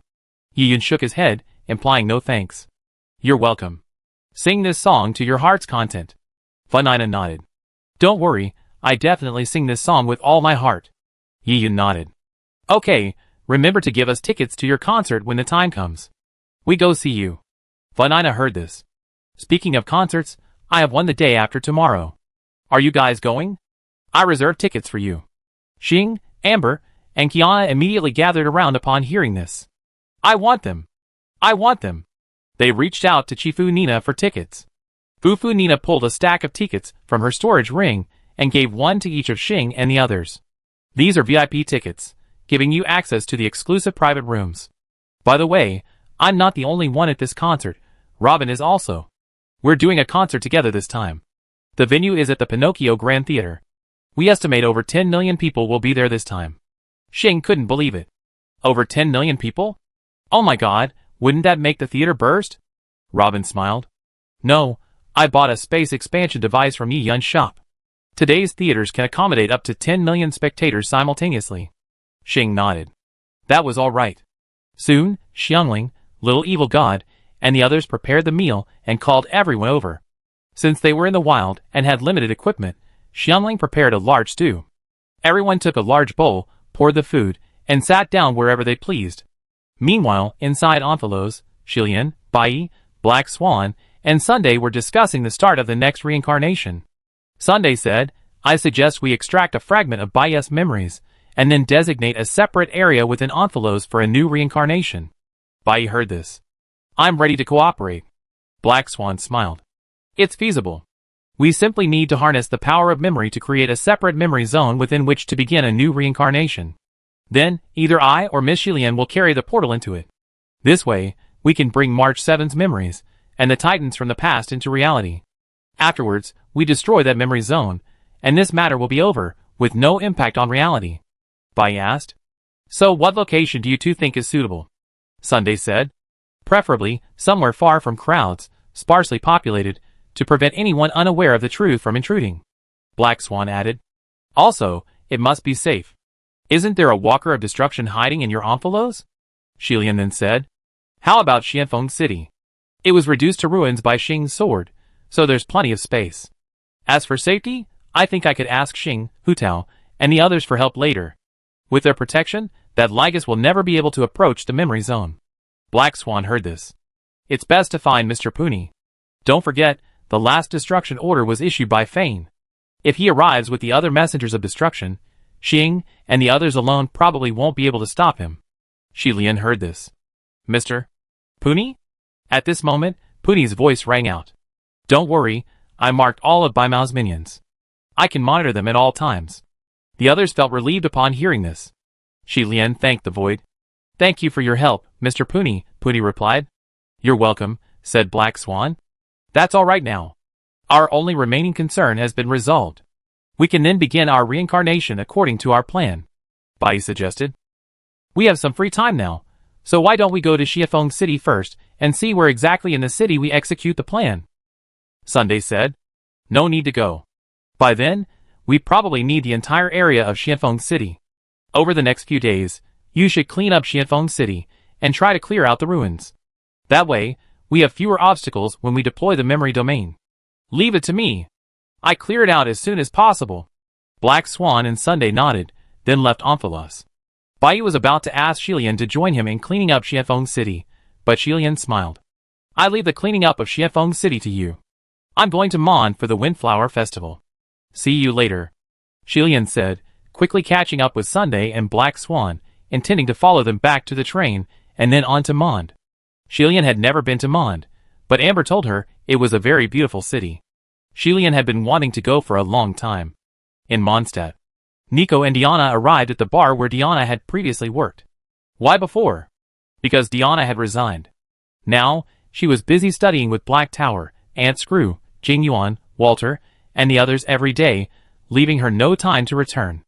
Also, her previous purpose in working here was to destroy Mondstadt Winery. But after listening to Bai Lu's analysis, she realized that the problem wasn't Mondstadt Winery, but her father. As long as her father didn't drink, he wouldn't be wallowing in the mud.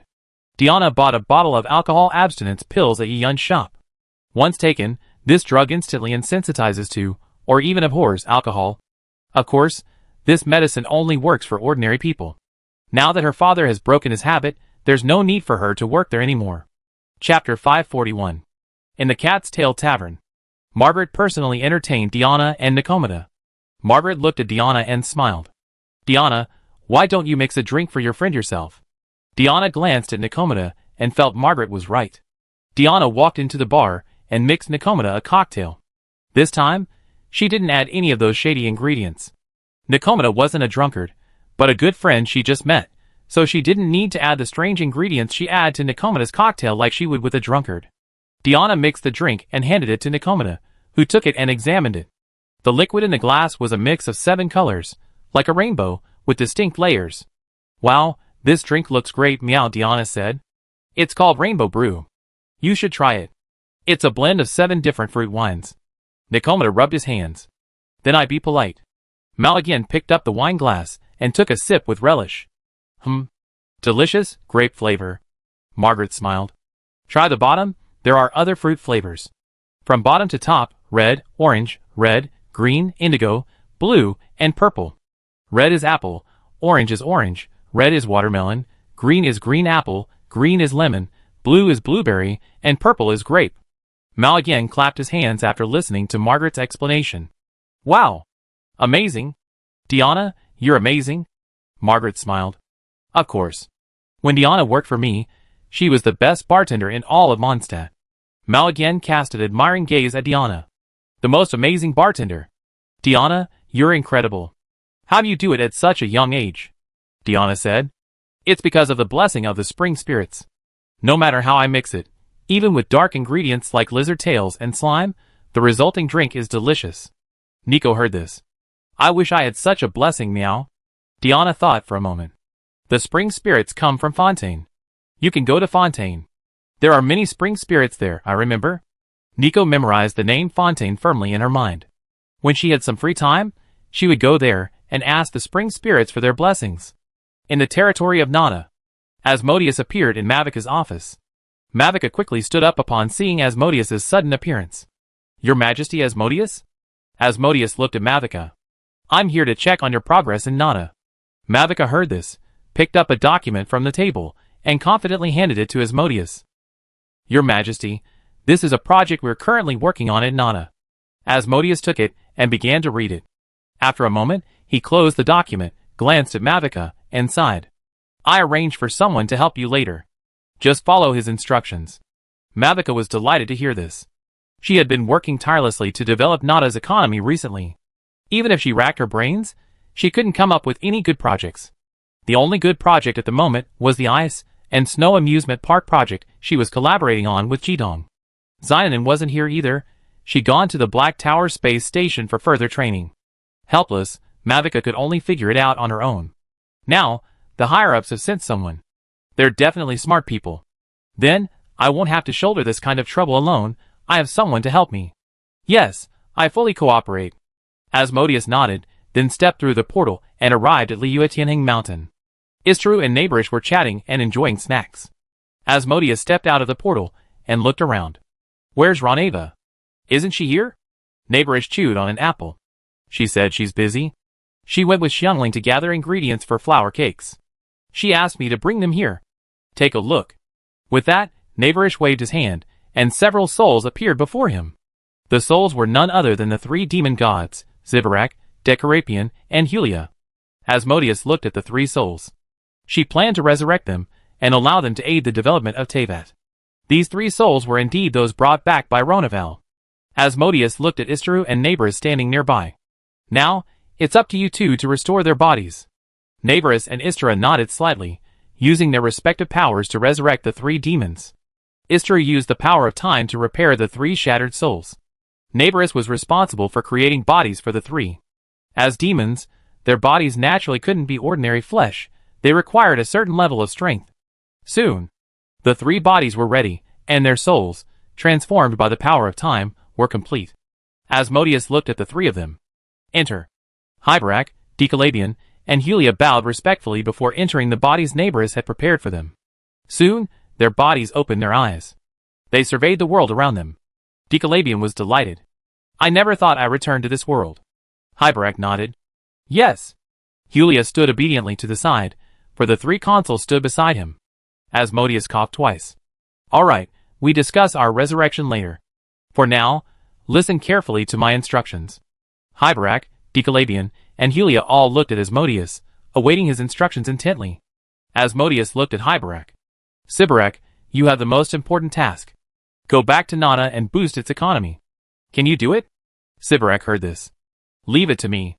Nana is full of talented people. Developing its economy should be easy. Asmodeus saw Sibarak's confidence. Well, I hope you can maintain that confidence. Sibarak was a little confused. Huh?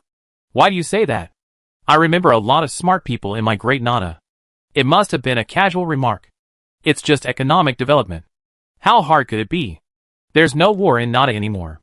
Asmodeus looked at Diacalpian again. As for you, go find Barbados and ask him to recommend a job for you. Barbados is often away from Mondstadt. A kingdom cannot exist without a god. Diacalpian patted his chest and agreed. Rest assured, your majesty Asmodeus. With me here, Mond will be safe. Any enemy who wishes to bully the people of Mond will have to walk over my corpse. Finally, Asmodeus looked at Hulia. Chapter 542. As for you, go find Ningguang. She told you the salt content of New Tevat seawater is low. Go and investigate the situation. Resolve it, and Ningguang will arrange a Liu assignment for you. Is that okay? Hulia nodded repeatedly in agreement. She couldn't ask for more. She discovered during the Demon War that she wasn't cut out for leadership. She was best suited to working diligently in a position that suited her. She would make a perfect official, but she wouldn't be able to rule a country. Yes, I will strive, your majesty Asmodeus. Asmodeus nodded with satisfaction. Go, and reach your respective posts as soon as possible. Hybarak, Decarapian, and Hulia took their orders and departed. After they left, Naborish returned to his usual private demeanor. Naborish rubbed his arm.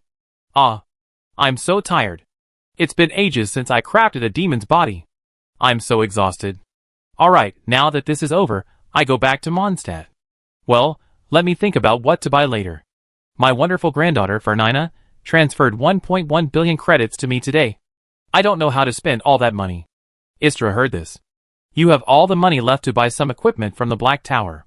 Naborish heard this. Huh? Is the equipment that expensive? Asmodeus nodded. That's right. With 1.1 billion credits, you can only buy some mediocre equipment. You probably won't be able to buy anything with this much money. Naborish heard this. What if I build a lab like Clara's? How much would it cost? Asmodeus's mouth twitched upon hearing this.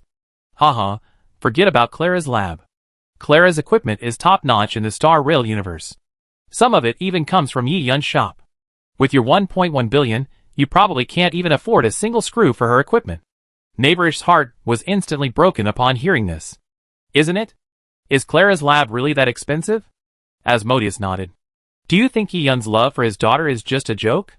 He even specially found Black Tower, Wan Mei, Stephen, and Screwgum to be Clara's mentors, although Clara's talent certainly impressed them. Naborish was filled with envy upon hearing this. TSK, why don't I look like a little girl? How about I create a new body for myself? Asmodeus rolled his eyes at Naborish. Do you think it would help?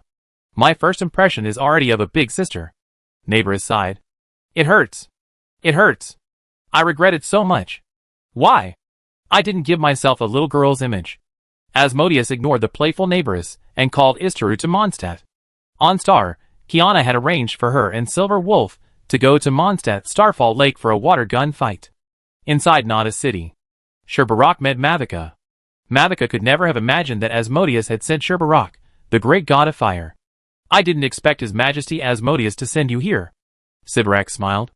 I never thought I'd see the day of my resurrection. His Majesty Asmodeus has tasked me with developing Nada's economy. Mavica shoved all the documents on the table at Sherbarak, then transferred all the credits in her account to him. Lord Sherbarak, these documents detail the current situation of Nada. Also, I am transferring all of Nada's 13 million credits to you. Please check them. Sherbarak took the documents and examined a document. Okay, I take a look at them first. Mavica nodded. At this moment, Mavica suddenly asked, Lord Sherbarak, what about your body? Sherbarak glanced at his own body. Oh, you're talking about that. This body was created for me by His Majesty Neighborish, the ruler of life. Although it only resembles a little boy, it's incredibly powerful, a true demon god-strike body. Mavica nodded. I see. But the little boy's appearance seems a bit strange. Sherbarak smiled helplessly. I can't help it. I'm already content with my resurrection. How dare I ask His Majesty Neighborish for a change of appearance? Mavica agreed. That's true. The information and funds have already been given to you. Nada's finances are now in your hands. Sherbarak nodded and agreed. Then, Mavica left the office, creating a quiet space for Sherbarak to review the documents. Mavica left the office and immediately bolted. Without a word, she slipped through the portal and headed for the Black Tower station. Ha ha ha. I've finally gotten rid of this drudgery, Your Majesty Asmodeus. You're so great, in the office.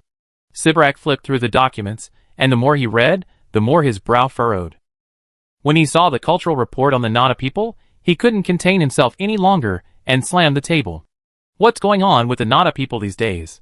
Why are there so few intelligent people? They're all just muscle? Sherbarak only then understood what Asmodeus had meant. My goodness, this job must be tough. Sherbarak was about to call Mavica back for help, but he learned that she had already gone to the Black Tower station, claiming to be learning advanced knowledge. Sherbarak realized he'd fallen into a trap. Alas, this resurrection would be worse than no resurrection at all, in Liyue Harbor. Hulia found Ningguang. Ningguang looked at Hulia and invited her to sit down. Your Majesty Hulia, please take a seat. Ningguang had already received advance notice from Asmodeus, stating that Hulia, the salt demon god, would be resurrected and placed in Liyue to serve there, and to resolve the issue of seawater salt content. Hulia sat down. You are Ningguang, right? Nice to meet you. Ningguang smiled and nodded. Yes, Your Majesty Asmodeus has already explained the matter to me. In the initial phase, you will address the issue of seawater salt content. After that, you will serve in Liyue. As for your position, I discussed it with the Emperor, and you're more suitable for the salt supervisor. This position will oversee all salt-related matters in Liyue. What do you think? Hulia was very satisfied. Well, that's fine. It just so happens that my all-powerful power is also salt, so I should be able to handle this job. Ningguang smiled. I already arranged accommodations for you. I take you there, and tell you about Liyue's current situation along the way. Chapter 543. Hulia stood up and followed Ningguang out of the Jade Pavilion. As they emerged, they ran into Luyun. Ningguang was a little surprised. Master Luyun? Why are you here? Luyun waved his hand. Nothing much, I just came to see Hulia. The Emperor said we have a new colleague, so I came to see what's going on. By the way, I got something for Hulia. Hulia heard this.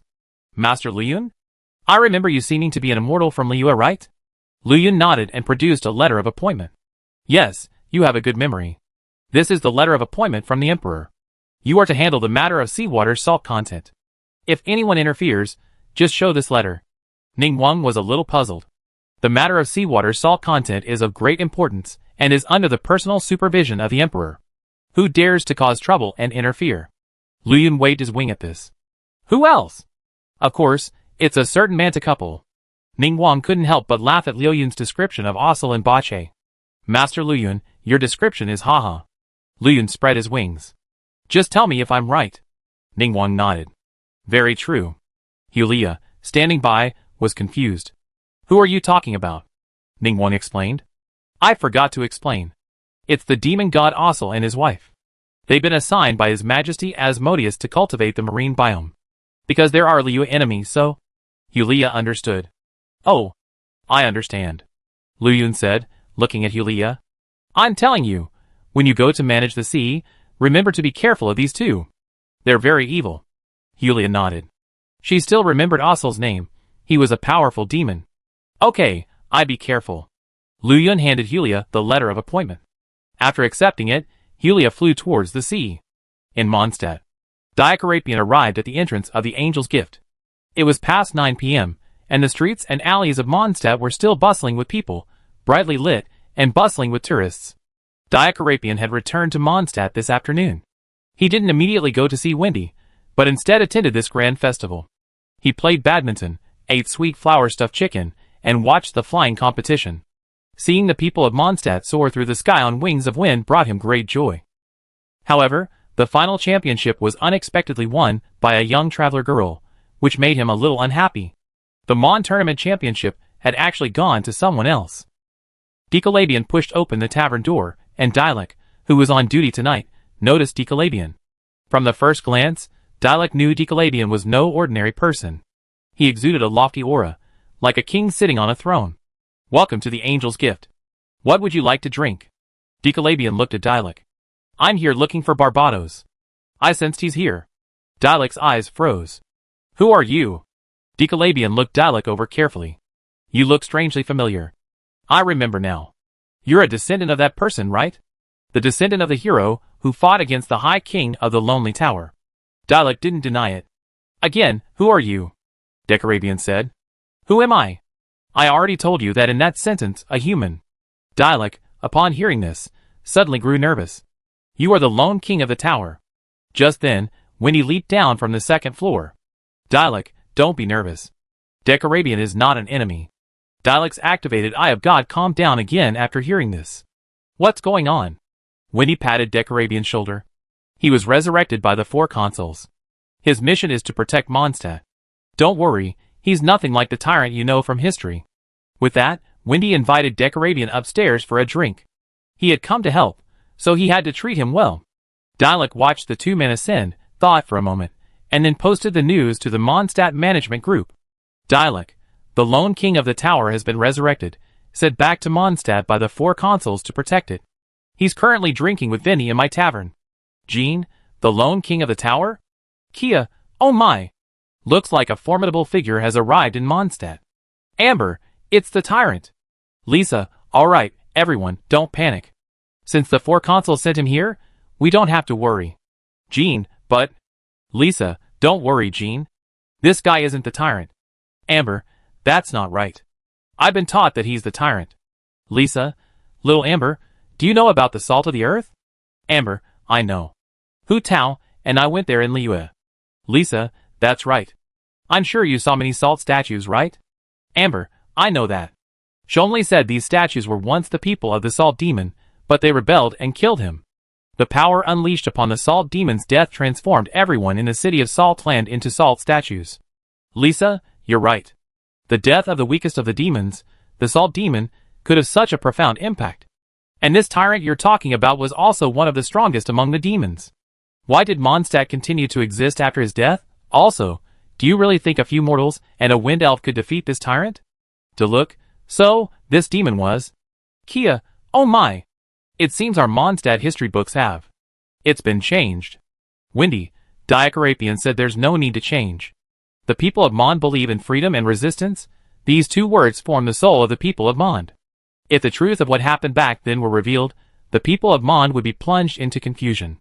Don't dwell on the past, the outcome is correct. By the way, I added Diacarapian to the group chat. When I'm not in Mond, you can call him in the group chat if you need his help. Wendy invites Diacarapian to join the group chat. Diacarapian, call me if you need anything. According to the orders of the four lords, I will remain in Mond. Jean, greetings, Lord Diacarapian. Amber, greetings, Lord Diacarapian. Kaya, Lord Diacarapian, are you drinking at Angel's Gift? Can you take me with you? I just got off work. Diacarapian, come on. After all these years of silence, I really want to get drunk. Come on, everyone who wants to come. Chapter 544. In the Angel's Gift. Kia arrived as promised, coming for a drink. Kia nodded at Daluk, who was behind the bar. Uncle Daluk, bring some drinks upstairs. Daluk rolled his eyes at Kia. Mon's progress is so slow precisely because of slacking law enforcement officers like you. Kia, accustomed to Daluk's taunts, threw his hands up indifferently. Oh my, it's time to get off work. At that moment, the tavern door was pushed open again, and Xing, Hutao, Amber, and Eula swarmed in. Xing sat down at the bar, patted it, and called out to Daluk. Daluk, give me a glass of milk. We're not short of money. As he spoke, Xing pulled out a thumb-sized gold bar and slapped it on the bar. Kiana was puzzled. Aren't we here to drink at the tavern? Why did you order milk? Xing said. Because I'm still underage and can't drink. Besides, we're here to drink with Amber and Eula to see their former tyrants of Mondstadt. Ing shook her head. Xing, I'm not saying anything bad, but you're drinking milk in the tavern? If you want to drink, drink. Daluk. Dandelion brew. Daluk accepted the gold bar Ing handed him, and poured Ing a glass of iced dandelion brew, placing it in front of her. Ing picked up the glass and gulped down 2 gulps. Ah, refreshing. I haven't drunk in ages. Eula also ordered a dandelion brew, and sat down beside her to drink. Seeing this, Xing asked Daluk to change her order to dandelion brew. However, Daluk didn't take her money. The gold bar Ing had just given her had already been used to by 100 glasses of dandelion brew. Amber said, as the group got their drinks. Come on, everyone, let's go upstairs. Then, a group of people scurried up to the 2nd floor to see Diacalpian. Kia saw this. You sold wine to Amber? Amber's only 17. I can't believe Grandpa Daluk sold wine to a minor. Daluk rolled his eyes at Kia and placed a glass of dandelion brew on the bar. If you want to drink, take the wine and go upstairs. If you don't want to drink, I won't see you off. Kia tooted twice and took the wine upstairs. Inside the Pinocchio film and television studio, the woman had just finished a day's work. Now, she had gained a few fans through several TV series and was considered a minor star. So far, she had earned 200 million credits, saved 30 million for studio expenses, and sent the rest back to Solstice. The woman looked at the chat messages on her phone, speechless. The wealthy were incredibly attentive to her. This guy, money is everything. Ever since the woman came to Pinocchio to film, their attitude towards her has completely changed. Now they're constantly checking in on her, frankly just after her credit points.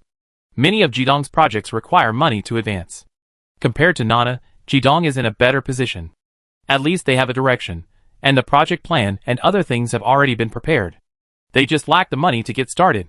As for Nana, Sibarak sat in his office, pulling his hair into a mess. He was incredibly annoyed. How had Nana become like this? Half of Nana's brains resided in a place called Sinanin. Besides, Sinaning wasn't even in Nana. She'd gone to the Black Tower station for training. The others were there for training, and he felt embarrassed to call Sinaning back to work. He also learned that the technology at the Black Tower station was extremely advanced, and not just anyone could go in for training. Mavica had previously done business with Ruan Mei and had her contact information. It was only with her recommendation that Sinaning was able to go to the Black Tower station.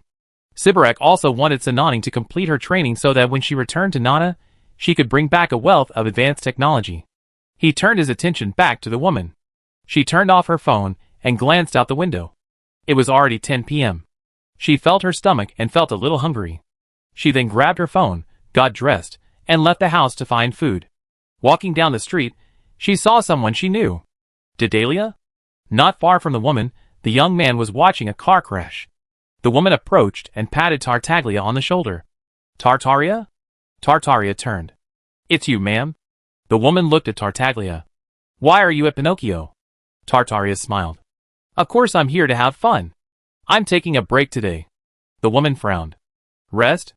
Dongtaidong is experiencing a period of rapid development. How can you afford to take a break? Tartaria heard this. That's not right. Work should be balanced with rest. The woman rolled her eyes at Tartaglia. I think you were influenced by Morix back in Liyue. Now you're slacking off like him, aren't you? Tartaglia shook his head. You're wrong. Why do we need to learn this? Everyone can slack off. Okay, I'm going to the Grand Theater to see a show. See you later. With that, Tartaglia turned and walked towards the theater. The woman smiled and took out her phone to contact the rich man. Hello, rich man. I think one of our colleagues is taking too much vacation, which is not good for Jidong's development. What do you think? What? You mean it's a normal vacation? Then can I use my credit points as well? Will you change it immediately? That's absolutely right.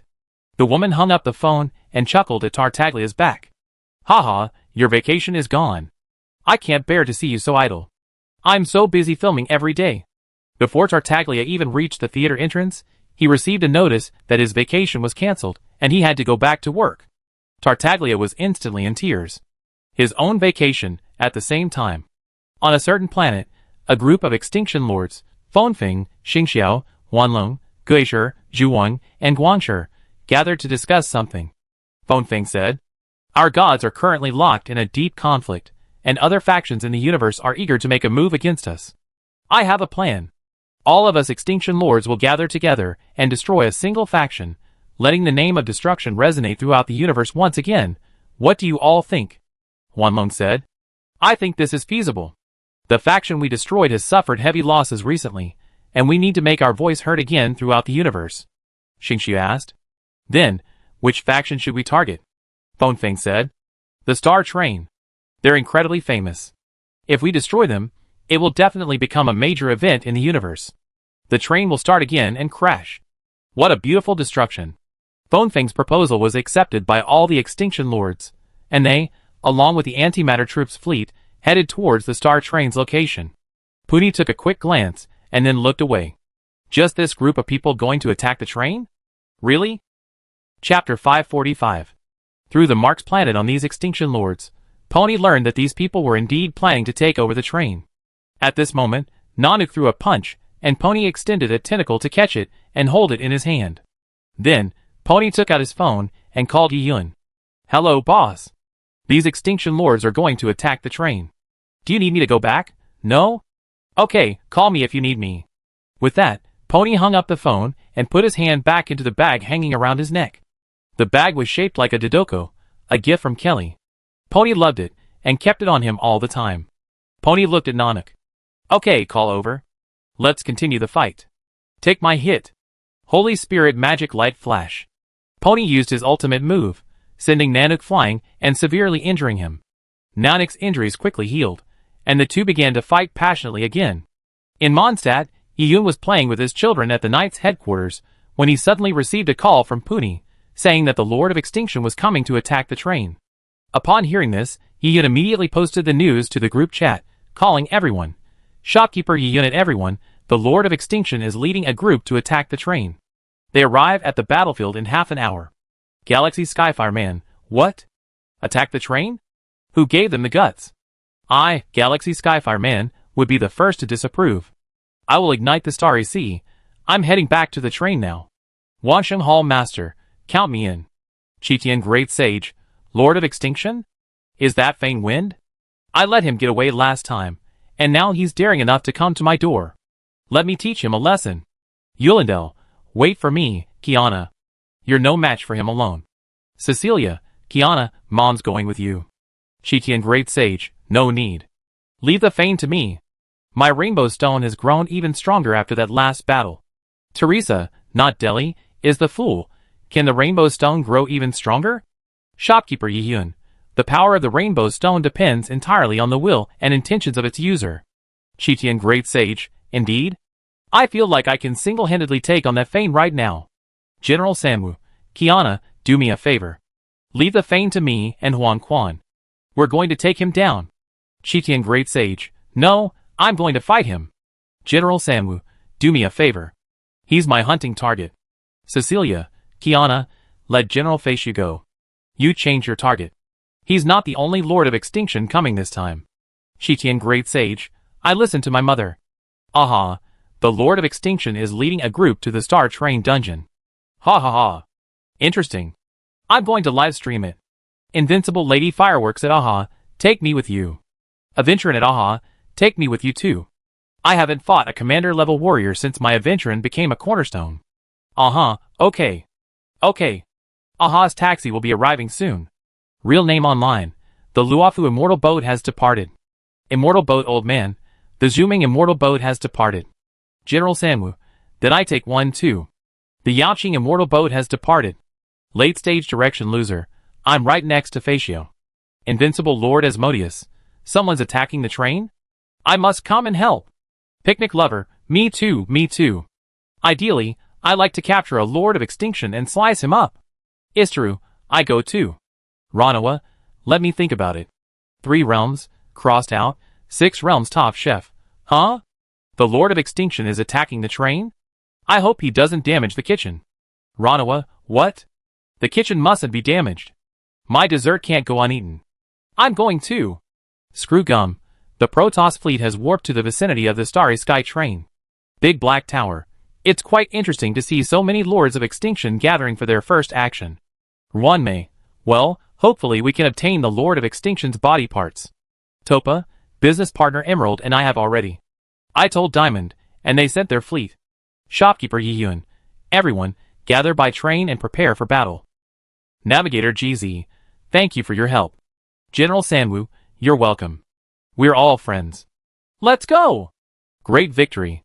Great victory. Great victory. Shopkeeper Yiyun, be safe, everyone. Heartless not a machine at Real Name Online, General. Would you like to activate the Canyon Mirror? Heartless not a machine. Let me think about it for a moment. I keep it on standby. Heartless not a machine. I understand. I can send a message anytime. Heartless not a machine at Invincible Swordsman 123, at Cheongshi Tiaochuan Loyal Fan, Yin Qing, Yunli, you are responsible for protecting Master Taibu's safety. Heartless Swordsman 123, yes, General. Cheongshi Tiaochuan Loyal Fan, I go now. Aglaya, I brought the golden one with me. Sci-Fi, oh my goodness, are we about to have a big fight? Wang Shengtang guessed. The starry sky outside the train window is restless. Misha, want to attack the train? Then we have to ask the nameless guests for permission. Mockingbird, Pinacone's reinforcements have already departed. Shop clerk, I protect the train. Malim, fight! Fight! It's been a while. Rimuru, Malim, be careful. These guys are tough. I join you. Malim, ha ha ha. I'm the Demon King. Thor, protect the train. Sunday, Donheng and I can hold off one. Galaxy Skyfire, everyone's fighting spirit is so high. I can take on one, Miris can take on one, Mona Lisa can take on one, I want all 3. General Sanwu, so, we still have to fight for our opponents? Traveler, is that so? That makes sense. Besides those tough ones, who need a group fight, I find some people to join in the fight. Traveler at everyone target, Extinction Lord team, 1 to many, tag me if interested. Navalette at Traveler. Roar of the Sun at Traveler. Jun, I tag at Traveler for Ing. Windy, I'm with the old man. Nashida, I. Ing, no children accepted, thank you. Nashida, angry. JPG, I'm not a kid anymore. Asmodeus, Narsida, you don't have to do the dirty work of fighting. We handle it. The Great Tree King, Narsida, let's secure Tevat. Barnabas at Traveler, count me in. Captain, follow the Queen's footsteps. Chairman Milt T, I go too. Traveler, get lost. Who wants to team up with you? You idiot. Chairman Milt T, Chapter 546. On the other side. Fenfeng, Xingxiu, Wanlong, Giji, Zhuang, Guangshi, and a group of Extinction Lords, with countless antimatter armies, were heading towards the location of the Starry Sky train. Fenfeng, Xingxiu, and the other Extinction Lords gathered on the flagship to chat. Wanlong looked at Fuanfeng. You said you encountered several emissaries the last time you visited the Iron Tomb? Fenfeng nodded slowly, sitting in his chair. Indeed, their powers are very strange. I recognized one of them, General Feishu of the Yaoqing immortal ship. Xingqiu said, hearing this. Fenfeng, what about the others? Do you remember their appearance? Tell us, we might recognize them. Zhu Wang immediately agreed. Yes, we were in such a hurry to rescue you last time that we didn't have time to see what they looked like. Fenfeng heard this. A gray-haired man with a flaming sword, a braided girl in armor holding a large club, a flaming mech, and a little girl with a ring of fire under her feet. Oh, and there's also a purple-haired woman who uses the power of nothingness, constantly chanting something about mourning for the dead. Wanlong was stunned after hearing Fenfeng's description. What? A gray-haired man with a sword? A girl with braids holding a club? Hiss. I think I know them. Guangshi heard this. Oh! Wanlong, you know them? What factions are they from? Wanlong paused, then said. They should all be on the train. I'm sure the gray-haired woman with the sword is an unknown passenger on the Starry Sky train. I fought her before in Luofu. The girl with braids should be one too. I fought her once before. Upon hearing this, King Zhu seemed to recall something. I remember you were once besieged by the immortal boat generals. Was that one of those times? Huanlong nodded slightly. It was during the battle with that pigtailed girl. I couldn't defeat her and wanted to flee, but the 3 generals blocked my escape route. Xingxia heard this. So it seems we might have to face patrol forces this time. Goichi said slowly. Don't worry. We have so many emissaries here. Even if the immortal boats support the Starry Sky train, they can't send all 6 of them at once. Finfeng nodded. Yes, the immortal boats and the train may be allied. But the immortal boats won't sacrifice everything for the train. At most, they send 1 or 2. This time, destruction will surely fall on the Starry Sky train. The fate of all things in this world is destruction. Finfeng was now confident. With so many extinction lords here, could they still be as embarrassed as last time? Impossible, all right. Just then, a sudden explosion was heard. Several people looked out the window, seeing nothing but warships of all kinds. The immortal ship, the company, and a fleet from an unknown force. The 3 fleets were engaged in fierce fire, suffering heavy losses. Finfeng looked. Interesting. They come to us first? It's our turn. Finfeng, Xingxiao, Zhuang, Guishi, Huanlong, Guangshi, and other grand lords of extinction all deployed, rapidly flying towards the nearby fleet. At the same time, the Antimatter Legion's fleet also launched a counterattack. The sky roared with artillery fire, raining down on the 3 fleets. Dahida, Ruanmei, and Screwgumu stood on the deck of the Spear of Aten, with the starry sky overhead. The great black tower watched the approaching artillery fire, a smile curling his lips. Interesting. A perfect opportunity for me to test out my newly developed shield. The black tower drew out his staff and pointed it in the direction of the Antimatter Legion. Galaxy-level defensive formation, up. Instantly, a pale blue barrier enveloped all 3 fleets. The Antimatter Legion's artillery fire struck the shield and exploded. But no matter how intense the Antimatter Legion's artillery fire was, it couldn't penetrate the shield's defenses. The Black Tower was very pleased. Worthy of being a strategic technology from a world of advanced technology. These 2 million star coins were well spent. When we get back, I shield the airspace surrounding Blue Star. Screwgum heard this. Congratulations, Ms. Black Tower. You cracked another technology capable of changing the order of the universe. Screwgum was right. In the Star Rail world, the Antimatter Legion's fleet's offensive power was undoubtedly formidable. There were several thousand doomsday beasts alone. There's no energy shield in the universe capable of withstanding the simultaneous attacks of so many doomsday beasts. The Black Tower shield is the only one. Tapa, Feitsue, Jingyuan, and Huayan, aboard the company's immortal ship fleet, have decided to visit the Black Tower to see if they can import this technology. On the train, Xing, wearing sunglasses and holding a glass of iced cola, watched the 2 fleets bombard each other. Frog fun. This artillery fire is too intense. All the planets in the surrounding starfields are wiped out. Kiana sipped from her straw. Yeah.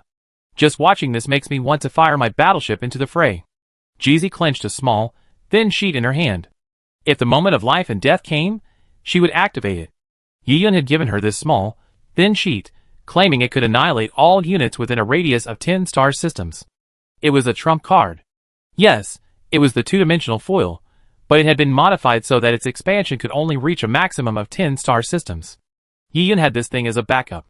Who knew what these extinction lords had in store? It was best to be cautious.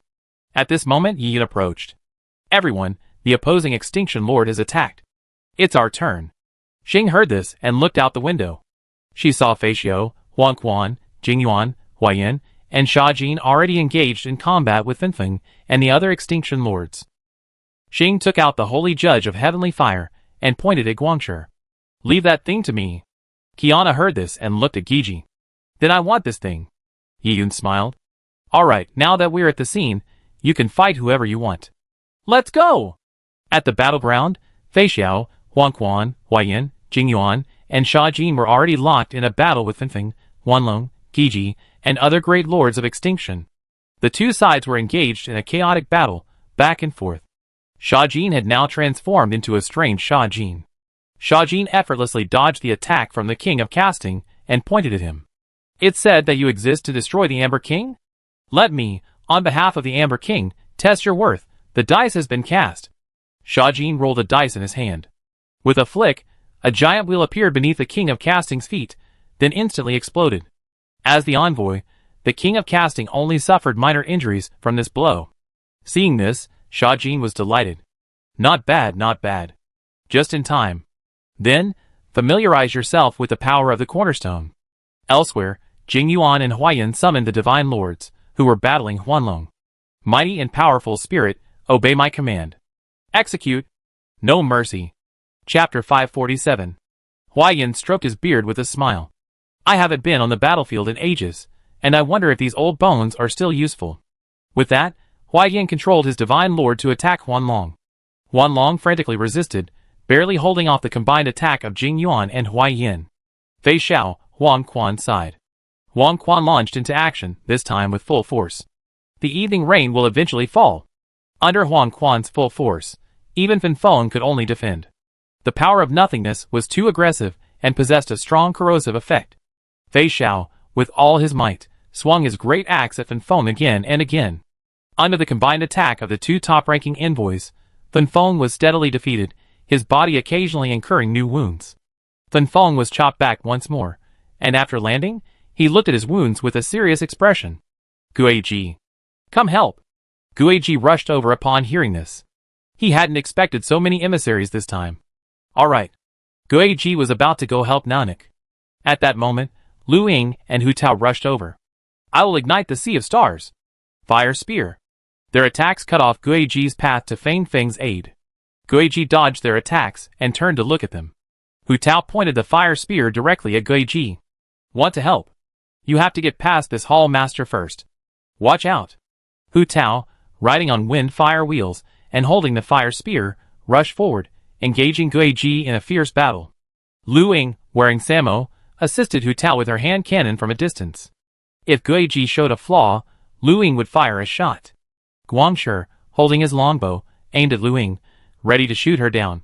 Ying, Violet, Mavika, and the others arrived. Ying saw this. Not good. The light wings behind Ying suddenly accelerated, and in an instant, they were in front of Guangshi, slashing with the sword of the Adventor in their hands. Guangshi had no choice but to abandon his attack on Lu Ying and block Ying's attack. Guangshi quickly sheathed his longbow, replacing it with a long sword. Guangshi used the long sword to parry Ying's attack. Where did you come from, you little brat? Get out. Guangshi exerted his strength, pushing Ying away. Thankfully, Kong arrived and caught her. They might not get along normally, but if someone tried to bully them, they would definitely not allow it. This is brother and sister, a strange creature. When there's no danger, the other is the greatest danger. When there's danger, they unite to face it. Kong is wearing a GA-17 nanomech. Be careful, this guy's no pushover. Ying nodded. Mavika smoothed her sunglasses and looked toward Guangshi in the distance. Is this the Lord of Extinction? He looks quite formidable. Navalette said slowly. I hold the fort and defeat him. Mavika, Ying, and Kong charged at Guangshi. Each of them was no match for Guangshi, but united, they could still hold their own. On Xing Xiao's side, she surveyed the battlefield, searching for a way out. The enemy's powerful forces emerged one after another, and it seemed their side was about to collapse. The Genius Club, the Interstellar Peace Company, the Immortal Ship, unfamiliar forces, and the nameless guest bearing the Star Core, charging towards them. All this left her feeling incredulous. Was destruction so hateful? It could actually unite so many forces against her and her companions. The Antimatter Legion fleet was now retreating under the siege of the three fleets. Doomsday beasts and the wreckage of warships, shattered by naval gunfire, lay everywhere. Xing Xiao aimed at the oncoming Xing and waved his hand, sending a powerful wave of energy surging outward. Seeing this, Xing leaped high, holding high the Heavenly Fire Judgment. Second Star Core. Activate. Heavenly Fire Judgment. Destruction. The end. Xing slashed with his sword, and the two attacks collided, sending a powerful wave of energy sweeping out. Several nearby planets instantly collapsed under this force. Xing Xiao stared at Xing. You actually have 2 star cores within you. Xing heard this. So what? No! Take another blow from me. Xing slashed again, but Xing Xiao parried it.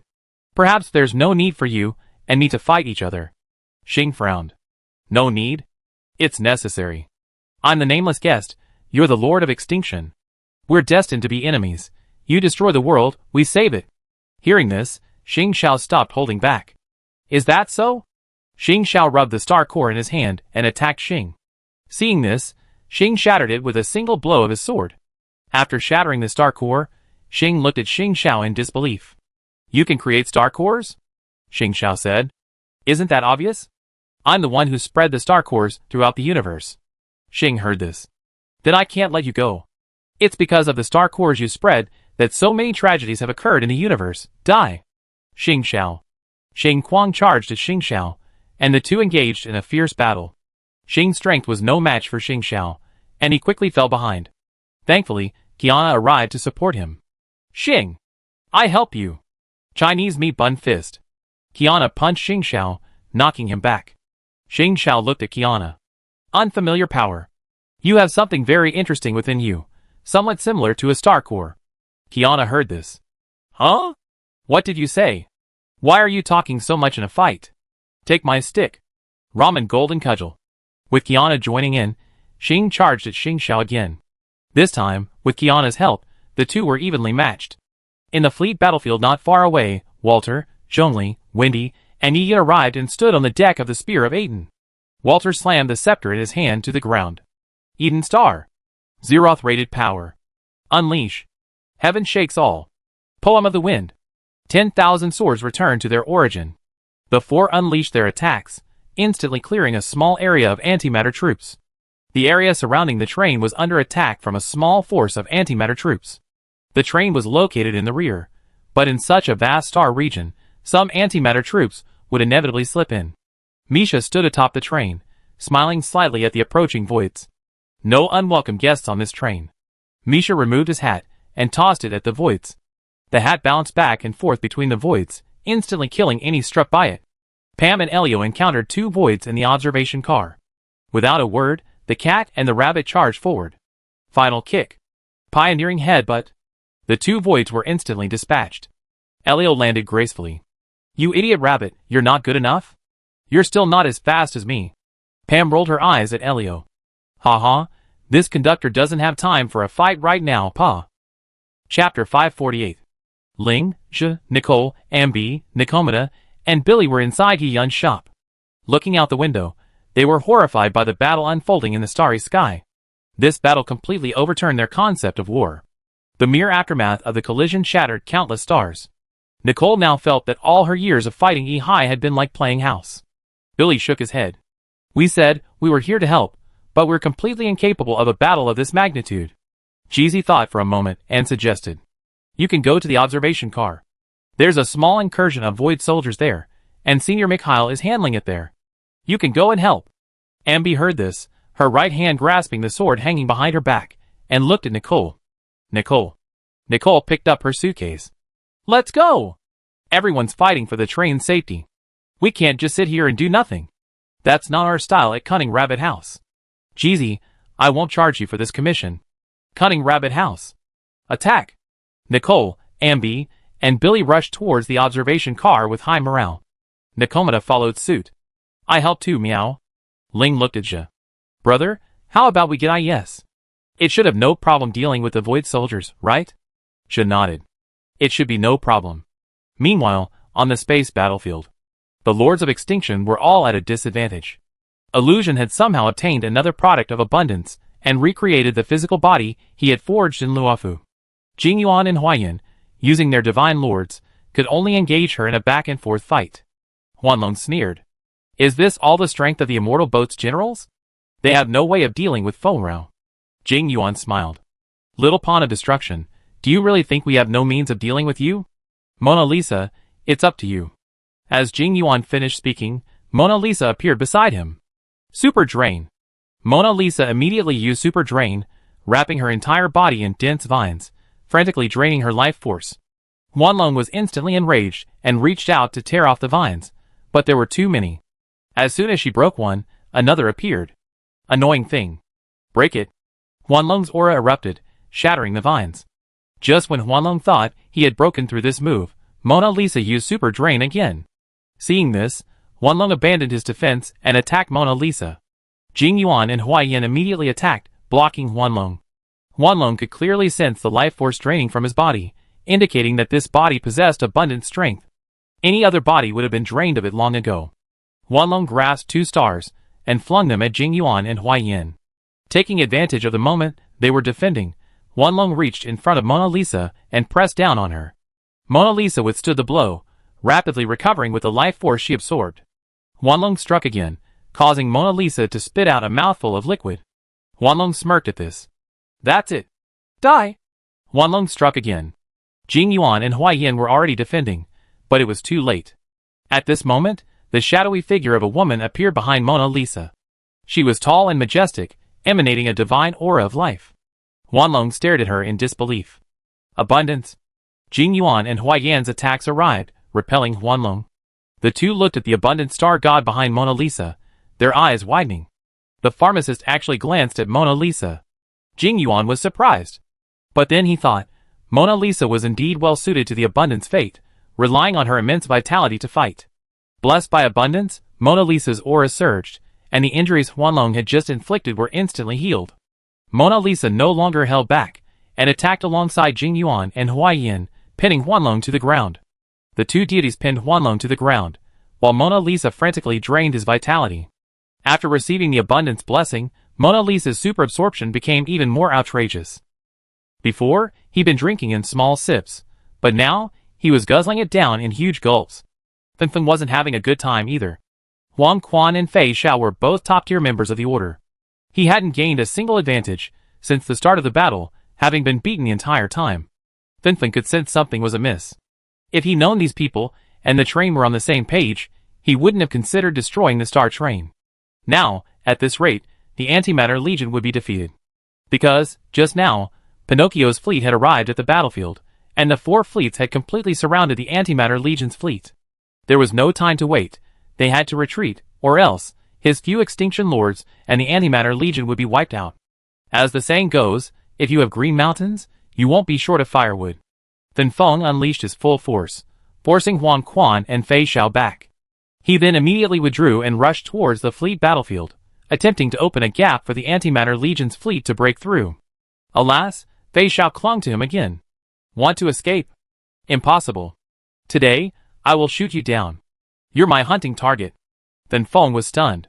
Why did he have to cling so tightly? Before he could complain, Huang Quan drew his sword and slashed at him. On Xing Zhao's side, Mires arrived at the battlefield and, along with Xing and Qiana, the 3 of them beat Xing Zhao back. Xing Zhao was severely injured after being struck by another blow from the Holy Judge of Skyfire. Xing Zhao glanced at Xing, Qiana, and Mires, memorizing their appearances in his mind. Then, Xing Zhao jumped back, and a portal appeared behind him. Xing was startled. Oh no! She's trying to escape. Qiana, Mires. Let's go! Xing, Mires, and Qiana launched an attack on Xingqiu. Alas, they were a step too late. Their attack missed, allowing Xingqiu to escape. Xing was filled with resentment. Damn it! This guy actually escaped. Are these Extinction Lords so capable of running away? Qiana was also annoyed. She had been on the verge of defeating a powerful enemy, only to have them flee. She was deeply depressed. Seeing this, Xing, Qiana, and Mires decided to help the others.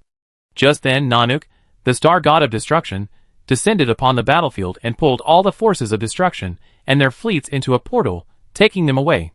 The star god of destruction looked down at the 4 fleets below, Xing, Jingyuan, Fei Xiao, Qiana, Luing, and others.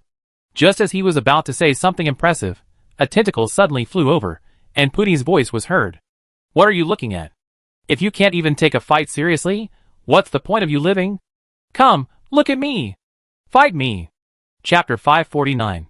This war came, and went quickly, and the battle was called off. The Destruction faction suffered heavy losses. The 3 major forces, the Company, the Immortal Boat, and the Pinocchio, spread the details of the battle. For a time, most people in the universe were in a frenzy. This universe had been ravaged by destruction for a long time. Now that destruction had suffered a heavy blow, many people were naturally delighted. If destruction wanted to invade a civilization, it would just do it without any reason. Other companies would at least avoid people, and use black gloves to handle such matters. It could be said that the most hated people in the universe are the Destruction faction. On the train, Jeezy, Pam, and others were cleaning the train. Many virtual soldiers had just invaded and made a mess of it. Pam even captured Elio to help. Although Elio and Pam had a feud, the train was his home, so he didn't resist. He grabbed a towel, donned a mask and gloves, and wiped the walls. Xing, Luing, Hutao, and Ning each took up cleaning tools and began cleaning. Jing Yuan, Hua Yin, Fei Xiao, and Huang Quan borrowed the reception room in Yi Yun's shop for a meeting. Marshal Hua convened a meeting to review the gains from this battle. In the reception room, several other generals and Hua's projection appeared in the reception room. Hua looked at Jing Yuan, Hua Yin, and Fei Xiao.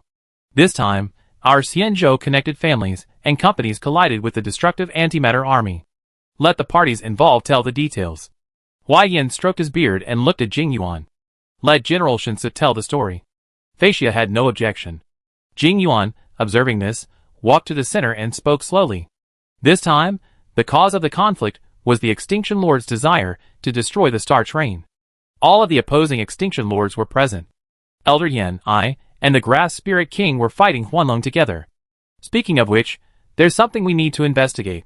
Huanlong somehow acquired the fertility artifact again. The body she used this time, just like in Luofu, is composed of the power of fertility. If it weren't for Mona Lisa, we really wouldn't be able to defeat her. Hua fell into deep thought upon hearing this. This is indeed a strange matter. Everyone, please investigate this matter with all your strength. General Shinsu, continue. Jing Yuan continued upon hearing this. General Fei Xiao and Lady Huang Quan fought together against Feng and achieved an overwhelming victory. In the end, if the Star God of Destruction hadn't personally intervened to rescue him, Feng would most likely have perished. Fei Xiao was furious upon hearing this. It was almost there. It was almost there, and my hunting target would have perished. Hua reassured him. There's no need to rush this matter, General Tianji. There will be plenty of opportunities in the future. There's no need to rush. The immortal ship has now completely broken ranks with destruction. From now on, if you encounter the forces of destruction, you must all annihilate them with all your might. Jing Yuan, Hua Yin, and the others bowed in response. The hunting target had been expanded. Previously, it was abundance, but now it was destruction. Jing Yuan then continued. This time, our immortal ship suffered minimal damage, while the Cloud Riders suffered 130,000 casualties. The Antimatter Legion, on the other hand, suffered at least 3 million casualties, and a large number of Doomsday Beasts were also shot down. For the time being, we won't have to worry about destruction or disruption. Hua nodded with satisfaction. This successful war has greatly enhanced the reputation of our immortal ship. General Shinsu, General Tianji, and General Zhu Yuan, thank you all for your hard work. Hua Yin shook his head. It wasn't hard work, I just did what I had to do. Hua nodded. By the way, General Shinsu, how many star coins do we have now? Jing Yuan heard this. Through the efforts of my colleagues and I, our Immortal Ship Alliance currently has over 6 million star coins in reserve. Hua was delighted. Great. With so many star coins, we can discuss what to purchase. What are your opinions? Share them for our consideration. Fei Xiao raised his hand. Me. How about we buy Digong a longbow? I saw San Yuqi has a Hoi bow. Although it's a replica, it can lock onto a target. Let's see how much the genuine one costs. That way, Digong Siming's attacks won't be indistinguishable between friend and foe. It could be more precise. What do you think? Hua heard this and thought it was possible, truly possible. Let's not pursue this idea. What do you all think? Jing Yuan smiled and shook his head. General Tianji, Elder Yin, and I have considered this suggestion a long time ago. Elder Yin and I have consulted Yi Yun, and pirated copies can't withstand the powerful force of the Emperor Bao Siming. We don't have the money for the genuine product. The genuine product would cost 10 purple star coins, which is 1 billion star coins. Fei Xiao heard this and spread his hands. Forget it then. 1 billion. Even if I sold myself, I wouldn't be able to come up with that much. Hua and several other generals felt deeply sorry after hearing Jing Yuan's explanation. What a pity, truly a pity. Hua looked at Jing Yuan. General Shinsu, do you have any good suggestions? Jing Yuan nodded slightly. Yes. First, I plan to spend 100,000 to 200,000 star coins to buy the newly developed shield system from Ms. Black Tower at the Genius Club. During this battle, Ms. Black Tower produced a roll of shield capable of withstanding the full force of the Antimatter Legion's fleet without damage. Hearing this, Hua rubbed his chin. I've seen this in the battle report. This technology truly needs to be imported. General Shinsu, I leave this to you. Jing Yuan nodded. Okay, I go see Ms. Black Tower after the meeting. At this moment, Huai Yin suggested. I have a suggestion. We can use 1 million star coins to purchase the seeds for the Qingling pill. Then, we can promote its cultivation. This way, we won't be short of herbs anymore, and everyone in the immortal boat will be able to receive their Qingling pills more quickly. Bai Lu had already refined the Qingling pill 3 times. Each time, she was forced to stop due to lack of herbs. With the combined efforts of the little ones, they could refine hundreds of thousands of Qingling pills in a single day. Hua waved his hand. This is approved. Do you have any suggestions? Huang Quan suddenly reached out. My sword was slightly damaged during the battle with Feng. Can you help me repair it? Huang Quan's sudden suggestion caught everyone off guard. Everyone knew Huang Quan was one of their own, but in previous meetings, she had simply sat quietly to the side. This was her first time making a suggestion, and everyone was shocked. Huai Yin approached Huang Quan upon hearing this. Huang Quan, could you please let me see your sword? Hua said from the side. Old Master Yin is the most powerful swordsmith on our Xianzhou. Huang Quan, could you show him your sword? Chapter 550. Huang Quan heard this, and took out his sword and handed it to Huai Yin. Huai Yin took it, and examined it carefully. After a while, Huai Yin sighed. The craftsmanship of this sword is truly remarkable. It's clear that the person who forged it must have been a skilled craftsman. Unfortunately, this sword has been eroded by the void, and its entirety has been assimilated by it. Adding new materials to repair it rashly would probably backfire. There's only one way to repair this sword. Fei Xiao heard this. Master Yin, what's the method? Huai Yin said calmly. Go to Yi Yun's shop and buy a product called a repair stone. It costs 1 million and can repair any weapon or equipment below the star god level. Hua smiled upon hearing this. Then go buy it. I take the 1 million. The other generals had no objections. Huang Quan was now family, hanging out with General Fei Xiao every day. Didn't you see that both times, the two of them worked together to defeat the strongest wielder of destruction, Feng? Their coordination was flawless, leaving the other strongest wielder of destruction completely devastated. Furthermore, Huang Quan's background was spotless, having never joined any faction in the universe. Although she possessed a destiny of nothingness, that didn't prevent her from joining the immortal boat. Such cases abound in the universe these days. Many dual fate travelers, like those on the immortal boat, possess the power of both abundance and hunting. So sometimes, destiny doesn't need to be so rigidly defined. Huang Quan heard this. Thank you. Hua smiled. You're welcome, Huang Quan. We're all family. If you have any needs, please let us know, and we find a solution together. Afterwards, the group continued their discussion, debating how to spend the over 6 million star coins. Meanwhile, at the Black Tower space station, Jade and Toppa visited. They had come to the station to reach a partnership with the Black Tower and purchase shield technology. The blueprints alone for the shield technology cost 1 million star coins. Wouldn't it be prohibitively expensive to buy the finished product directly? So, they decided to approach the Black Tower to see if they could acquire the technology at a low price. It was Esther who greeted them. Ms. Esther, long time no see. Jade greeted Esther with a smile. Esther smiled back. Long time no see, Director Jade, Director Toppa. Ms. Black Tower asked me to take you to her lab. She just finished an experiment. Toppa heard this.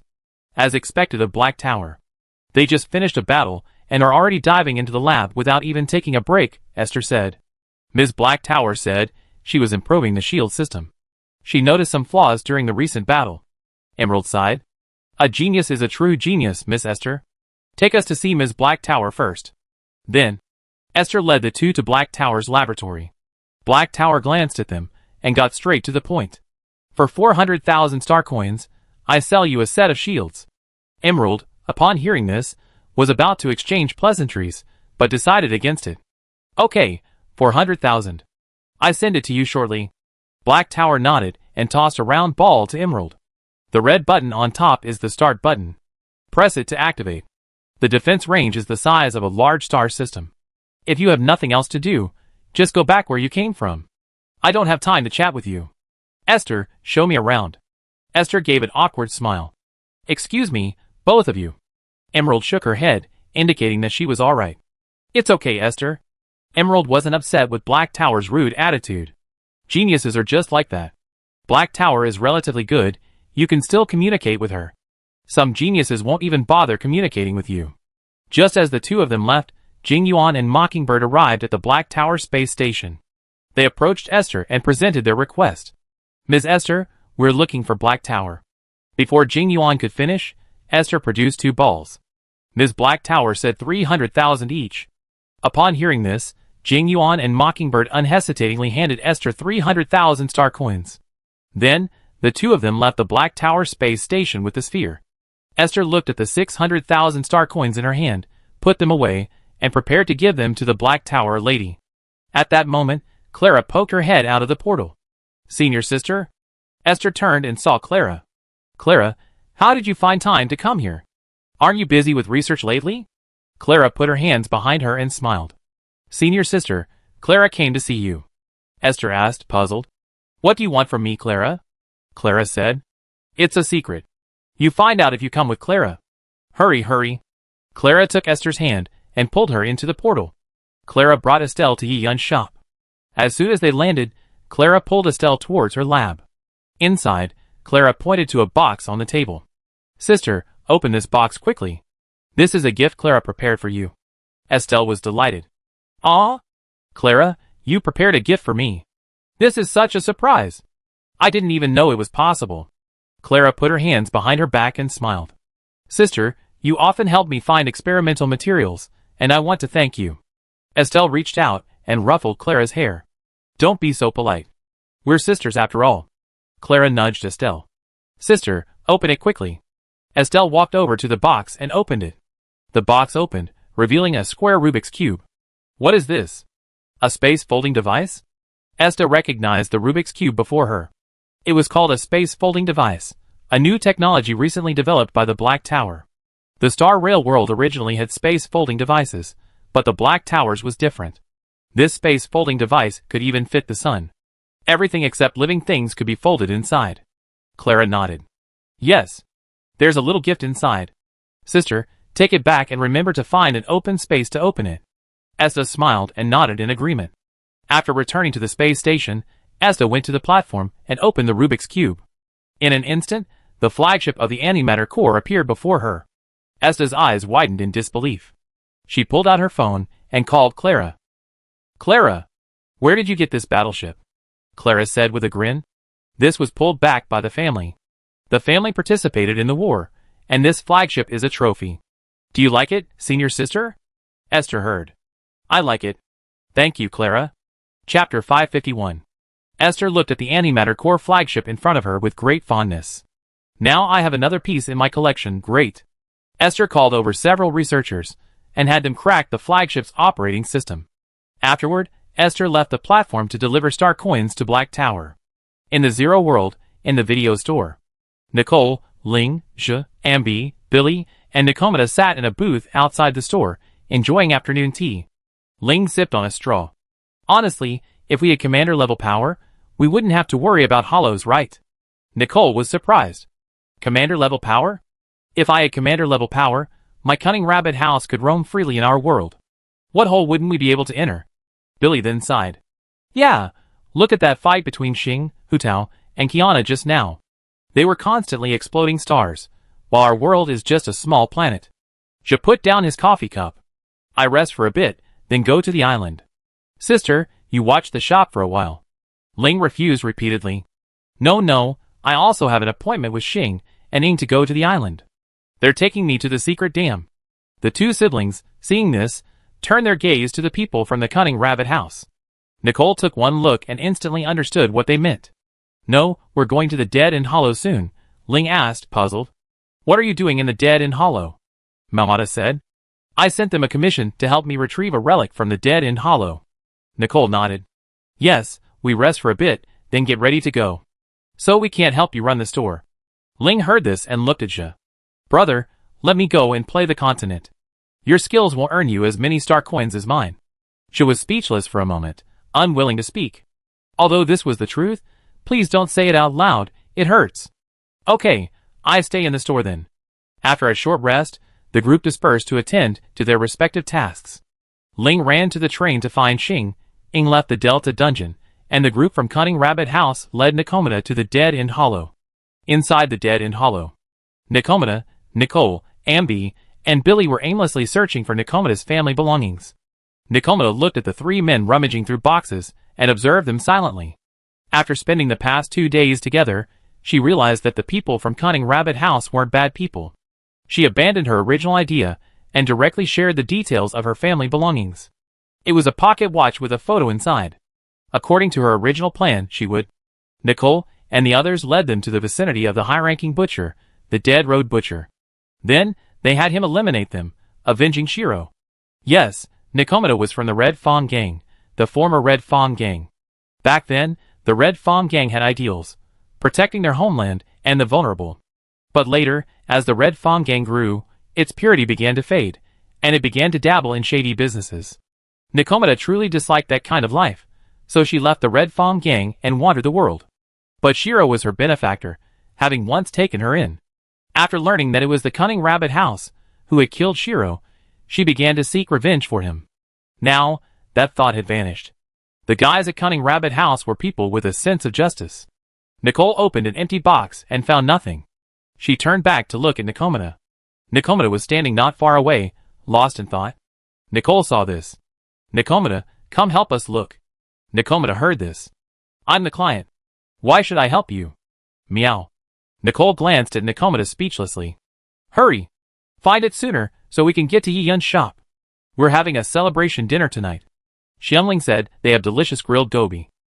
When Nicomeda heard the grilled gobi, his eyes lit up, and his mouth watered. Slurp. Grilled gobi. Okay. I help. Nicole glanced at Nicomeda, who rushed over and began rummaging through boxes and drawers, and smiled. Kitty, easy to handle. The others continued their search. After searching for over 2 hours, they successfully found Nicomeda's pocket watch. Nicole, Ambi, and Billy saw the photo inside the watch. Billy looked at Nicomeda in disbelief. You know Shiro? Nicomeda nodded. Yes, I was once an orphan adopted by the Red Fawn Gang. Originally, I planned to lead you to the Dead Road Butcher and have him avenge me. But then, after observing you, I realized you were good people, so I didn't do that. Ambi suddenly said. But, Nicomeda, I think I saw the Dead Road Butcher. Nicomeda heard this. How is that possible? I grew up here, and know the way around here. The Dead Road Butcher wouldn't be around here. Ambi pointed at the Dead Road Butcher in the distance. Hey, is that what you're looking at? Nicomeda looked in the direction of Ambi's finger, and was stunned. It really was. Dead End Butcher was blocking the 4 people's path out of the cave. Why is the Dead End Butcher here? This shouldn't be happening. Nico opened her suitcase and prepared to fight. Nicomeda, we hold him back for a while. You find a chance to escape and find Ya. Ask him to come rescue us. Nicomeda shook her head. No, I want to stay and fight with you. Nico said. Don't talk about loyalty now. You know this place better. Go find Ya and ask him to bring IS to rescue us. Ambi drew her sword. Nicomeda, whether we get out alive depends on you. Run faster. With that, Ambi rushed forward and engaged the Dead End Butcher. Billy also rushed forward with his dual pistols, looking for an opportunity to deal damage. Seeing this, Nicomeda stopped being so stubborn.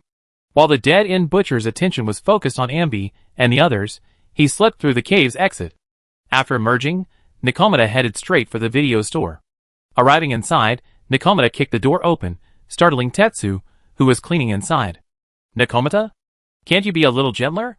Don't break down the door of my store. Nicomeda said, panting, his hands on his knees. Hurry! Nicole, they're in danger.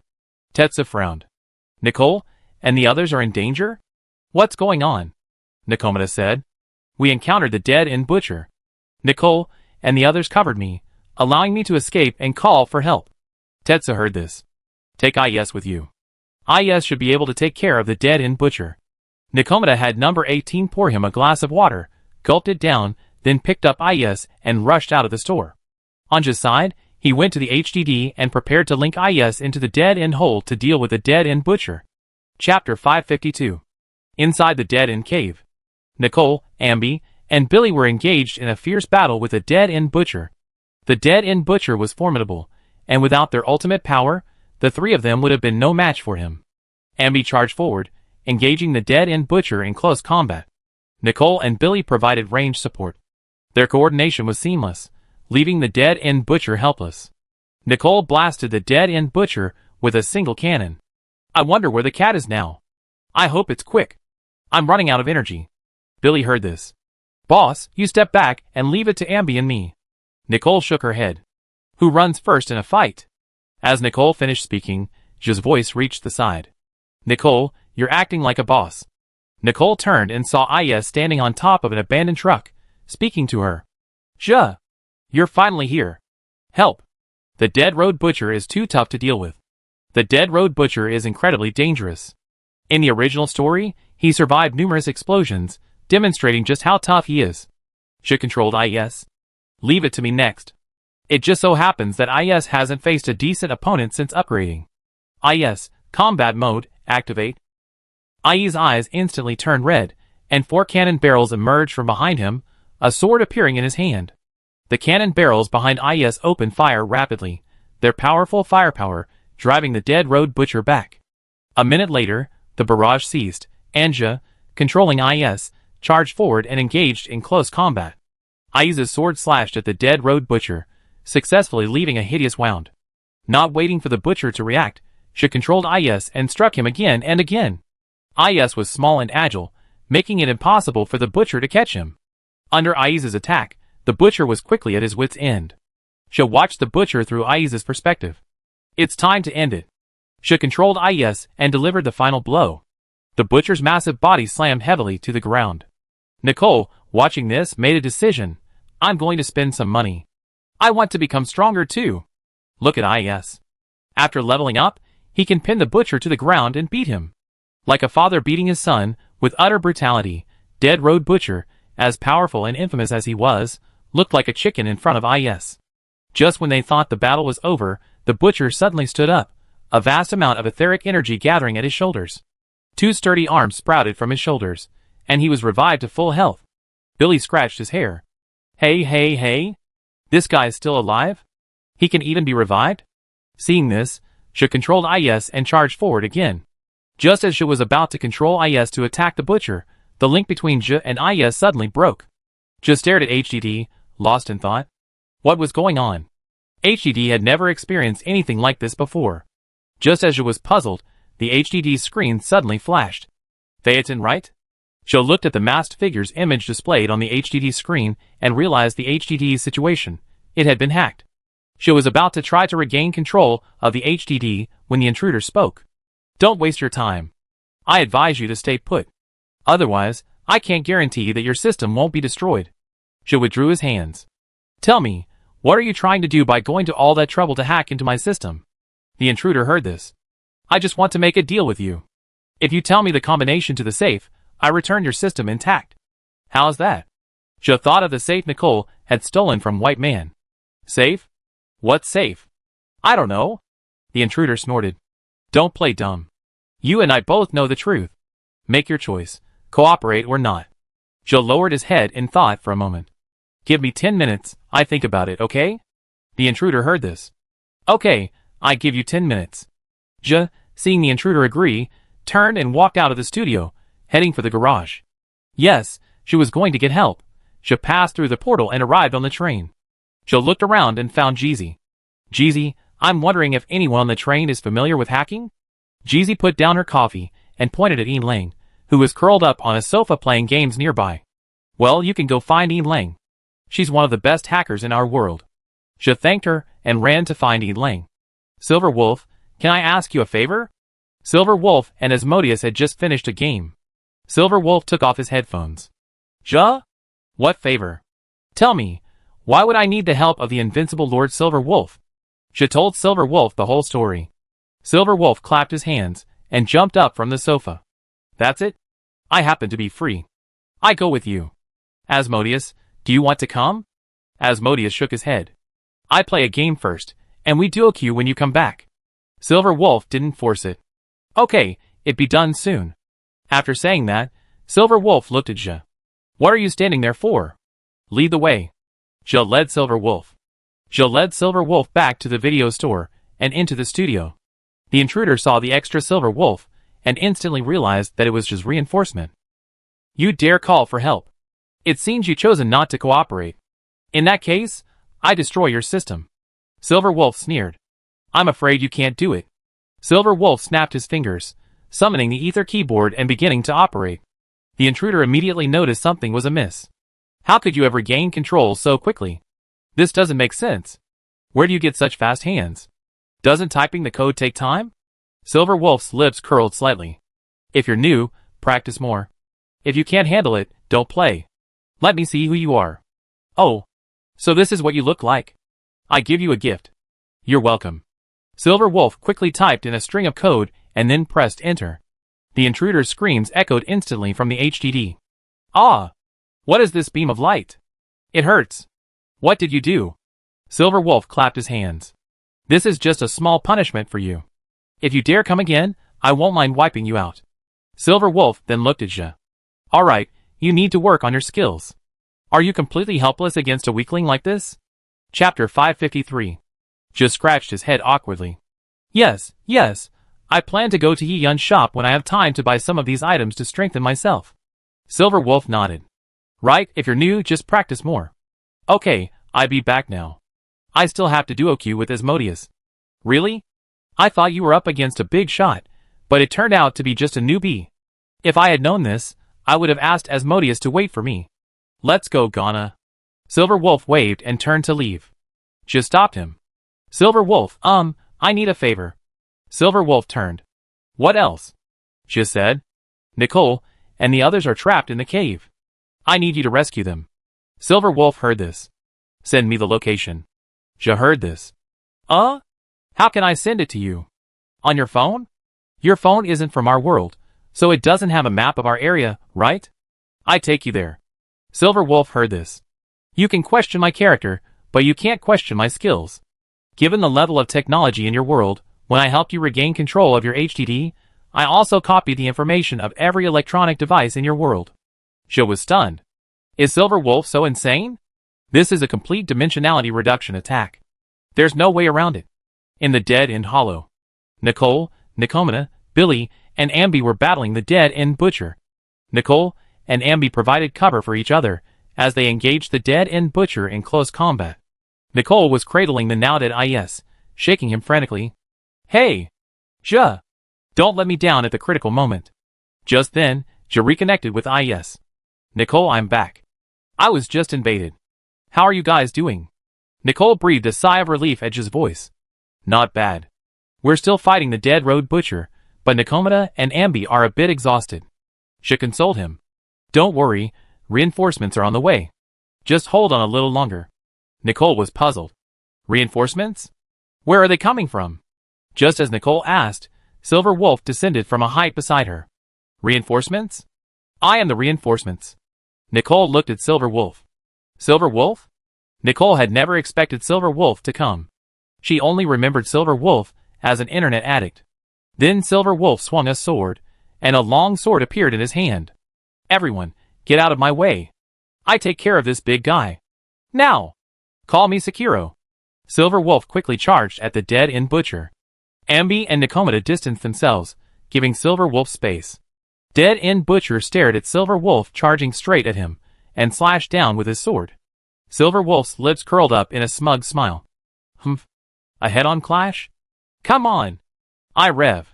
Silver Wolf's katana swung back, and the Dead End Butcher's attack struck with a crisp sound, sending the butcher falling backward. Silver Wolf smiled. Humph.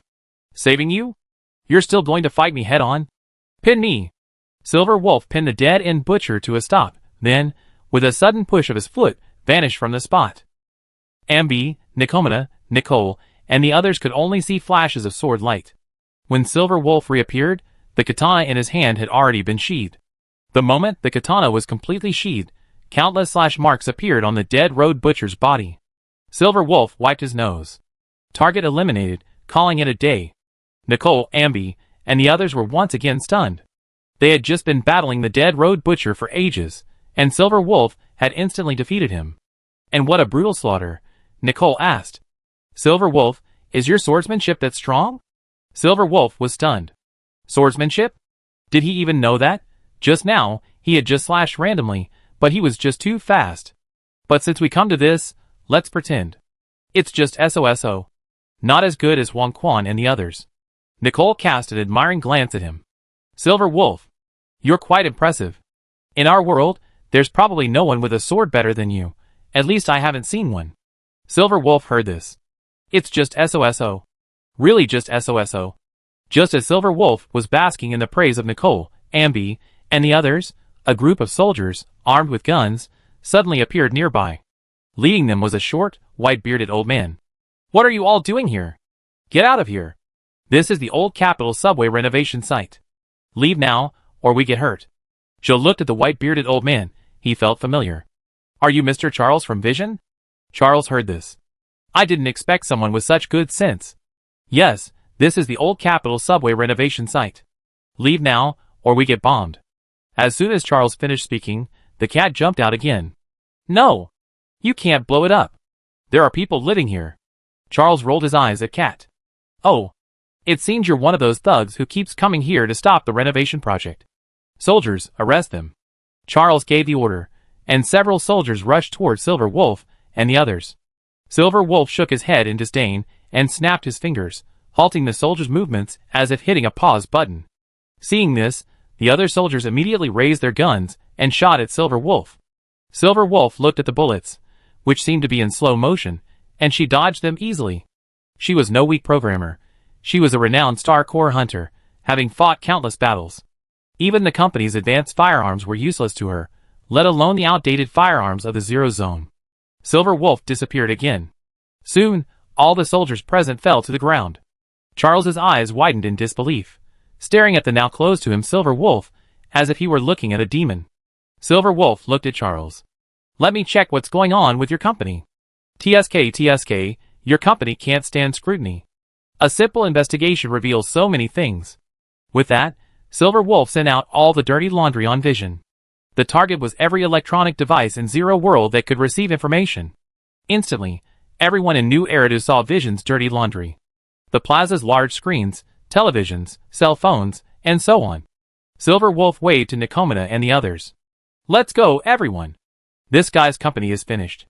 Nicomita, Nicole, and the others quickly followed Silver Wolf. The group left the cave and boarded Silver Wolf's car, heading towards the video store.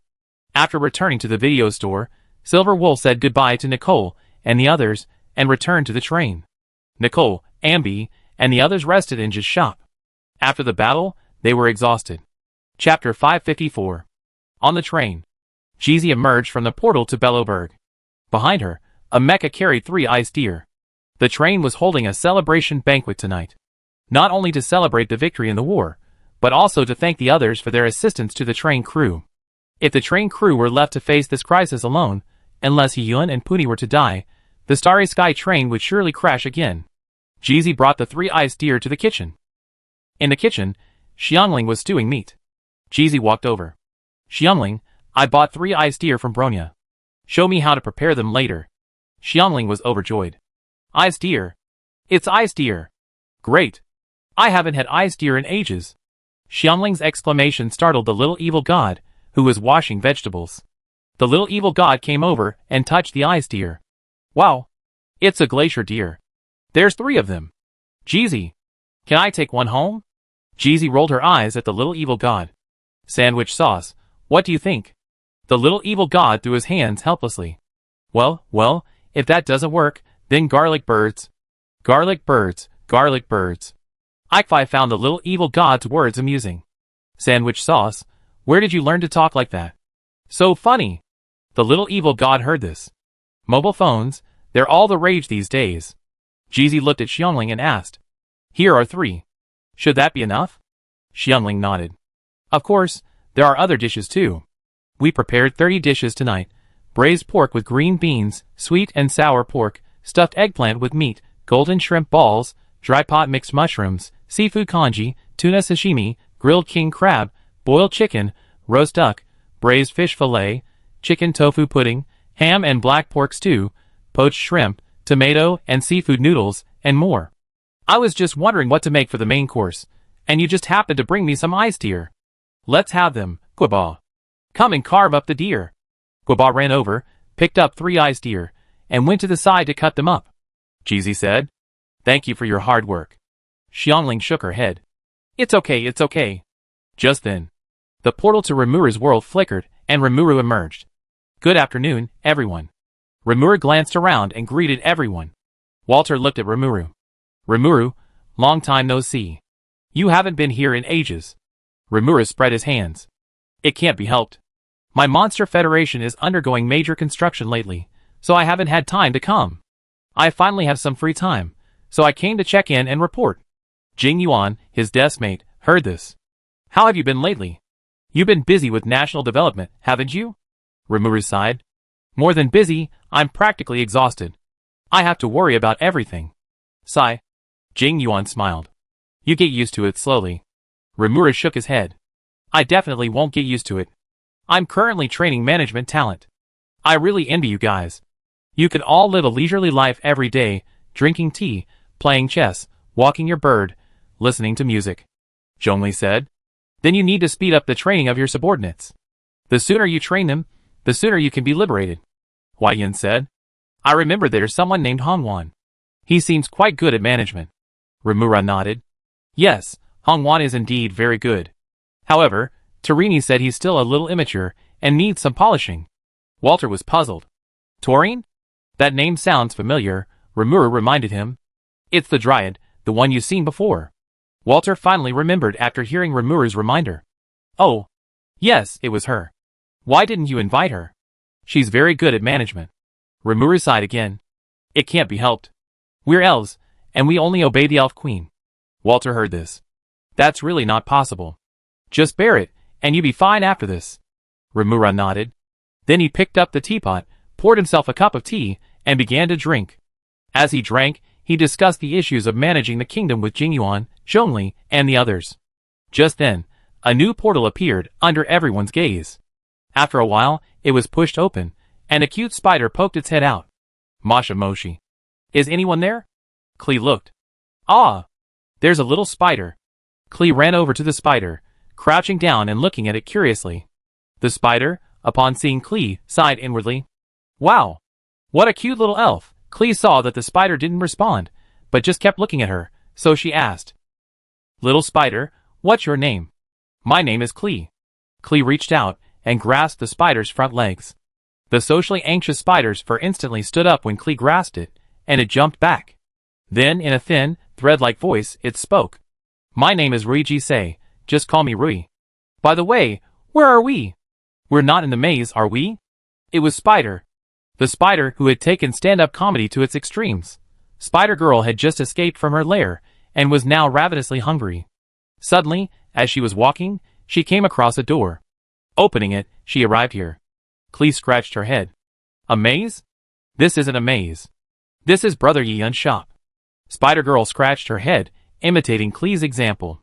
Brother Yiyun's shop? What kind of things are they selling? Any food? Klee nodded. Yes, Brother Yiyun's shop sells everything. At that moment, Spider-Girl smelled the aroma that permeated the air, and her stomach rumbled uncontrollably, echoing throughout the shop. Klee noticed this. Spider-Girl, are you hungry? Klee will give you something delicious. Klee pulled out a box of bear biscuits and handed it to Spider-Girl.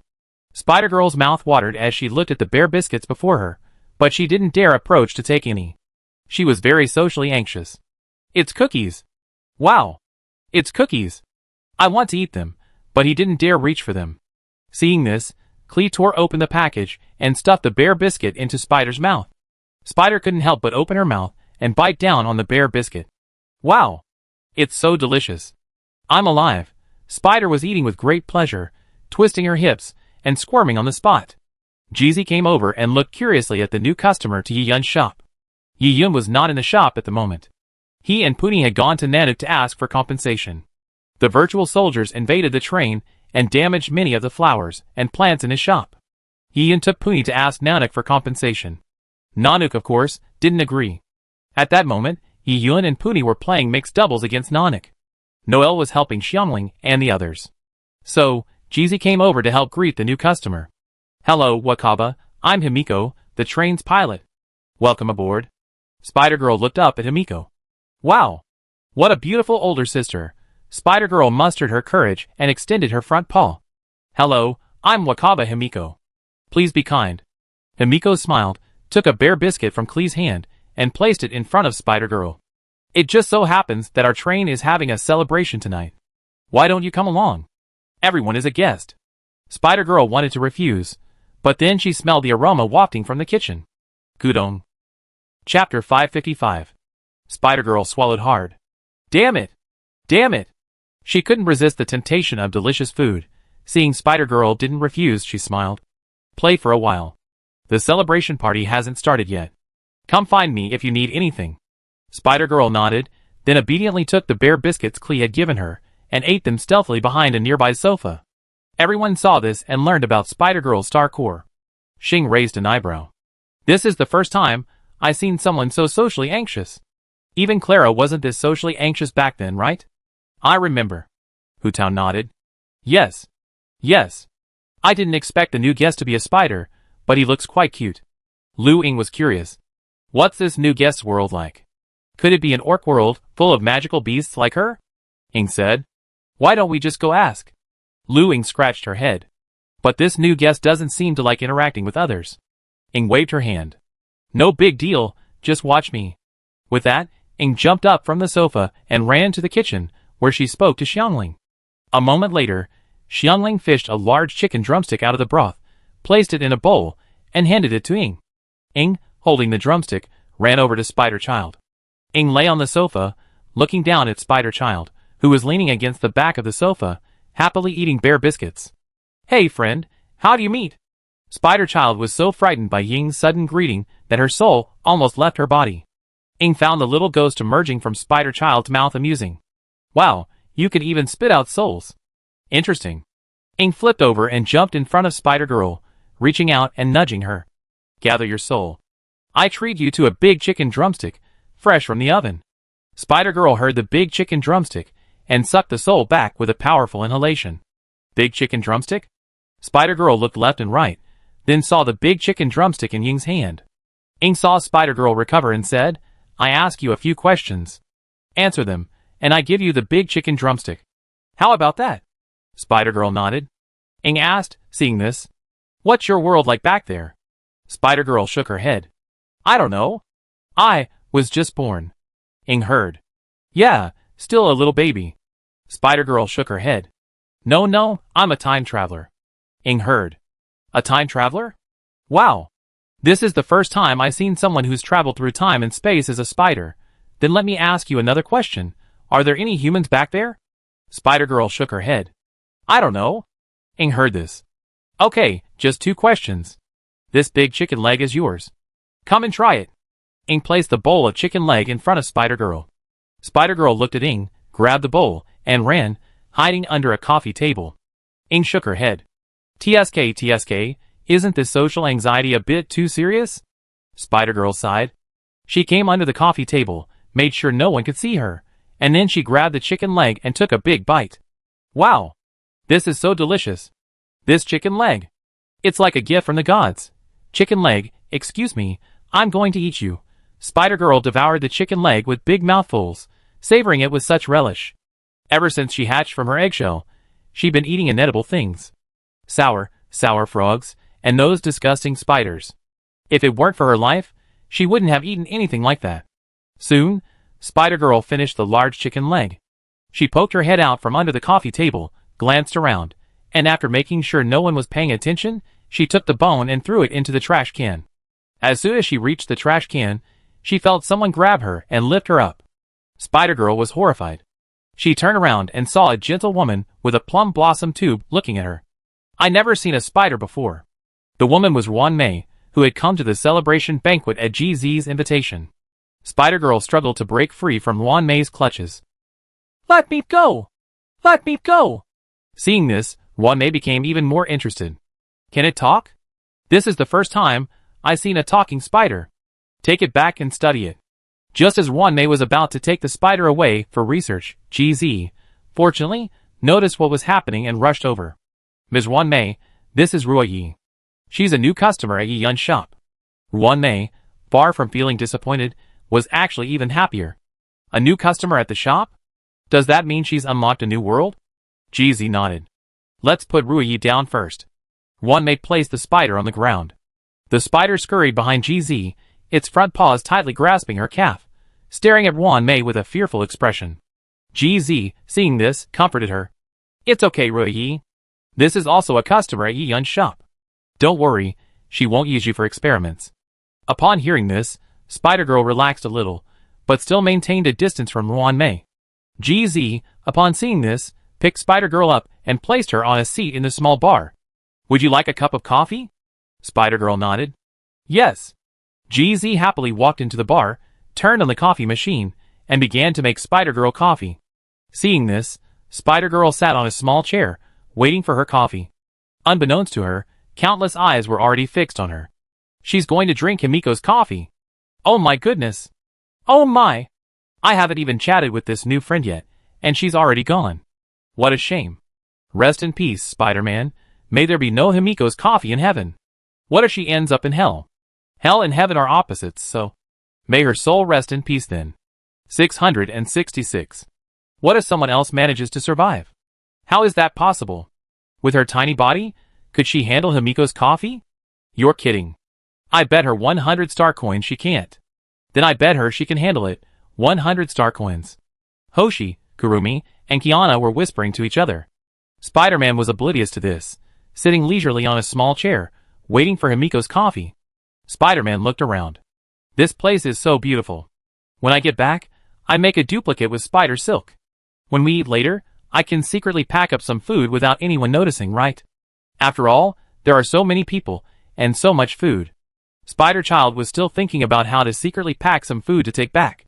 Lying in her own giant bed made of spider silk, enjoying delicious food, wouldn't life be better? Chapter 556. Spider-Girl felt refreshed just thinking about it. For someone like her who's socially anxious, eating alone at home was the only way to relax. Spider-Girl was lost in her beautiful fantasy when Jeezy approached with a cup of coffee. Jeezy placed the coffee on the small table in front of her. Come, Rui, try my coffee. Spider-Girl nodded. Thank you. After thanking her, Spider-Girl took a look at the coffee cup. To prevent it from being too hot, Jeezy added ice cubes to her coffee. Spider-Girl grasped the coffee cup with her front paws and, under the horrified gazes of the others, gulped it down. In one gulp, Spider-Girl finished the coffee. Walter's eyes widened. Masaka! Where did this genius come from? He could actually withstand Jeezy's coffee. Xing also clutched his head in shock. Oh my god! Someone can actually resist Jeezy's coffee. The next second, Spider-Girl's body convulsed, black coffee liquid oozing from the corners of her mouth. She burped and fell asleep. Bewilderedly, Spider-Girl heard the notification sound of a skill upgrade. Poison resistance upgrade? LV2, LV10. Jeezy looked at Spider-Girl, sprawled out and foaming at the mouth, and scratched her head awkwardly. Walter came over, picked up Spider-Girl, and shook her vigorously, forcing her to spit out the coffee liquid. Bai Lu saw this. No! We need to give her a gastric lavage. This won't work. Bai Lu ran over, took out a gastric lavage pill, and stuffed it into Spider-Girl's mouth. Then, she called Klee over and helped drag Spider-Girl into the bathroom. After a while, the sound of a sudden burst of fluids could be heard from the restroom. The sound lasted for several minutes before fading. Bai Lu pushed open the door and emerged. The patient is no longer in danger of death, and needs to rest. As Bai Lu finished speaking, Klee and Chi-Chi carried the still circling Spider-Girl out on a small stretcher. The two children, carrying the stretcher, lurched towards a rear carriage, where they placed Spider-Girl to rest. Everyone present swallowed hard at the sight of Spider-Girl's tragic condition. Zhongli sighed. Jeezy's coffee is as deadly as Beelzebub's food. Jing Yuan nodded. So we better drink tea, wouldn't you agree? Walter agreed. Yes, tea is wonderful. It's soothing and elegant, Rimuru said. Most importantly, it's not life-threatening. Huayan smiled and picked up the teacup. Come, let's drink together. The five of them raised their teacups, toasted each other, and gulped down the contents. Xing, Hutao, Kiana, and the others also retreated from the sofa backrests, fearing Jeezy would grab them and force them to drink their coffee. An hour later, the celebration banquet officially began. Spider-Child asked. After Xiangxiang regained consciousness, even though she could barely walk, she resolutely ran to Yi Yun's shop to attend the celebration banquet. However, Spider-Child was now avoiding Jeezy. Not even Wan Mei had frightened her this much. Jeezy shook her head helplessly. What was going on? Was the coffee she brewed really that bad? She would have to think about it again tonight to see what went wrong. She also needed to find someone to be a taster. Who should she ask? Jeezy looked around, her eyes locked on the little evil god, who was serving food with a tray. Got it. The little evil god suddenly felt a chill on his back, as if he were being stared at by something terrifying. The little evil god glanced back warily, but saw nothing unusual. Then he continued serving food. Spider-Girl arrived at the serving area, checked her height against the tabletop, and froze. It's so high, I can't get there by myself.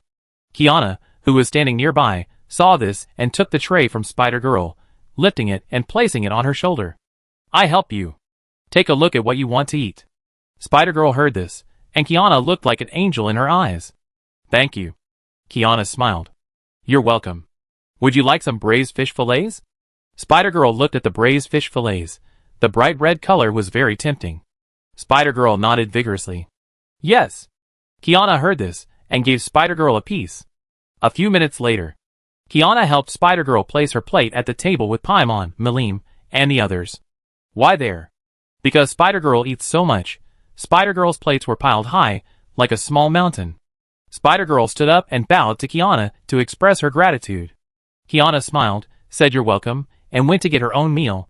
Seeing this, Spider-Girl leaped onto the table. Looking at the colorful array of food before her, Spider-Girl rubbed her hands. Oh ho ho! Delicious food. I'm going to eat you all. Bite after bite, so delicious. Eat. Spider-Girl was showing off, sprawled over her plate. Star, sitting at the next table, sighed in admiration. Another one with a unique physique. Like Paimon and Malim, she can eat as much as she wants without feeling bloated. I wonder where all the food they eat goes.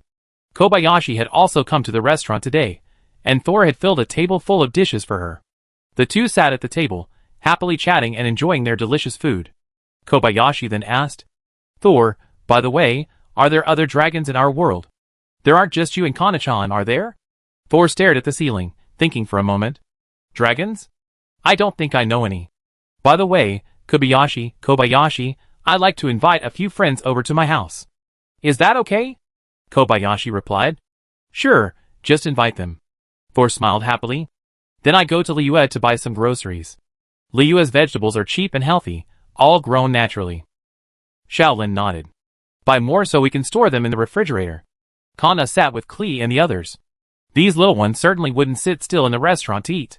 Each one, carrying their own small bowl, ate their meal in the sofa tea area, watching cartoons while they ate. The bowls weren't big, so after finishing their meal, they could just run to the kitchen to get some food. Huo Jackdaw and Shui also attended the dinner today. The three of them sat together and chatted. Jackdaw looked at Huo. Huo, I've been watching your progress lately. I'm so pleased. You've grown so quickly. Now you can stand on your own 2 feet. The old man beside him raised an eyebrow.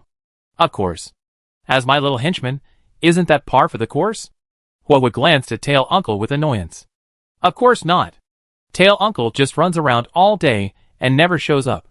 Chapter 557. Huo glanced at Tail Uncle's weighted down figure and couldn't help but complain. Tail Uncle spends every day either wandering around Liyue Harbor or eating snacks and watching TV at home. He's completely unhelpful.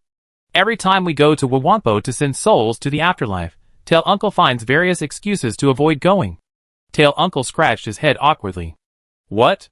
How did I refuse? I really have something to do. It's just a coincidence that I'm always busy when you're going to send souls to the afterlife. Next time, I definitely go with you. Huo chuckled twice. Haha, I don't believe it. Tail Uncle, seeing this, raised his tail and swore. I swear, next time, I definitely go with you. Huo still chuckled twice, expressing his disbelief. Just take it as if I believe you. Tail Uncle heard this. Really? I'm not lying. I go with you next time. Today, I heard from the ceremonial officer that she just got an order. I deliver it later. I go with you. I mean what I say. On the other side, Kafka glanced at Silver Wolf and Asmodeus, who were still playing games on their phones even while eating. You two eat first. Only after you finish, you can play games. With that, Kafka reached out and snatched the phones from their hands. Silver Wolf was instantly displeased. Kafka, give it back. I can turn the tables right now. Asmodeus also stood up and reached for Kafka's phone. Kafka sighed silently. Listen to me, Silver Wolf and Asmodeus were stunned in their places. Kafka continued. Now eat your meal. You can't use your phone until after you finish. Silver Wolf and Asmodeus immediately sat back down on their stools and gulped down their food. Xing was amazed at this. TSK, Kafka's word magic is so flawed, even Asmodeus was completely healed by her. Lu Ying heard this and pointed at Asmodeus, who had returned to normal and was resisting again. It worked, but not much. Now Asmodeus is resisting again. The group chatted while eating. After a while, Gold Sand came over. Guys, how was your meal? Xing saw Gold Sand approaching. Of course. Our kitchen team is amazing. Gold Sand nodded. Indeed, all of you chefs are very skilled. By the way, tomorrow is the elimination round of the World Speed Race. How are you all preparing? Xing heard this. Of course I win, okay? Gold Sand smiled. You're quite confident, which is a good thing. However, I must remind you all, this speed race has produced many experts. The records they set on every map have long surpassed yours. Xing's composure instantly flared up when he heard this. What? Someone beat my record. Is that true? Gold Sand smiled. Why don't you go to the speed race dungeon and see for yourself? Xing heard this. I go check it out in a minute. Let's eat first. Gold Sand nodded, then turned to look at the others. Everyone, the elimination rounds of the Universal Speed Race begin tomorrow. If you have time, please come and watch. Upon hearing this, the Robin stood up. Everyone, I just happen to have an announcement. We at Pinocchio are planning to host a grand tournament, the Holy Grail War. Participants can summon their own servants to compete, and the ultimate winner will become the owner of the Holy Grail. Hoshi, Kurumi, Kiana, and the other playful people immediately gathered around the Robin. Summoning servants? How? What's the Holy Grail for? All God-type servants? The Robin said, looking at the chattering questions swirling around him. Well, I can only say it's similar to a card game. Participants can summon heroic spirits by drawing cards. As for the Holy Grail's function, I keep it a secret and announce it when the tournament officially begins, Kurumi asked. When does it start? The Robin smiled. 5 days later. The family is preparing. Kurumi heard this. Then this hall master needs to plan his time properly and make time for it, Ing said pointedly. Hu Tao, you still need to plan your time. You play every day now.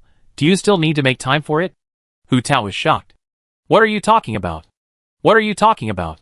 I'm the hall master of the Rebirth Hall. I'm very busy, okay? Amber pointed at Hua Hua in the distance. You're the hall master of the Rebirth Hall? I remember it was Hua Hua. Many people in Liyue Harbor say that, hee. Eula nodded in agreement. That's right, Hua Hua is now the one doing all the soul-sending work at your Rebirth Hall. You handed the internet cafe over to your employees again. Aren't you just playing with us every day now? Upon hearing this, Hu Tao argued. This hall master was giving Hua Hua an opportunity to hone his skills. Do you understand? Jack Crow and Shui originally wanted Hua Hua to accompany this hall master to the Rebirth Hall for further training. You know what further training means? It means learning. In our business, practical application is key. So, this hall master, who gave the work that the Rebirth Hall had taken on to Hua Hua, giving her practice. Look, didn't this hall master follow her every day in the early days? Ing heard this and clapped his hands perfunctorily. Ah, yes, you're absolutely right. Hu Tao heard this. This hall master is telling the truth. Hu Tao was indeed telling the truth. It was with this in mind that she handed the affairs of the Rebirth Hall to Hua Hua. The purpose was to train Hua Hua, to let Hua Hua deal with the dead every day. After a while, the relevant rituals and techniques became naturally integrated. Hu Tao saw Ing still unconvinced, so she threw up her hands helplessly. These days, no one believes the truth. Garlic bird. Garlic bird, let's eat. After dinner, we go back and rest. Tomorrow, we compete in the World Speed Race and have a blast.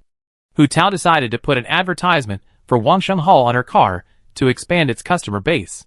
Afterwards, everyone ate, drank, and had fun until after 2 in the morning, when the train finally quieted down.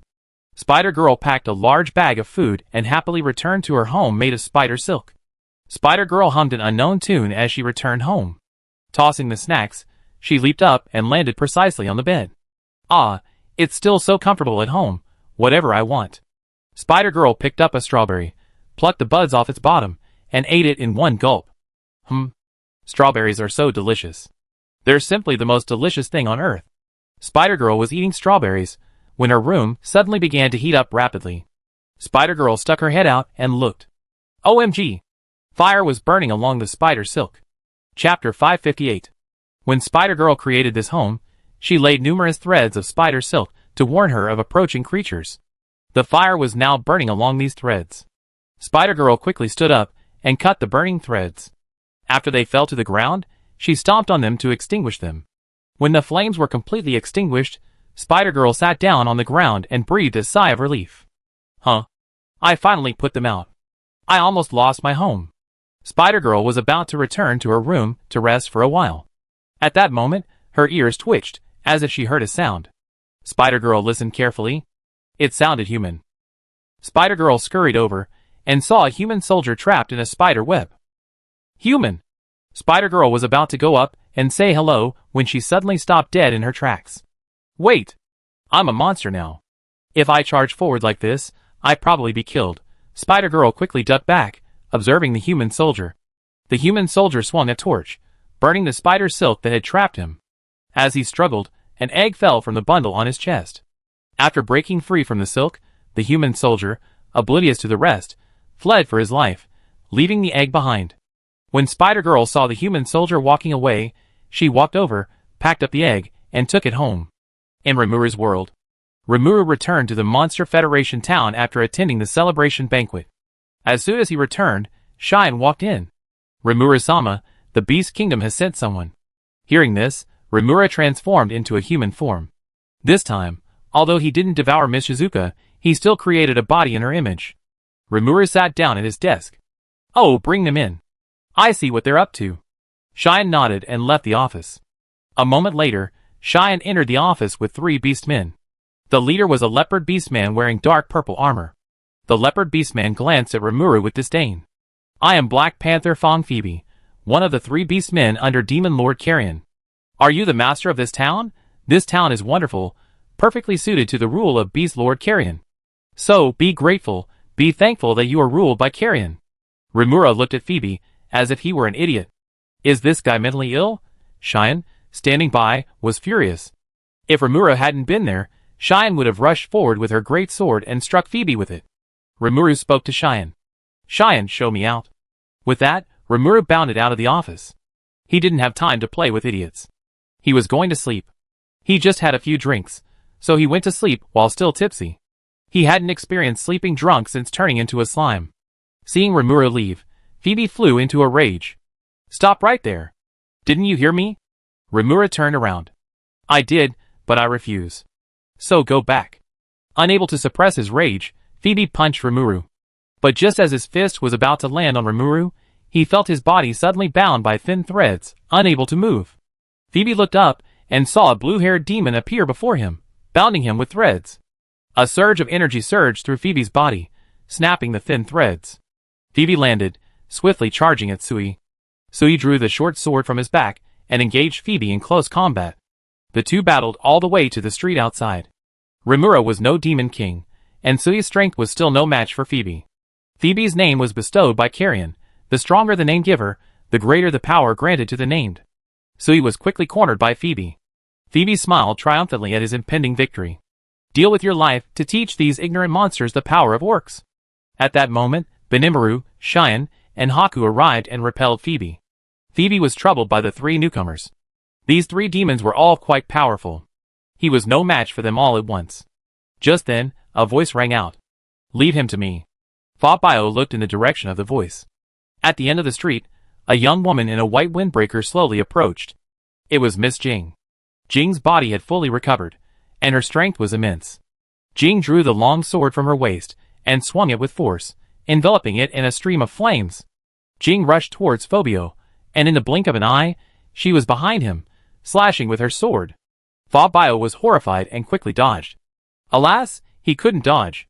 Jing's sword slashed through the armor on his chest, piercing through it and piercing Fabio's flesh, sending a stream of blood splattering.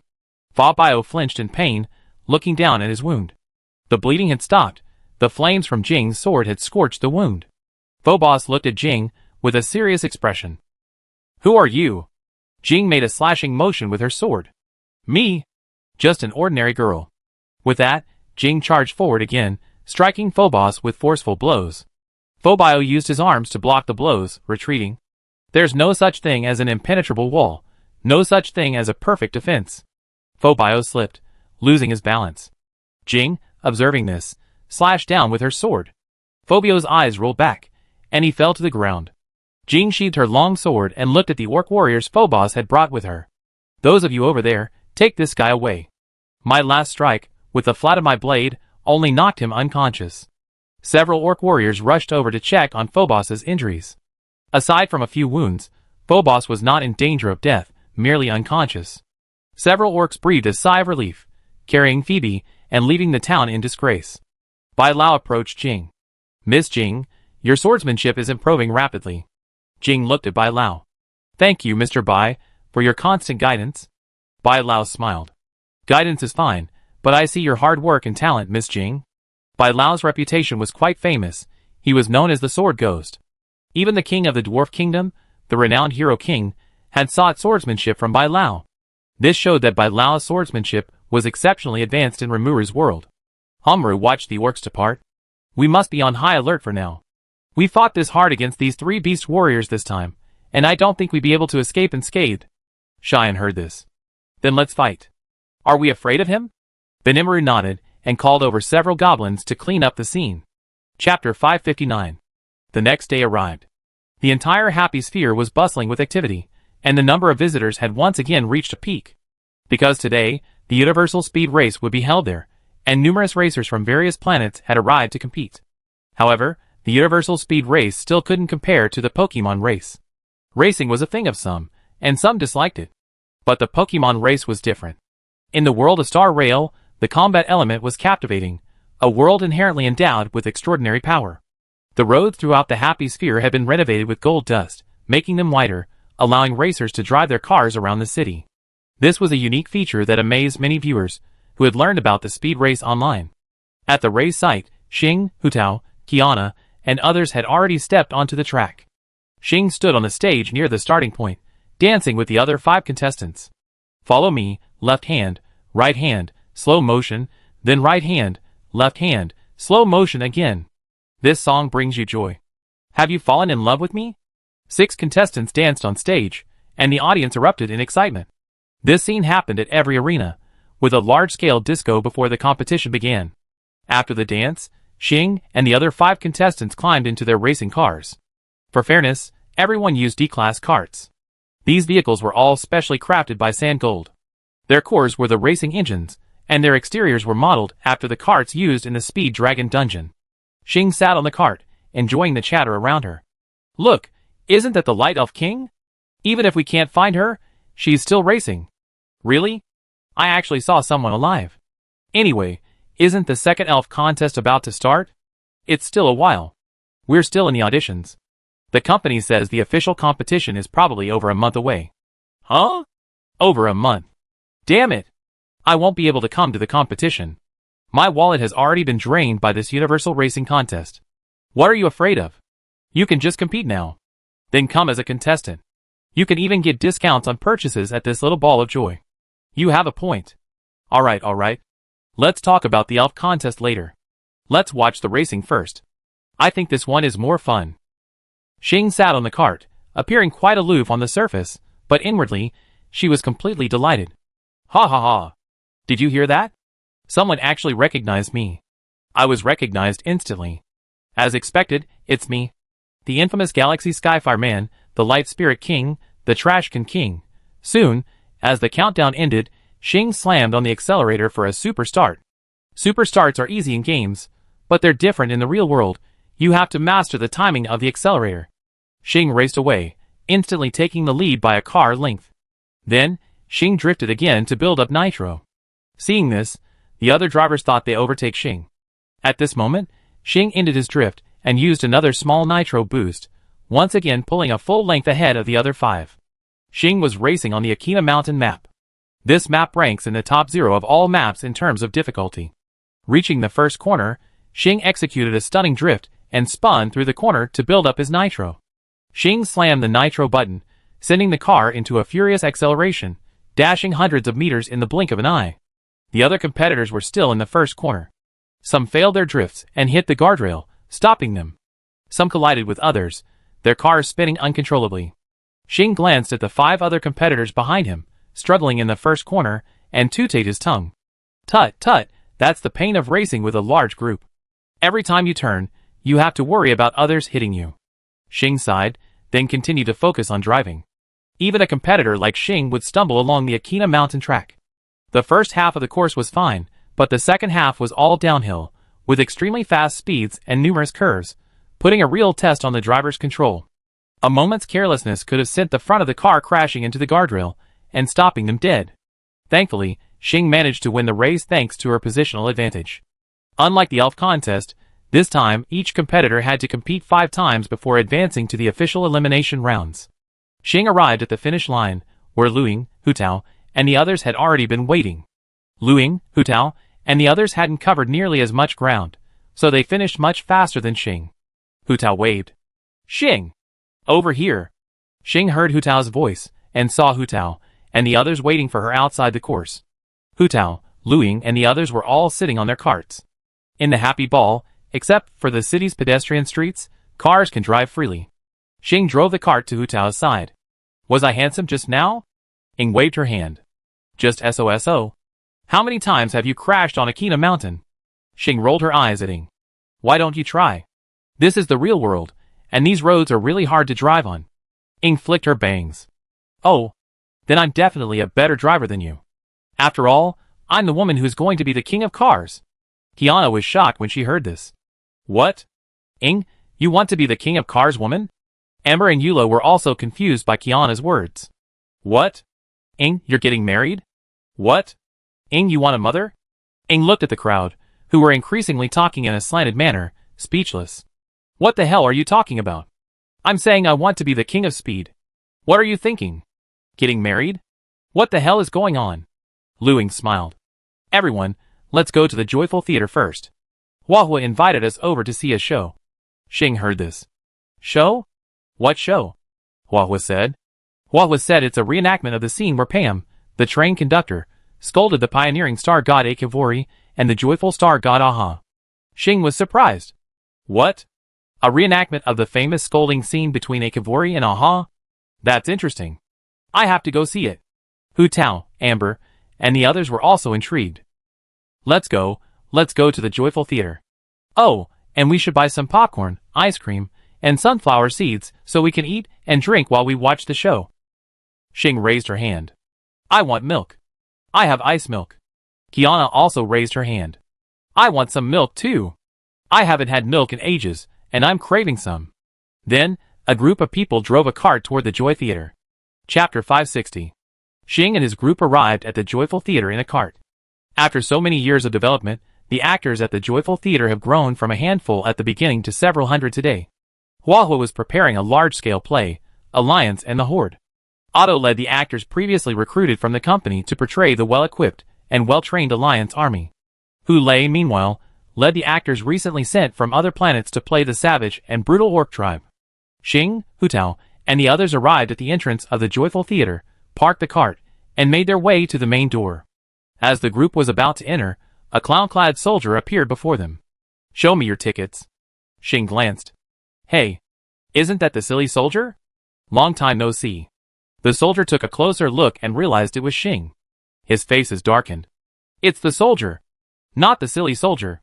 Xing spread his hands. Yeah, I'm talking about stupid soldier. Sanbing's temper instantly soared when Xing called him that. It's Sanbing. Xing nodded. Yeah, it's stupid soldier. Sanbing roared. How many times do you want me to obey you? It's Sanbing. Xing nodded, looking innocent. I'm not wrong, it's Sanbing. Sanbing nodded. Right, I'm stupid soldier. Xing's scheme succeeded. Hey, you admit it, right? You're stupid soldier. Sanbing's temper completely broke, and he went berserk. Xing pulled out the holy judge of heavenly fire, and held it against Sanbing's neck. Calm down, buddy. Xing turned to look at Ing. Ing, did you record everything on video? Ing gave him a thumbs up. Of course, I posted in the group chat. Xing heard this, moved aside the heavenly fire judge, and patted Sanbing on the shoulder. Silly soldier, you need to be calm in your dealings with others, okay? Okay, no time to play with you. We're going inside to see the show. Follow me, sisters. Xing waved her hand, beckoning Kiana, Hutao, and Luying to the joyful theater. Sanbing stood there in a daze. It was over. If these people posted the video in the group chat, Hua Hua would definitely come after him after seeing it. The thought of Hua Hua's tormenting methods filled Sanbing's world with gloom. It was an extreme form of mental torture. As expected, the intercom soon began to ring. Silly soldier? Silly soldier? Calling silly soldier. It was Hua Hua's voice on the other end. Sanbing shakily picked up the intercom and replied emotionlessly. I'm here. The next second, a portal appeared beneath Sanbing's feet, and Aha's hand emerged from it, dragging Sanbing inside. Meanwhile on the train, Spider-Girl took yesterday's loot, the strange egg, onto the train. Spider-Girl poked her head out of the portal, glancing around, confirming that GZ and Wanmei were gone before exiting. Unexpectedly, I've been waiting for you for a long time. Suddenly, a voice came from behind Spider-Girl, startling her and causing her to jump. Spider-Girl looked closely, and saw it was Wanmei. Spider-Girl was so frightened that she wanted to run back to the portal. Unexpectedly, Wanmei lifted Spider-Girl up. Spider-Girl was in tears. It was over. She had fallen into the hands of an experimental maniac. She was going to be a guinea pig. Wanmei placed Spider-Girl on the table. Don't be afraid. I won't use you for experiments. I promise. Spider-Girl expressed disbelief at this. Wanmei said, I'd like to ask you for a favor. Could you capture some creatures from your world for me? I want to experiment on them. Spider-Girl thought for a moment and spread her hands. I'm weak. I can't defeat them. Wanmei heard this. I go with you. I capture them. Spider-Girl pondered for a moment and nodded in agreement. Letting this terrifying woman capture the monsters in the underground palace would be beneficial to her. First, she would have experimental subjects, so she would be safe. She wouldn't have to worry about being captured for experiments. Second, the monsters in the underground palace were very ferocious. She had been hunted daily before. If this woman could capture them, she would be much safer. Okay, I take you there. With that, Spider-Girl carried the strange egg and led Wanmei toward the portal. At this moment, Wanmei noticed the egg on Spider-Girl's back. What kind of egg is that? I saw you carrying it just now. Spider-Girl heard this. I don't know. I picked it up. It's hard. I want to eat it, but I can't open it. Can you let me examine it? I trade it for food. Spider-Girl was like, oh. Food. Even thinking about it? Trade? I have to trade. Spider-Girl asked weakly. Can I trade it for snacks?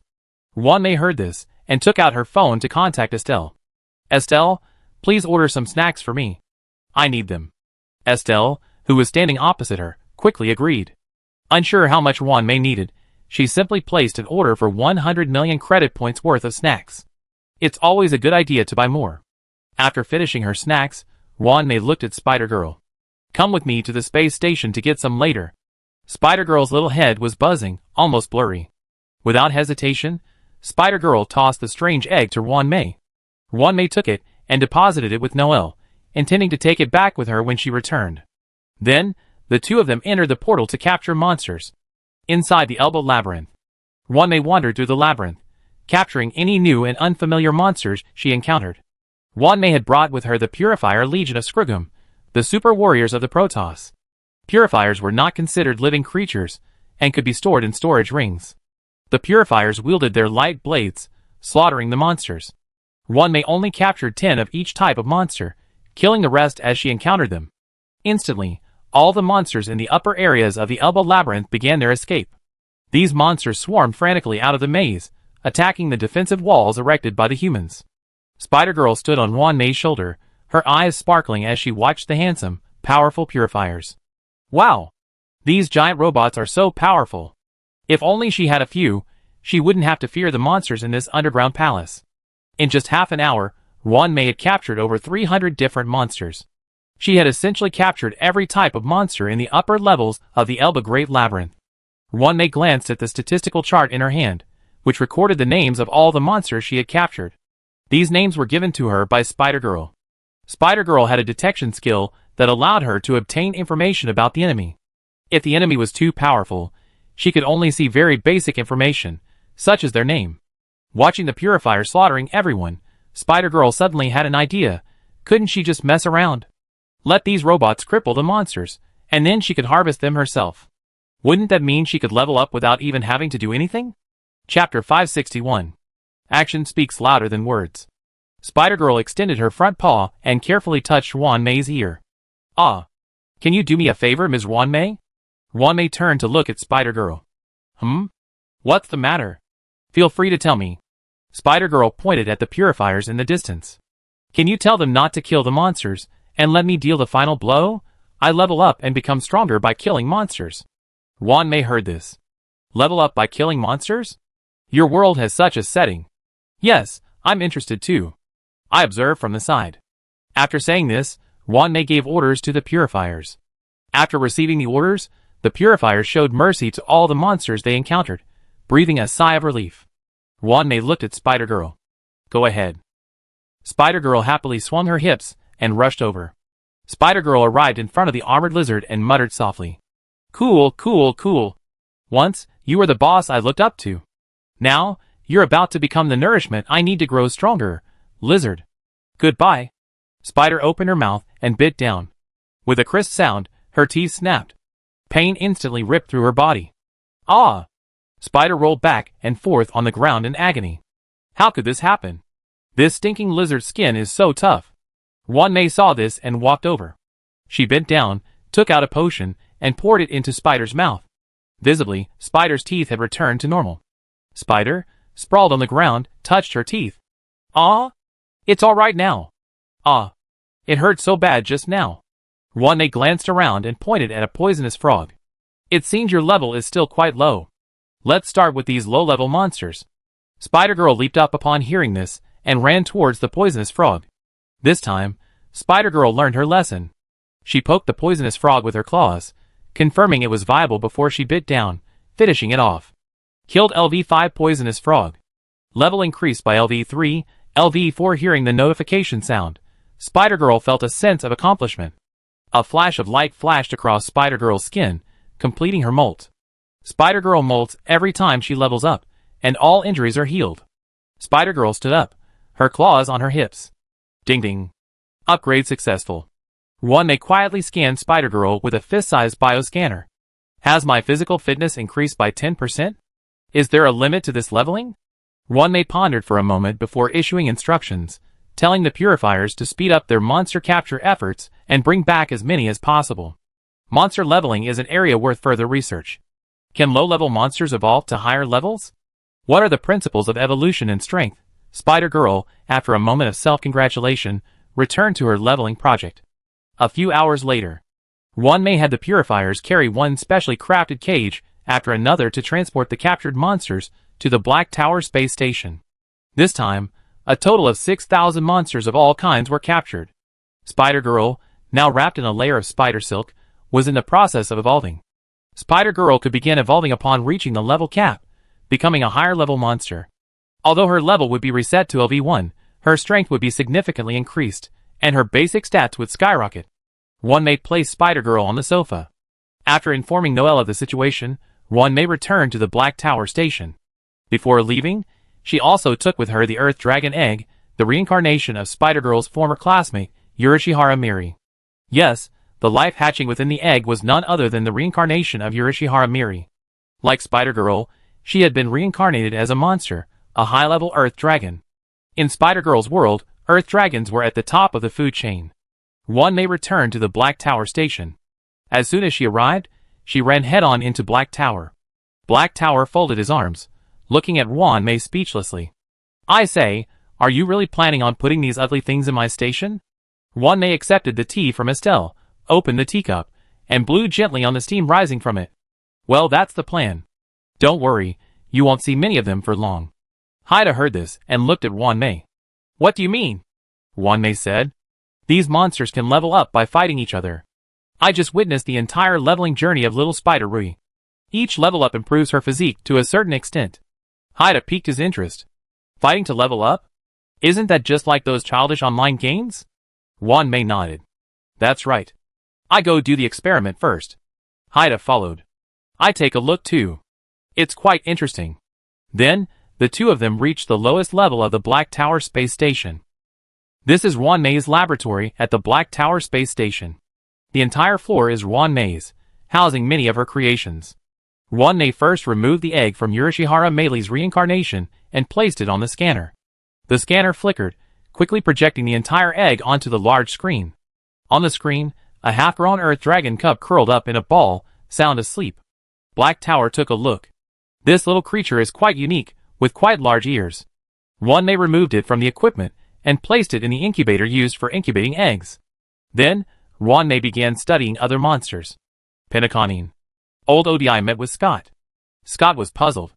I wonder why you would invite a small figure like me to participate in such a grand war. Old Odi smiled. Because you're a nobody, and Pinocchio doesn't have any other provincial capitals besides the Harmony Festival. I want to make this Holy Grail War into a second Harmony Festival to increase Pinocchio's revenue. And to build a successful project, you first need to tell a story. No story is more compelling than a small-time figure winning the championship and achieving their wish. What is your wish? Scott heard. I want to become a EP481 executive in the company. Old Odi smiled. Your wish is so ordinary that you can't even dream of being on par with Diamond. But that's the nature of ordinary people, Scott asked. Mr. Old Odi, do you know the exact names of the contestants this time? Old Odi smiled. Of course, they're all Pinocchio's shareholders, plus some special guests. Mockingbird is in charge of this matter. You can ask her, she knows more than I do. Scott heard. Are there any unknown guests? Old Odi nodded. Of course, the unknown passenger on the Star Train is one of our shareholders at Pinocchio. Chapter 562. Scott was instantly delighted when he heard that the train team was among the contestants. That's great. My enemy is among them. This time, I'm going to win the Holy Grail War. Old Otto looked at Scott's energetic expression. You're so energetic. Keep working hard, kid. Old Otto chatted with Scott for a while. After Scott left, Old Otto went to a basement. On a circular table in the center of the basement sat the Holy Grail, the wish-granting Holy Grail. Old Otto walked over to the Holy Grail and gazed at it quietly. I hope it succeeds this time. That way, Pinocchio will have another world-famous money-making project. Old Otto stared at the Holy Grail for a while, his eyes growing sore, and he instinctively rubbed them. Unbeknownst to him, as he rubbed his eyes, a small black hole appeared above the Holy Grail, and a hand reached out and snatched it away.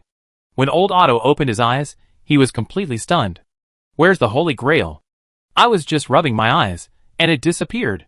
Even with the temper Old Odi had cultivated over the years, he couldn't help but panic. If the Holy Grail War hadn't been announced yet, that would be fine. The problem is, it has already been announced. If he can't produce the Holy Grail then, wouldn't he be doomed? Not only would Pinocchio not have another world-famous project, but it would also damage Pinocchio's reputation and prestige. Old Odi quickly called Mockingbird and told her not to invite the train crew yet. Hello? Mockingbird? Have you invited the train crew yet? Yes, the Holy Grail War. What? Already invited? And you invited others? The immortal ship? The company? And Teyvat? What kind of power is Teyvat? Oh. The company's strategic partner, the immortal ship's ally, and Fernand's hometown. So that's how it is.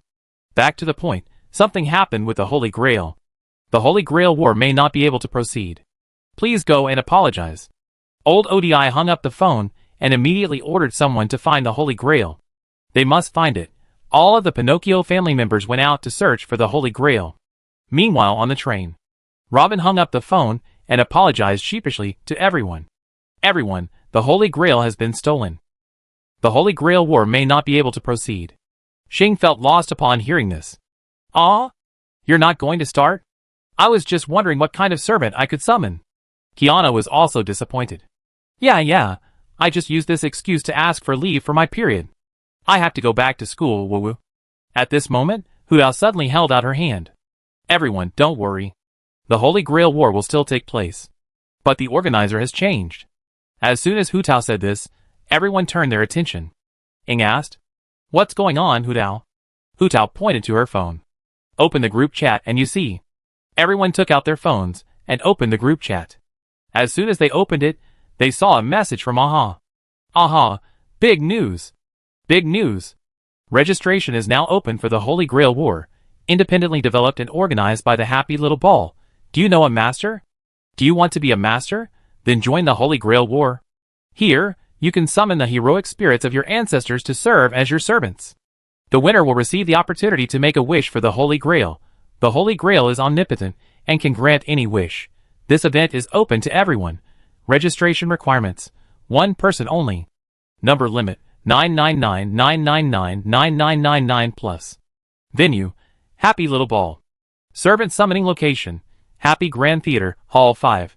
Everyone, come! Fight! The Happy Little Ball Holy Grail War is about to begin. Robin was speechless after watching this. Robin and Aha, why did you steal our Pinocchio's Holy Grail? Sunday, exactly, tell me, Aha, TSK, how could you possibly stage a spectacular Holy Grail War? Do you understand the game? You don't? Invincible Fireworks Sama, old ODI, that old man whose mind is obsessed with money. Does he understand what the Holy Grail War is? He doesn't. Only those of us in the pleasure faction understand it. Aha, exactly. Giving something as wonderful as the Holy Grail to you is a complete waste. Old Sambo, hey you two, I sold this to old ODI. If you just snatch it away like that, aren't you slapping me, Sambo, in the face? How about giving me, Sambo, a favor and returning the Holy Grail? Invincible Fireworks Sama, do you have any respect? Aha, he doesn't have any respect. He's just a lame old man, ha ha ha. Old Sambo, it would really hurt me if you two said that. Okay, as the seller, I done my best to help you get the Holy Grail back. The ending wasn't great. I didn't ask for it back, so it's up to you guys at Robin's. Yi Yun, I think it'd be more appropriate for Aha to lead the Holy Grail War. But Aha, stealing someone else's things is wrong. Pay them some money, just some star coins, not too much, 500,000 star coins. Don't tell me you can't even come up with 500,000 star coins, you stellar jade of the universe. Aha, Aha pays, Aha is so miserable. Aha is a star god, but Yian bullies him every day. Aha is so embarrassed, ha ha ha. Galaxy Skyfire Man, I think Aha would be more fun too.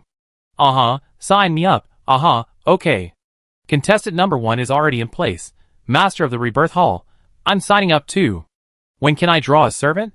Invincible Fireworks Sama, the summoning altar is already built.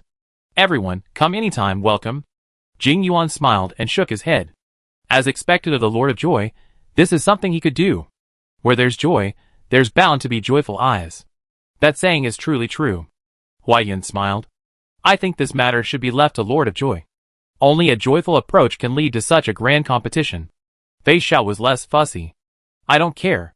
Isn't a fight enough? It's a good way to stretch your muscles. Fei Xiao immediately signed up. Robin glanced at the chat logs in the group chat and shook his head. I didn't expect it was Aha who stole the Holy Grail. Getting it back is completely impossible. Robin pondered for a moment and told old Emperor O.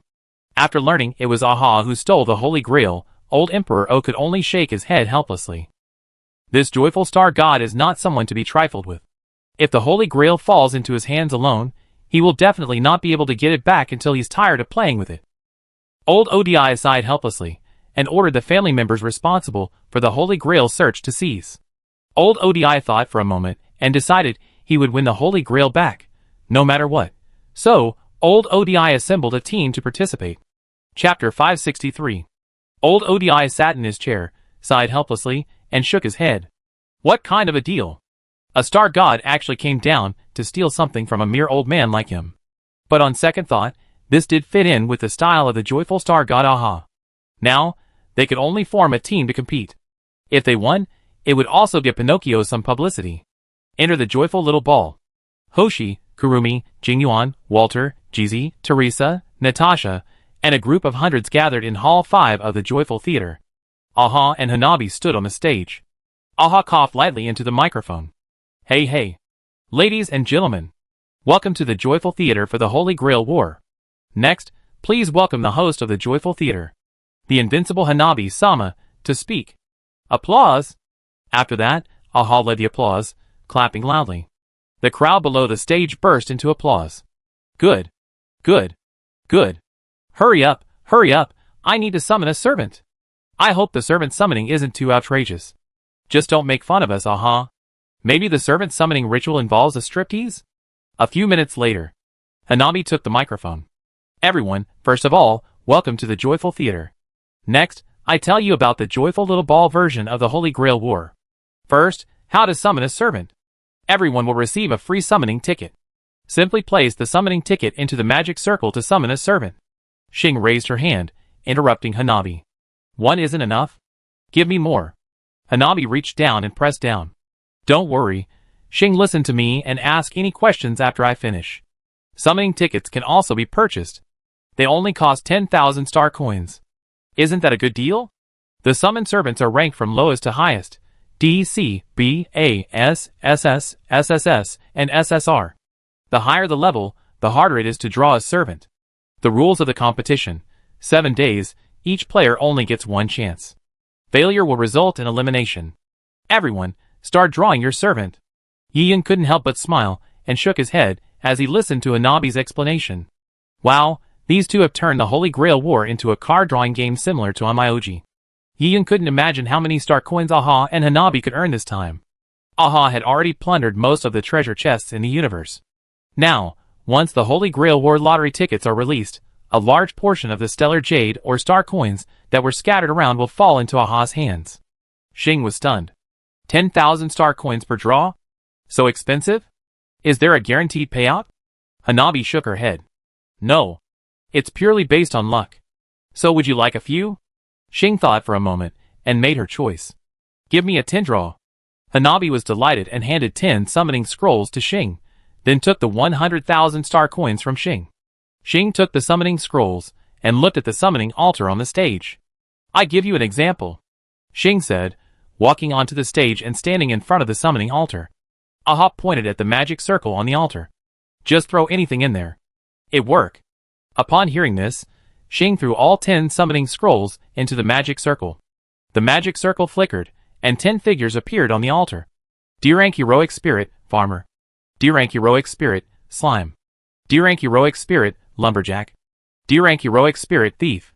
D-rank heroic spirit, wild dog. D-rank heroic spirit, farmer. D-rank heroic spirit, fisherman. D-rank heroic spirit, wild dog. D-rank heroic spirit, goblin. D-rank heroic spirit, goblin. In a flash of light, Xing's summoning results came in. Wow! All of them were the lowest level, gray characters. Xing felt a pang of pain. Her star coins. 100,000 of them could buy a Tamarin gun. Now, she had used them to draw a bunch of garbage. She regretted it so much, Xing pretended to vomit blood. Oh my god! What the hell? I pulled 10 times, and didn't even draw a single one. My 100,000 star coins went down the drain. Hanabi pointed at the 10 heroic spirits summoned by Xing. Hanabi then said, just point your hand at your heroic spirit, and it will transform into a card, making it easy to carry around. Xing glanced at the heroic spirits before him. They were all small fry, none of them powerful, not even C-rank. No, I'm the Galaxy Skyfire. How can I use these heroic spirits in battle? Wouldn't that be embarrassing? I'm a galaxy figure. At the very least, I should use an S-rank heroic spirit, right?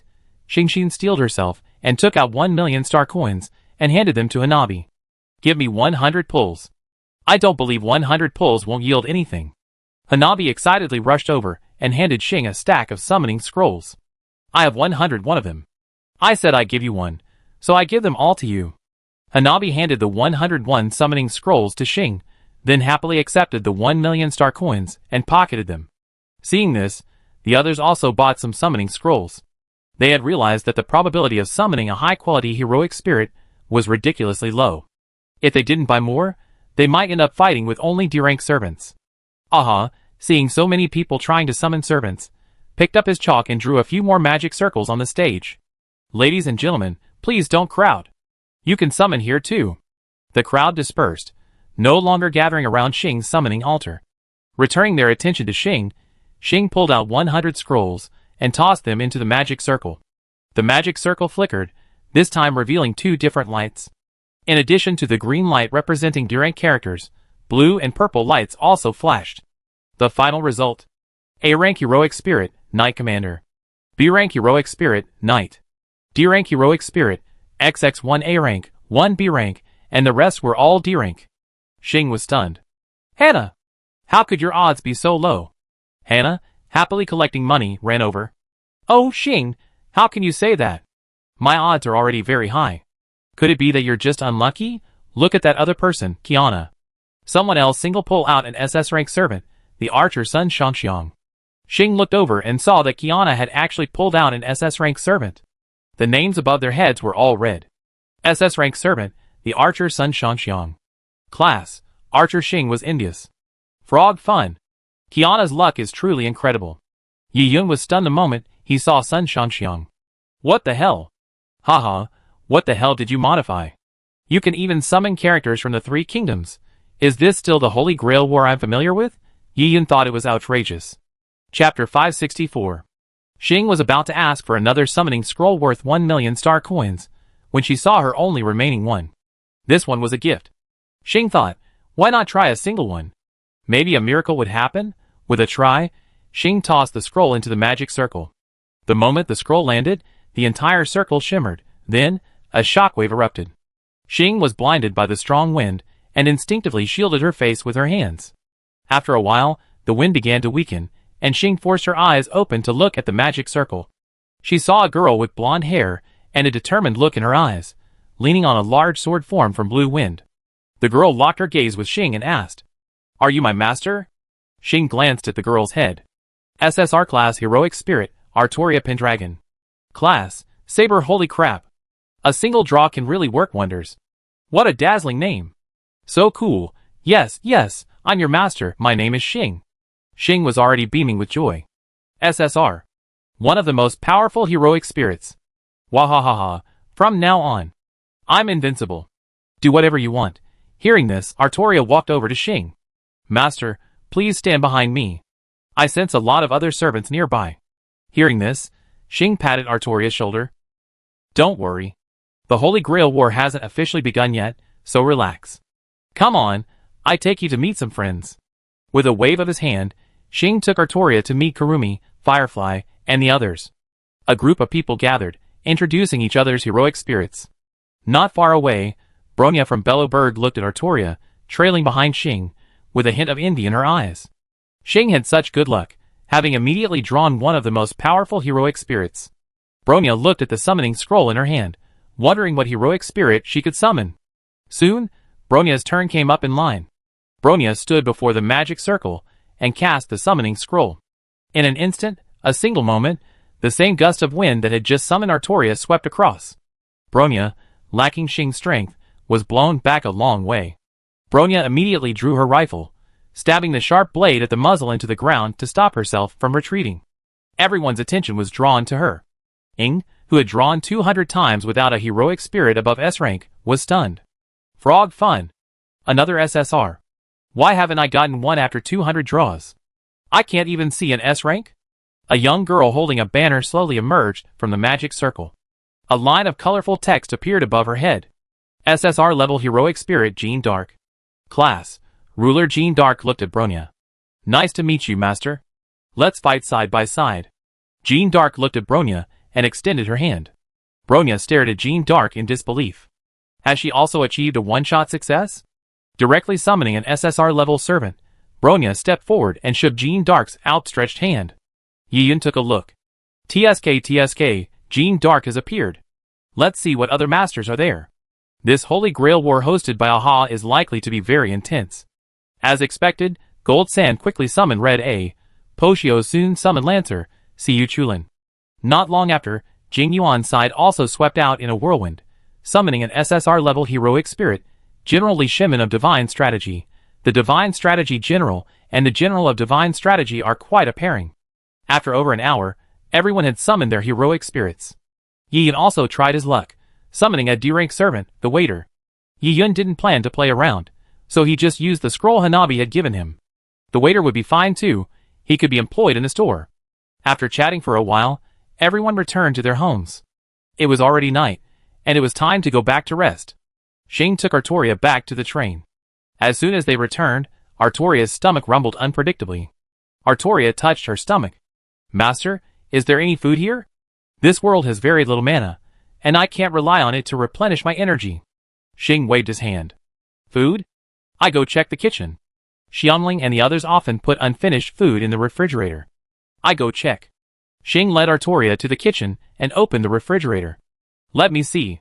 There's braised beef, grilled eel, steamed lobster, salt-baked crab, and egg-fried rice. What do you want? Artoria looked at the delicious food in the refrigerator, tears streaming from her lips. Can I have it all, master? Xing said. Have you finished? There's so much. Artoria nodded. Don't worry. I won't waste food. Hearing this, Xing took all the leftovers out of the refrigerator and placed them on the counter. Wait a minute, I call someone to help. I can't cook. Altia nodded and waited quietly. Hing ran to the observation car and found Pam, who was chatting with Misha. Pam! Pam! Help me! Hearing this, Pam looked at Xing. Xing, passenger? What's wrong with you? Hing said. Well, didn't I just go to the Joy Theater to summon a servant? My servant is hungry, and there's some leftovers in the refrigerator that Xiangling and the others left. Can you heat them up? I don't know how to use a pot, and I'm afraid they burn in the kitchen. Hearing this, Pam thought it was a big deal. Okay, I go right away, Misha interrupted. I come along too. I just happen to be craving something to eat. Pam, Captain, can you give me a train pot? Pam patted her chest. Leave it to me. Then, the three of them went to Yi Yun's shop. Pam donned an apron and moved her own stand to stand on it. Turn on the stove, cook. A dozen minutes later, Pam, Artoria, Xing, Misha, and Elio sat around a table to eat. Pam rolled her eyes at Elio. You idiot! Who allowed you to eat here? This is what I, the conductor, cooked. If you want to eat, make it yourself. Elio sat down in a chair, legs crossed. You think I'm stupid for not eating something you already prepared? Besides, can you finish all this? Let me help you.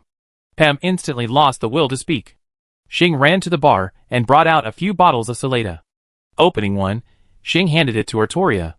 Come on, don't just eat, have a drink, Artoria. Artoria took the drink and examined it curiously. Drink?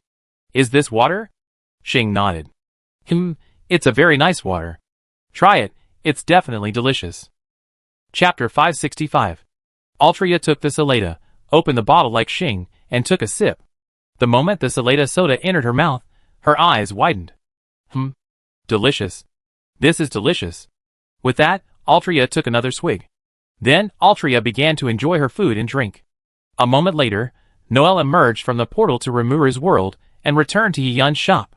Xing saw Noelle and waved. Noelle, what are you doing in Rimura's world so late at night? Noelle looked at Xing. I just took out the trash. There are wild slimes in Rimuru that can break down trash. It's environmentally friendly. Xing heard. Yeah. I should have asked you to help me take it out on the way. I forgot to take out the trash today, Pam said. Passenger Xing, this conductor has already thrown away your trash. Xing gave Pam a thumbs up. You're the one. Pam, thank you so much. Altria looked at Noelle. I sense a familiar aura about you. Noelle was a bit confused. Huh? A familiar aura? Have we met before? Altria shook her head. No, we haven't. Xing thought for a moment. Is it possible that you two are knights? If I remember correctly, you're the Night King, and Noelle is also a knight. Altria shook her head. No, it's just a matter of status. Altria stared at Noelle, pondering for a moment before finally discovering the reason. You two have the Sword of Promised Victory? Noelle scratched his head. The Sword of Promised Victory? I do have one.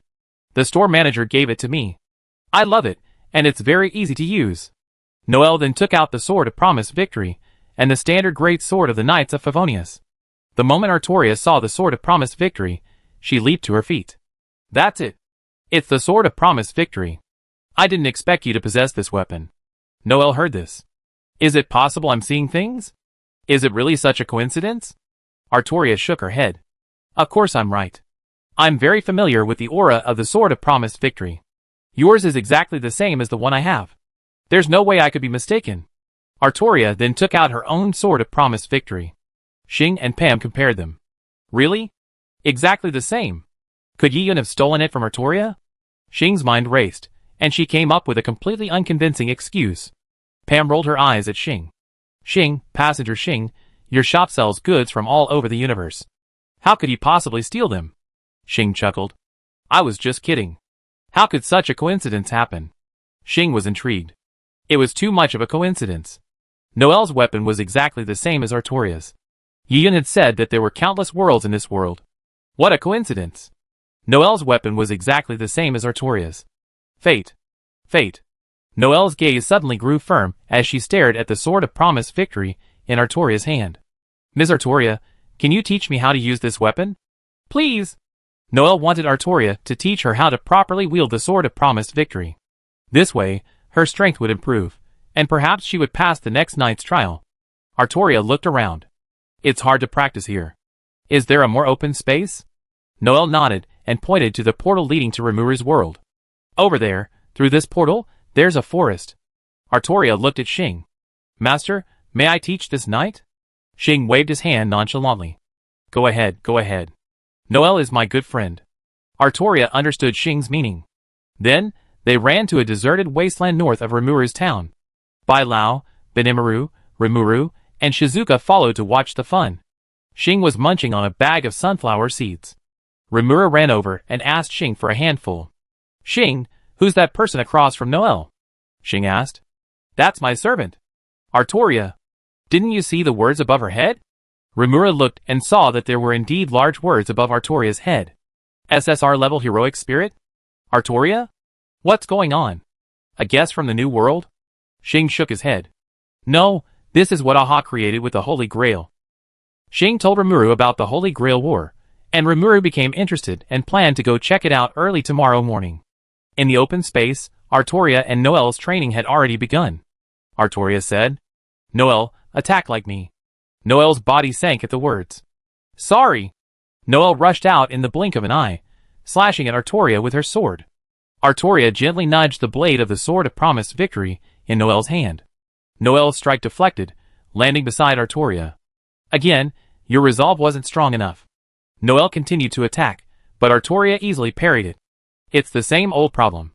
Your resolve isn't strong enough. You don't have the desire to win. Every time Artoria parried Noel's attack, she would point out the flaws in that strike.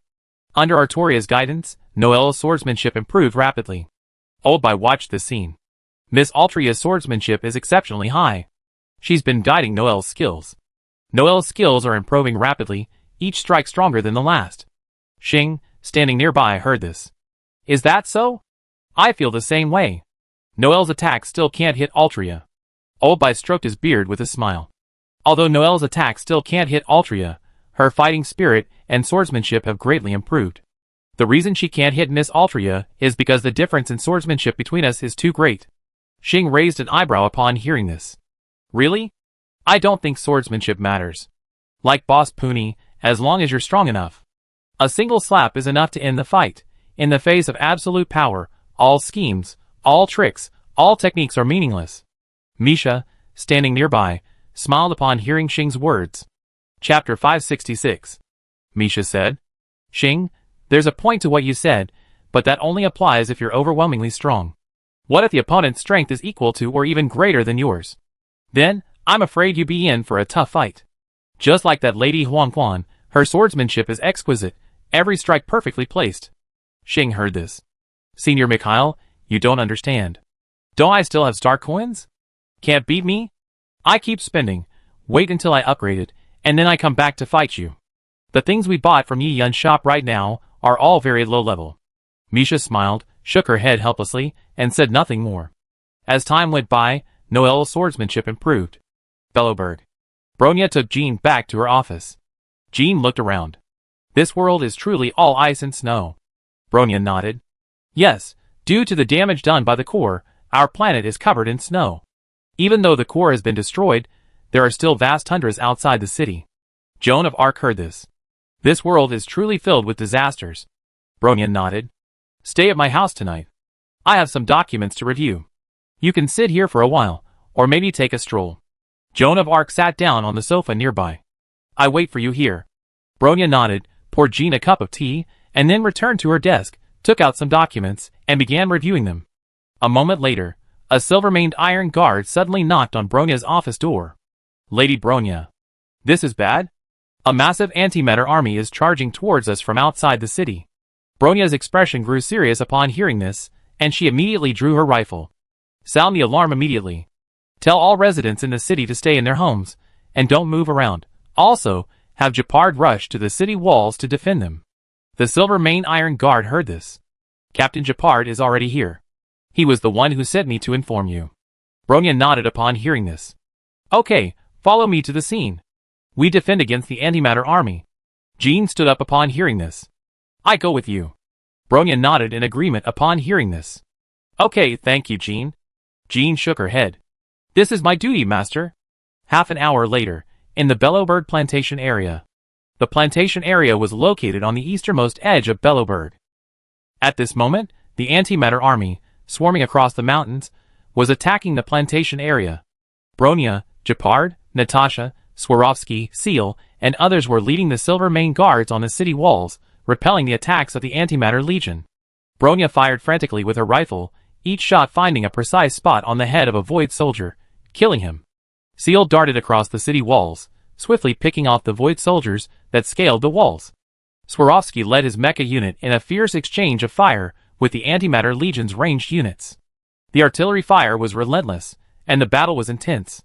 Even Kokolia had arrived on the battlefield. Kokolia and Swarovski stood back to back, continuously attacking the Void soldiers charging towards them. Swarovski glanced at Kokolia behind her. I never thought I'd see the day I fight alongside you again. Kokolia smiled. Yeah, I didn't expect that either. Just then, amidst the snow-covered night, a warship of the Antimatter Corps descended upon the battlefield. Zombo, who had been secretly observing the battle from a corner, took a look. Oh my god, has this warship thawed? I was wondering where all these Antimatter Corps members came from. So that's how it is. This warship was a product of the Antimatter Corps' invasion of Bellowberg over 700 years ago. However, it was severely damaged at the time and unable to escape Bellowberg. Thus, it too was frozen in Bellowberg. The warship's main gun began charging, aiming at the city wall, ready to launch a bombardment that could instantly change the course of the battle. The energy at the main gun's muzzle gathered ever more force. Seeing this, Bronya immediately ordered her soldiers to retreat from the city wall. The city wall would undoubtedly be undefendable under this blow. Now, the only option was to abandon the plantation area and return to the new area, relying on the city wall left by Zhongli to establish a secondary defense. Rodrum's Purifier fleet is on its way. Just another half hour, and this war will be won. At that moment, Jeanne d'Arc stood atop the highest point of the city wall, waving her battle flag. Even if all life burns out, I will still look up to the sky, determined not to leave the outcome in the hands of others. Hear me! Everyone! Stand behind me! Stand within the realm, brave warriors! The enemy is at hand. Please join me in the fight. My true name is Joan of Arc. I swear in the name of the Lord. I will be a staunch shield before you, my banner. Protect my companions. My Lord is here. Joan d'Arc planted the battle flag in the ground, and a golden realm instantly formed, enveloping the entire city wall. At the same moment, the main guns of the Antimatter Legion's warships also launched their attack. A dark red energy beam struck the golden field, and the two collided. Joan gritted her teeth, exerting all her strength to block the attack. At this moment, Joan's vision shifted, and she arrived in a mysterious space. In the distance, a craftsman was hammering a wall. The craftsman glanced at Joan, and Joan felt a surge of powerful energy surge through her. Just as Joan was about to ask who the craftsman was, her vision shifted again, and she returned to the battle. Now, she was no longer struggling, but relaxed and composed. Joan looked at the distant warships, swirled the flag in her hand, and slammed it into the ground. With my will. Protect my comrades. Joan successfully blocked the warship's attack.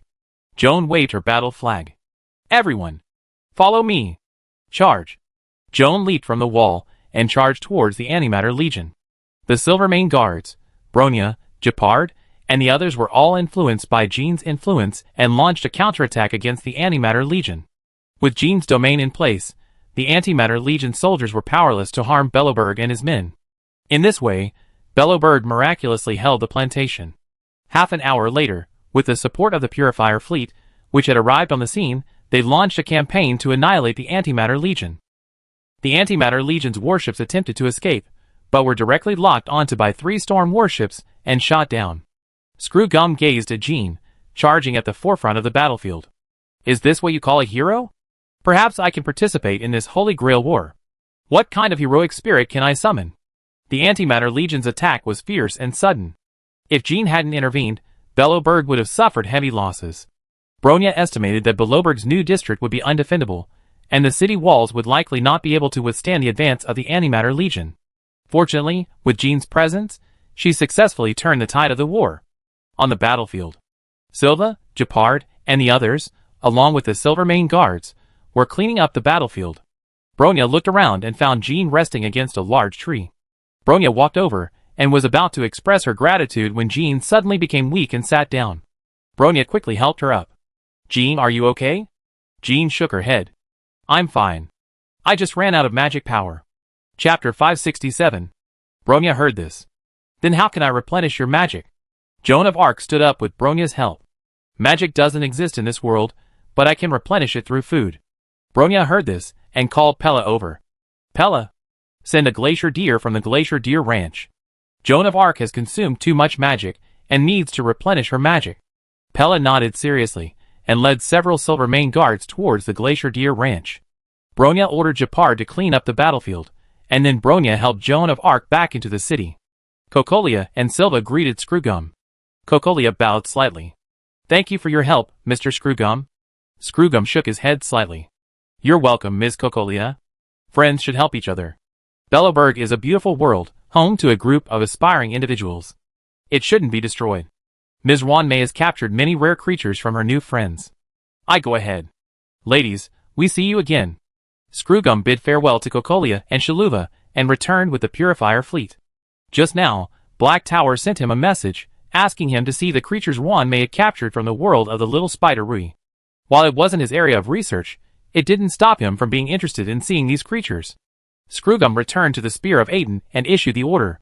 The Purifier fleet began its return journey, a cloud of giant ships piercing the wind and snow, charging towards the starry sky.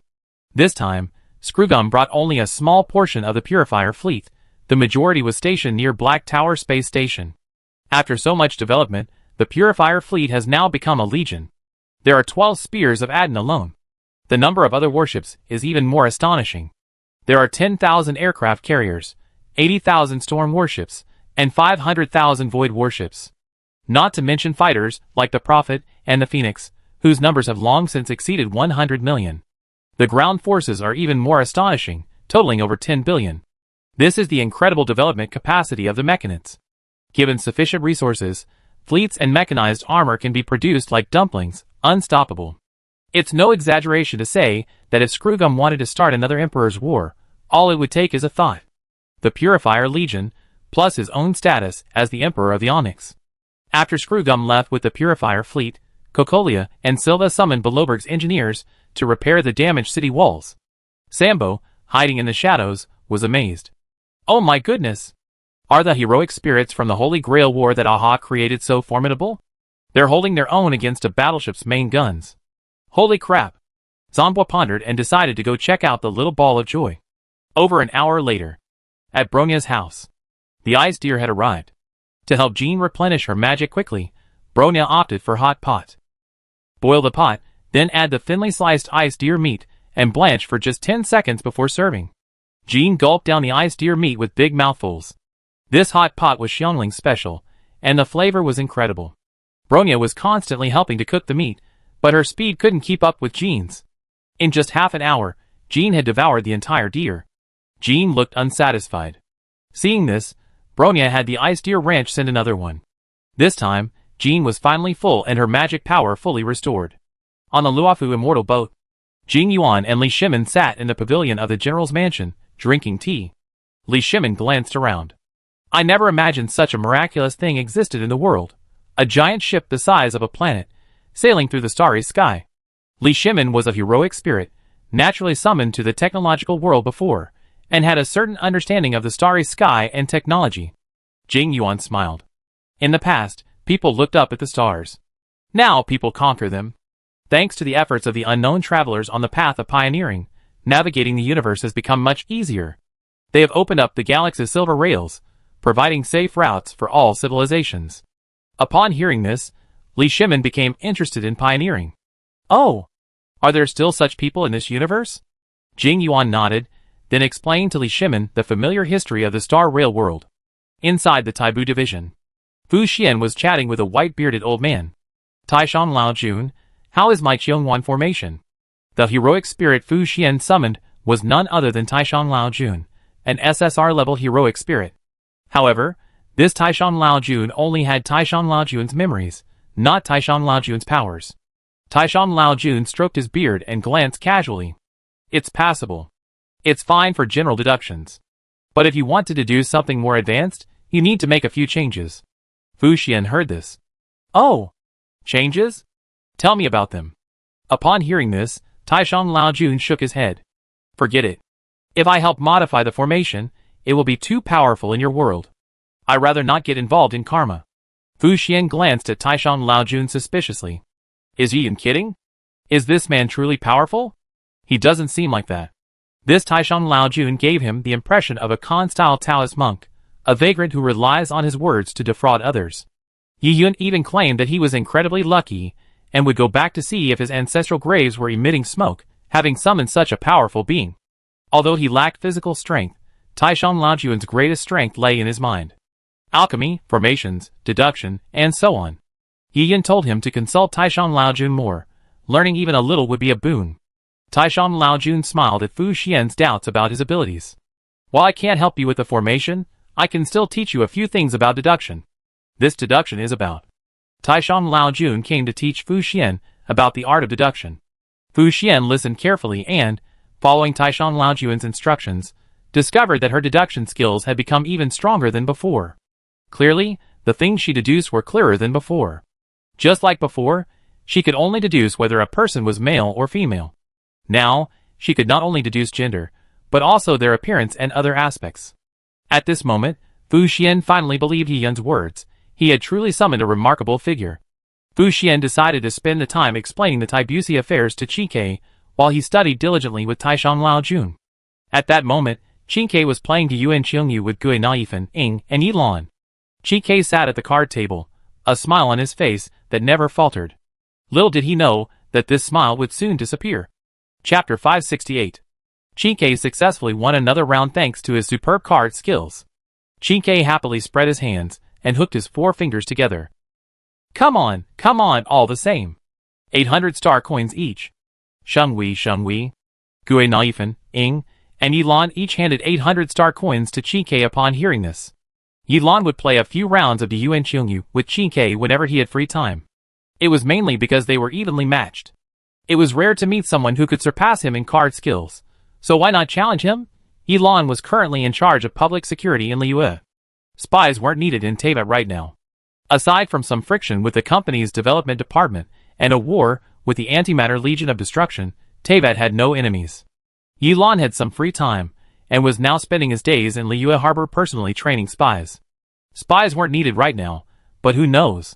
He could train a group of them and use them directly when the time came. It's the same principle as training an army for 1,000 days and deploying it for a single moment. Ing rubbed her hair, feeling quite irritated. Damn it! I didn't win a single hand today. What's going on? Is my luck that bad today? Yilan chuckled.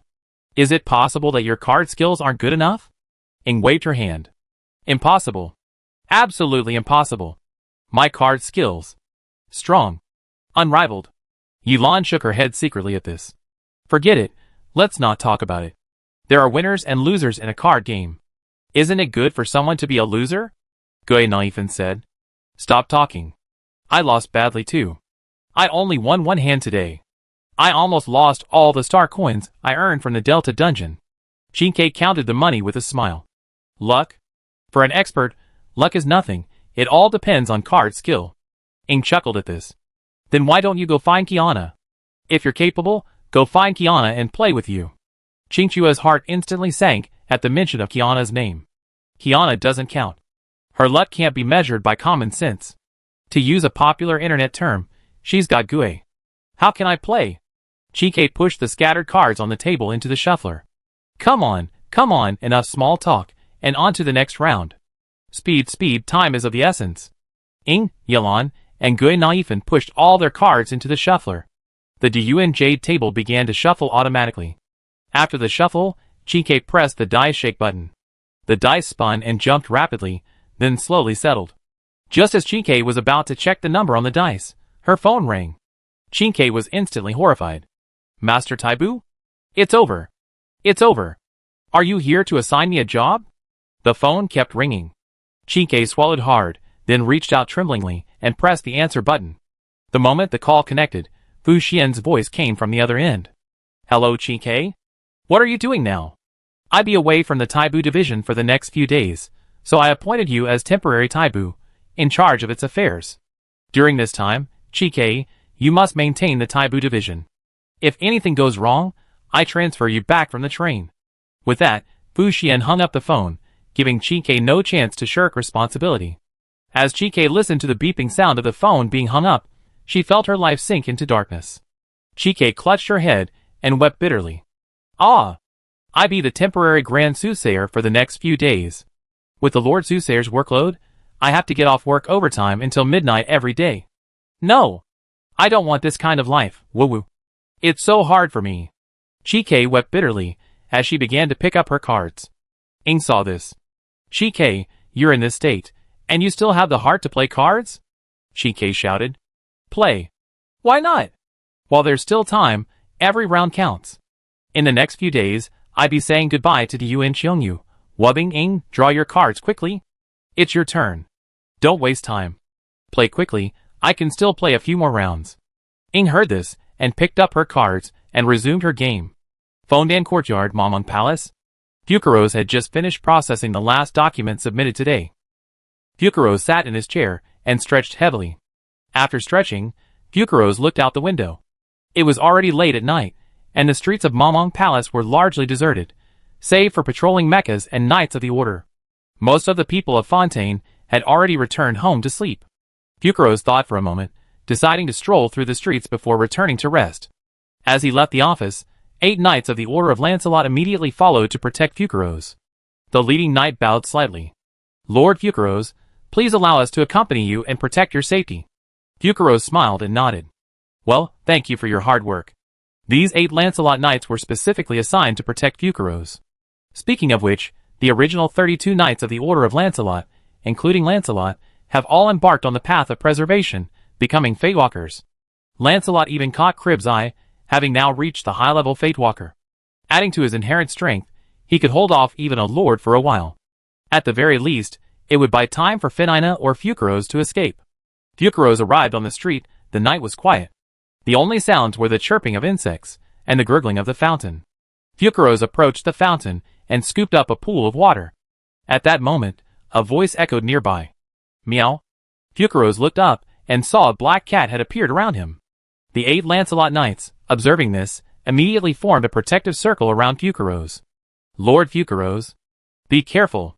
Fukuros patted the Lancelot knight in front of him on the shoulder. It's okay, it's just a kitten. Fukuros pulled a bag of dried fish from her storage ring, took out a small fish, and squatted down to tease the little black cat. Kitten, do you want some fish? The little black cat sniffed the air and drooled uncontrollably. Saliva dripped onto the little black cat's front paws, and then it realized it had been tempted. The little black cat turned its head and meowed proudly. Meow! Fukuros saw this and found the little black cat adorable. Little kitty, come here and have some fish. I have lots of fish here. After saying this, Fukuros showed the little black cat all the dried fish in the package. The little black cat looked. So many fish. Finally, the little black cat couldn't resist the temptation of the dried fish and ran to Fukuros' side, picking up the dried fish and starting to eat, while Fukuros still stroked its head. The Lancelot knights glanced nervously at the little black cat, then relaxed their guard slightly after confirming it had no intention of harming Fukuros. This black cat. Not simple. Chapter 569. The little black cat ate with a gusto. Fukuros took out another bottle of mineral water, and poured some for the little black cat to drink. The little black cat must have been a little dry, and its little tongue frantically rolled up the water, and put it into its mouth. After eating and drinking, the little black cat dozed off at Fukuros' feet. Fukuros reached out, and stroked the little black cat's head a few times, then picked it up. Are you sleepy? Come home with me. My sofa is big and soft. That be your sleep from now on. The little black cat seemed to understand, nodding in agreement, meowing twice, and wagging its tail. Meow. Meow. Fukuros held the little black cat in his arms, and walked back to Mamong Palace. Let me think, what should you be called from now on? You're all black, so why don't I call you Little Black, okay? The little black cat was feeling a little sleepy. It settled into a comfortable position in Fukuros' arms, ready for a nap. So, it meowed a few times casually in response. Meow. Meow. Fukuros smiled happily at this. Then it's happily settled. From now on, you be called Little Black. Fukuros carried Little Black back to Mamong Palace. The next day arrived. Fukuros got up early and glanced at Little Black, sprawled out on the sofa, still soundly asleep, with a knowing smile. Now she too had a pet. Fukurose got up and washed up. Afterward, she walked over to Little Black and shook him awake. The little black cat sat up suddenly, looking around with a confused expression. Fukurose gently patted Little Black's head. Okay, it's time to get up. Come on, I take you to breakfast. Fukurose picked up Little Black and carried her out of the room. After leaving the room, Fukurose took Little Black to the dining room. At that moment, Finina, Navilat, Clarinda, and Sigwin had already arrived, and a sumptuous breakfast was already laid out on the table. Navilat, who was reading the newspaper, put it down when she noticed someone approaching. Good morning, Miss Fukurose. Fukurose nodded slightly. Good morning, Navilat. Finina smiled upon seeing Fukurose arrive. Finina, you're finally here. Come and sit down. I'm so hungry. At that moment, Finina noticed Little Black in Fukurose's arms.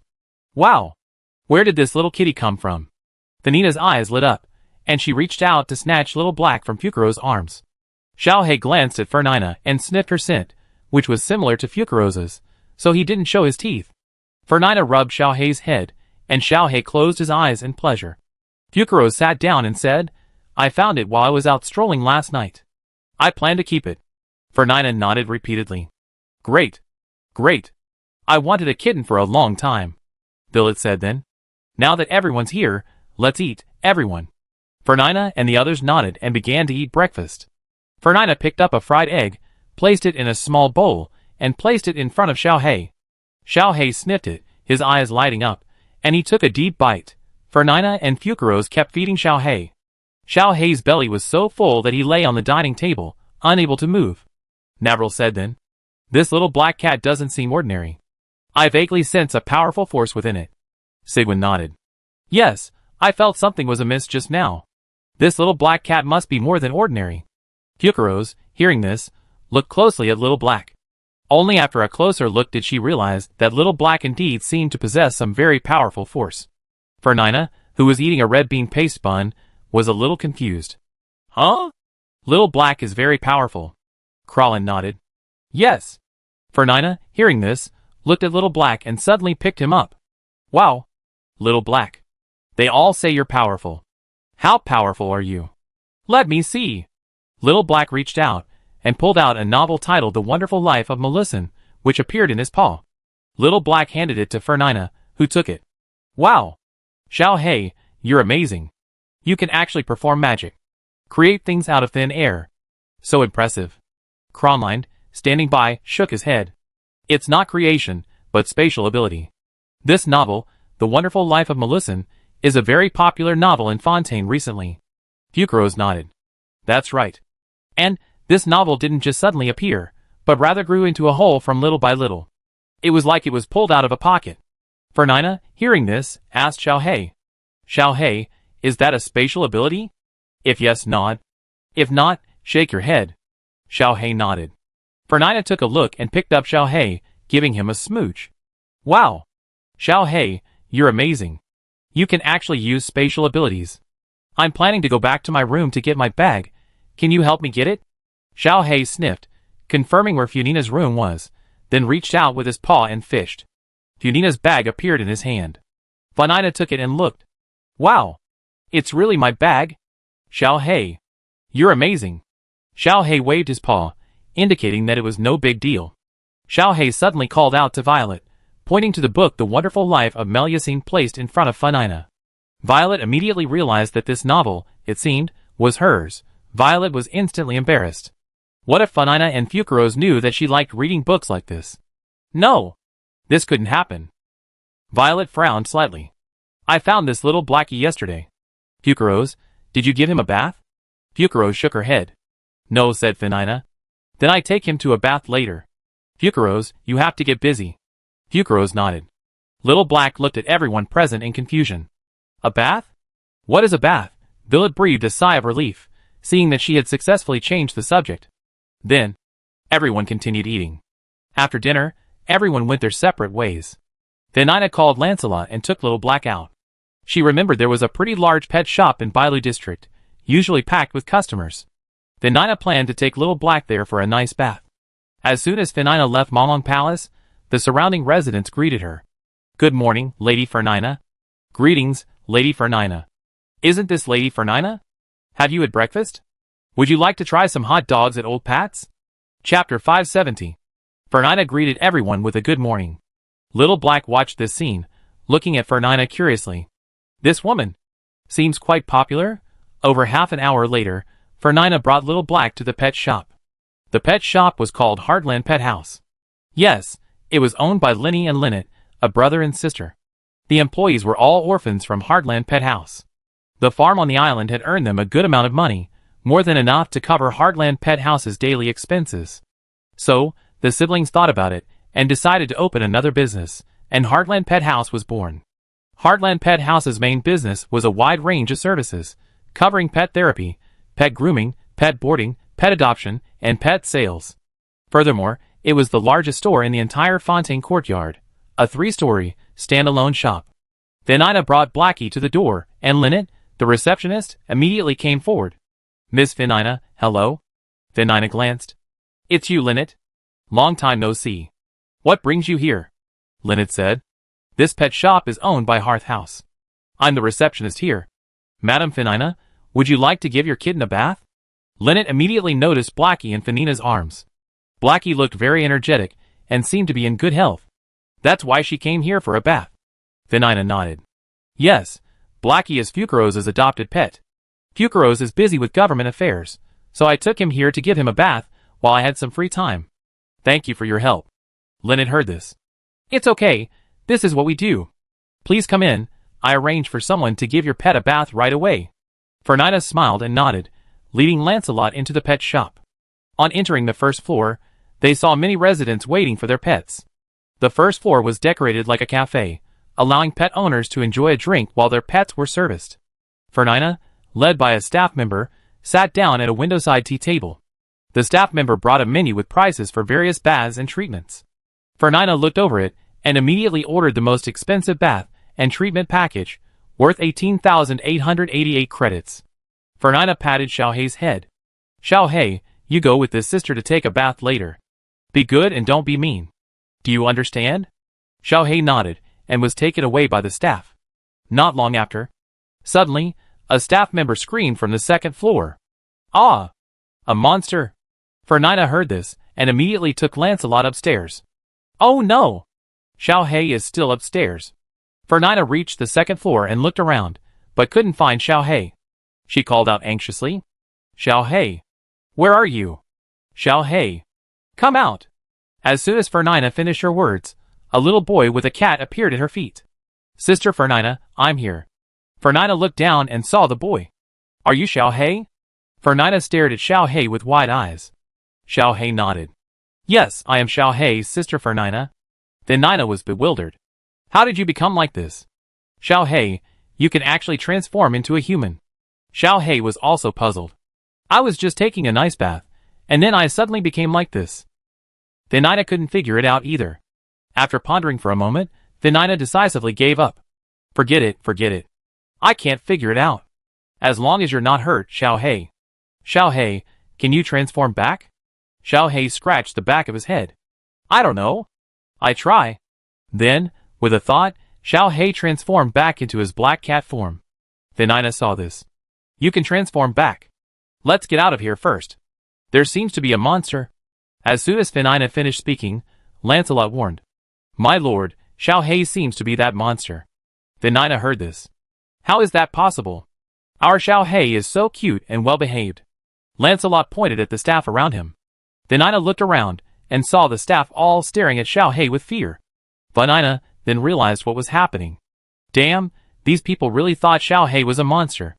Nina coughed twice, and said, Don't be afraid, Xiaohei is Fucarose's servant. He won't hurt you. The staff around her felt relieved upon hearing this. Nina then led Lancelot downstairs, while Xiaohei stayed to bathe, not yet finished. The staff member in charge of Xiaohei's bath took him, and led him into the VIP room, to continue his bath. The staff in the hall outside breathed a sigh of relief, and began to discuss. I was so scared. It suddenly turned into a human just now. I thought it was some monster. Yes. I was really scared. I didn't expect it to be our water god's companion. By the way, why is the water god's companion a cat? Who knows? Maybe this cat has something special about it? Look at the immortals in Liyue. They all have great magical powers, but aren't they also in the form of animals? You're right. This black cat must have special abilities. Okay. Since everything's fine, let's get back to work. Wash the cats and dogs. Sigh. Mr. Miles's dog keeps moving while he's bathing. It's so annoying. Your situation is better than that. I'm bathing a large dog. My hands are sore, and I haven't finished yet. Enough talk. The cattle and horses have to go to work again. The little incident was over. Over half an hour later, the staff brought Xiaohei down. Then Ina looked at the cleanly washed little black and, without hesitation, signed up for a membership at the Hearth House Pet Shop, topping up 100 million credit points. From now on, this would be Little Black's bathing place. With Lynette and Linny watching her leave, then Ina left the Hearth House Pet Shop with Little Black and Lancelot, heading towards Chiji's clothing store. Then Ina planned to make Little Black several sets of clothes, both human and cat-shaped. As the pet of the water god, how could he not wear cute clothes? Then Ina wanted to dress Little Black up beautifully and adorably, completely forgetting that he was a male, or maybe Little Black was too naive and inexperienced to understand these matters. Otherwise, he would probably rebel against Vanina's brutality.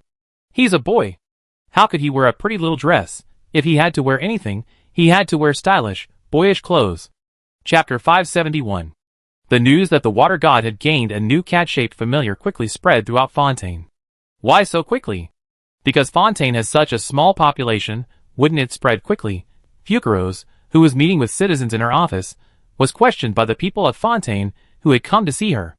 Today was the water god's appearance day, a day once a month when Fucaros would spend 5 hours meeting with the people of Fontaine and listening to their concerns. When she was first asked, Fucaros was still confused. A new water god familiar? How could she not know? She hadn't received any new familiars recently. When the questioner described Xiaohei's appearance, Fucaros finally understood. Oh, it was Xiaohei. By the way, Xiaohei could actually transform into a human. He sounded like a cute little boy. When Fernina brought Xiaohei back later, she would have to show him what he looked like in human form. It was noon. Fernina brought Xiaohei to the train. Xiaohei looked around. This place was completely different from his previous home. Before coming to this world, Xiaohei lived on an island, inhabited by fairies like him. A few days ago, while playing with his friends, he accidentally fell into a black hole. When he opened his eyes, he was already in the wilderness of Fontaine. Fontaine was very conspicuous, and Xiaohei spotted it immediately and headed straight for it. Then, he encountered Fucaros. Xing and the others, who were having lunch, took a look. Hey, Fernina, where did you find this little black cat? It's so cute, Fernina said with a smile. This one was adopted by Fucaros. Let me tell you, Little Black is amazing. It has spatial abilities. It can even transform into a human form. Isn't that impressive? Xing was surprised. That's definitely something. Slurp, slurp. Come on, Little Black, transform into a human and see what it's like. Xing teased him with his lips, as if he were a common kitten. Little Black hated Xing's behavior and bared his teeth, growling. Xing looked at him. Oh my! This little thing has a temper. Come, let me pet it. Xing reached out to grab Little Black, but Little Black immediately activated his spatial abilities to dodge Xing's sinister hand. And, his teleportation destination happened to be Xing's back. Little Black clawed at the back of Xing's neck. Xing chuckled. Xiaohei was fast, but still a bit outmatched by Xing. Xing grabbed Xiaohei with a backhand. Xing was stunned. Huh? Why was it so different from what he imagined? Xing grabbed Xiaohei's fate by the scruff of his neck, his other hand rubbing against his belly. Xiaohei was so anxious he almost spoke. Oh no, he had already spoken. Xiaohei transformed into a humanoid, grabbing Xing's hand with both hands. Let me go! You rascal! I bite you! Xing's interest grew even stronger. Wow, you really can transform. Let me touch your ears. How do they feel? Ing, Kurumi, and the others gathered nearby. Let me touch them too. Let me touch them. Kitty! Let me touch them. This was a traveler with a cat craving. This hall master came to see if it has a tail. This was a hall master from Liyue. Kitten? I wonder which feels better, Diana or not. This was a flying champion from Mondstadt. Forget it, I just take a look. This was a vengeful night. Meow. Meow. Little boy meow. Let's hear him meow. Can he meow? He should, right? A meow is meow, right? This was a paramecium. Where did the hair come from? Tell me. Who have you brought an animal on the train? Pa. This was a person who had mastered the pioneering head, but Xiao Hei was curiously stared at by Xing and his group, who would occasionally touch Xiao Hei's ears. Fanina tried to rescue Xiao Hei, but she couldn't even squeeze in, let alone get him out. In the end, it was Jizi who intervened and rescued Xiao Hei from Xing, Qiana, and the others. Xiao Hei was dazed and felt extremely unwell. I'm so dizzy. I feel like throwing up. Jizi glared at Xing, Kurumi, and the others. You guys, can you please be more careful with your hands? Look how you made Xiao Hei almost throw up. As she spoke, Jizi's hand naturally touched Xiao Hei's ear. Xing, Kurumi, Qiana, and the others stood in a neat row. Seeing Jizi's actions, they indicated they didn't want to talk. Hey, petting cats is a mistake for us, but it's okay for you? Xiao Hei took a moment to recover. Yi Yun looked at Xiao Hei. How did this guy get to this world? A typical stowaway system would bring the person to their own store. What's wrong with this Xiao Hei?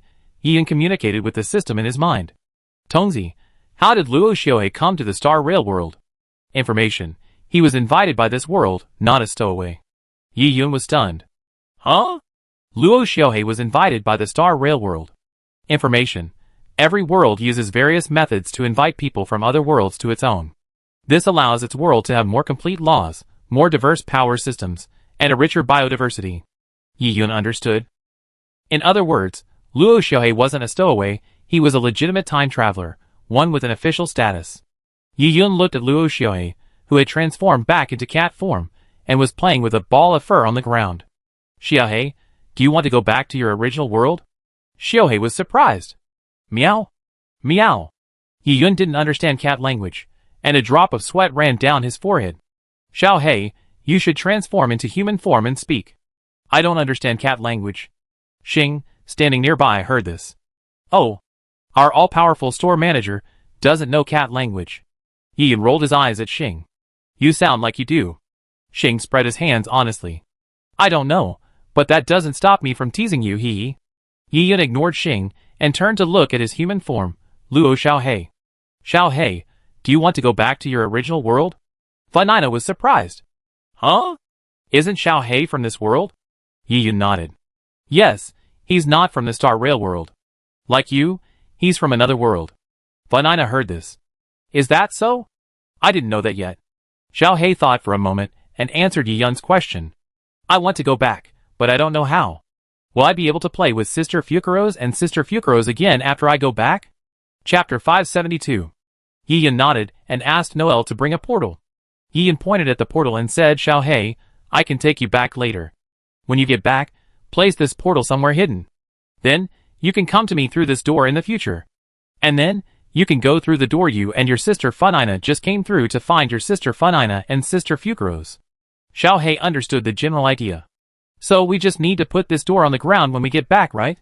Yi Yun nodded. Yes. Xiaohei thought for a moment. Can I go back later? I need to say hello to Sister Fukuros, otherwise she's worried about my safety. Yi Yun nodded. Of course. Just come find me whenever you want to go back. Xiaohei nodded. Okay. Thank you for your help. Xiang Ling then brought over 2 plates. Fanina, Xiaohei, have you eaten yet? If not, let's sit down and eat together. Xiaohei's ears twitched with excitement upon hearing this. Can I? Can I eat all this delicious food? Xiangling nodded. Of course you can. Come, Xiaohei, take a seat and use your chopsticks to eat. No hands, okay? Xiaohei, who was slouching at the counter and about to reach for the roast duck leg, withdrew his hand and obediently accepted the plate Xiangling offered. Okay. After Xiaohei and Fanina finished their meal, they sat down at Xing's table and began to eat. Enticed by Xing, Hu Tao, and the others' grilled fish feast, Xiaohei chose to forgive their earlier rude behavior. After dinner, Fanina took Blackie to find the robin. Xing, Kurumi, and the others were free again. Xing looked at Qiana.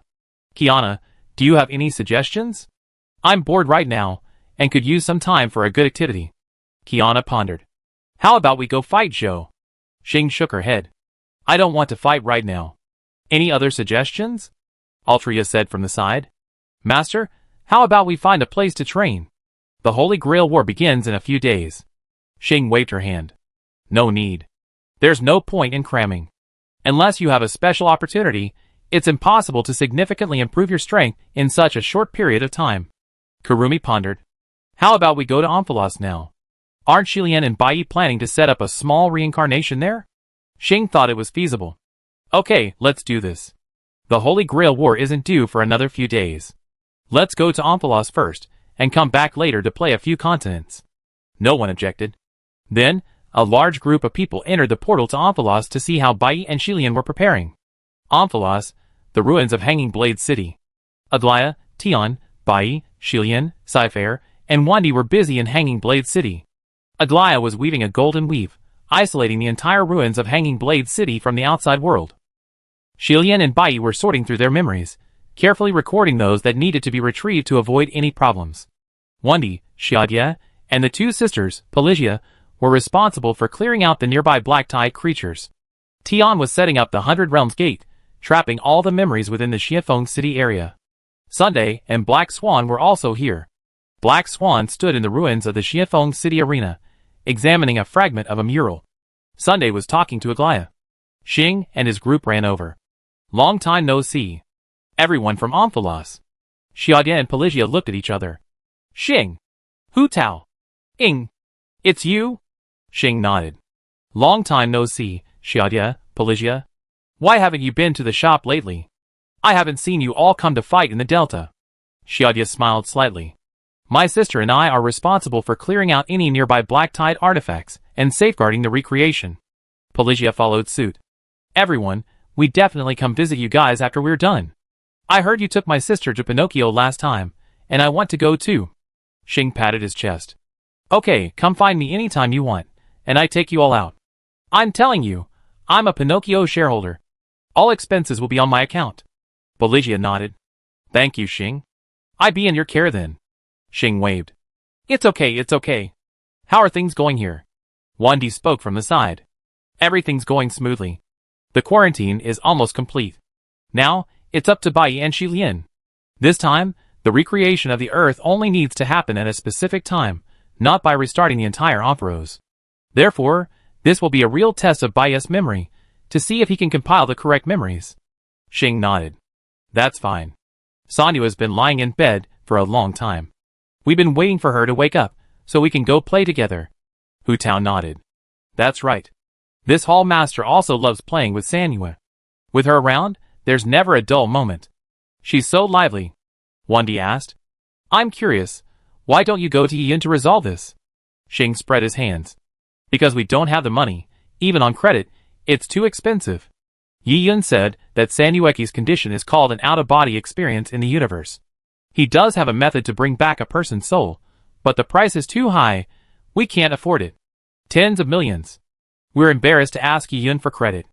Our idea is to let you try first. If that doesn't work, we go to Boss Puni. Let him take us to Fuli, and Fuli will help resolve this matter. Wandi heard this. Well, I hope this won't end up going after Fuli. Given Mr. Puni's style, he'd probably come to blows with Fuli. Both gods are benefactors of our Omphalos, and we don't want to see them at war. If Fuli hadn't cast his gaze upon Shilian, allowing her to receive the power of memory and initiate reincarnation, our Omphalos would have been gone long ago. Mr. Puni was the same way. If it weren't for his protection, Omphalos would have been destroyed. Xing heard this. It shouldn't come to that. Don't underestimate the youngest. He's an expert in this area. And that Black Swan, she has a story to tell. She's the one who brought our trained team to Omphalos. She was also the one who pushed things forward in Pinocchio. She's definitely quite good at leading a team. Chapter 573. As they were talking, Sunday and Black Swan approached. Black Swan glanced at the crowd and asked, What are you all talking about? Xing said, We were talking about you. You and the youngest member of our train crew are experts. With you here, this recreation won't be a problem. Sunday said modestly. No one can claim to be 100% sure of undermining me. There will always be some minor incidents, Xing said. Sunday, don't be so modest. You were once a man who almost ascended to star godhood. Hearing this, Sunday's mind flashed back to that unbearable past, the scene where he was beaten by several generals, and a group of people led by Xing. It was a terrible experience. After regaining consciousness, he realized that reviving the Lost Order was simply impossible. Harmony enveloped Pinocchio, and everything he did was under her watchful eye. Sunday turned to look at Wandi. Sir Wandi, I need your assistance. Wandi asked, puzzled. What is it? Sunday said. There are many ruins of civilization within Xianfeng City. These need to be cleared out, otherwise they will conflict with the memory. Wandi glanced around. Are these murals? Black Swan nodded. Yes, and those bottles, jars, weapons, and the like also need to be cleared out, otherwise they will affect the recreation. Wandi nodded. I understand. Leave it to me. With that, Wandi transformed himself into a demolition officer and began tearing down the wall with all his might. Xing, Hu Tao, and the others played around for a while, even capturing and beating up one of Lai Gushi's clones. Lai Gushi was very slippery, always appearing as a clone, his true form hidden very carefully. Aglaia and the others still hadn't found any clues about his true form. On the Luofu Immortal ship, in Golden Man Alley. Boss, it's settled. I be performing lion dance for you in a few days. Jiaming, a young lion dancer from Liyue Harbor, was discussing a performance with the owner of a restaurant that was about to open. Jiaming had originally been performing in Liyue Harbor when he learned that Xian Yin had found him and told him to try out lion dance in the Immortal ship. The styles of Liyue and the Immortal ship are very similar, and many people here also enjoy watching lion dance performances. So, Jiaming came to the Luofu Immortal ship. While walking, he came across this soon-to-open restaurant in Golden Man Alley. Unexpectedly, he received business right from his arrival, and Jiaming was delighted. When this shop opens, I must give it my all so I can make a name for myself in Luofu. Jiaming said goodbye to his boss, and was about to leave when a familiar voice called out to him. Jiaming. Jiaming turned around, and was surprised to see who was coming. It's you? Yunjin. Why are you here too? Yunjin smiled and said, I just finished a performance. A large supermarket opened in Shanglishan and invited me to perform. Jiaming asked curiously, how did it go? How did the people of Xianzhou accept our Liyue performance style? Yunjin said, don't worry. The cultural styles of Xianzhou and Liyue are very similar. The people here really like my performance. By the way, Jiaming, would you consider coming to Xianzhou to develop your business? Our home base is still in Liyue. When you have some free time, come to Xianzhou to earn some extra cash. Jiaming said, I already got the job.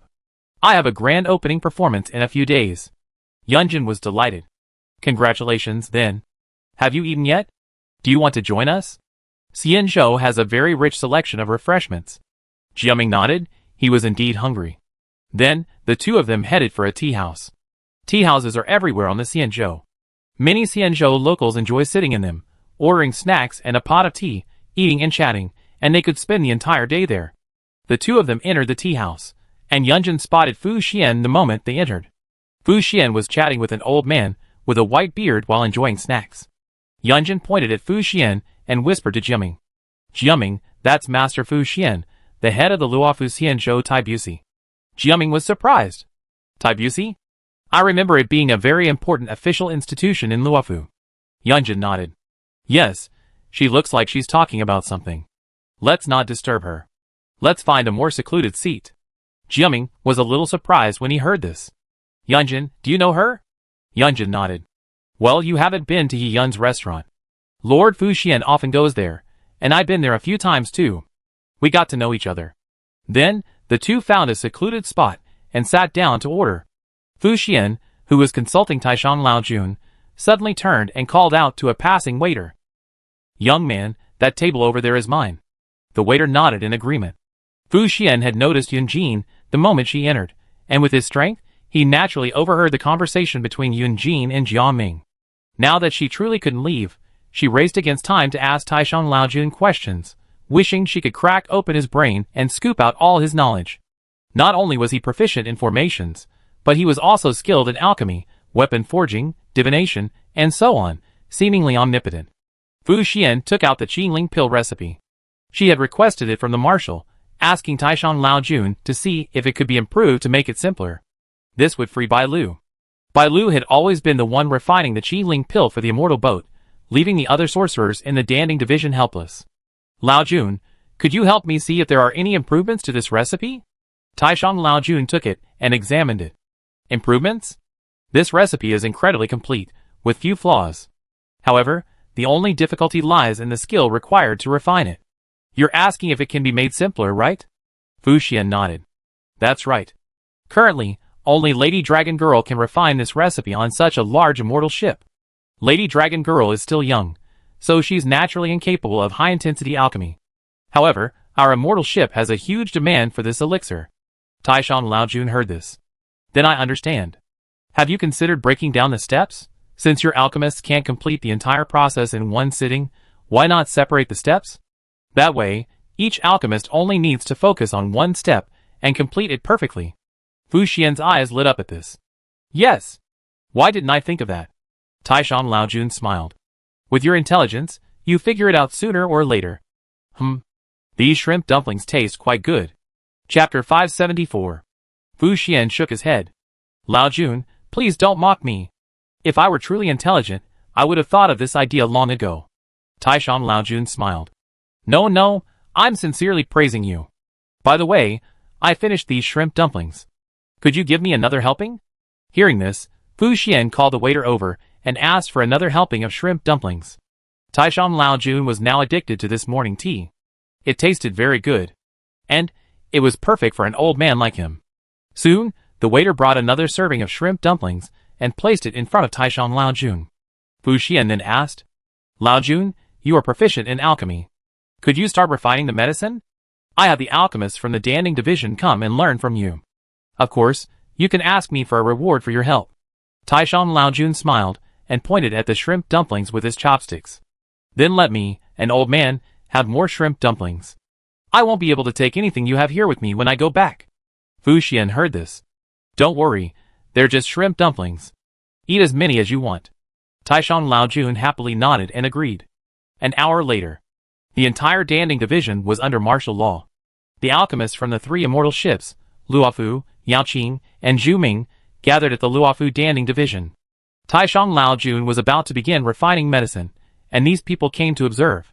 Even Yi Yun, upon hearing the news, rushed over with Bailu, Kelly, and the others. Yi Yun ruffled Bailu's hair. Bailu, watch carefully. This old man is a master of alchemy. Bailu nodded seriously. Yes. I watched carefully. Soon, Taishan Laojun flew over a furnace several dozen meters high. Taishan Laojun glanced around, and suddenly waved at Bailu. Little girl over there, could you come and help me, this old man? Bailu was a little confused and pointed at herself. Me? Are you calling me this young lady? Taishan Laojun nodded. Seeing this, Yi Yun had Rio's take Bailu to Taishan Laojun's side. Fu Xian, standing nearby, was very surprised. Laojun, why did you call Lady Dragon Girl here? Taishan Laojun smiled. This old man's body is an empty shell, without any power. So, I need the help of this dragon girl. I guide her in refining the elixir. Bailu heard this. You want to guide me? But I know how to refine this Qingling pill, don't you? Taishan Laojun smiled. I know you can refine. Of all the people present, you possess the heaviest and most concentrated elixir essence. The more concentrated the elixir essence, the higher their alchemy attainments. Although you can refine, how many pills can you produce at once? Bailu held out her hands. 10. Taishan Laojun nodded. That's right. I'm going to teach you the technique to refine millions of pills at once. Come, sit cross-legged. Bailu obediently sat down. Taishan Laojun looked at Rios standing nearby. Spirit dear, I have to trouble you again. Rios, hearing this, came to the bottom of the cauldron and breathed fire to start the fire. Then, Taishan Laojun began to teach Bailu the elixir refining method. Bailu was extremely talented and quickly understood the general instructions and began to operate.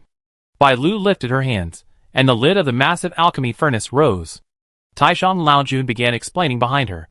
Don't worry, the furnace isn't up to snuff yet. Taishan Laojun stood behind Bailu, constantly instructing.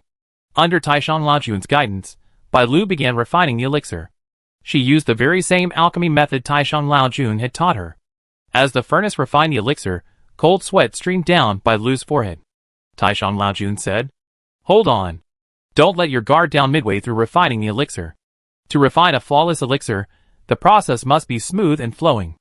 Bailu gritted her teeth, persevering, her small hands constantly pumping energy. Below, beside Yi Yun, Kelly, Chi-Chi, Yao Yao, and Kana, a group of little ones, cheered and waved flags, cheering Bailu on. Go Bailu! Go Bailu! The power within Bailu was rapidly draining, and Taishan Laojun observed this. Hold on a little longer. Just a few more minutes, and the elixir is ready. Bai Lu nodded, straining to operate the furnace. Finally, the lid of the furnace opened again, and a medicinal fragrance filled the entire Danning division. Bai Lu now withdrew her strength, breathing heavily. Finally, it's done! Although Bai Lu was exhausted, she was delighted to have learned a new alchemy technique. The alchemy technique this old man had taught her was profound. As she refined, she could clearly sense the specific conditions of each pill in the furnace. Inside this furnace were a full 1 million Qi-Ling pills. With a wave of Bai Lu's hand, all 1 million Qi-Ling pills flew out of the furnace and landed in a container that had been prepared nearby. Taishang Laojun looked at Bai Lu with satisfaction. You have an exceptional talent for alchemy. What a pity, you can't go to my world. Otherwise this old man, would have accepted you as my disciple. Bai Lu stood up and bowed. You taught me a powerful alchemy technique. Calling you master is not an exaggeration. Teacher. Taishang Laojun smiled, nodded with satisfaction, and then said, Very good, very good. Since you call me master, I can't help but give you a little gift. Bring me paper and pen. I give you a recipe. I think the herbs needed for this recipe can be provided by that gentleman. As he spoke, Taishang Laojun looked at Yi Yun. Yi Yun smiled. As expected of the three pure ones, even without power, he was still so mysterious. She had no contact with this Taishang Laojun at all, yet he knew her situation. Bai Lu heard this. Teacher, are you talking about Yi Yun? He's quite impressive. He has a shop where you can buy anything. Would you like to check it out? Taishang Laojun shook his head. No need. My connection with him doesn't end here. Alright. Master, I give you the recipe first. Fu Xian had already brought paper and pen. Taishang Laojun wrote quickly. In just 5 minutes, a book of recipes appeared in his hands. Taishang Laojun handed it to Bai Lu. Disciple Bai Lu, this book contains 99 and 81 recipes. You must study them carefully. Do you understand? Bai Lu took the recipe. Don't worry, master. I will definitely study them diligently. Then Taishang Laojun and Bai Lu began chatting. Jing Yuan smiled. He hadn't expected Bai Lu to have such a great opportunity today. Jing Yuan waved his hand. Yanqing, collect all the pills. We distribute them to the other immortal boats on a later date. Yanqing agreed and led the Cloud Cavalry to collect the pills. Seeing this, Yi Yun left Rios here to wait for Bai Lu, and he took Kelly, Chi-Chi, and the others back to the train. Chapter 575. Yi Yun returned to the train with a group of little ones. As soon as he returned, he saw Xiao Hei, who had been waiting for a long time. Xiao Hei saw Yi Yun transformed into human form. Yi Yun, I reported to Sister Fukuro's. I want to go back now.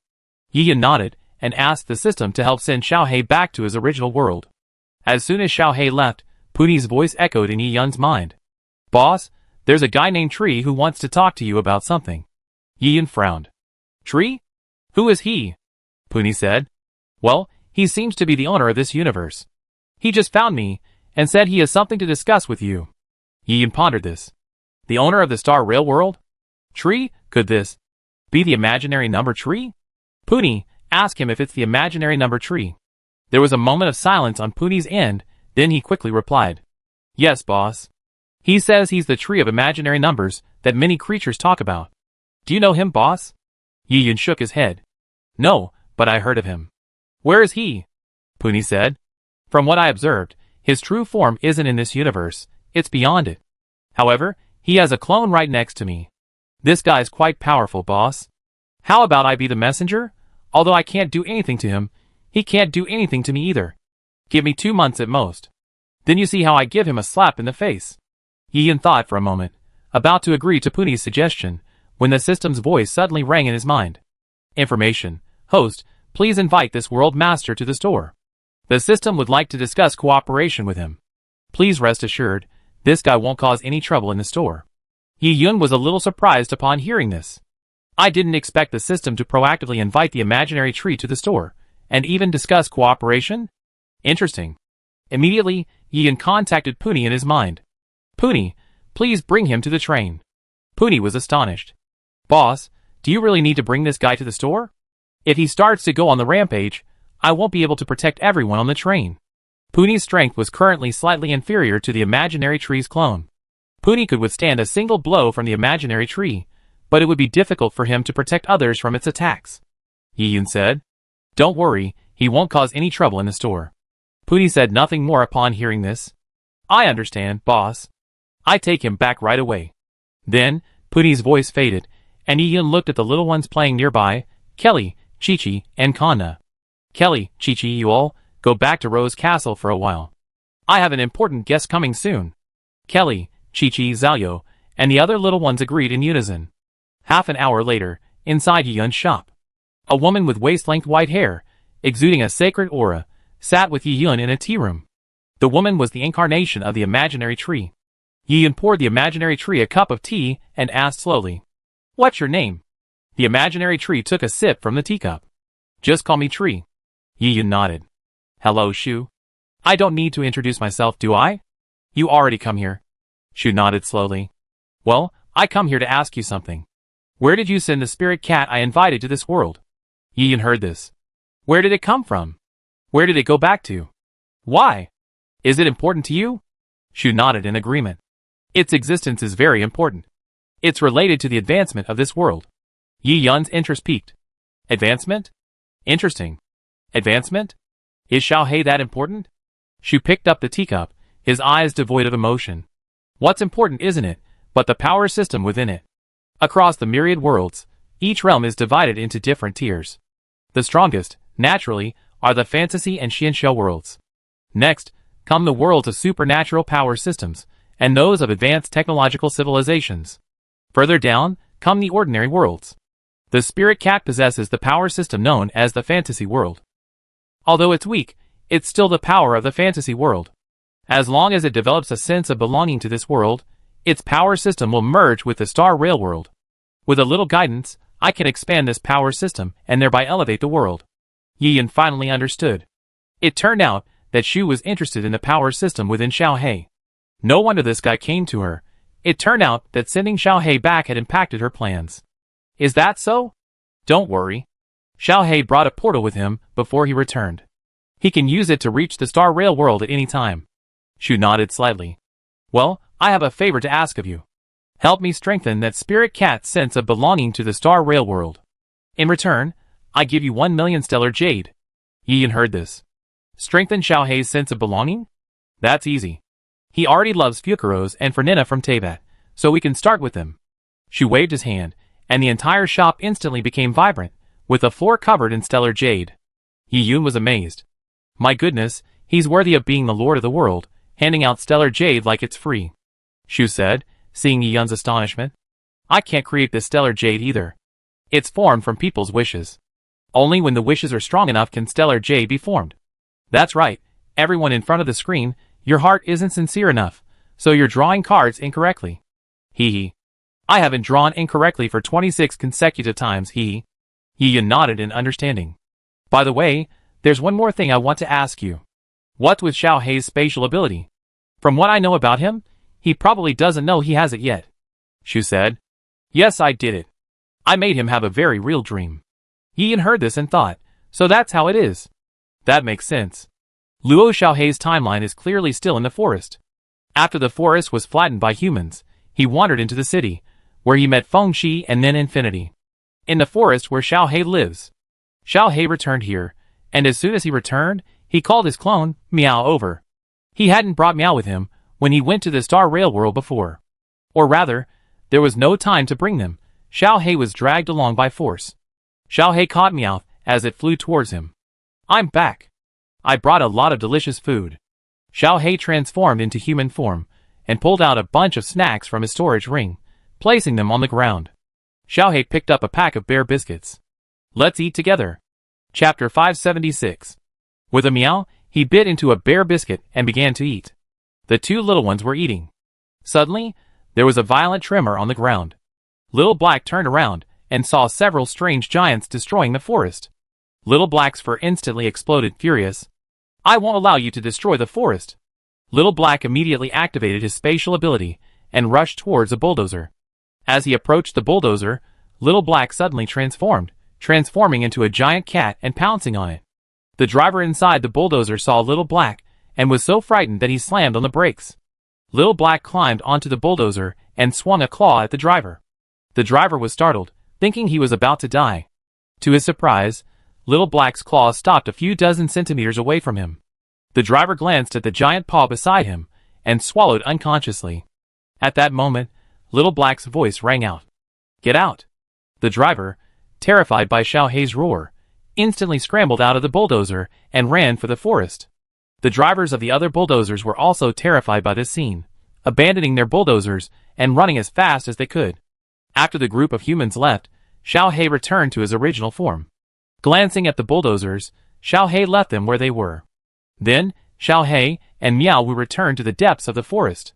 Little Hei had no idea that news of his attack on humans had quickly reached the Demon Spirit Hall.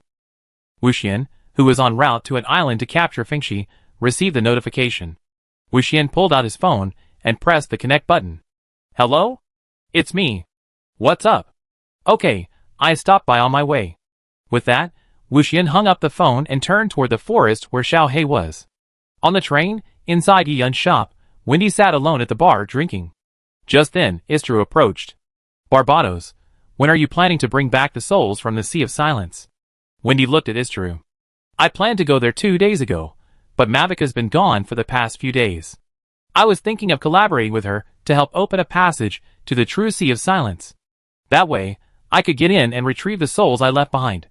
Istru heard. "I see. Mavika has indeed been out of contact for the past 2 days. Sibarak has been trying to track her down. Even Sidanen doesn't know where she is, as if she's deliberately hiding from someone. If you want to go to the Ember Sea, you don't have to look for Mavika. Asmodeus can do it too." Wendy heard this and looked at the internet-addicted girl, Asmodeus, standing beside her. Asmodeus noticed Wendy's gaze and glanced at her. "I help you. When do you want to go?" Wendy held up her glass. "Now, the sooner the better," Istru said. "I go with you." Wendy was stunned. She hadn't expected Istru to accompany her. Istru, seeing Wendy's surprise, said, "Don't be surprised. I'm just a little bored." Wendy thought about it, and it seemed to be true. Raneva had been going to Rofu every day for the past 2 days, claiming to be participating in some kind of Hot King challenge. Neighboress continued to spend her days in the botanical garden in the cave, nurturing her batch of adorable baby plant turrets. Asmodeus had also found a new circle, playing games with Silver Wolf every day. Occasionally, Asmodeus would bring in Xing, Hutao, and Kiana to play games together. Only Istra spent her days either hanging out on the train or finding a place to stay in New Tevat. "Okay, let's go now." Istra looked at Asmodeus.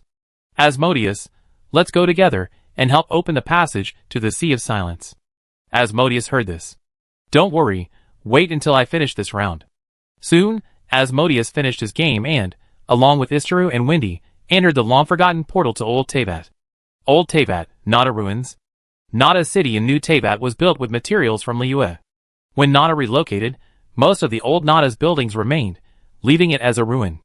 The three of them stood on the platform of the Holy Flame Arena. Wendy looked around. This uninhabited place is falling apart so quickly. The Holy Flame Arena was now utterly desolate and dilapidated, a complete ruin. Asmodeus pulled out an Alps lollipop, tore open the wrapper, and popped it into his mouth. "Hurry, hurry! Stop lamenting. I opened the door for you. Hurry! You only have time for one lollipop. Those guys from the abyss will probably be here soon." With that, Asmodeus used his power to open a passage to the Sea of Silence. Istru and Wendy walked in. Not long after they entered, the Lord of the Abyss noticed Asmodeus' presence. Asmodeus looked up at the sky, and upon seeing the Lord of the Abyss's large face, a look of reminiscence suddenly crossed his face. "Long time no see, old friend." Asmodeus' sudden call of old friend bewildered the Lord of the Abyss. "Old friend? What did you call me? Old friend? Something's wrong. Something's wrong with you." As sworn enemies, the first thing they did upon meeting was a friendly greeting, a few international hand gestures, and then a brawl. Asmodeus' sudden call of old friend caught the Lord of the Abyss off guard. Asmodeus smiled. "Why would it be wrong? Old friend, we've been dealing with each other for so many years. Now that I've taken the people of Tevat away, there's nothing wrong between us, right? Here, let me give you a piece of candy." Asmodeus tossed out a lollipop called Albist. From the packaging, Albist looked no different from Alps, save for the last letter. The Lord of the Abyss caught the Albist lollipop and looked at Asmodeus suspiciously.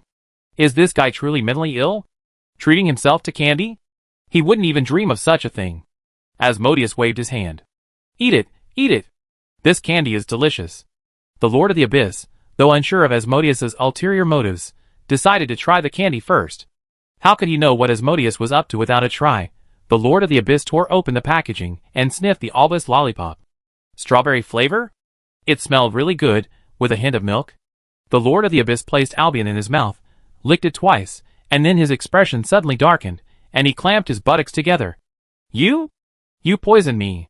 The Lord of the Abyss, clutching his buttocks, fled nada. Chapter 577.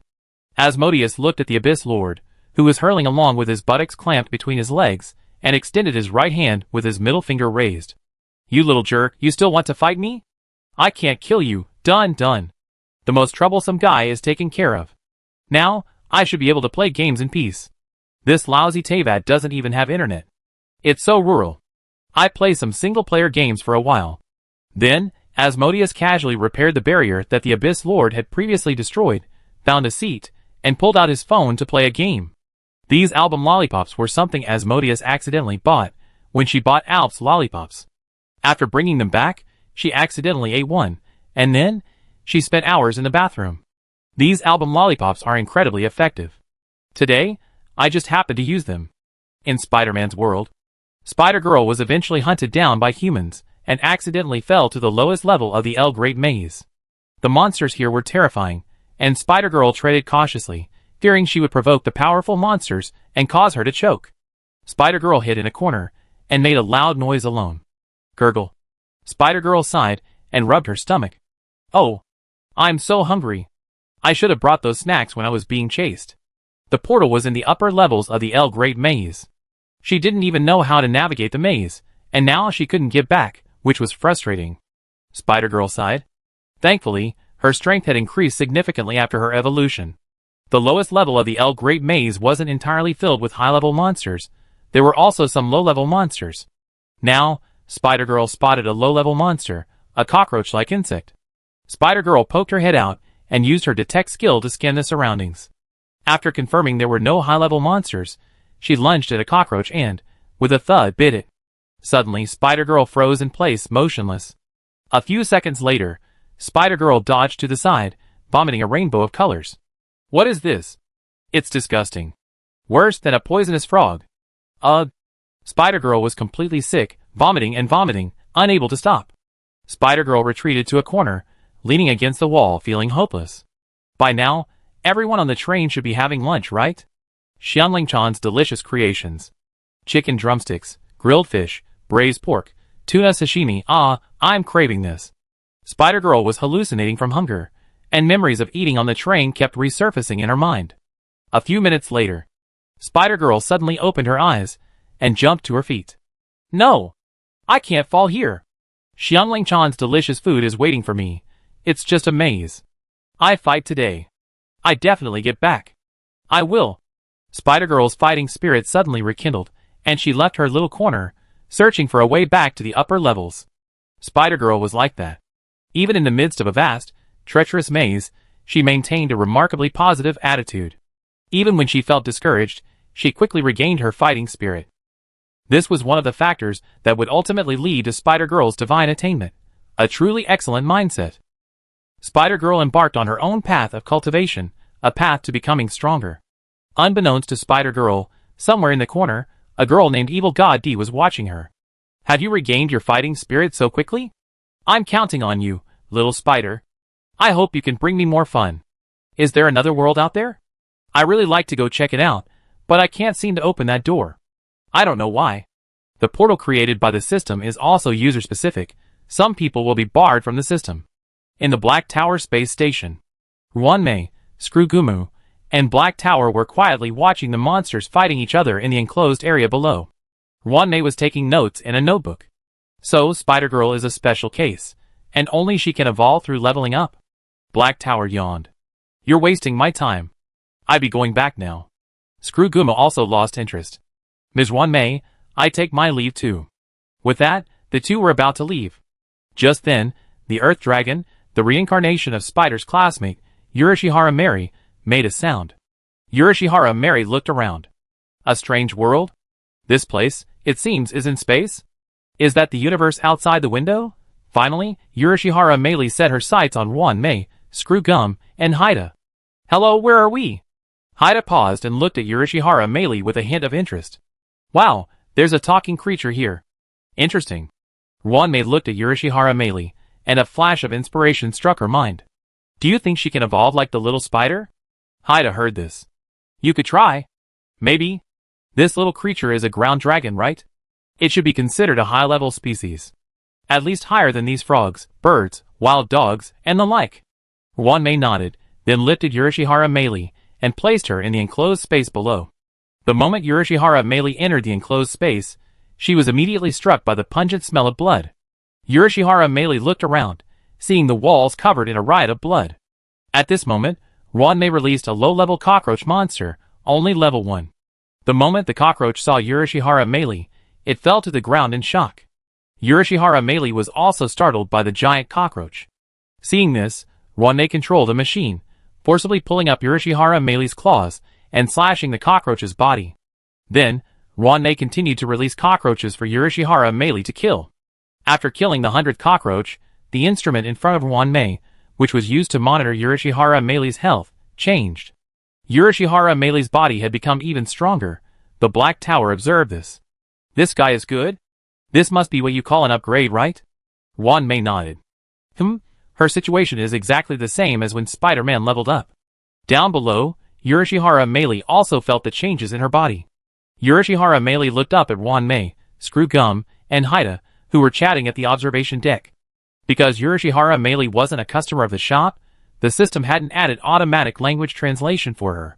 All customers who entered the shop were given the language translation feature as a bonus. They, like ordinary people from Teyvat, were wearing synesthesia beacons from the company.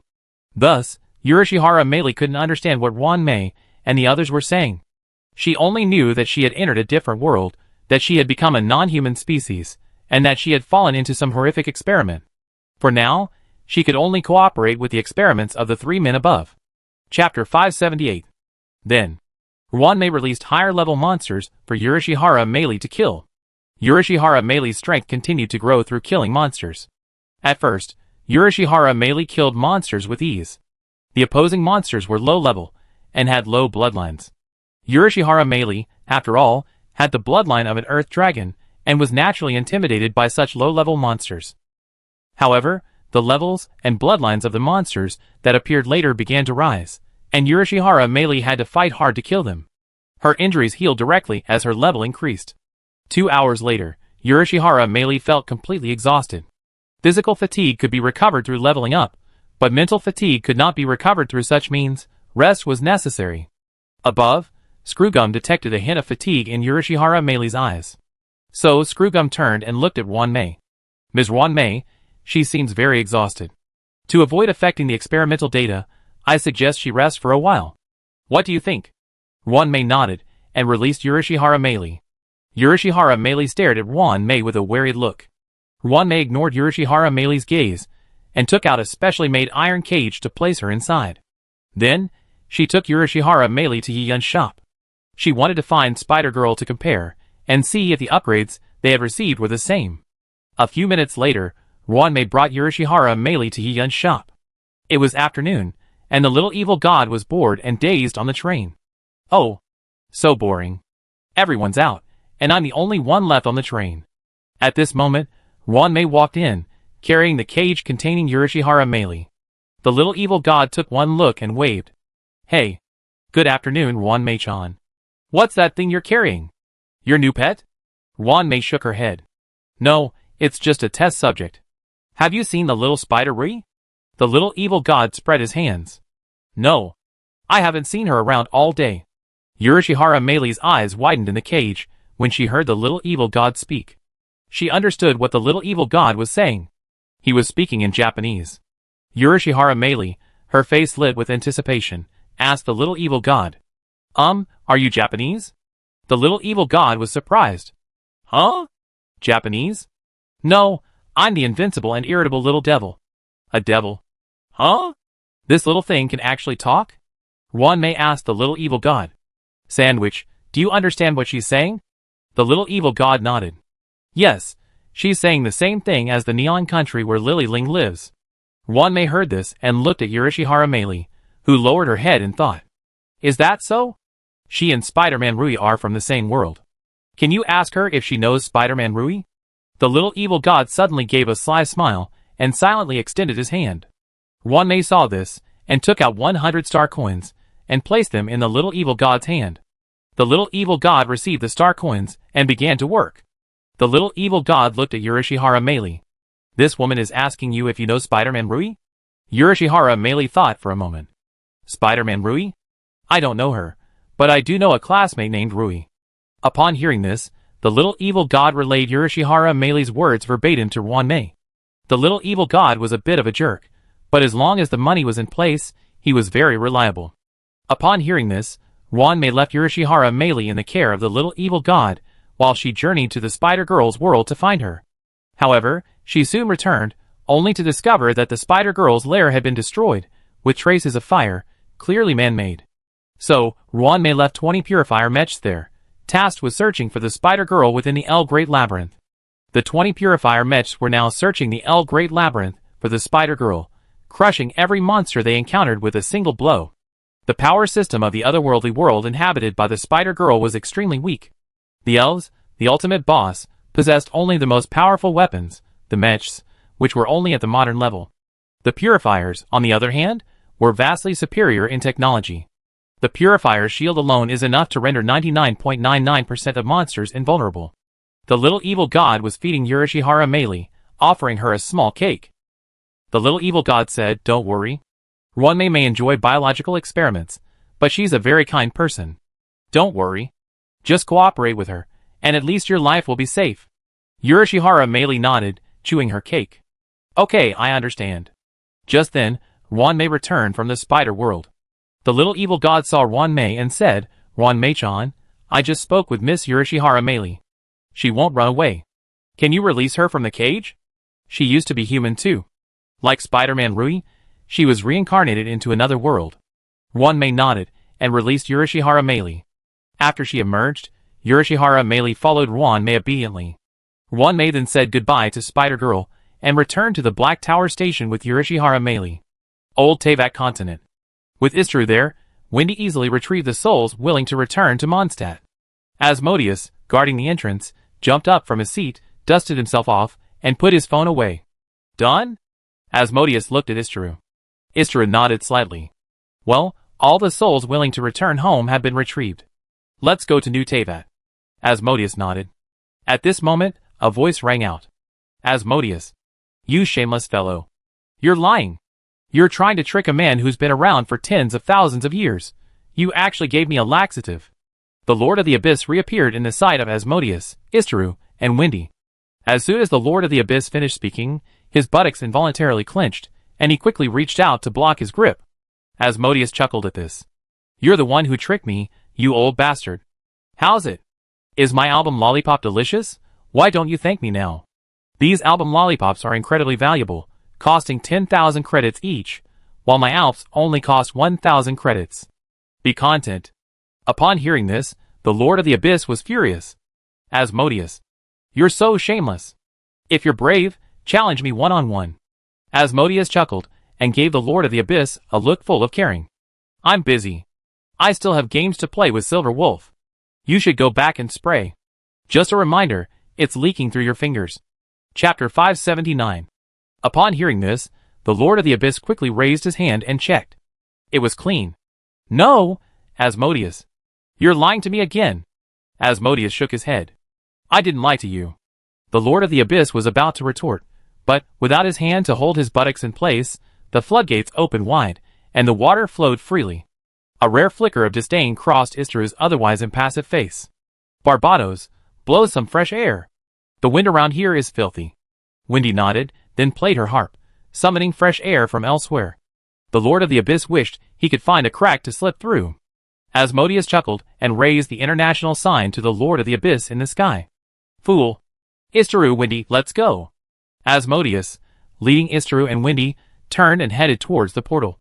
Seeing this, the Lord of the Abyss, unconcerned about the money he just made, quickly called out to Asmodeus. Asmodeus. You bastard. Stop right there. Don't run. Come back here. Asmodeus turned around, grimaced, and stuck out his tongue. LOL, I don't want to hear it. I don't want to hear it, you idiot. With that, Asmodeus and the other two entered the portal and left old Teyvat.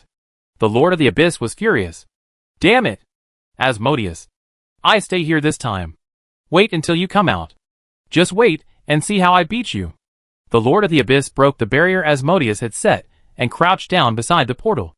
The Lord of the Abyss had tried to open the portal, but he couldn't. Furthermore, his own attacks had no effect on it. The Lord of the Abyss decided that from now on, he would stay put, squatting right here. Whoever opened the door would be rushed forward and punched. The Lord of the Abyss had barely crouched when the portal suddenly opened, and his face lit up with joy. Asmodeus. You die? The Lord of the Abyss roared, and with a mighty blow, he struck the portal with all his might. When he struck his target, it felt as if his fist had hit a wall, sending him stumbling backwards in pain. Puni, emerging from the portal, glanced at the Lord of the Abyss. What the hell is that? Why does it look so disgusting? Puni then swung his sword, sending the Lord of the Abyss flying out of Teyvat. He transformed into a star, watering the universe. After sending the Lord of the Abyss away, Puni glanced around. Let me see where the lizards Klee wants are. Klee had asked Puni to help her find some Teyvat lizards. The tails of Teyvat's lizards can be used to make bouncing bombs. Tomorrow, Klee, Kana, and the others have agreed to go to Rimuru's world to fry fish. They're preparing the bombs today. Unfortunately, after returning, Bailu went to Clara's laboratory to study the alchemy book given to her by Taishan Lao Jun, so she won't be able to play tomorrow. However, Klee promised Bailu that she would bring her some delicious grilled fish tomorrow. Puni searched and quickly found a net bag of lizards. Grabbing them, Puni entered the portal, closed it, and returned to the train. And our Lord of the Abyss had already landed. Puni slapped him across the face, sending him 3-star systems away from Teyvat. The Lord of the Abyss lay in the pit, tears streaming down his face. It's so hard for me. First, Asmodeus came to steal. He tried to deceive an old, lonely widower like me. Now, this fierce man, who appeared from nowhere, slaps me in the face without a word. It's so hard for me. I regret it so much. Why did I choose to create the Abyss and lead the evil? Now I just want to be a good person. Look at Asmodeus, so relaxed and carefree now. The Lord of the Abyss wept for a while before returning to the Abyss. It was evening. Jing Yuan, Fei Xiao, Hua Yin, and Fu Xian arrived at Yi Yan's Inn and borrowed the reception room to attend the meeting with the generals of Xianzhou. Yi Yan's Inn was the most secure place in the universe. That's why Jing Yuan and his companions would hold meetings here, ensuring that no one could steal information. Marshal Hua, seated at the head of the table, looked at Jing Yuan. General Shinsu, what is the reason for your meeting this time? Jing Yuan said with a smile. Our immortal boat will have an endless supply of Qingling pills in the future. Hua was delighted upon hearing this. Is this true? Have other alchemists learned to refine Qingling pills? Jing Yuan shook his head and looked at Fu Xian beside him. The details of this matter require Fu Qing to explain. She witnessed the entire process. Hua looked at Fu Xian upon hearing this. Fu Xian spoke slowly. Marshal, this story begins with the Holy Grail War held by the joyful star god Aha. Over the next 10 minutes, Fu Xian recounted to Hua the Holy Grail War, his summoning of Taishan Lao Jun, his subsequent interactions with Taishan Lao Jun, and finally how Taishan Lao Jun taught Bailu how to refine pills and gave her the Book of Alchemy. Hua was overjoyed upon hearing this. That's great. I didn't expect our immortal boat to profit so lucratively from the Joy Factions event. Fei Xiao heard this. That's because we're all customers of Yi Yun's shop and keep in touch. Hua nodded. Indeed, I heard that the amazing shop owner, Yi Yun, even created a group where any customer can join. Fei Xiao, please tell Yi Yun later and see if he can add me to the group. Fei Xiao nodded. Okay, I go find Yi Yun shortly. At this moment, the general of the Fanhu immortal boat, Xian Quan, spoke. I didn't expect that the medicine-bearing dragon girl of my chiming clan would have such an opportunity. General Jing Yuan, why don't we have Miss Bailu come to our Fanhu immortal boat? Jing Yuan smiled. Xian Quan was the general of the Fanhu immortal boat, and also its dragon lord. Miss Bailu is currently receiving instruction from renowned teachers under Yi Yun's arrangement. The instructors are incredibly impressive, with even several geniuses from the Genius Club serving as lecturers. She's more familiar with Luofu, so it's best for Bailu to stay there, where she can develop better. Xian Quan smiled. All right. General Jing Yuan is truly protective of his protege. I go see Miss Bailu when I have time. Jing Yuan smiled. It can't be helped. Luofu doesn't have as many talented individuals as Fang Hu. Hua then said. Alright, enough rambling. Everyone, Dragon Girl should stay in Luofu, by Yi Yun's side, so she can develop further. Everyone, please focus on cultivating the medicinal materials for the Qingling pill recently, and strive to popularize the Qingling pill throughout the immortal boat. Hua Yin nodded. Now, our immortal boat has a new vaccine. Everyone felt Hua Yin was right. Each person can only use one Qingling pill.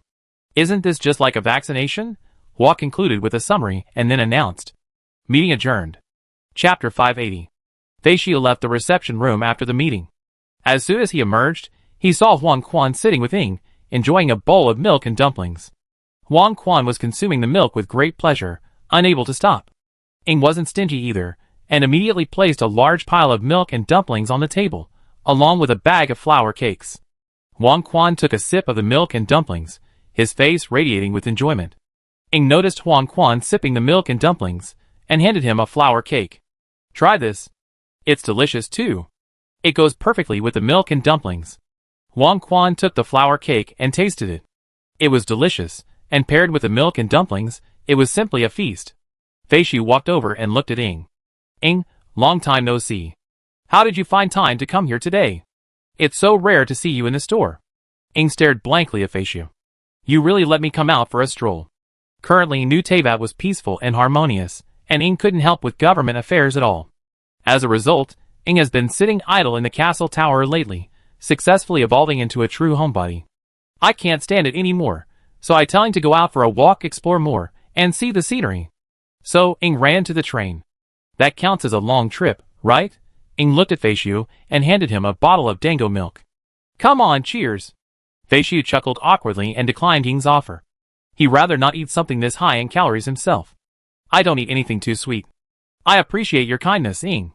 Ying withdrew her hand, opened the lid, and emptied the dango milk in the bottle. Okay, I drink it myself then.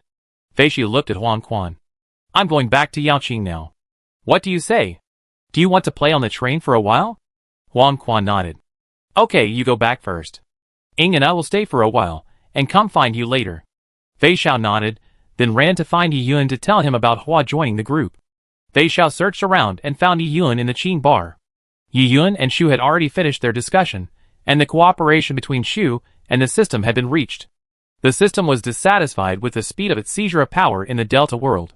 Therefore, it wanted to cooperate with Shu, having Shu send some people to directly travel to the Delta world in their physical form to kill the native life. What Shu would gain would be the essence of knowledge from a fantasy world provided by the system. As long as Shu integrated this essence of knowledge into the Star Rail world, Star Rail would be able to generate a fantasy world power system. Shu agreed immediately. For her, raising the world level was the most important thing. As for the people the system wanted, they were of no concern to her. Even if someone from another world died, she would not react at all. Thus, the two sides hit it off immediately. Shu directly scooped up a world about to fall into the quantum sea, captured some of its inhabitants, and handed them over to the system. Yi Yun stood up. Then it's a pleasure to work with you. Shu nodded slightly. Yes, it's a pleasure to work with you. Then, Shu transformed into a shadow and disappeared. Seeing that Yi Yun had finished his work, Fei Xiao approached. Hey Yi Yun, are you done? Yi Yun looked at Fei Xiao, smiled, and nodded. Yes, I'm done. How about you guys? Are you done with the meeting? Fei Xiao sat down across from Yi Yun. Yes, the marshal asked me to ask if you could add her to the loving family group. Yi Yun heard this. Of course, give me her contact information, and I add her as a friend and invite her to the group. Fei Xiao took out his phone and gave Yi Yun Marshal Hua's contact information. Yi Yun typed it in and clicked add. The contact was accepted almost instantly. Hua, hello Yi Yun, I heard a lot about you. Yi Yun saw Hua's message and replied. Yi Yun, hello Marshal Hua, when are you free to come to the shop? Let's have a cup of tea and chat. Hua, I wanted to go for a while, but unfortunately, I've been busy with alliance affairs and haven't had the chance. Yi Yun, I add you to the group first. We can chat there when we're free. There are a lot of friends in the group. Yi Yun, invited to join the group. Hua, already joined the group chat. Hua, great, I finally found an organization. Then, after a few pleasantries, the two of them paused. Fei Xiao, sitting across from Yi Yun, picked up his phone and began playing with it with great interest. Seeing this, Ian asked curiously. What are you playing? You look so happy. Feishi pointed to his phone. The marshal has joined the group. I'm welcoming her. Ian glanced at the group. General Sanwu, welcome the marshal. Loudspeaker. Loudspeaker. Loudspeaker. Real name login. Welcome the marshal. An old man from Xianzhou. The marshal has joined too. Galaxy Skyfireman, marshal? I don't approve of him. Send him a red envelope to prove his strength. The master of the Rebirth Hall. That's right. Send him a red envelope to prove his strength. Traveler, Garlic Bird. Garlic Bird. It's not easy for others to make money. I will ignite the sea of stars. Welcome Marshal Hua. Hua, red envelope. Galaxy Skyfireman, received red envelope. Traveler, received red envelope. Ing, received. Jin, Galaxy Skyfireman, boss is so generous. I wish you a long life. Wansheng Hall Master, boss is so generous. I wish you $1 million monthly income. Traveler, boss is so generous. I wish you happiness every day. Ruthless divination machine at Galaxy Skyfireman at Wansheng Hall Master, you two sound like you're cursing the marshal. Silver. River Fireman, what? What? I'm wishing you this from the bottom of my heart. It's definitely not about money. Qiming Online, is it possible that for people on Xianzhou, living only 100 years is considered premature? Besides, with a marshal's income, $1 million a month, is that really true? Isn't that too little? Galaxy Fireman, then I wish the boss a long, long, long life. Wansheng Hall Master, then I change it. I wish the boss great wealth. Great wealth. Great wealth. Hua sat in his office chair, reading the chat messages on his phone, his lips curling up slightly in a smile. This group is really lively and interesting. I check them out more often. Then Hua turned off his phone and called his deputy. How's the situation gathering going? The deputy reported. We currently located the locations of 9 fertile troops. Hua nodded slightly. Send the locations. Eliminate these first. The adjutant took his orders and left. Hua sat at his desk and continued to handle government affairs. New Teyvat, New Mondstadt. Wendy returned to Mondstadt, bringing with her the souls that had been left behind in the Sea of Silence. At this moment, Wendy was releasing these souls. Homecoming. The souls, having been brought back, bowed deeply to Wendy and merged into the ley lines of New Mondstadt. Seeing the matter was settled, Istru headed towards the nearby city of Mondstadt. I'm going to take a look around this city. Chapter 581. Inside Mondstadt at this moment. As the sun set, Decarabian was training the Knights of Favonius on their training grounds. Stand up. Boy!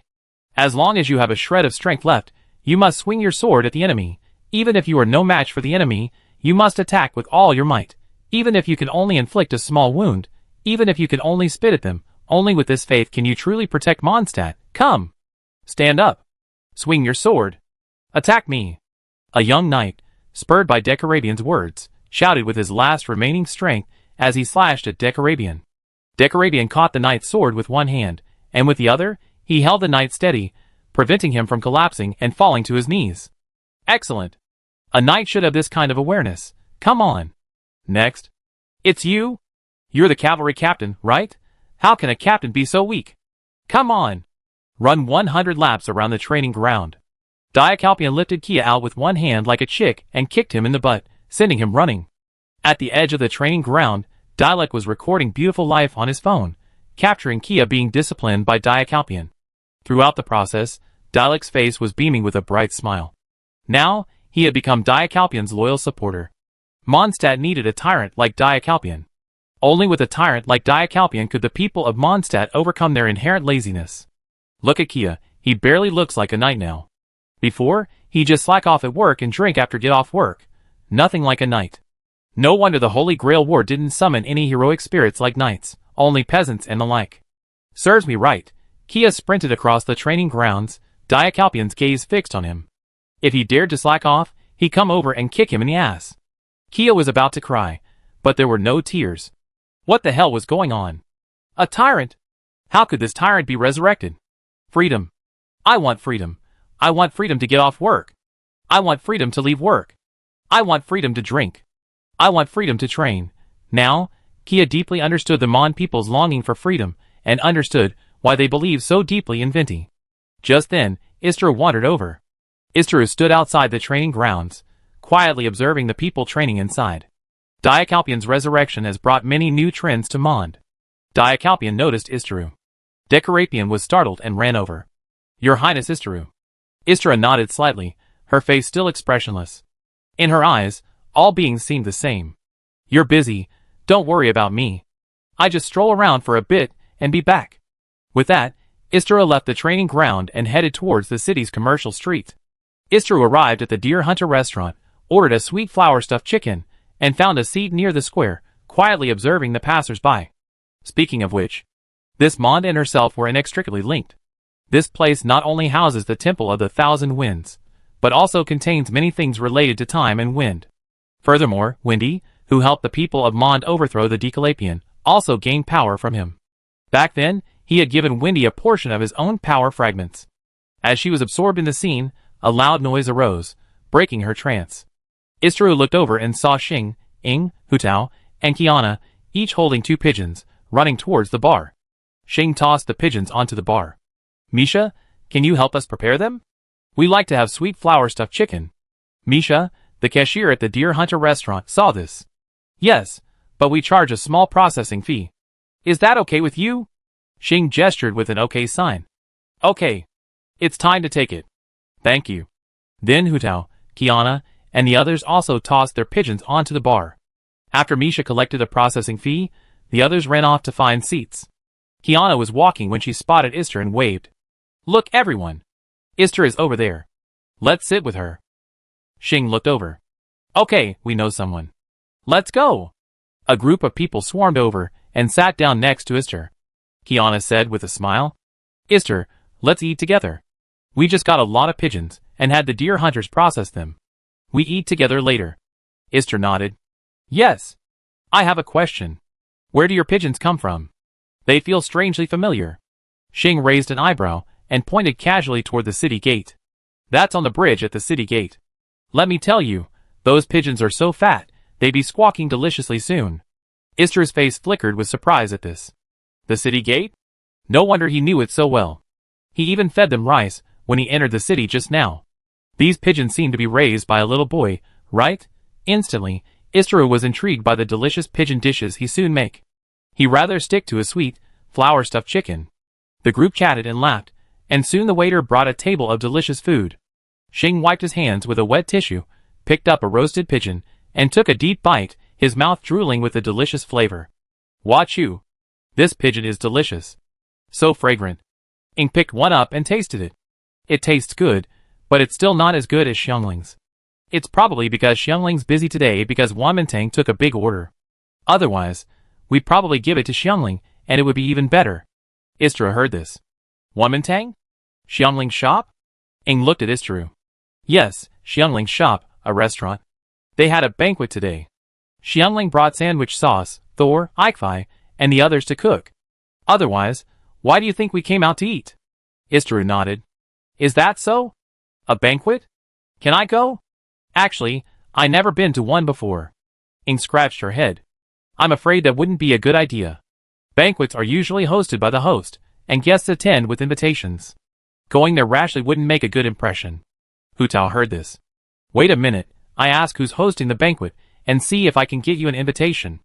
Hutao took out her phone, and called the ceremonial officer's sister. Hello, sister, which family is hosting the banquet at Wanman Hall today? Xingqiu's family? That's fine, no need to bother you. Okay, you go ahead and get busy. Chapter 582. Hutao took out her cell phone and called Xingqiu. Hello? Xingqiu, are you busy? Xingqiu's voice soon came from the other end. Our family is having a banquet and has invited our partners to dine. What's up, Hutao? Hutao said. A friend of mine wants to experience the banquet. Could you send me an invitation? Xingqiu was a little surprised. Didn't you have an invitation at Wansheng Hall? I remember sending one to them. Oh, I remember. You're not home every day. I guess it was sent to Miss Huahua. Speaking of which, Hutao, are you really going to advocate? I heard rumors lately that you're going to advocate and let Huahua become the 78th head of Wansheng Hall. Hutao was speechless upon hearing this. No, Xingqiu, have you become stupid from studying? You know Huahua's situation too. She's here to learn from me. Others will be returning to Luofu to serve in the Ten Kings division. Xingqiu smiled. I heard these rumors spread like wildfire. Hu Tao indicated she didn't want to talk anymore and hung up the phone. Xing smiled and teased. Hey, isn't this the 77th head of our Wangsheng Hall who is about to retire? Hu Tao rolled her eyes at Xing, ignoring her. Then, Hu Tao looked at Istru. Just go find Huahua first. We at Wangsheng Hall have an invitation. If you go with her, you have someone to look after you. As the largest funeral home in Liyue, Wangsheng Hall often had business dealings with Xingqiu's family's Chamber of Commerce. In the past, there were monsters in the wild, and the guards transporting goods from the Chamber of Commerce often perished at their hands. As the head of the Chamber of Commerce, they would certainly contribute some compensation. This included the funeral package for the Wangsheng Hall. Therefore, the Wangsheng Hall was also invited to the banquet hosted by the Xingqiu family. Istra heard this, and her mind raced. Is it the little fox girl you brought back to Liyue? Hu Tao nodded. Yes, it was her. You actually knew I brought Huahua back to Liyue? So you, the ruling class, have been keeping an eye on the situation in Teyvat? Istra shook her head. Not really. Neighbor has told me she wanted to go to Liyue and capture a little fox girl for research. Then she was stopped by Asmodeus, who said she was protecting the little fox girl.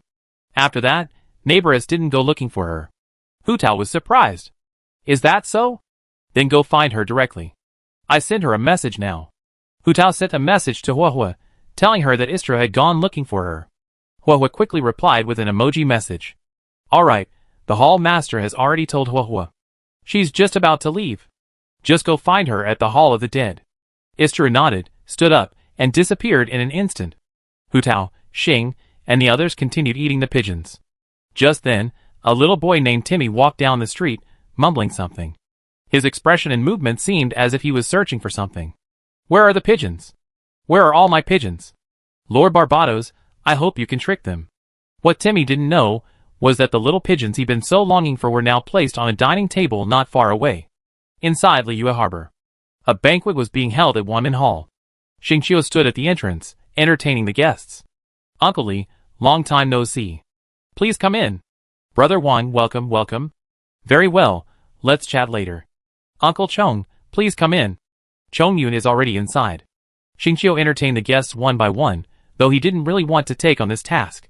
But his father had insisted, saying that as the second youngest, second young master, he had to learn how to handle such situations. Xingqiu was helpless. He just wanted everyone to arrive quickly, so he could be free. Just then, Huahua arrived at the door with Istru. Xingqiu looked. Huahua, you're here. Huahua smiled and nodded. Yes, Sister Hu Tao is busy, so I take her. Here's the gift money. As she spoke, Huahua pulled a red envelope from her small crossbody bag and handed it to Xingqiu. Xingqiu took it and gestured for her to come. Huahua, take this friend in first. Go find Chengyun's table. That table will be occupied by a few of us acquaintances, along with Xiangling and the other chefs. Huahua nodded and led Istru into the Wanmin Hall. Istru looked around. The Wanmin Hall's decor still retained the traditional Liyue style, constructed entirely of wood, giving it an antique charm. After Huahua entered, many people recognized her and came up to greet her. In their minds, Huahua was the next head of the Wangsheng Hall. After all, every head of the Wangsheng Hall was a man of great ability. Huahua responded calmly. During her time in Liyue, Huahua had indeed grown a lot. She was no longer the socially anxious, timid little fox girl who would only hide behind a snow coat or a jackdaw. Now, she was graceful and well-mannered, and very polite in her dealings with others. Istru looked at Huahua and, when they reached a quiet place, said, You changed a lot.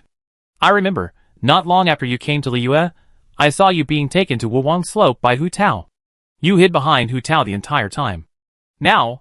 Huahua smiled. Yes, I was very timid back then. During this time in the Hall of Rebirth, I learned many exorcism techniques and strengthened my courage.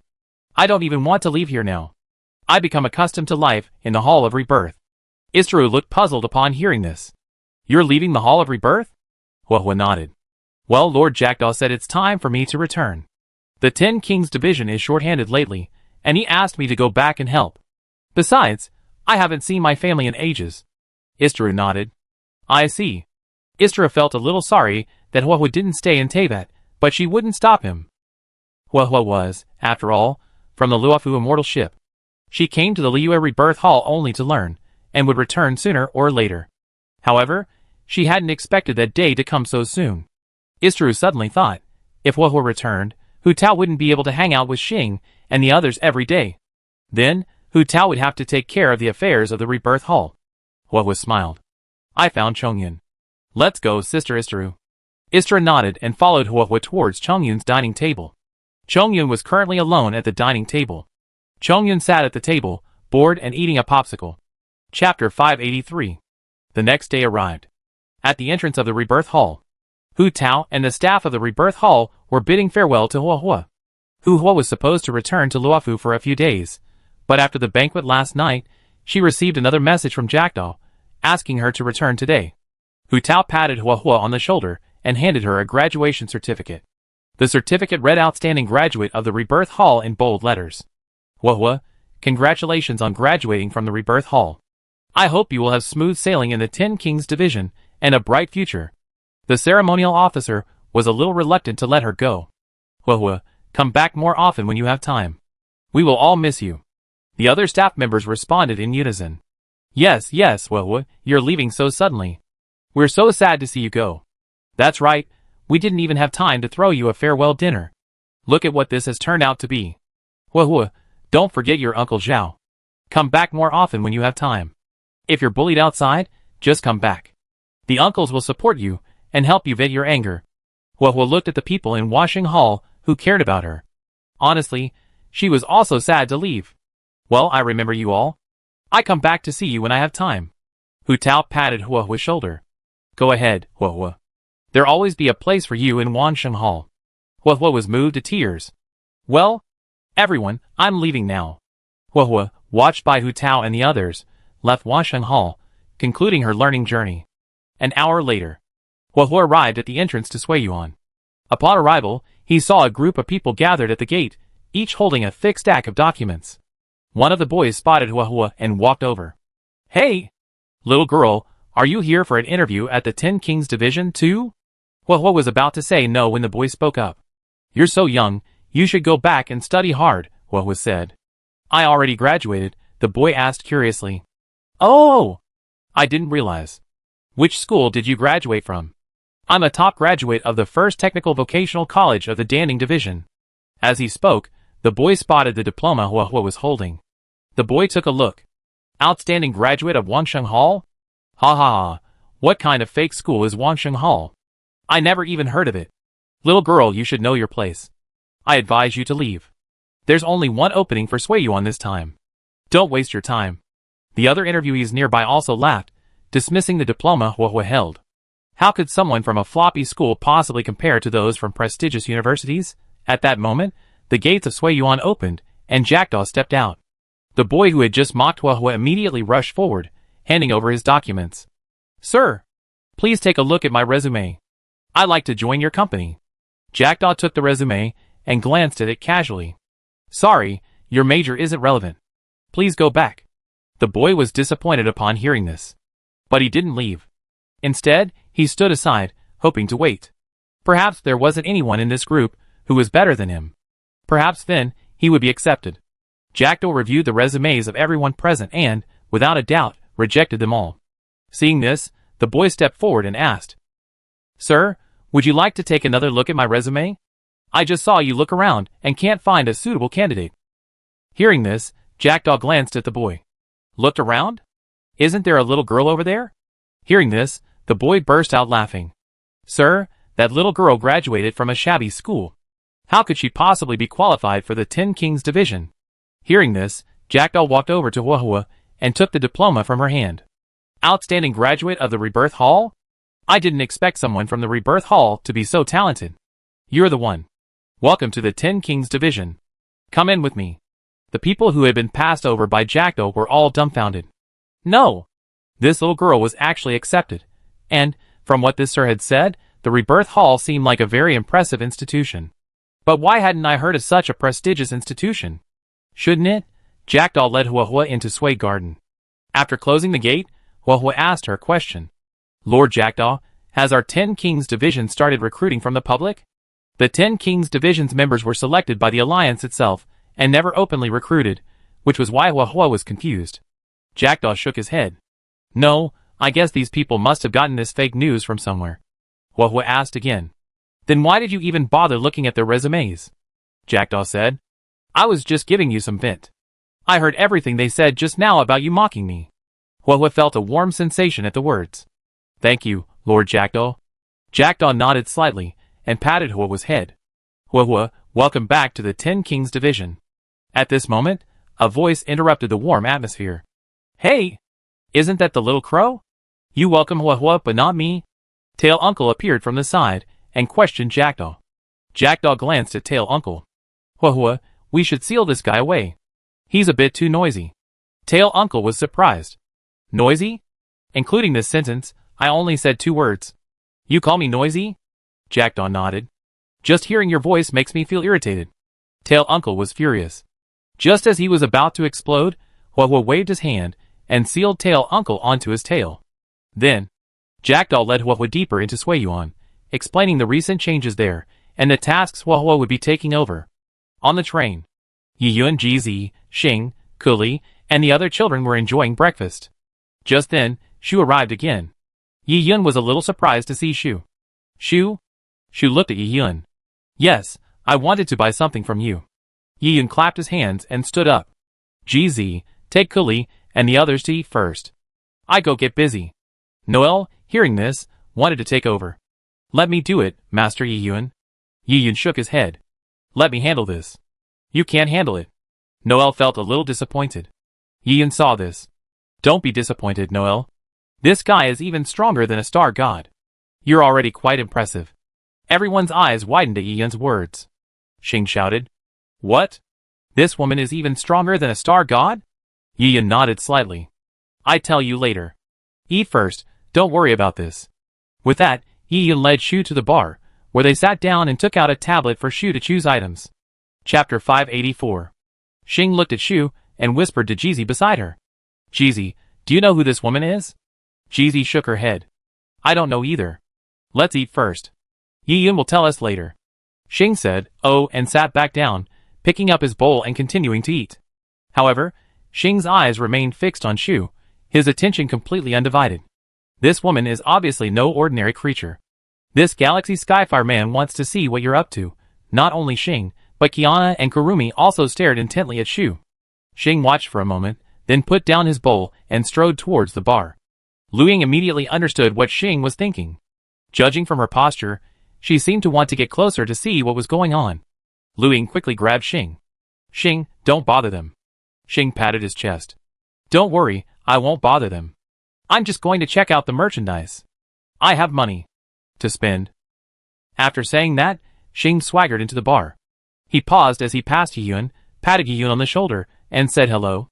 Then, Xing took a tablet and sat in the booth next to Yiyun to read it. Yiyun and Shu were here. Yiyun handed the tablet to Shu and asked slowly. What exactly do you want to buy? Shu spoke slowly. Power system. Hearing this, Yiyun took out a new tablet and typed the words power system into it. Soon, a slew of product information popped up. Full version of Primordial Power System Integration Package.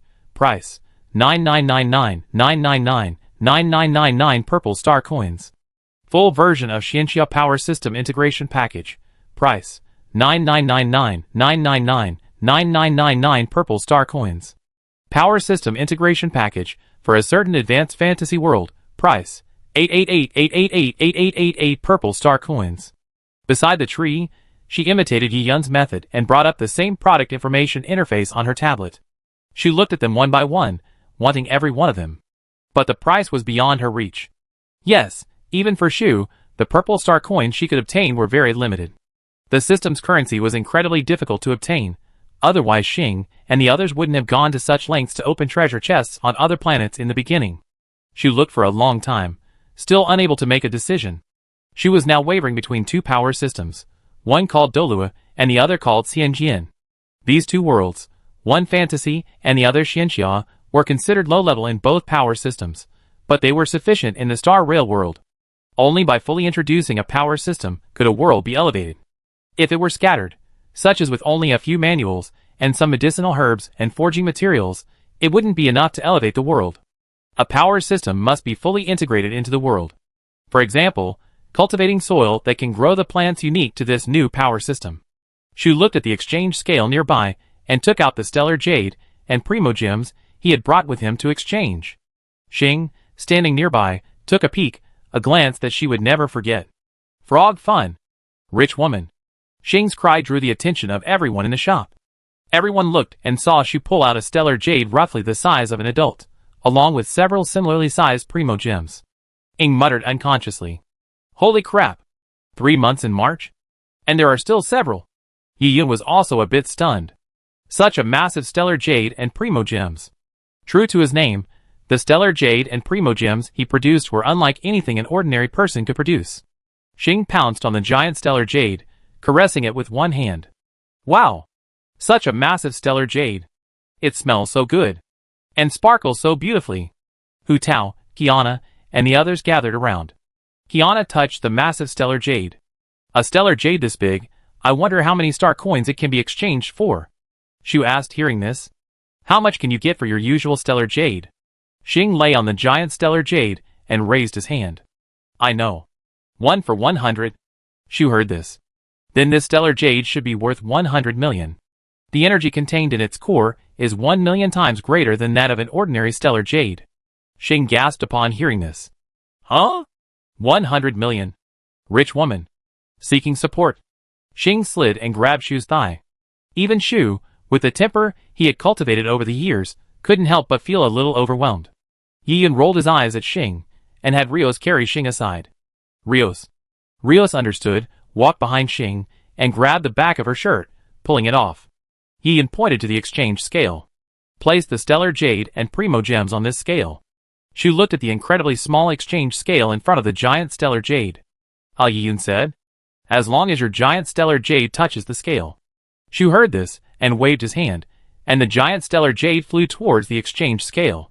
The moment the giant stellar jade touched the exchange scale, it quickly dissipated in a flash of white light.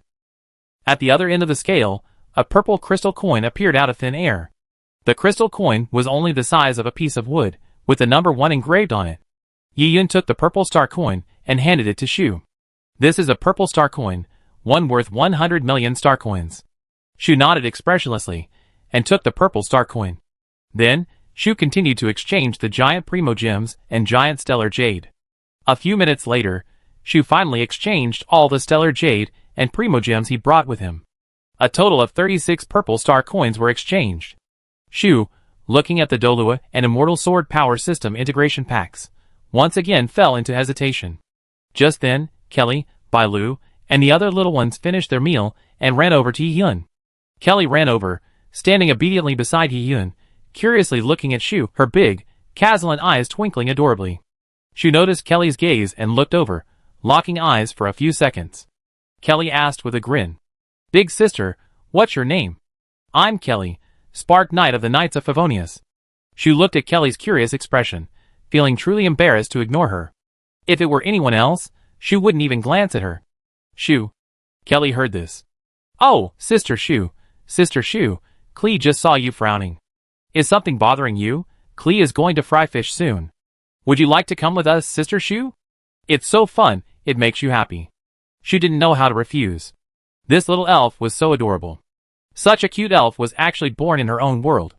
Yi Yun noticed Shu's embarrassment and patted Klee's little head. Okay, Klee, get Bailu and the others to go frying fish with you. Remember to be safe, okay?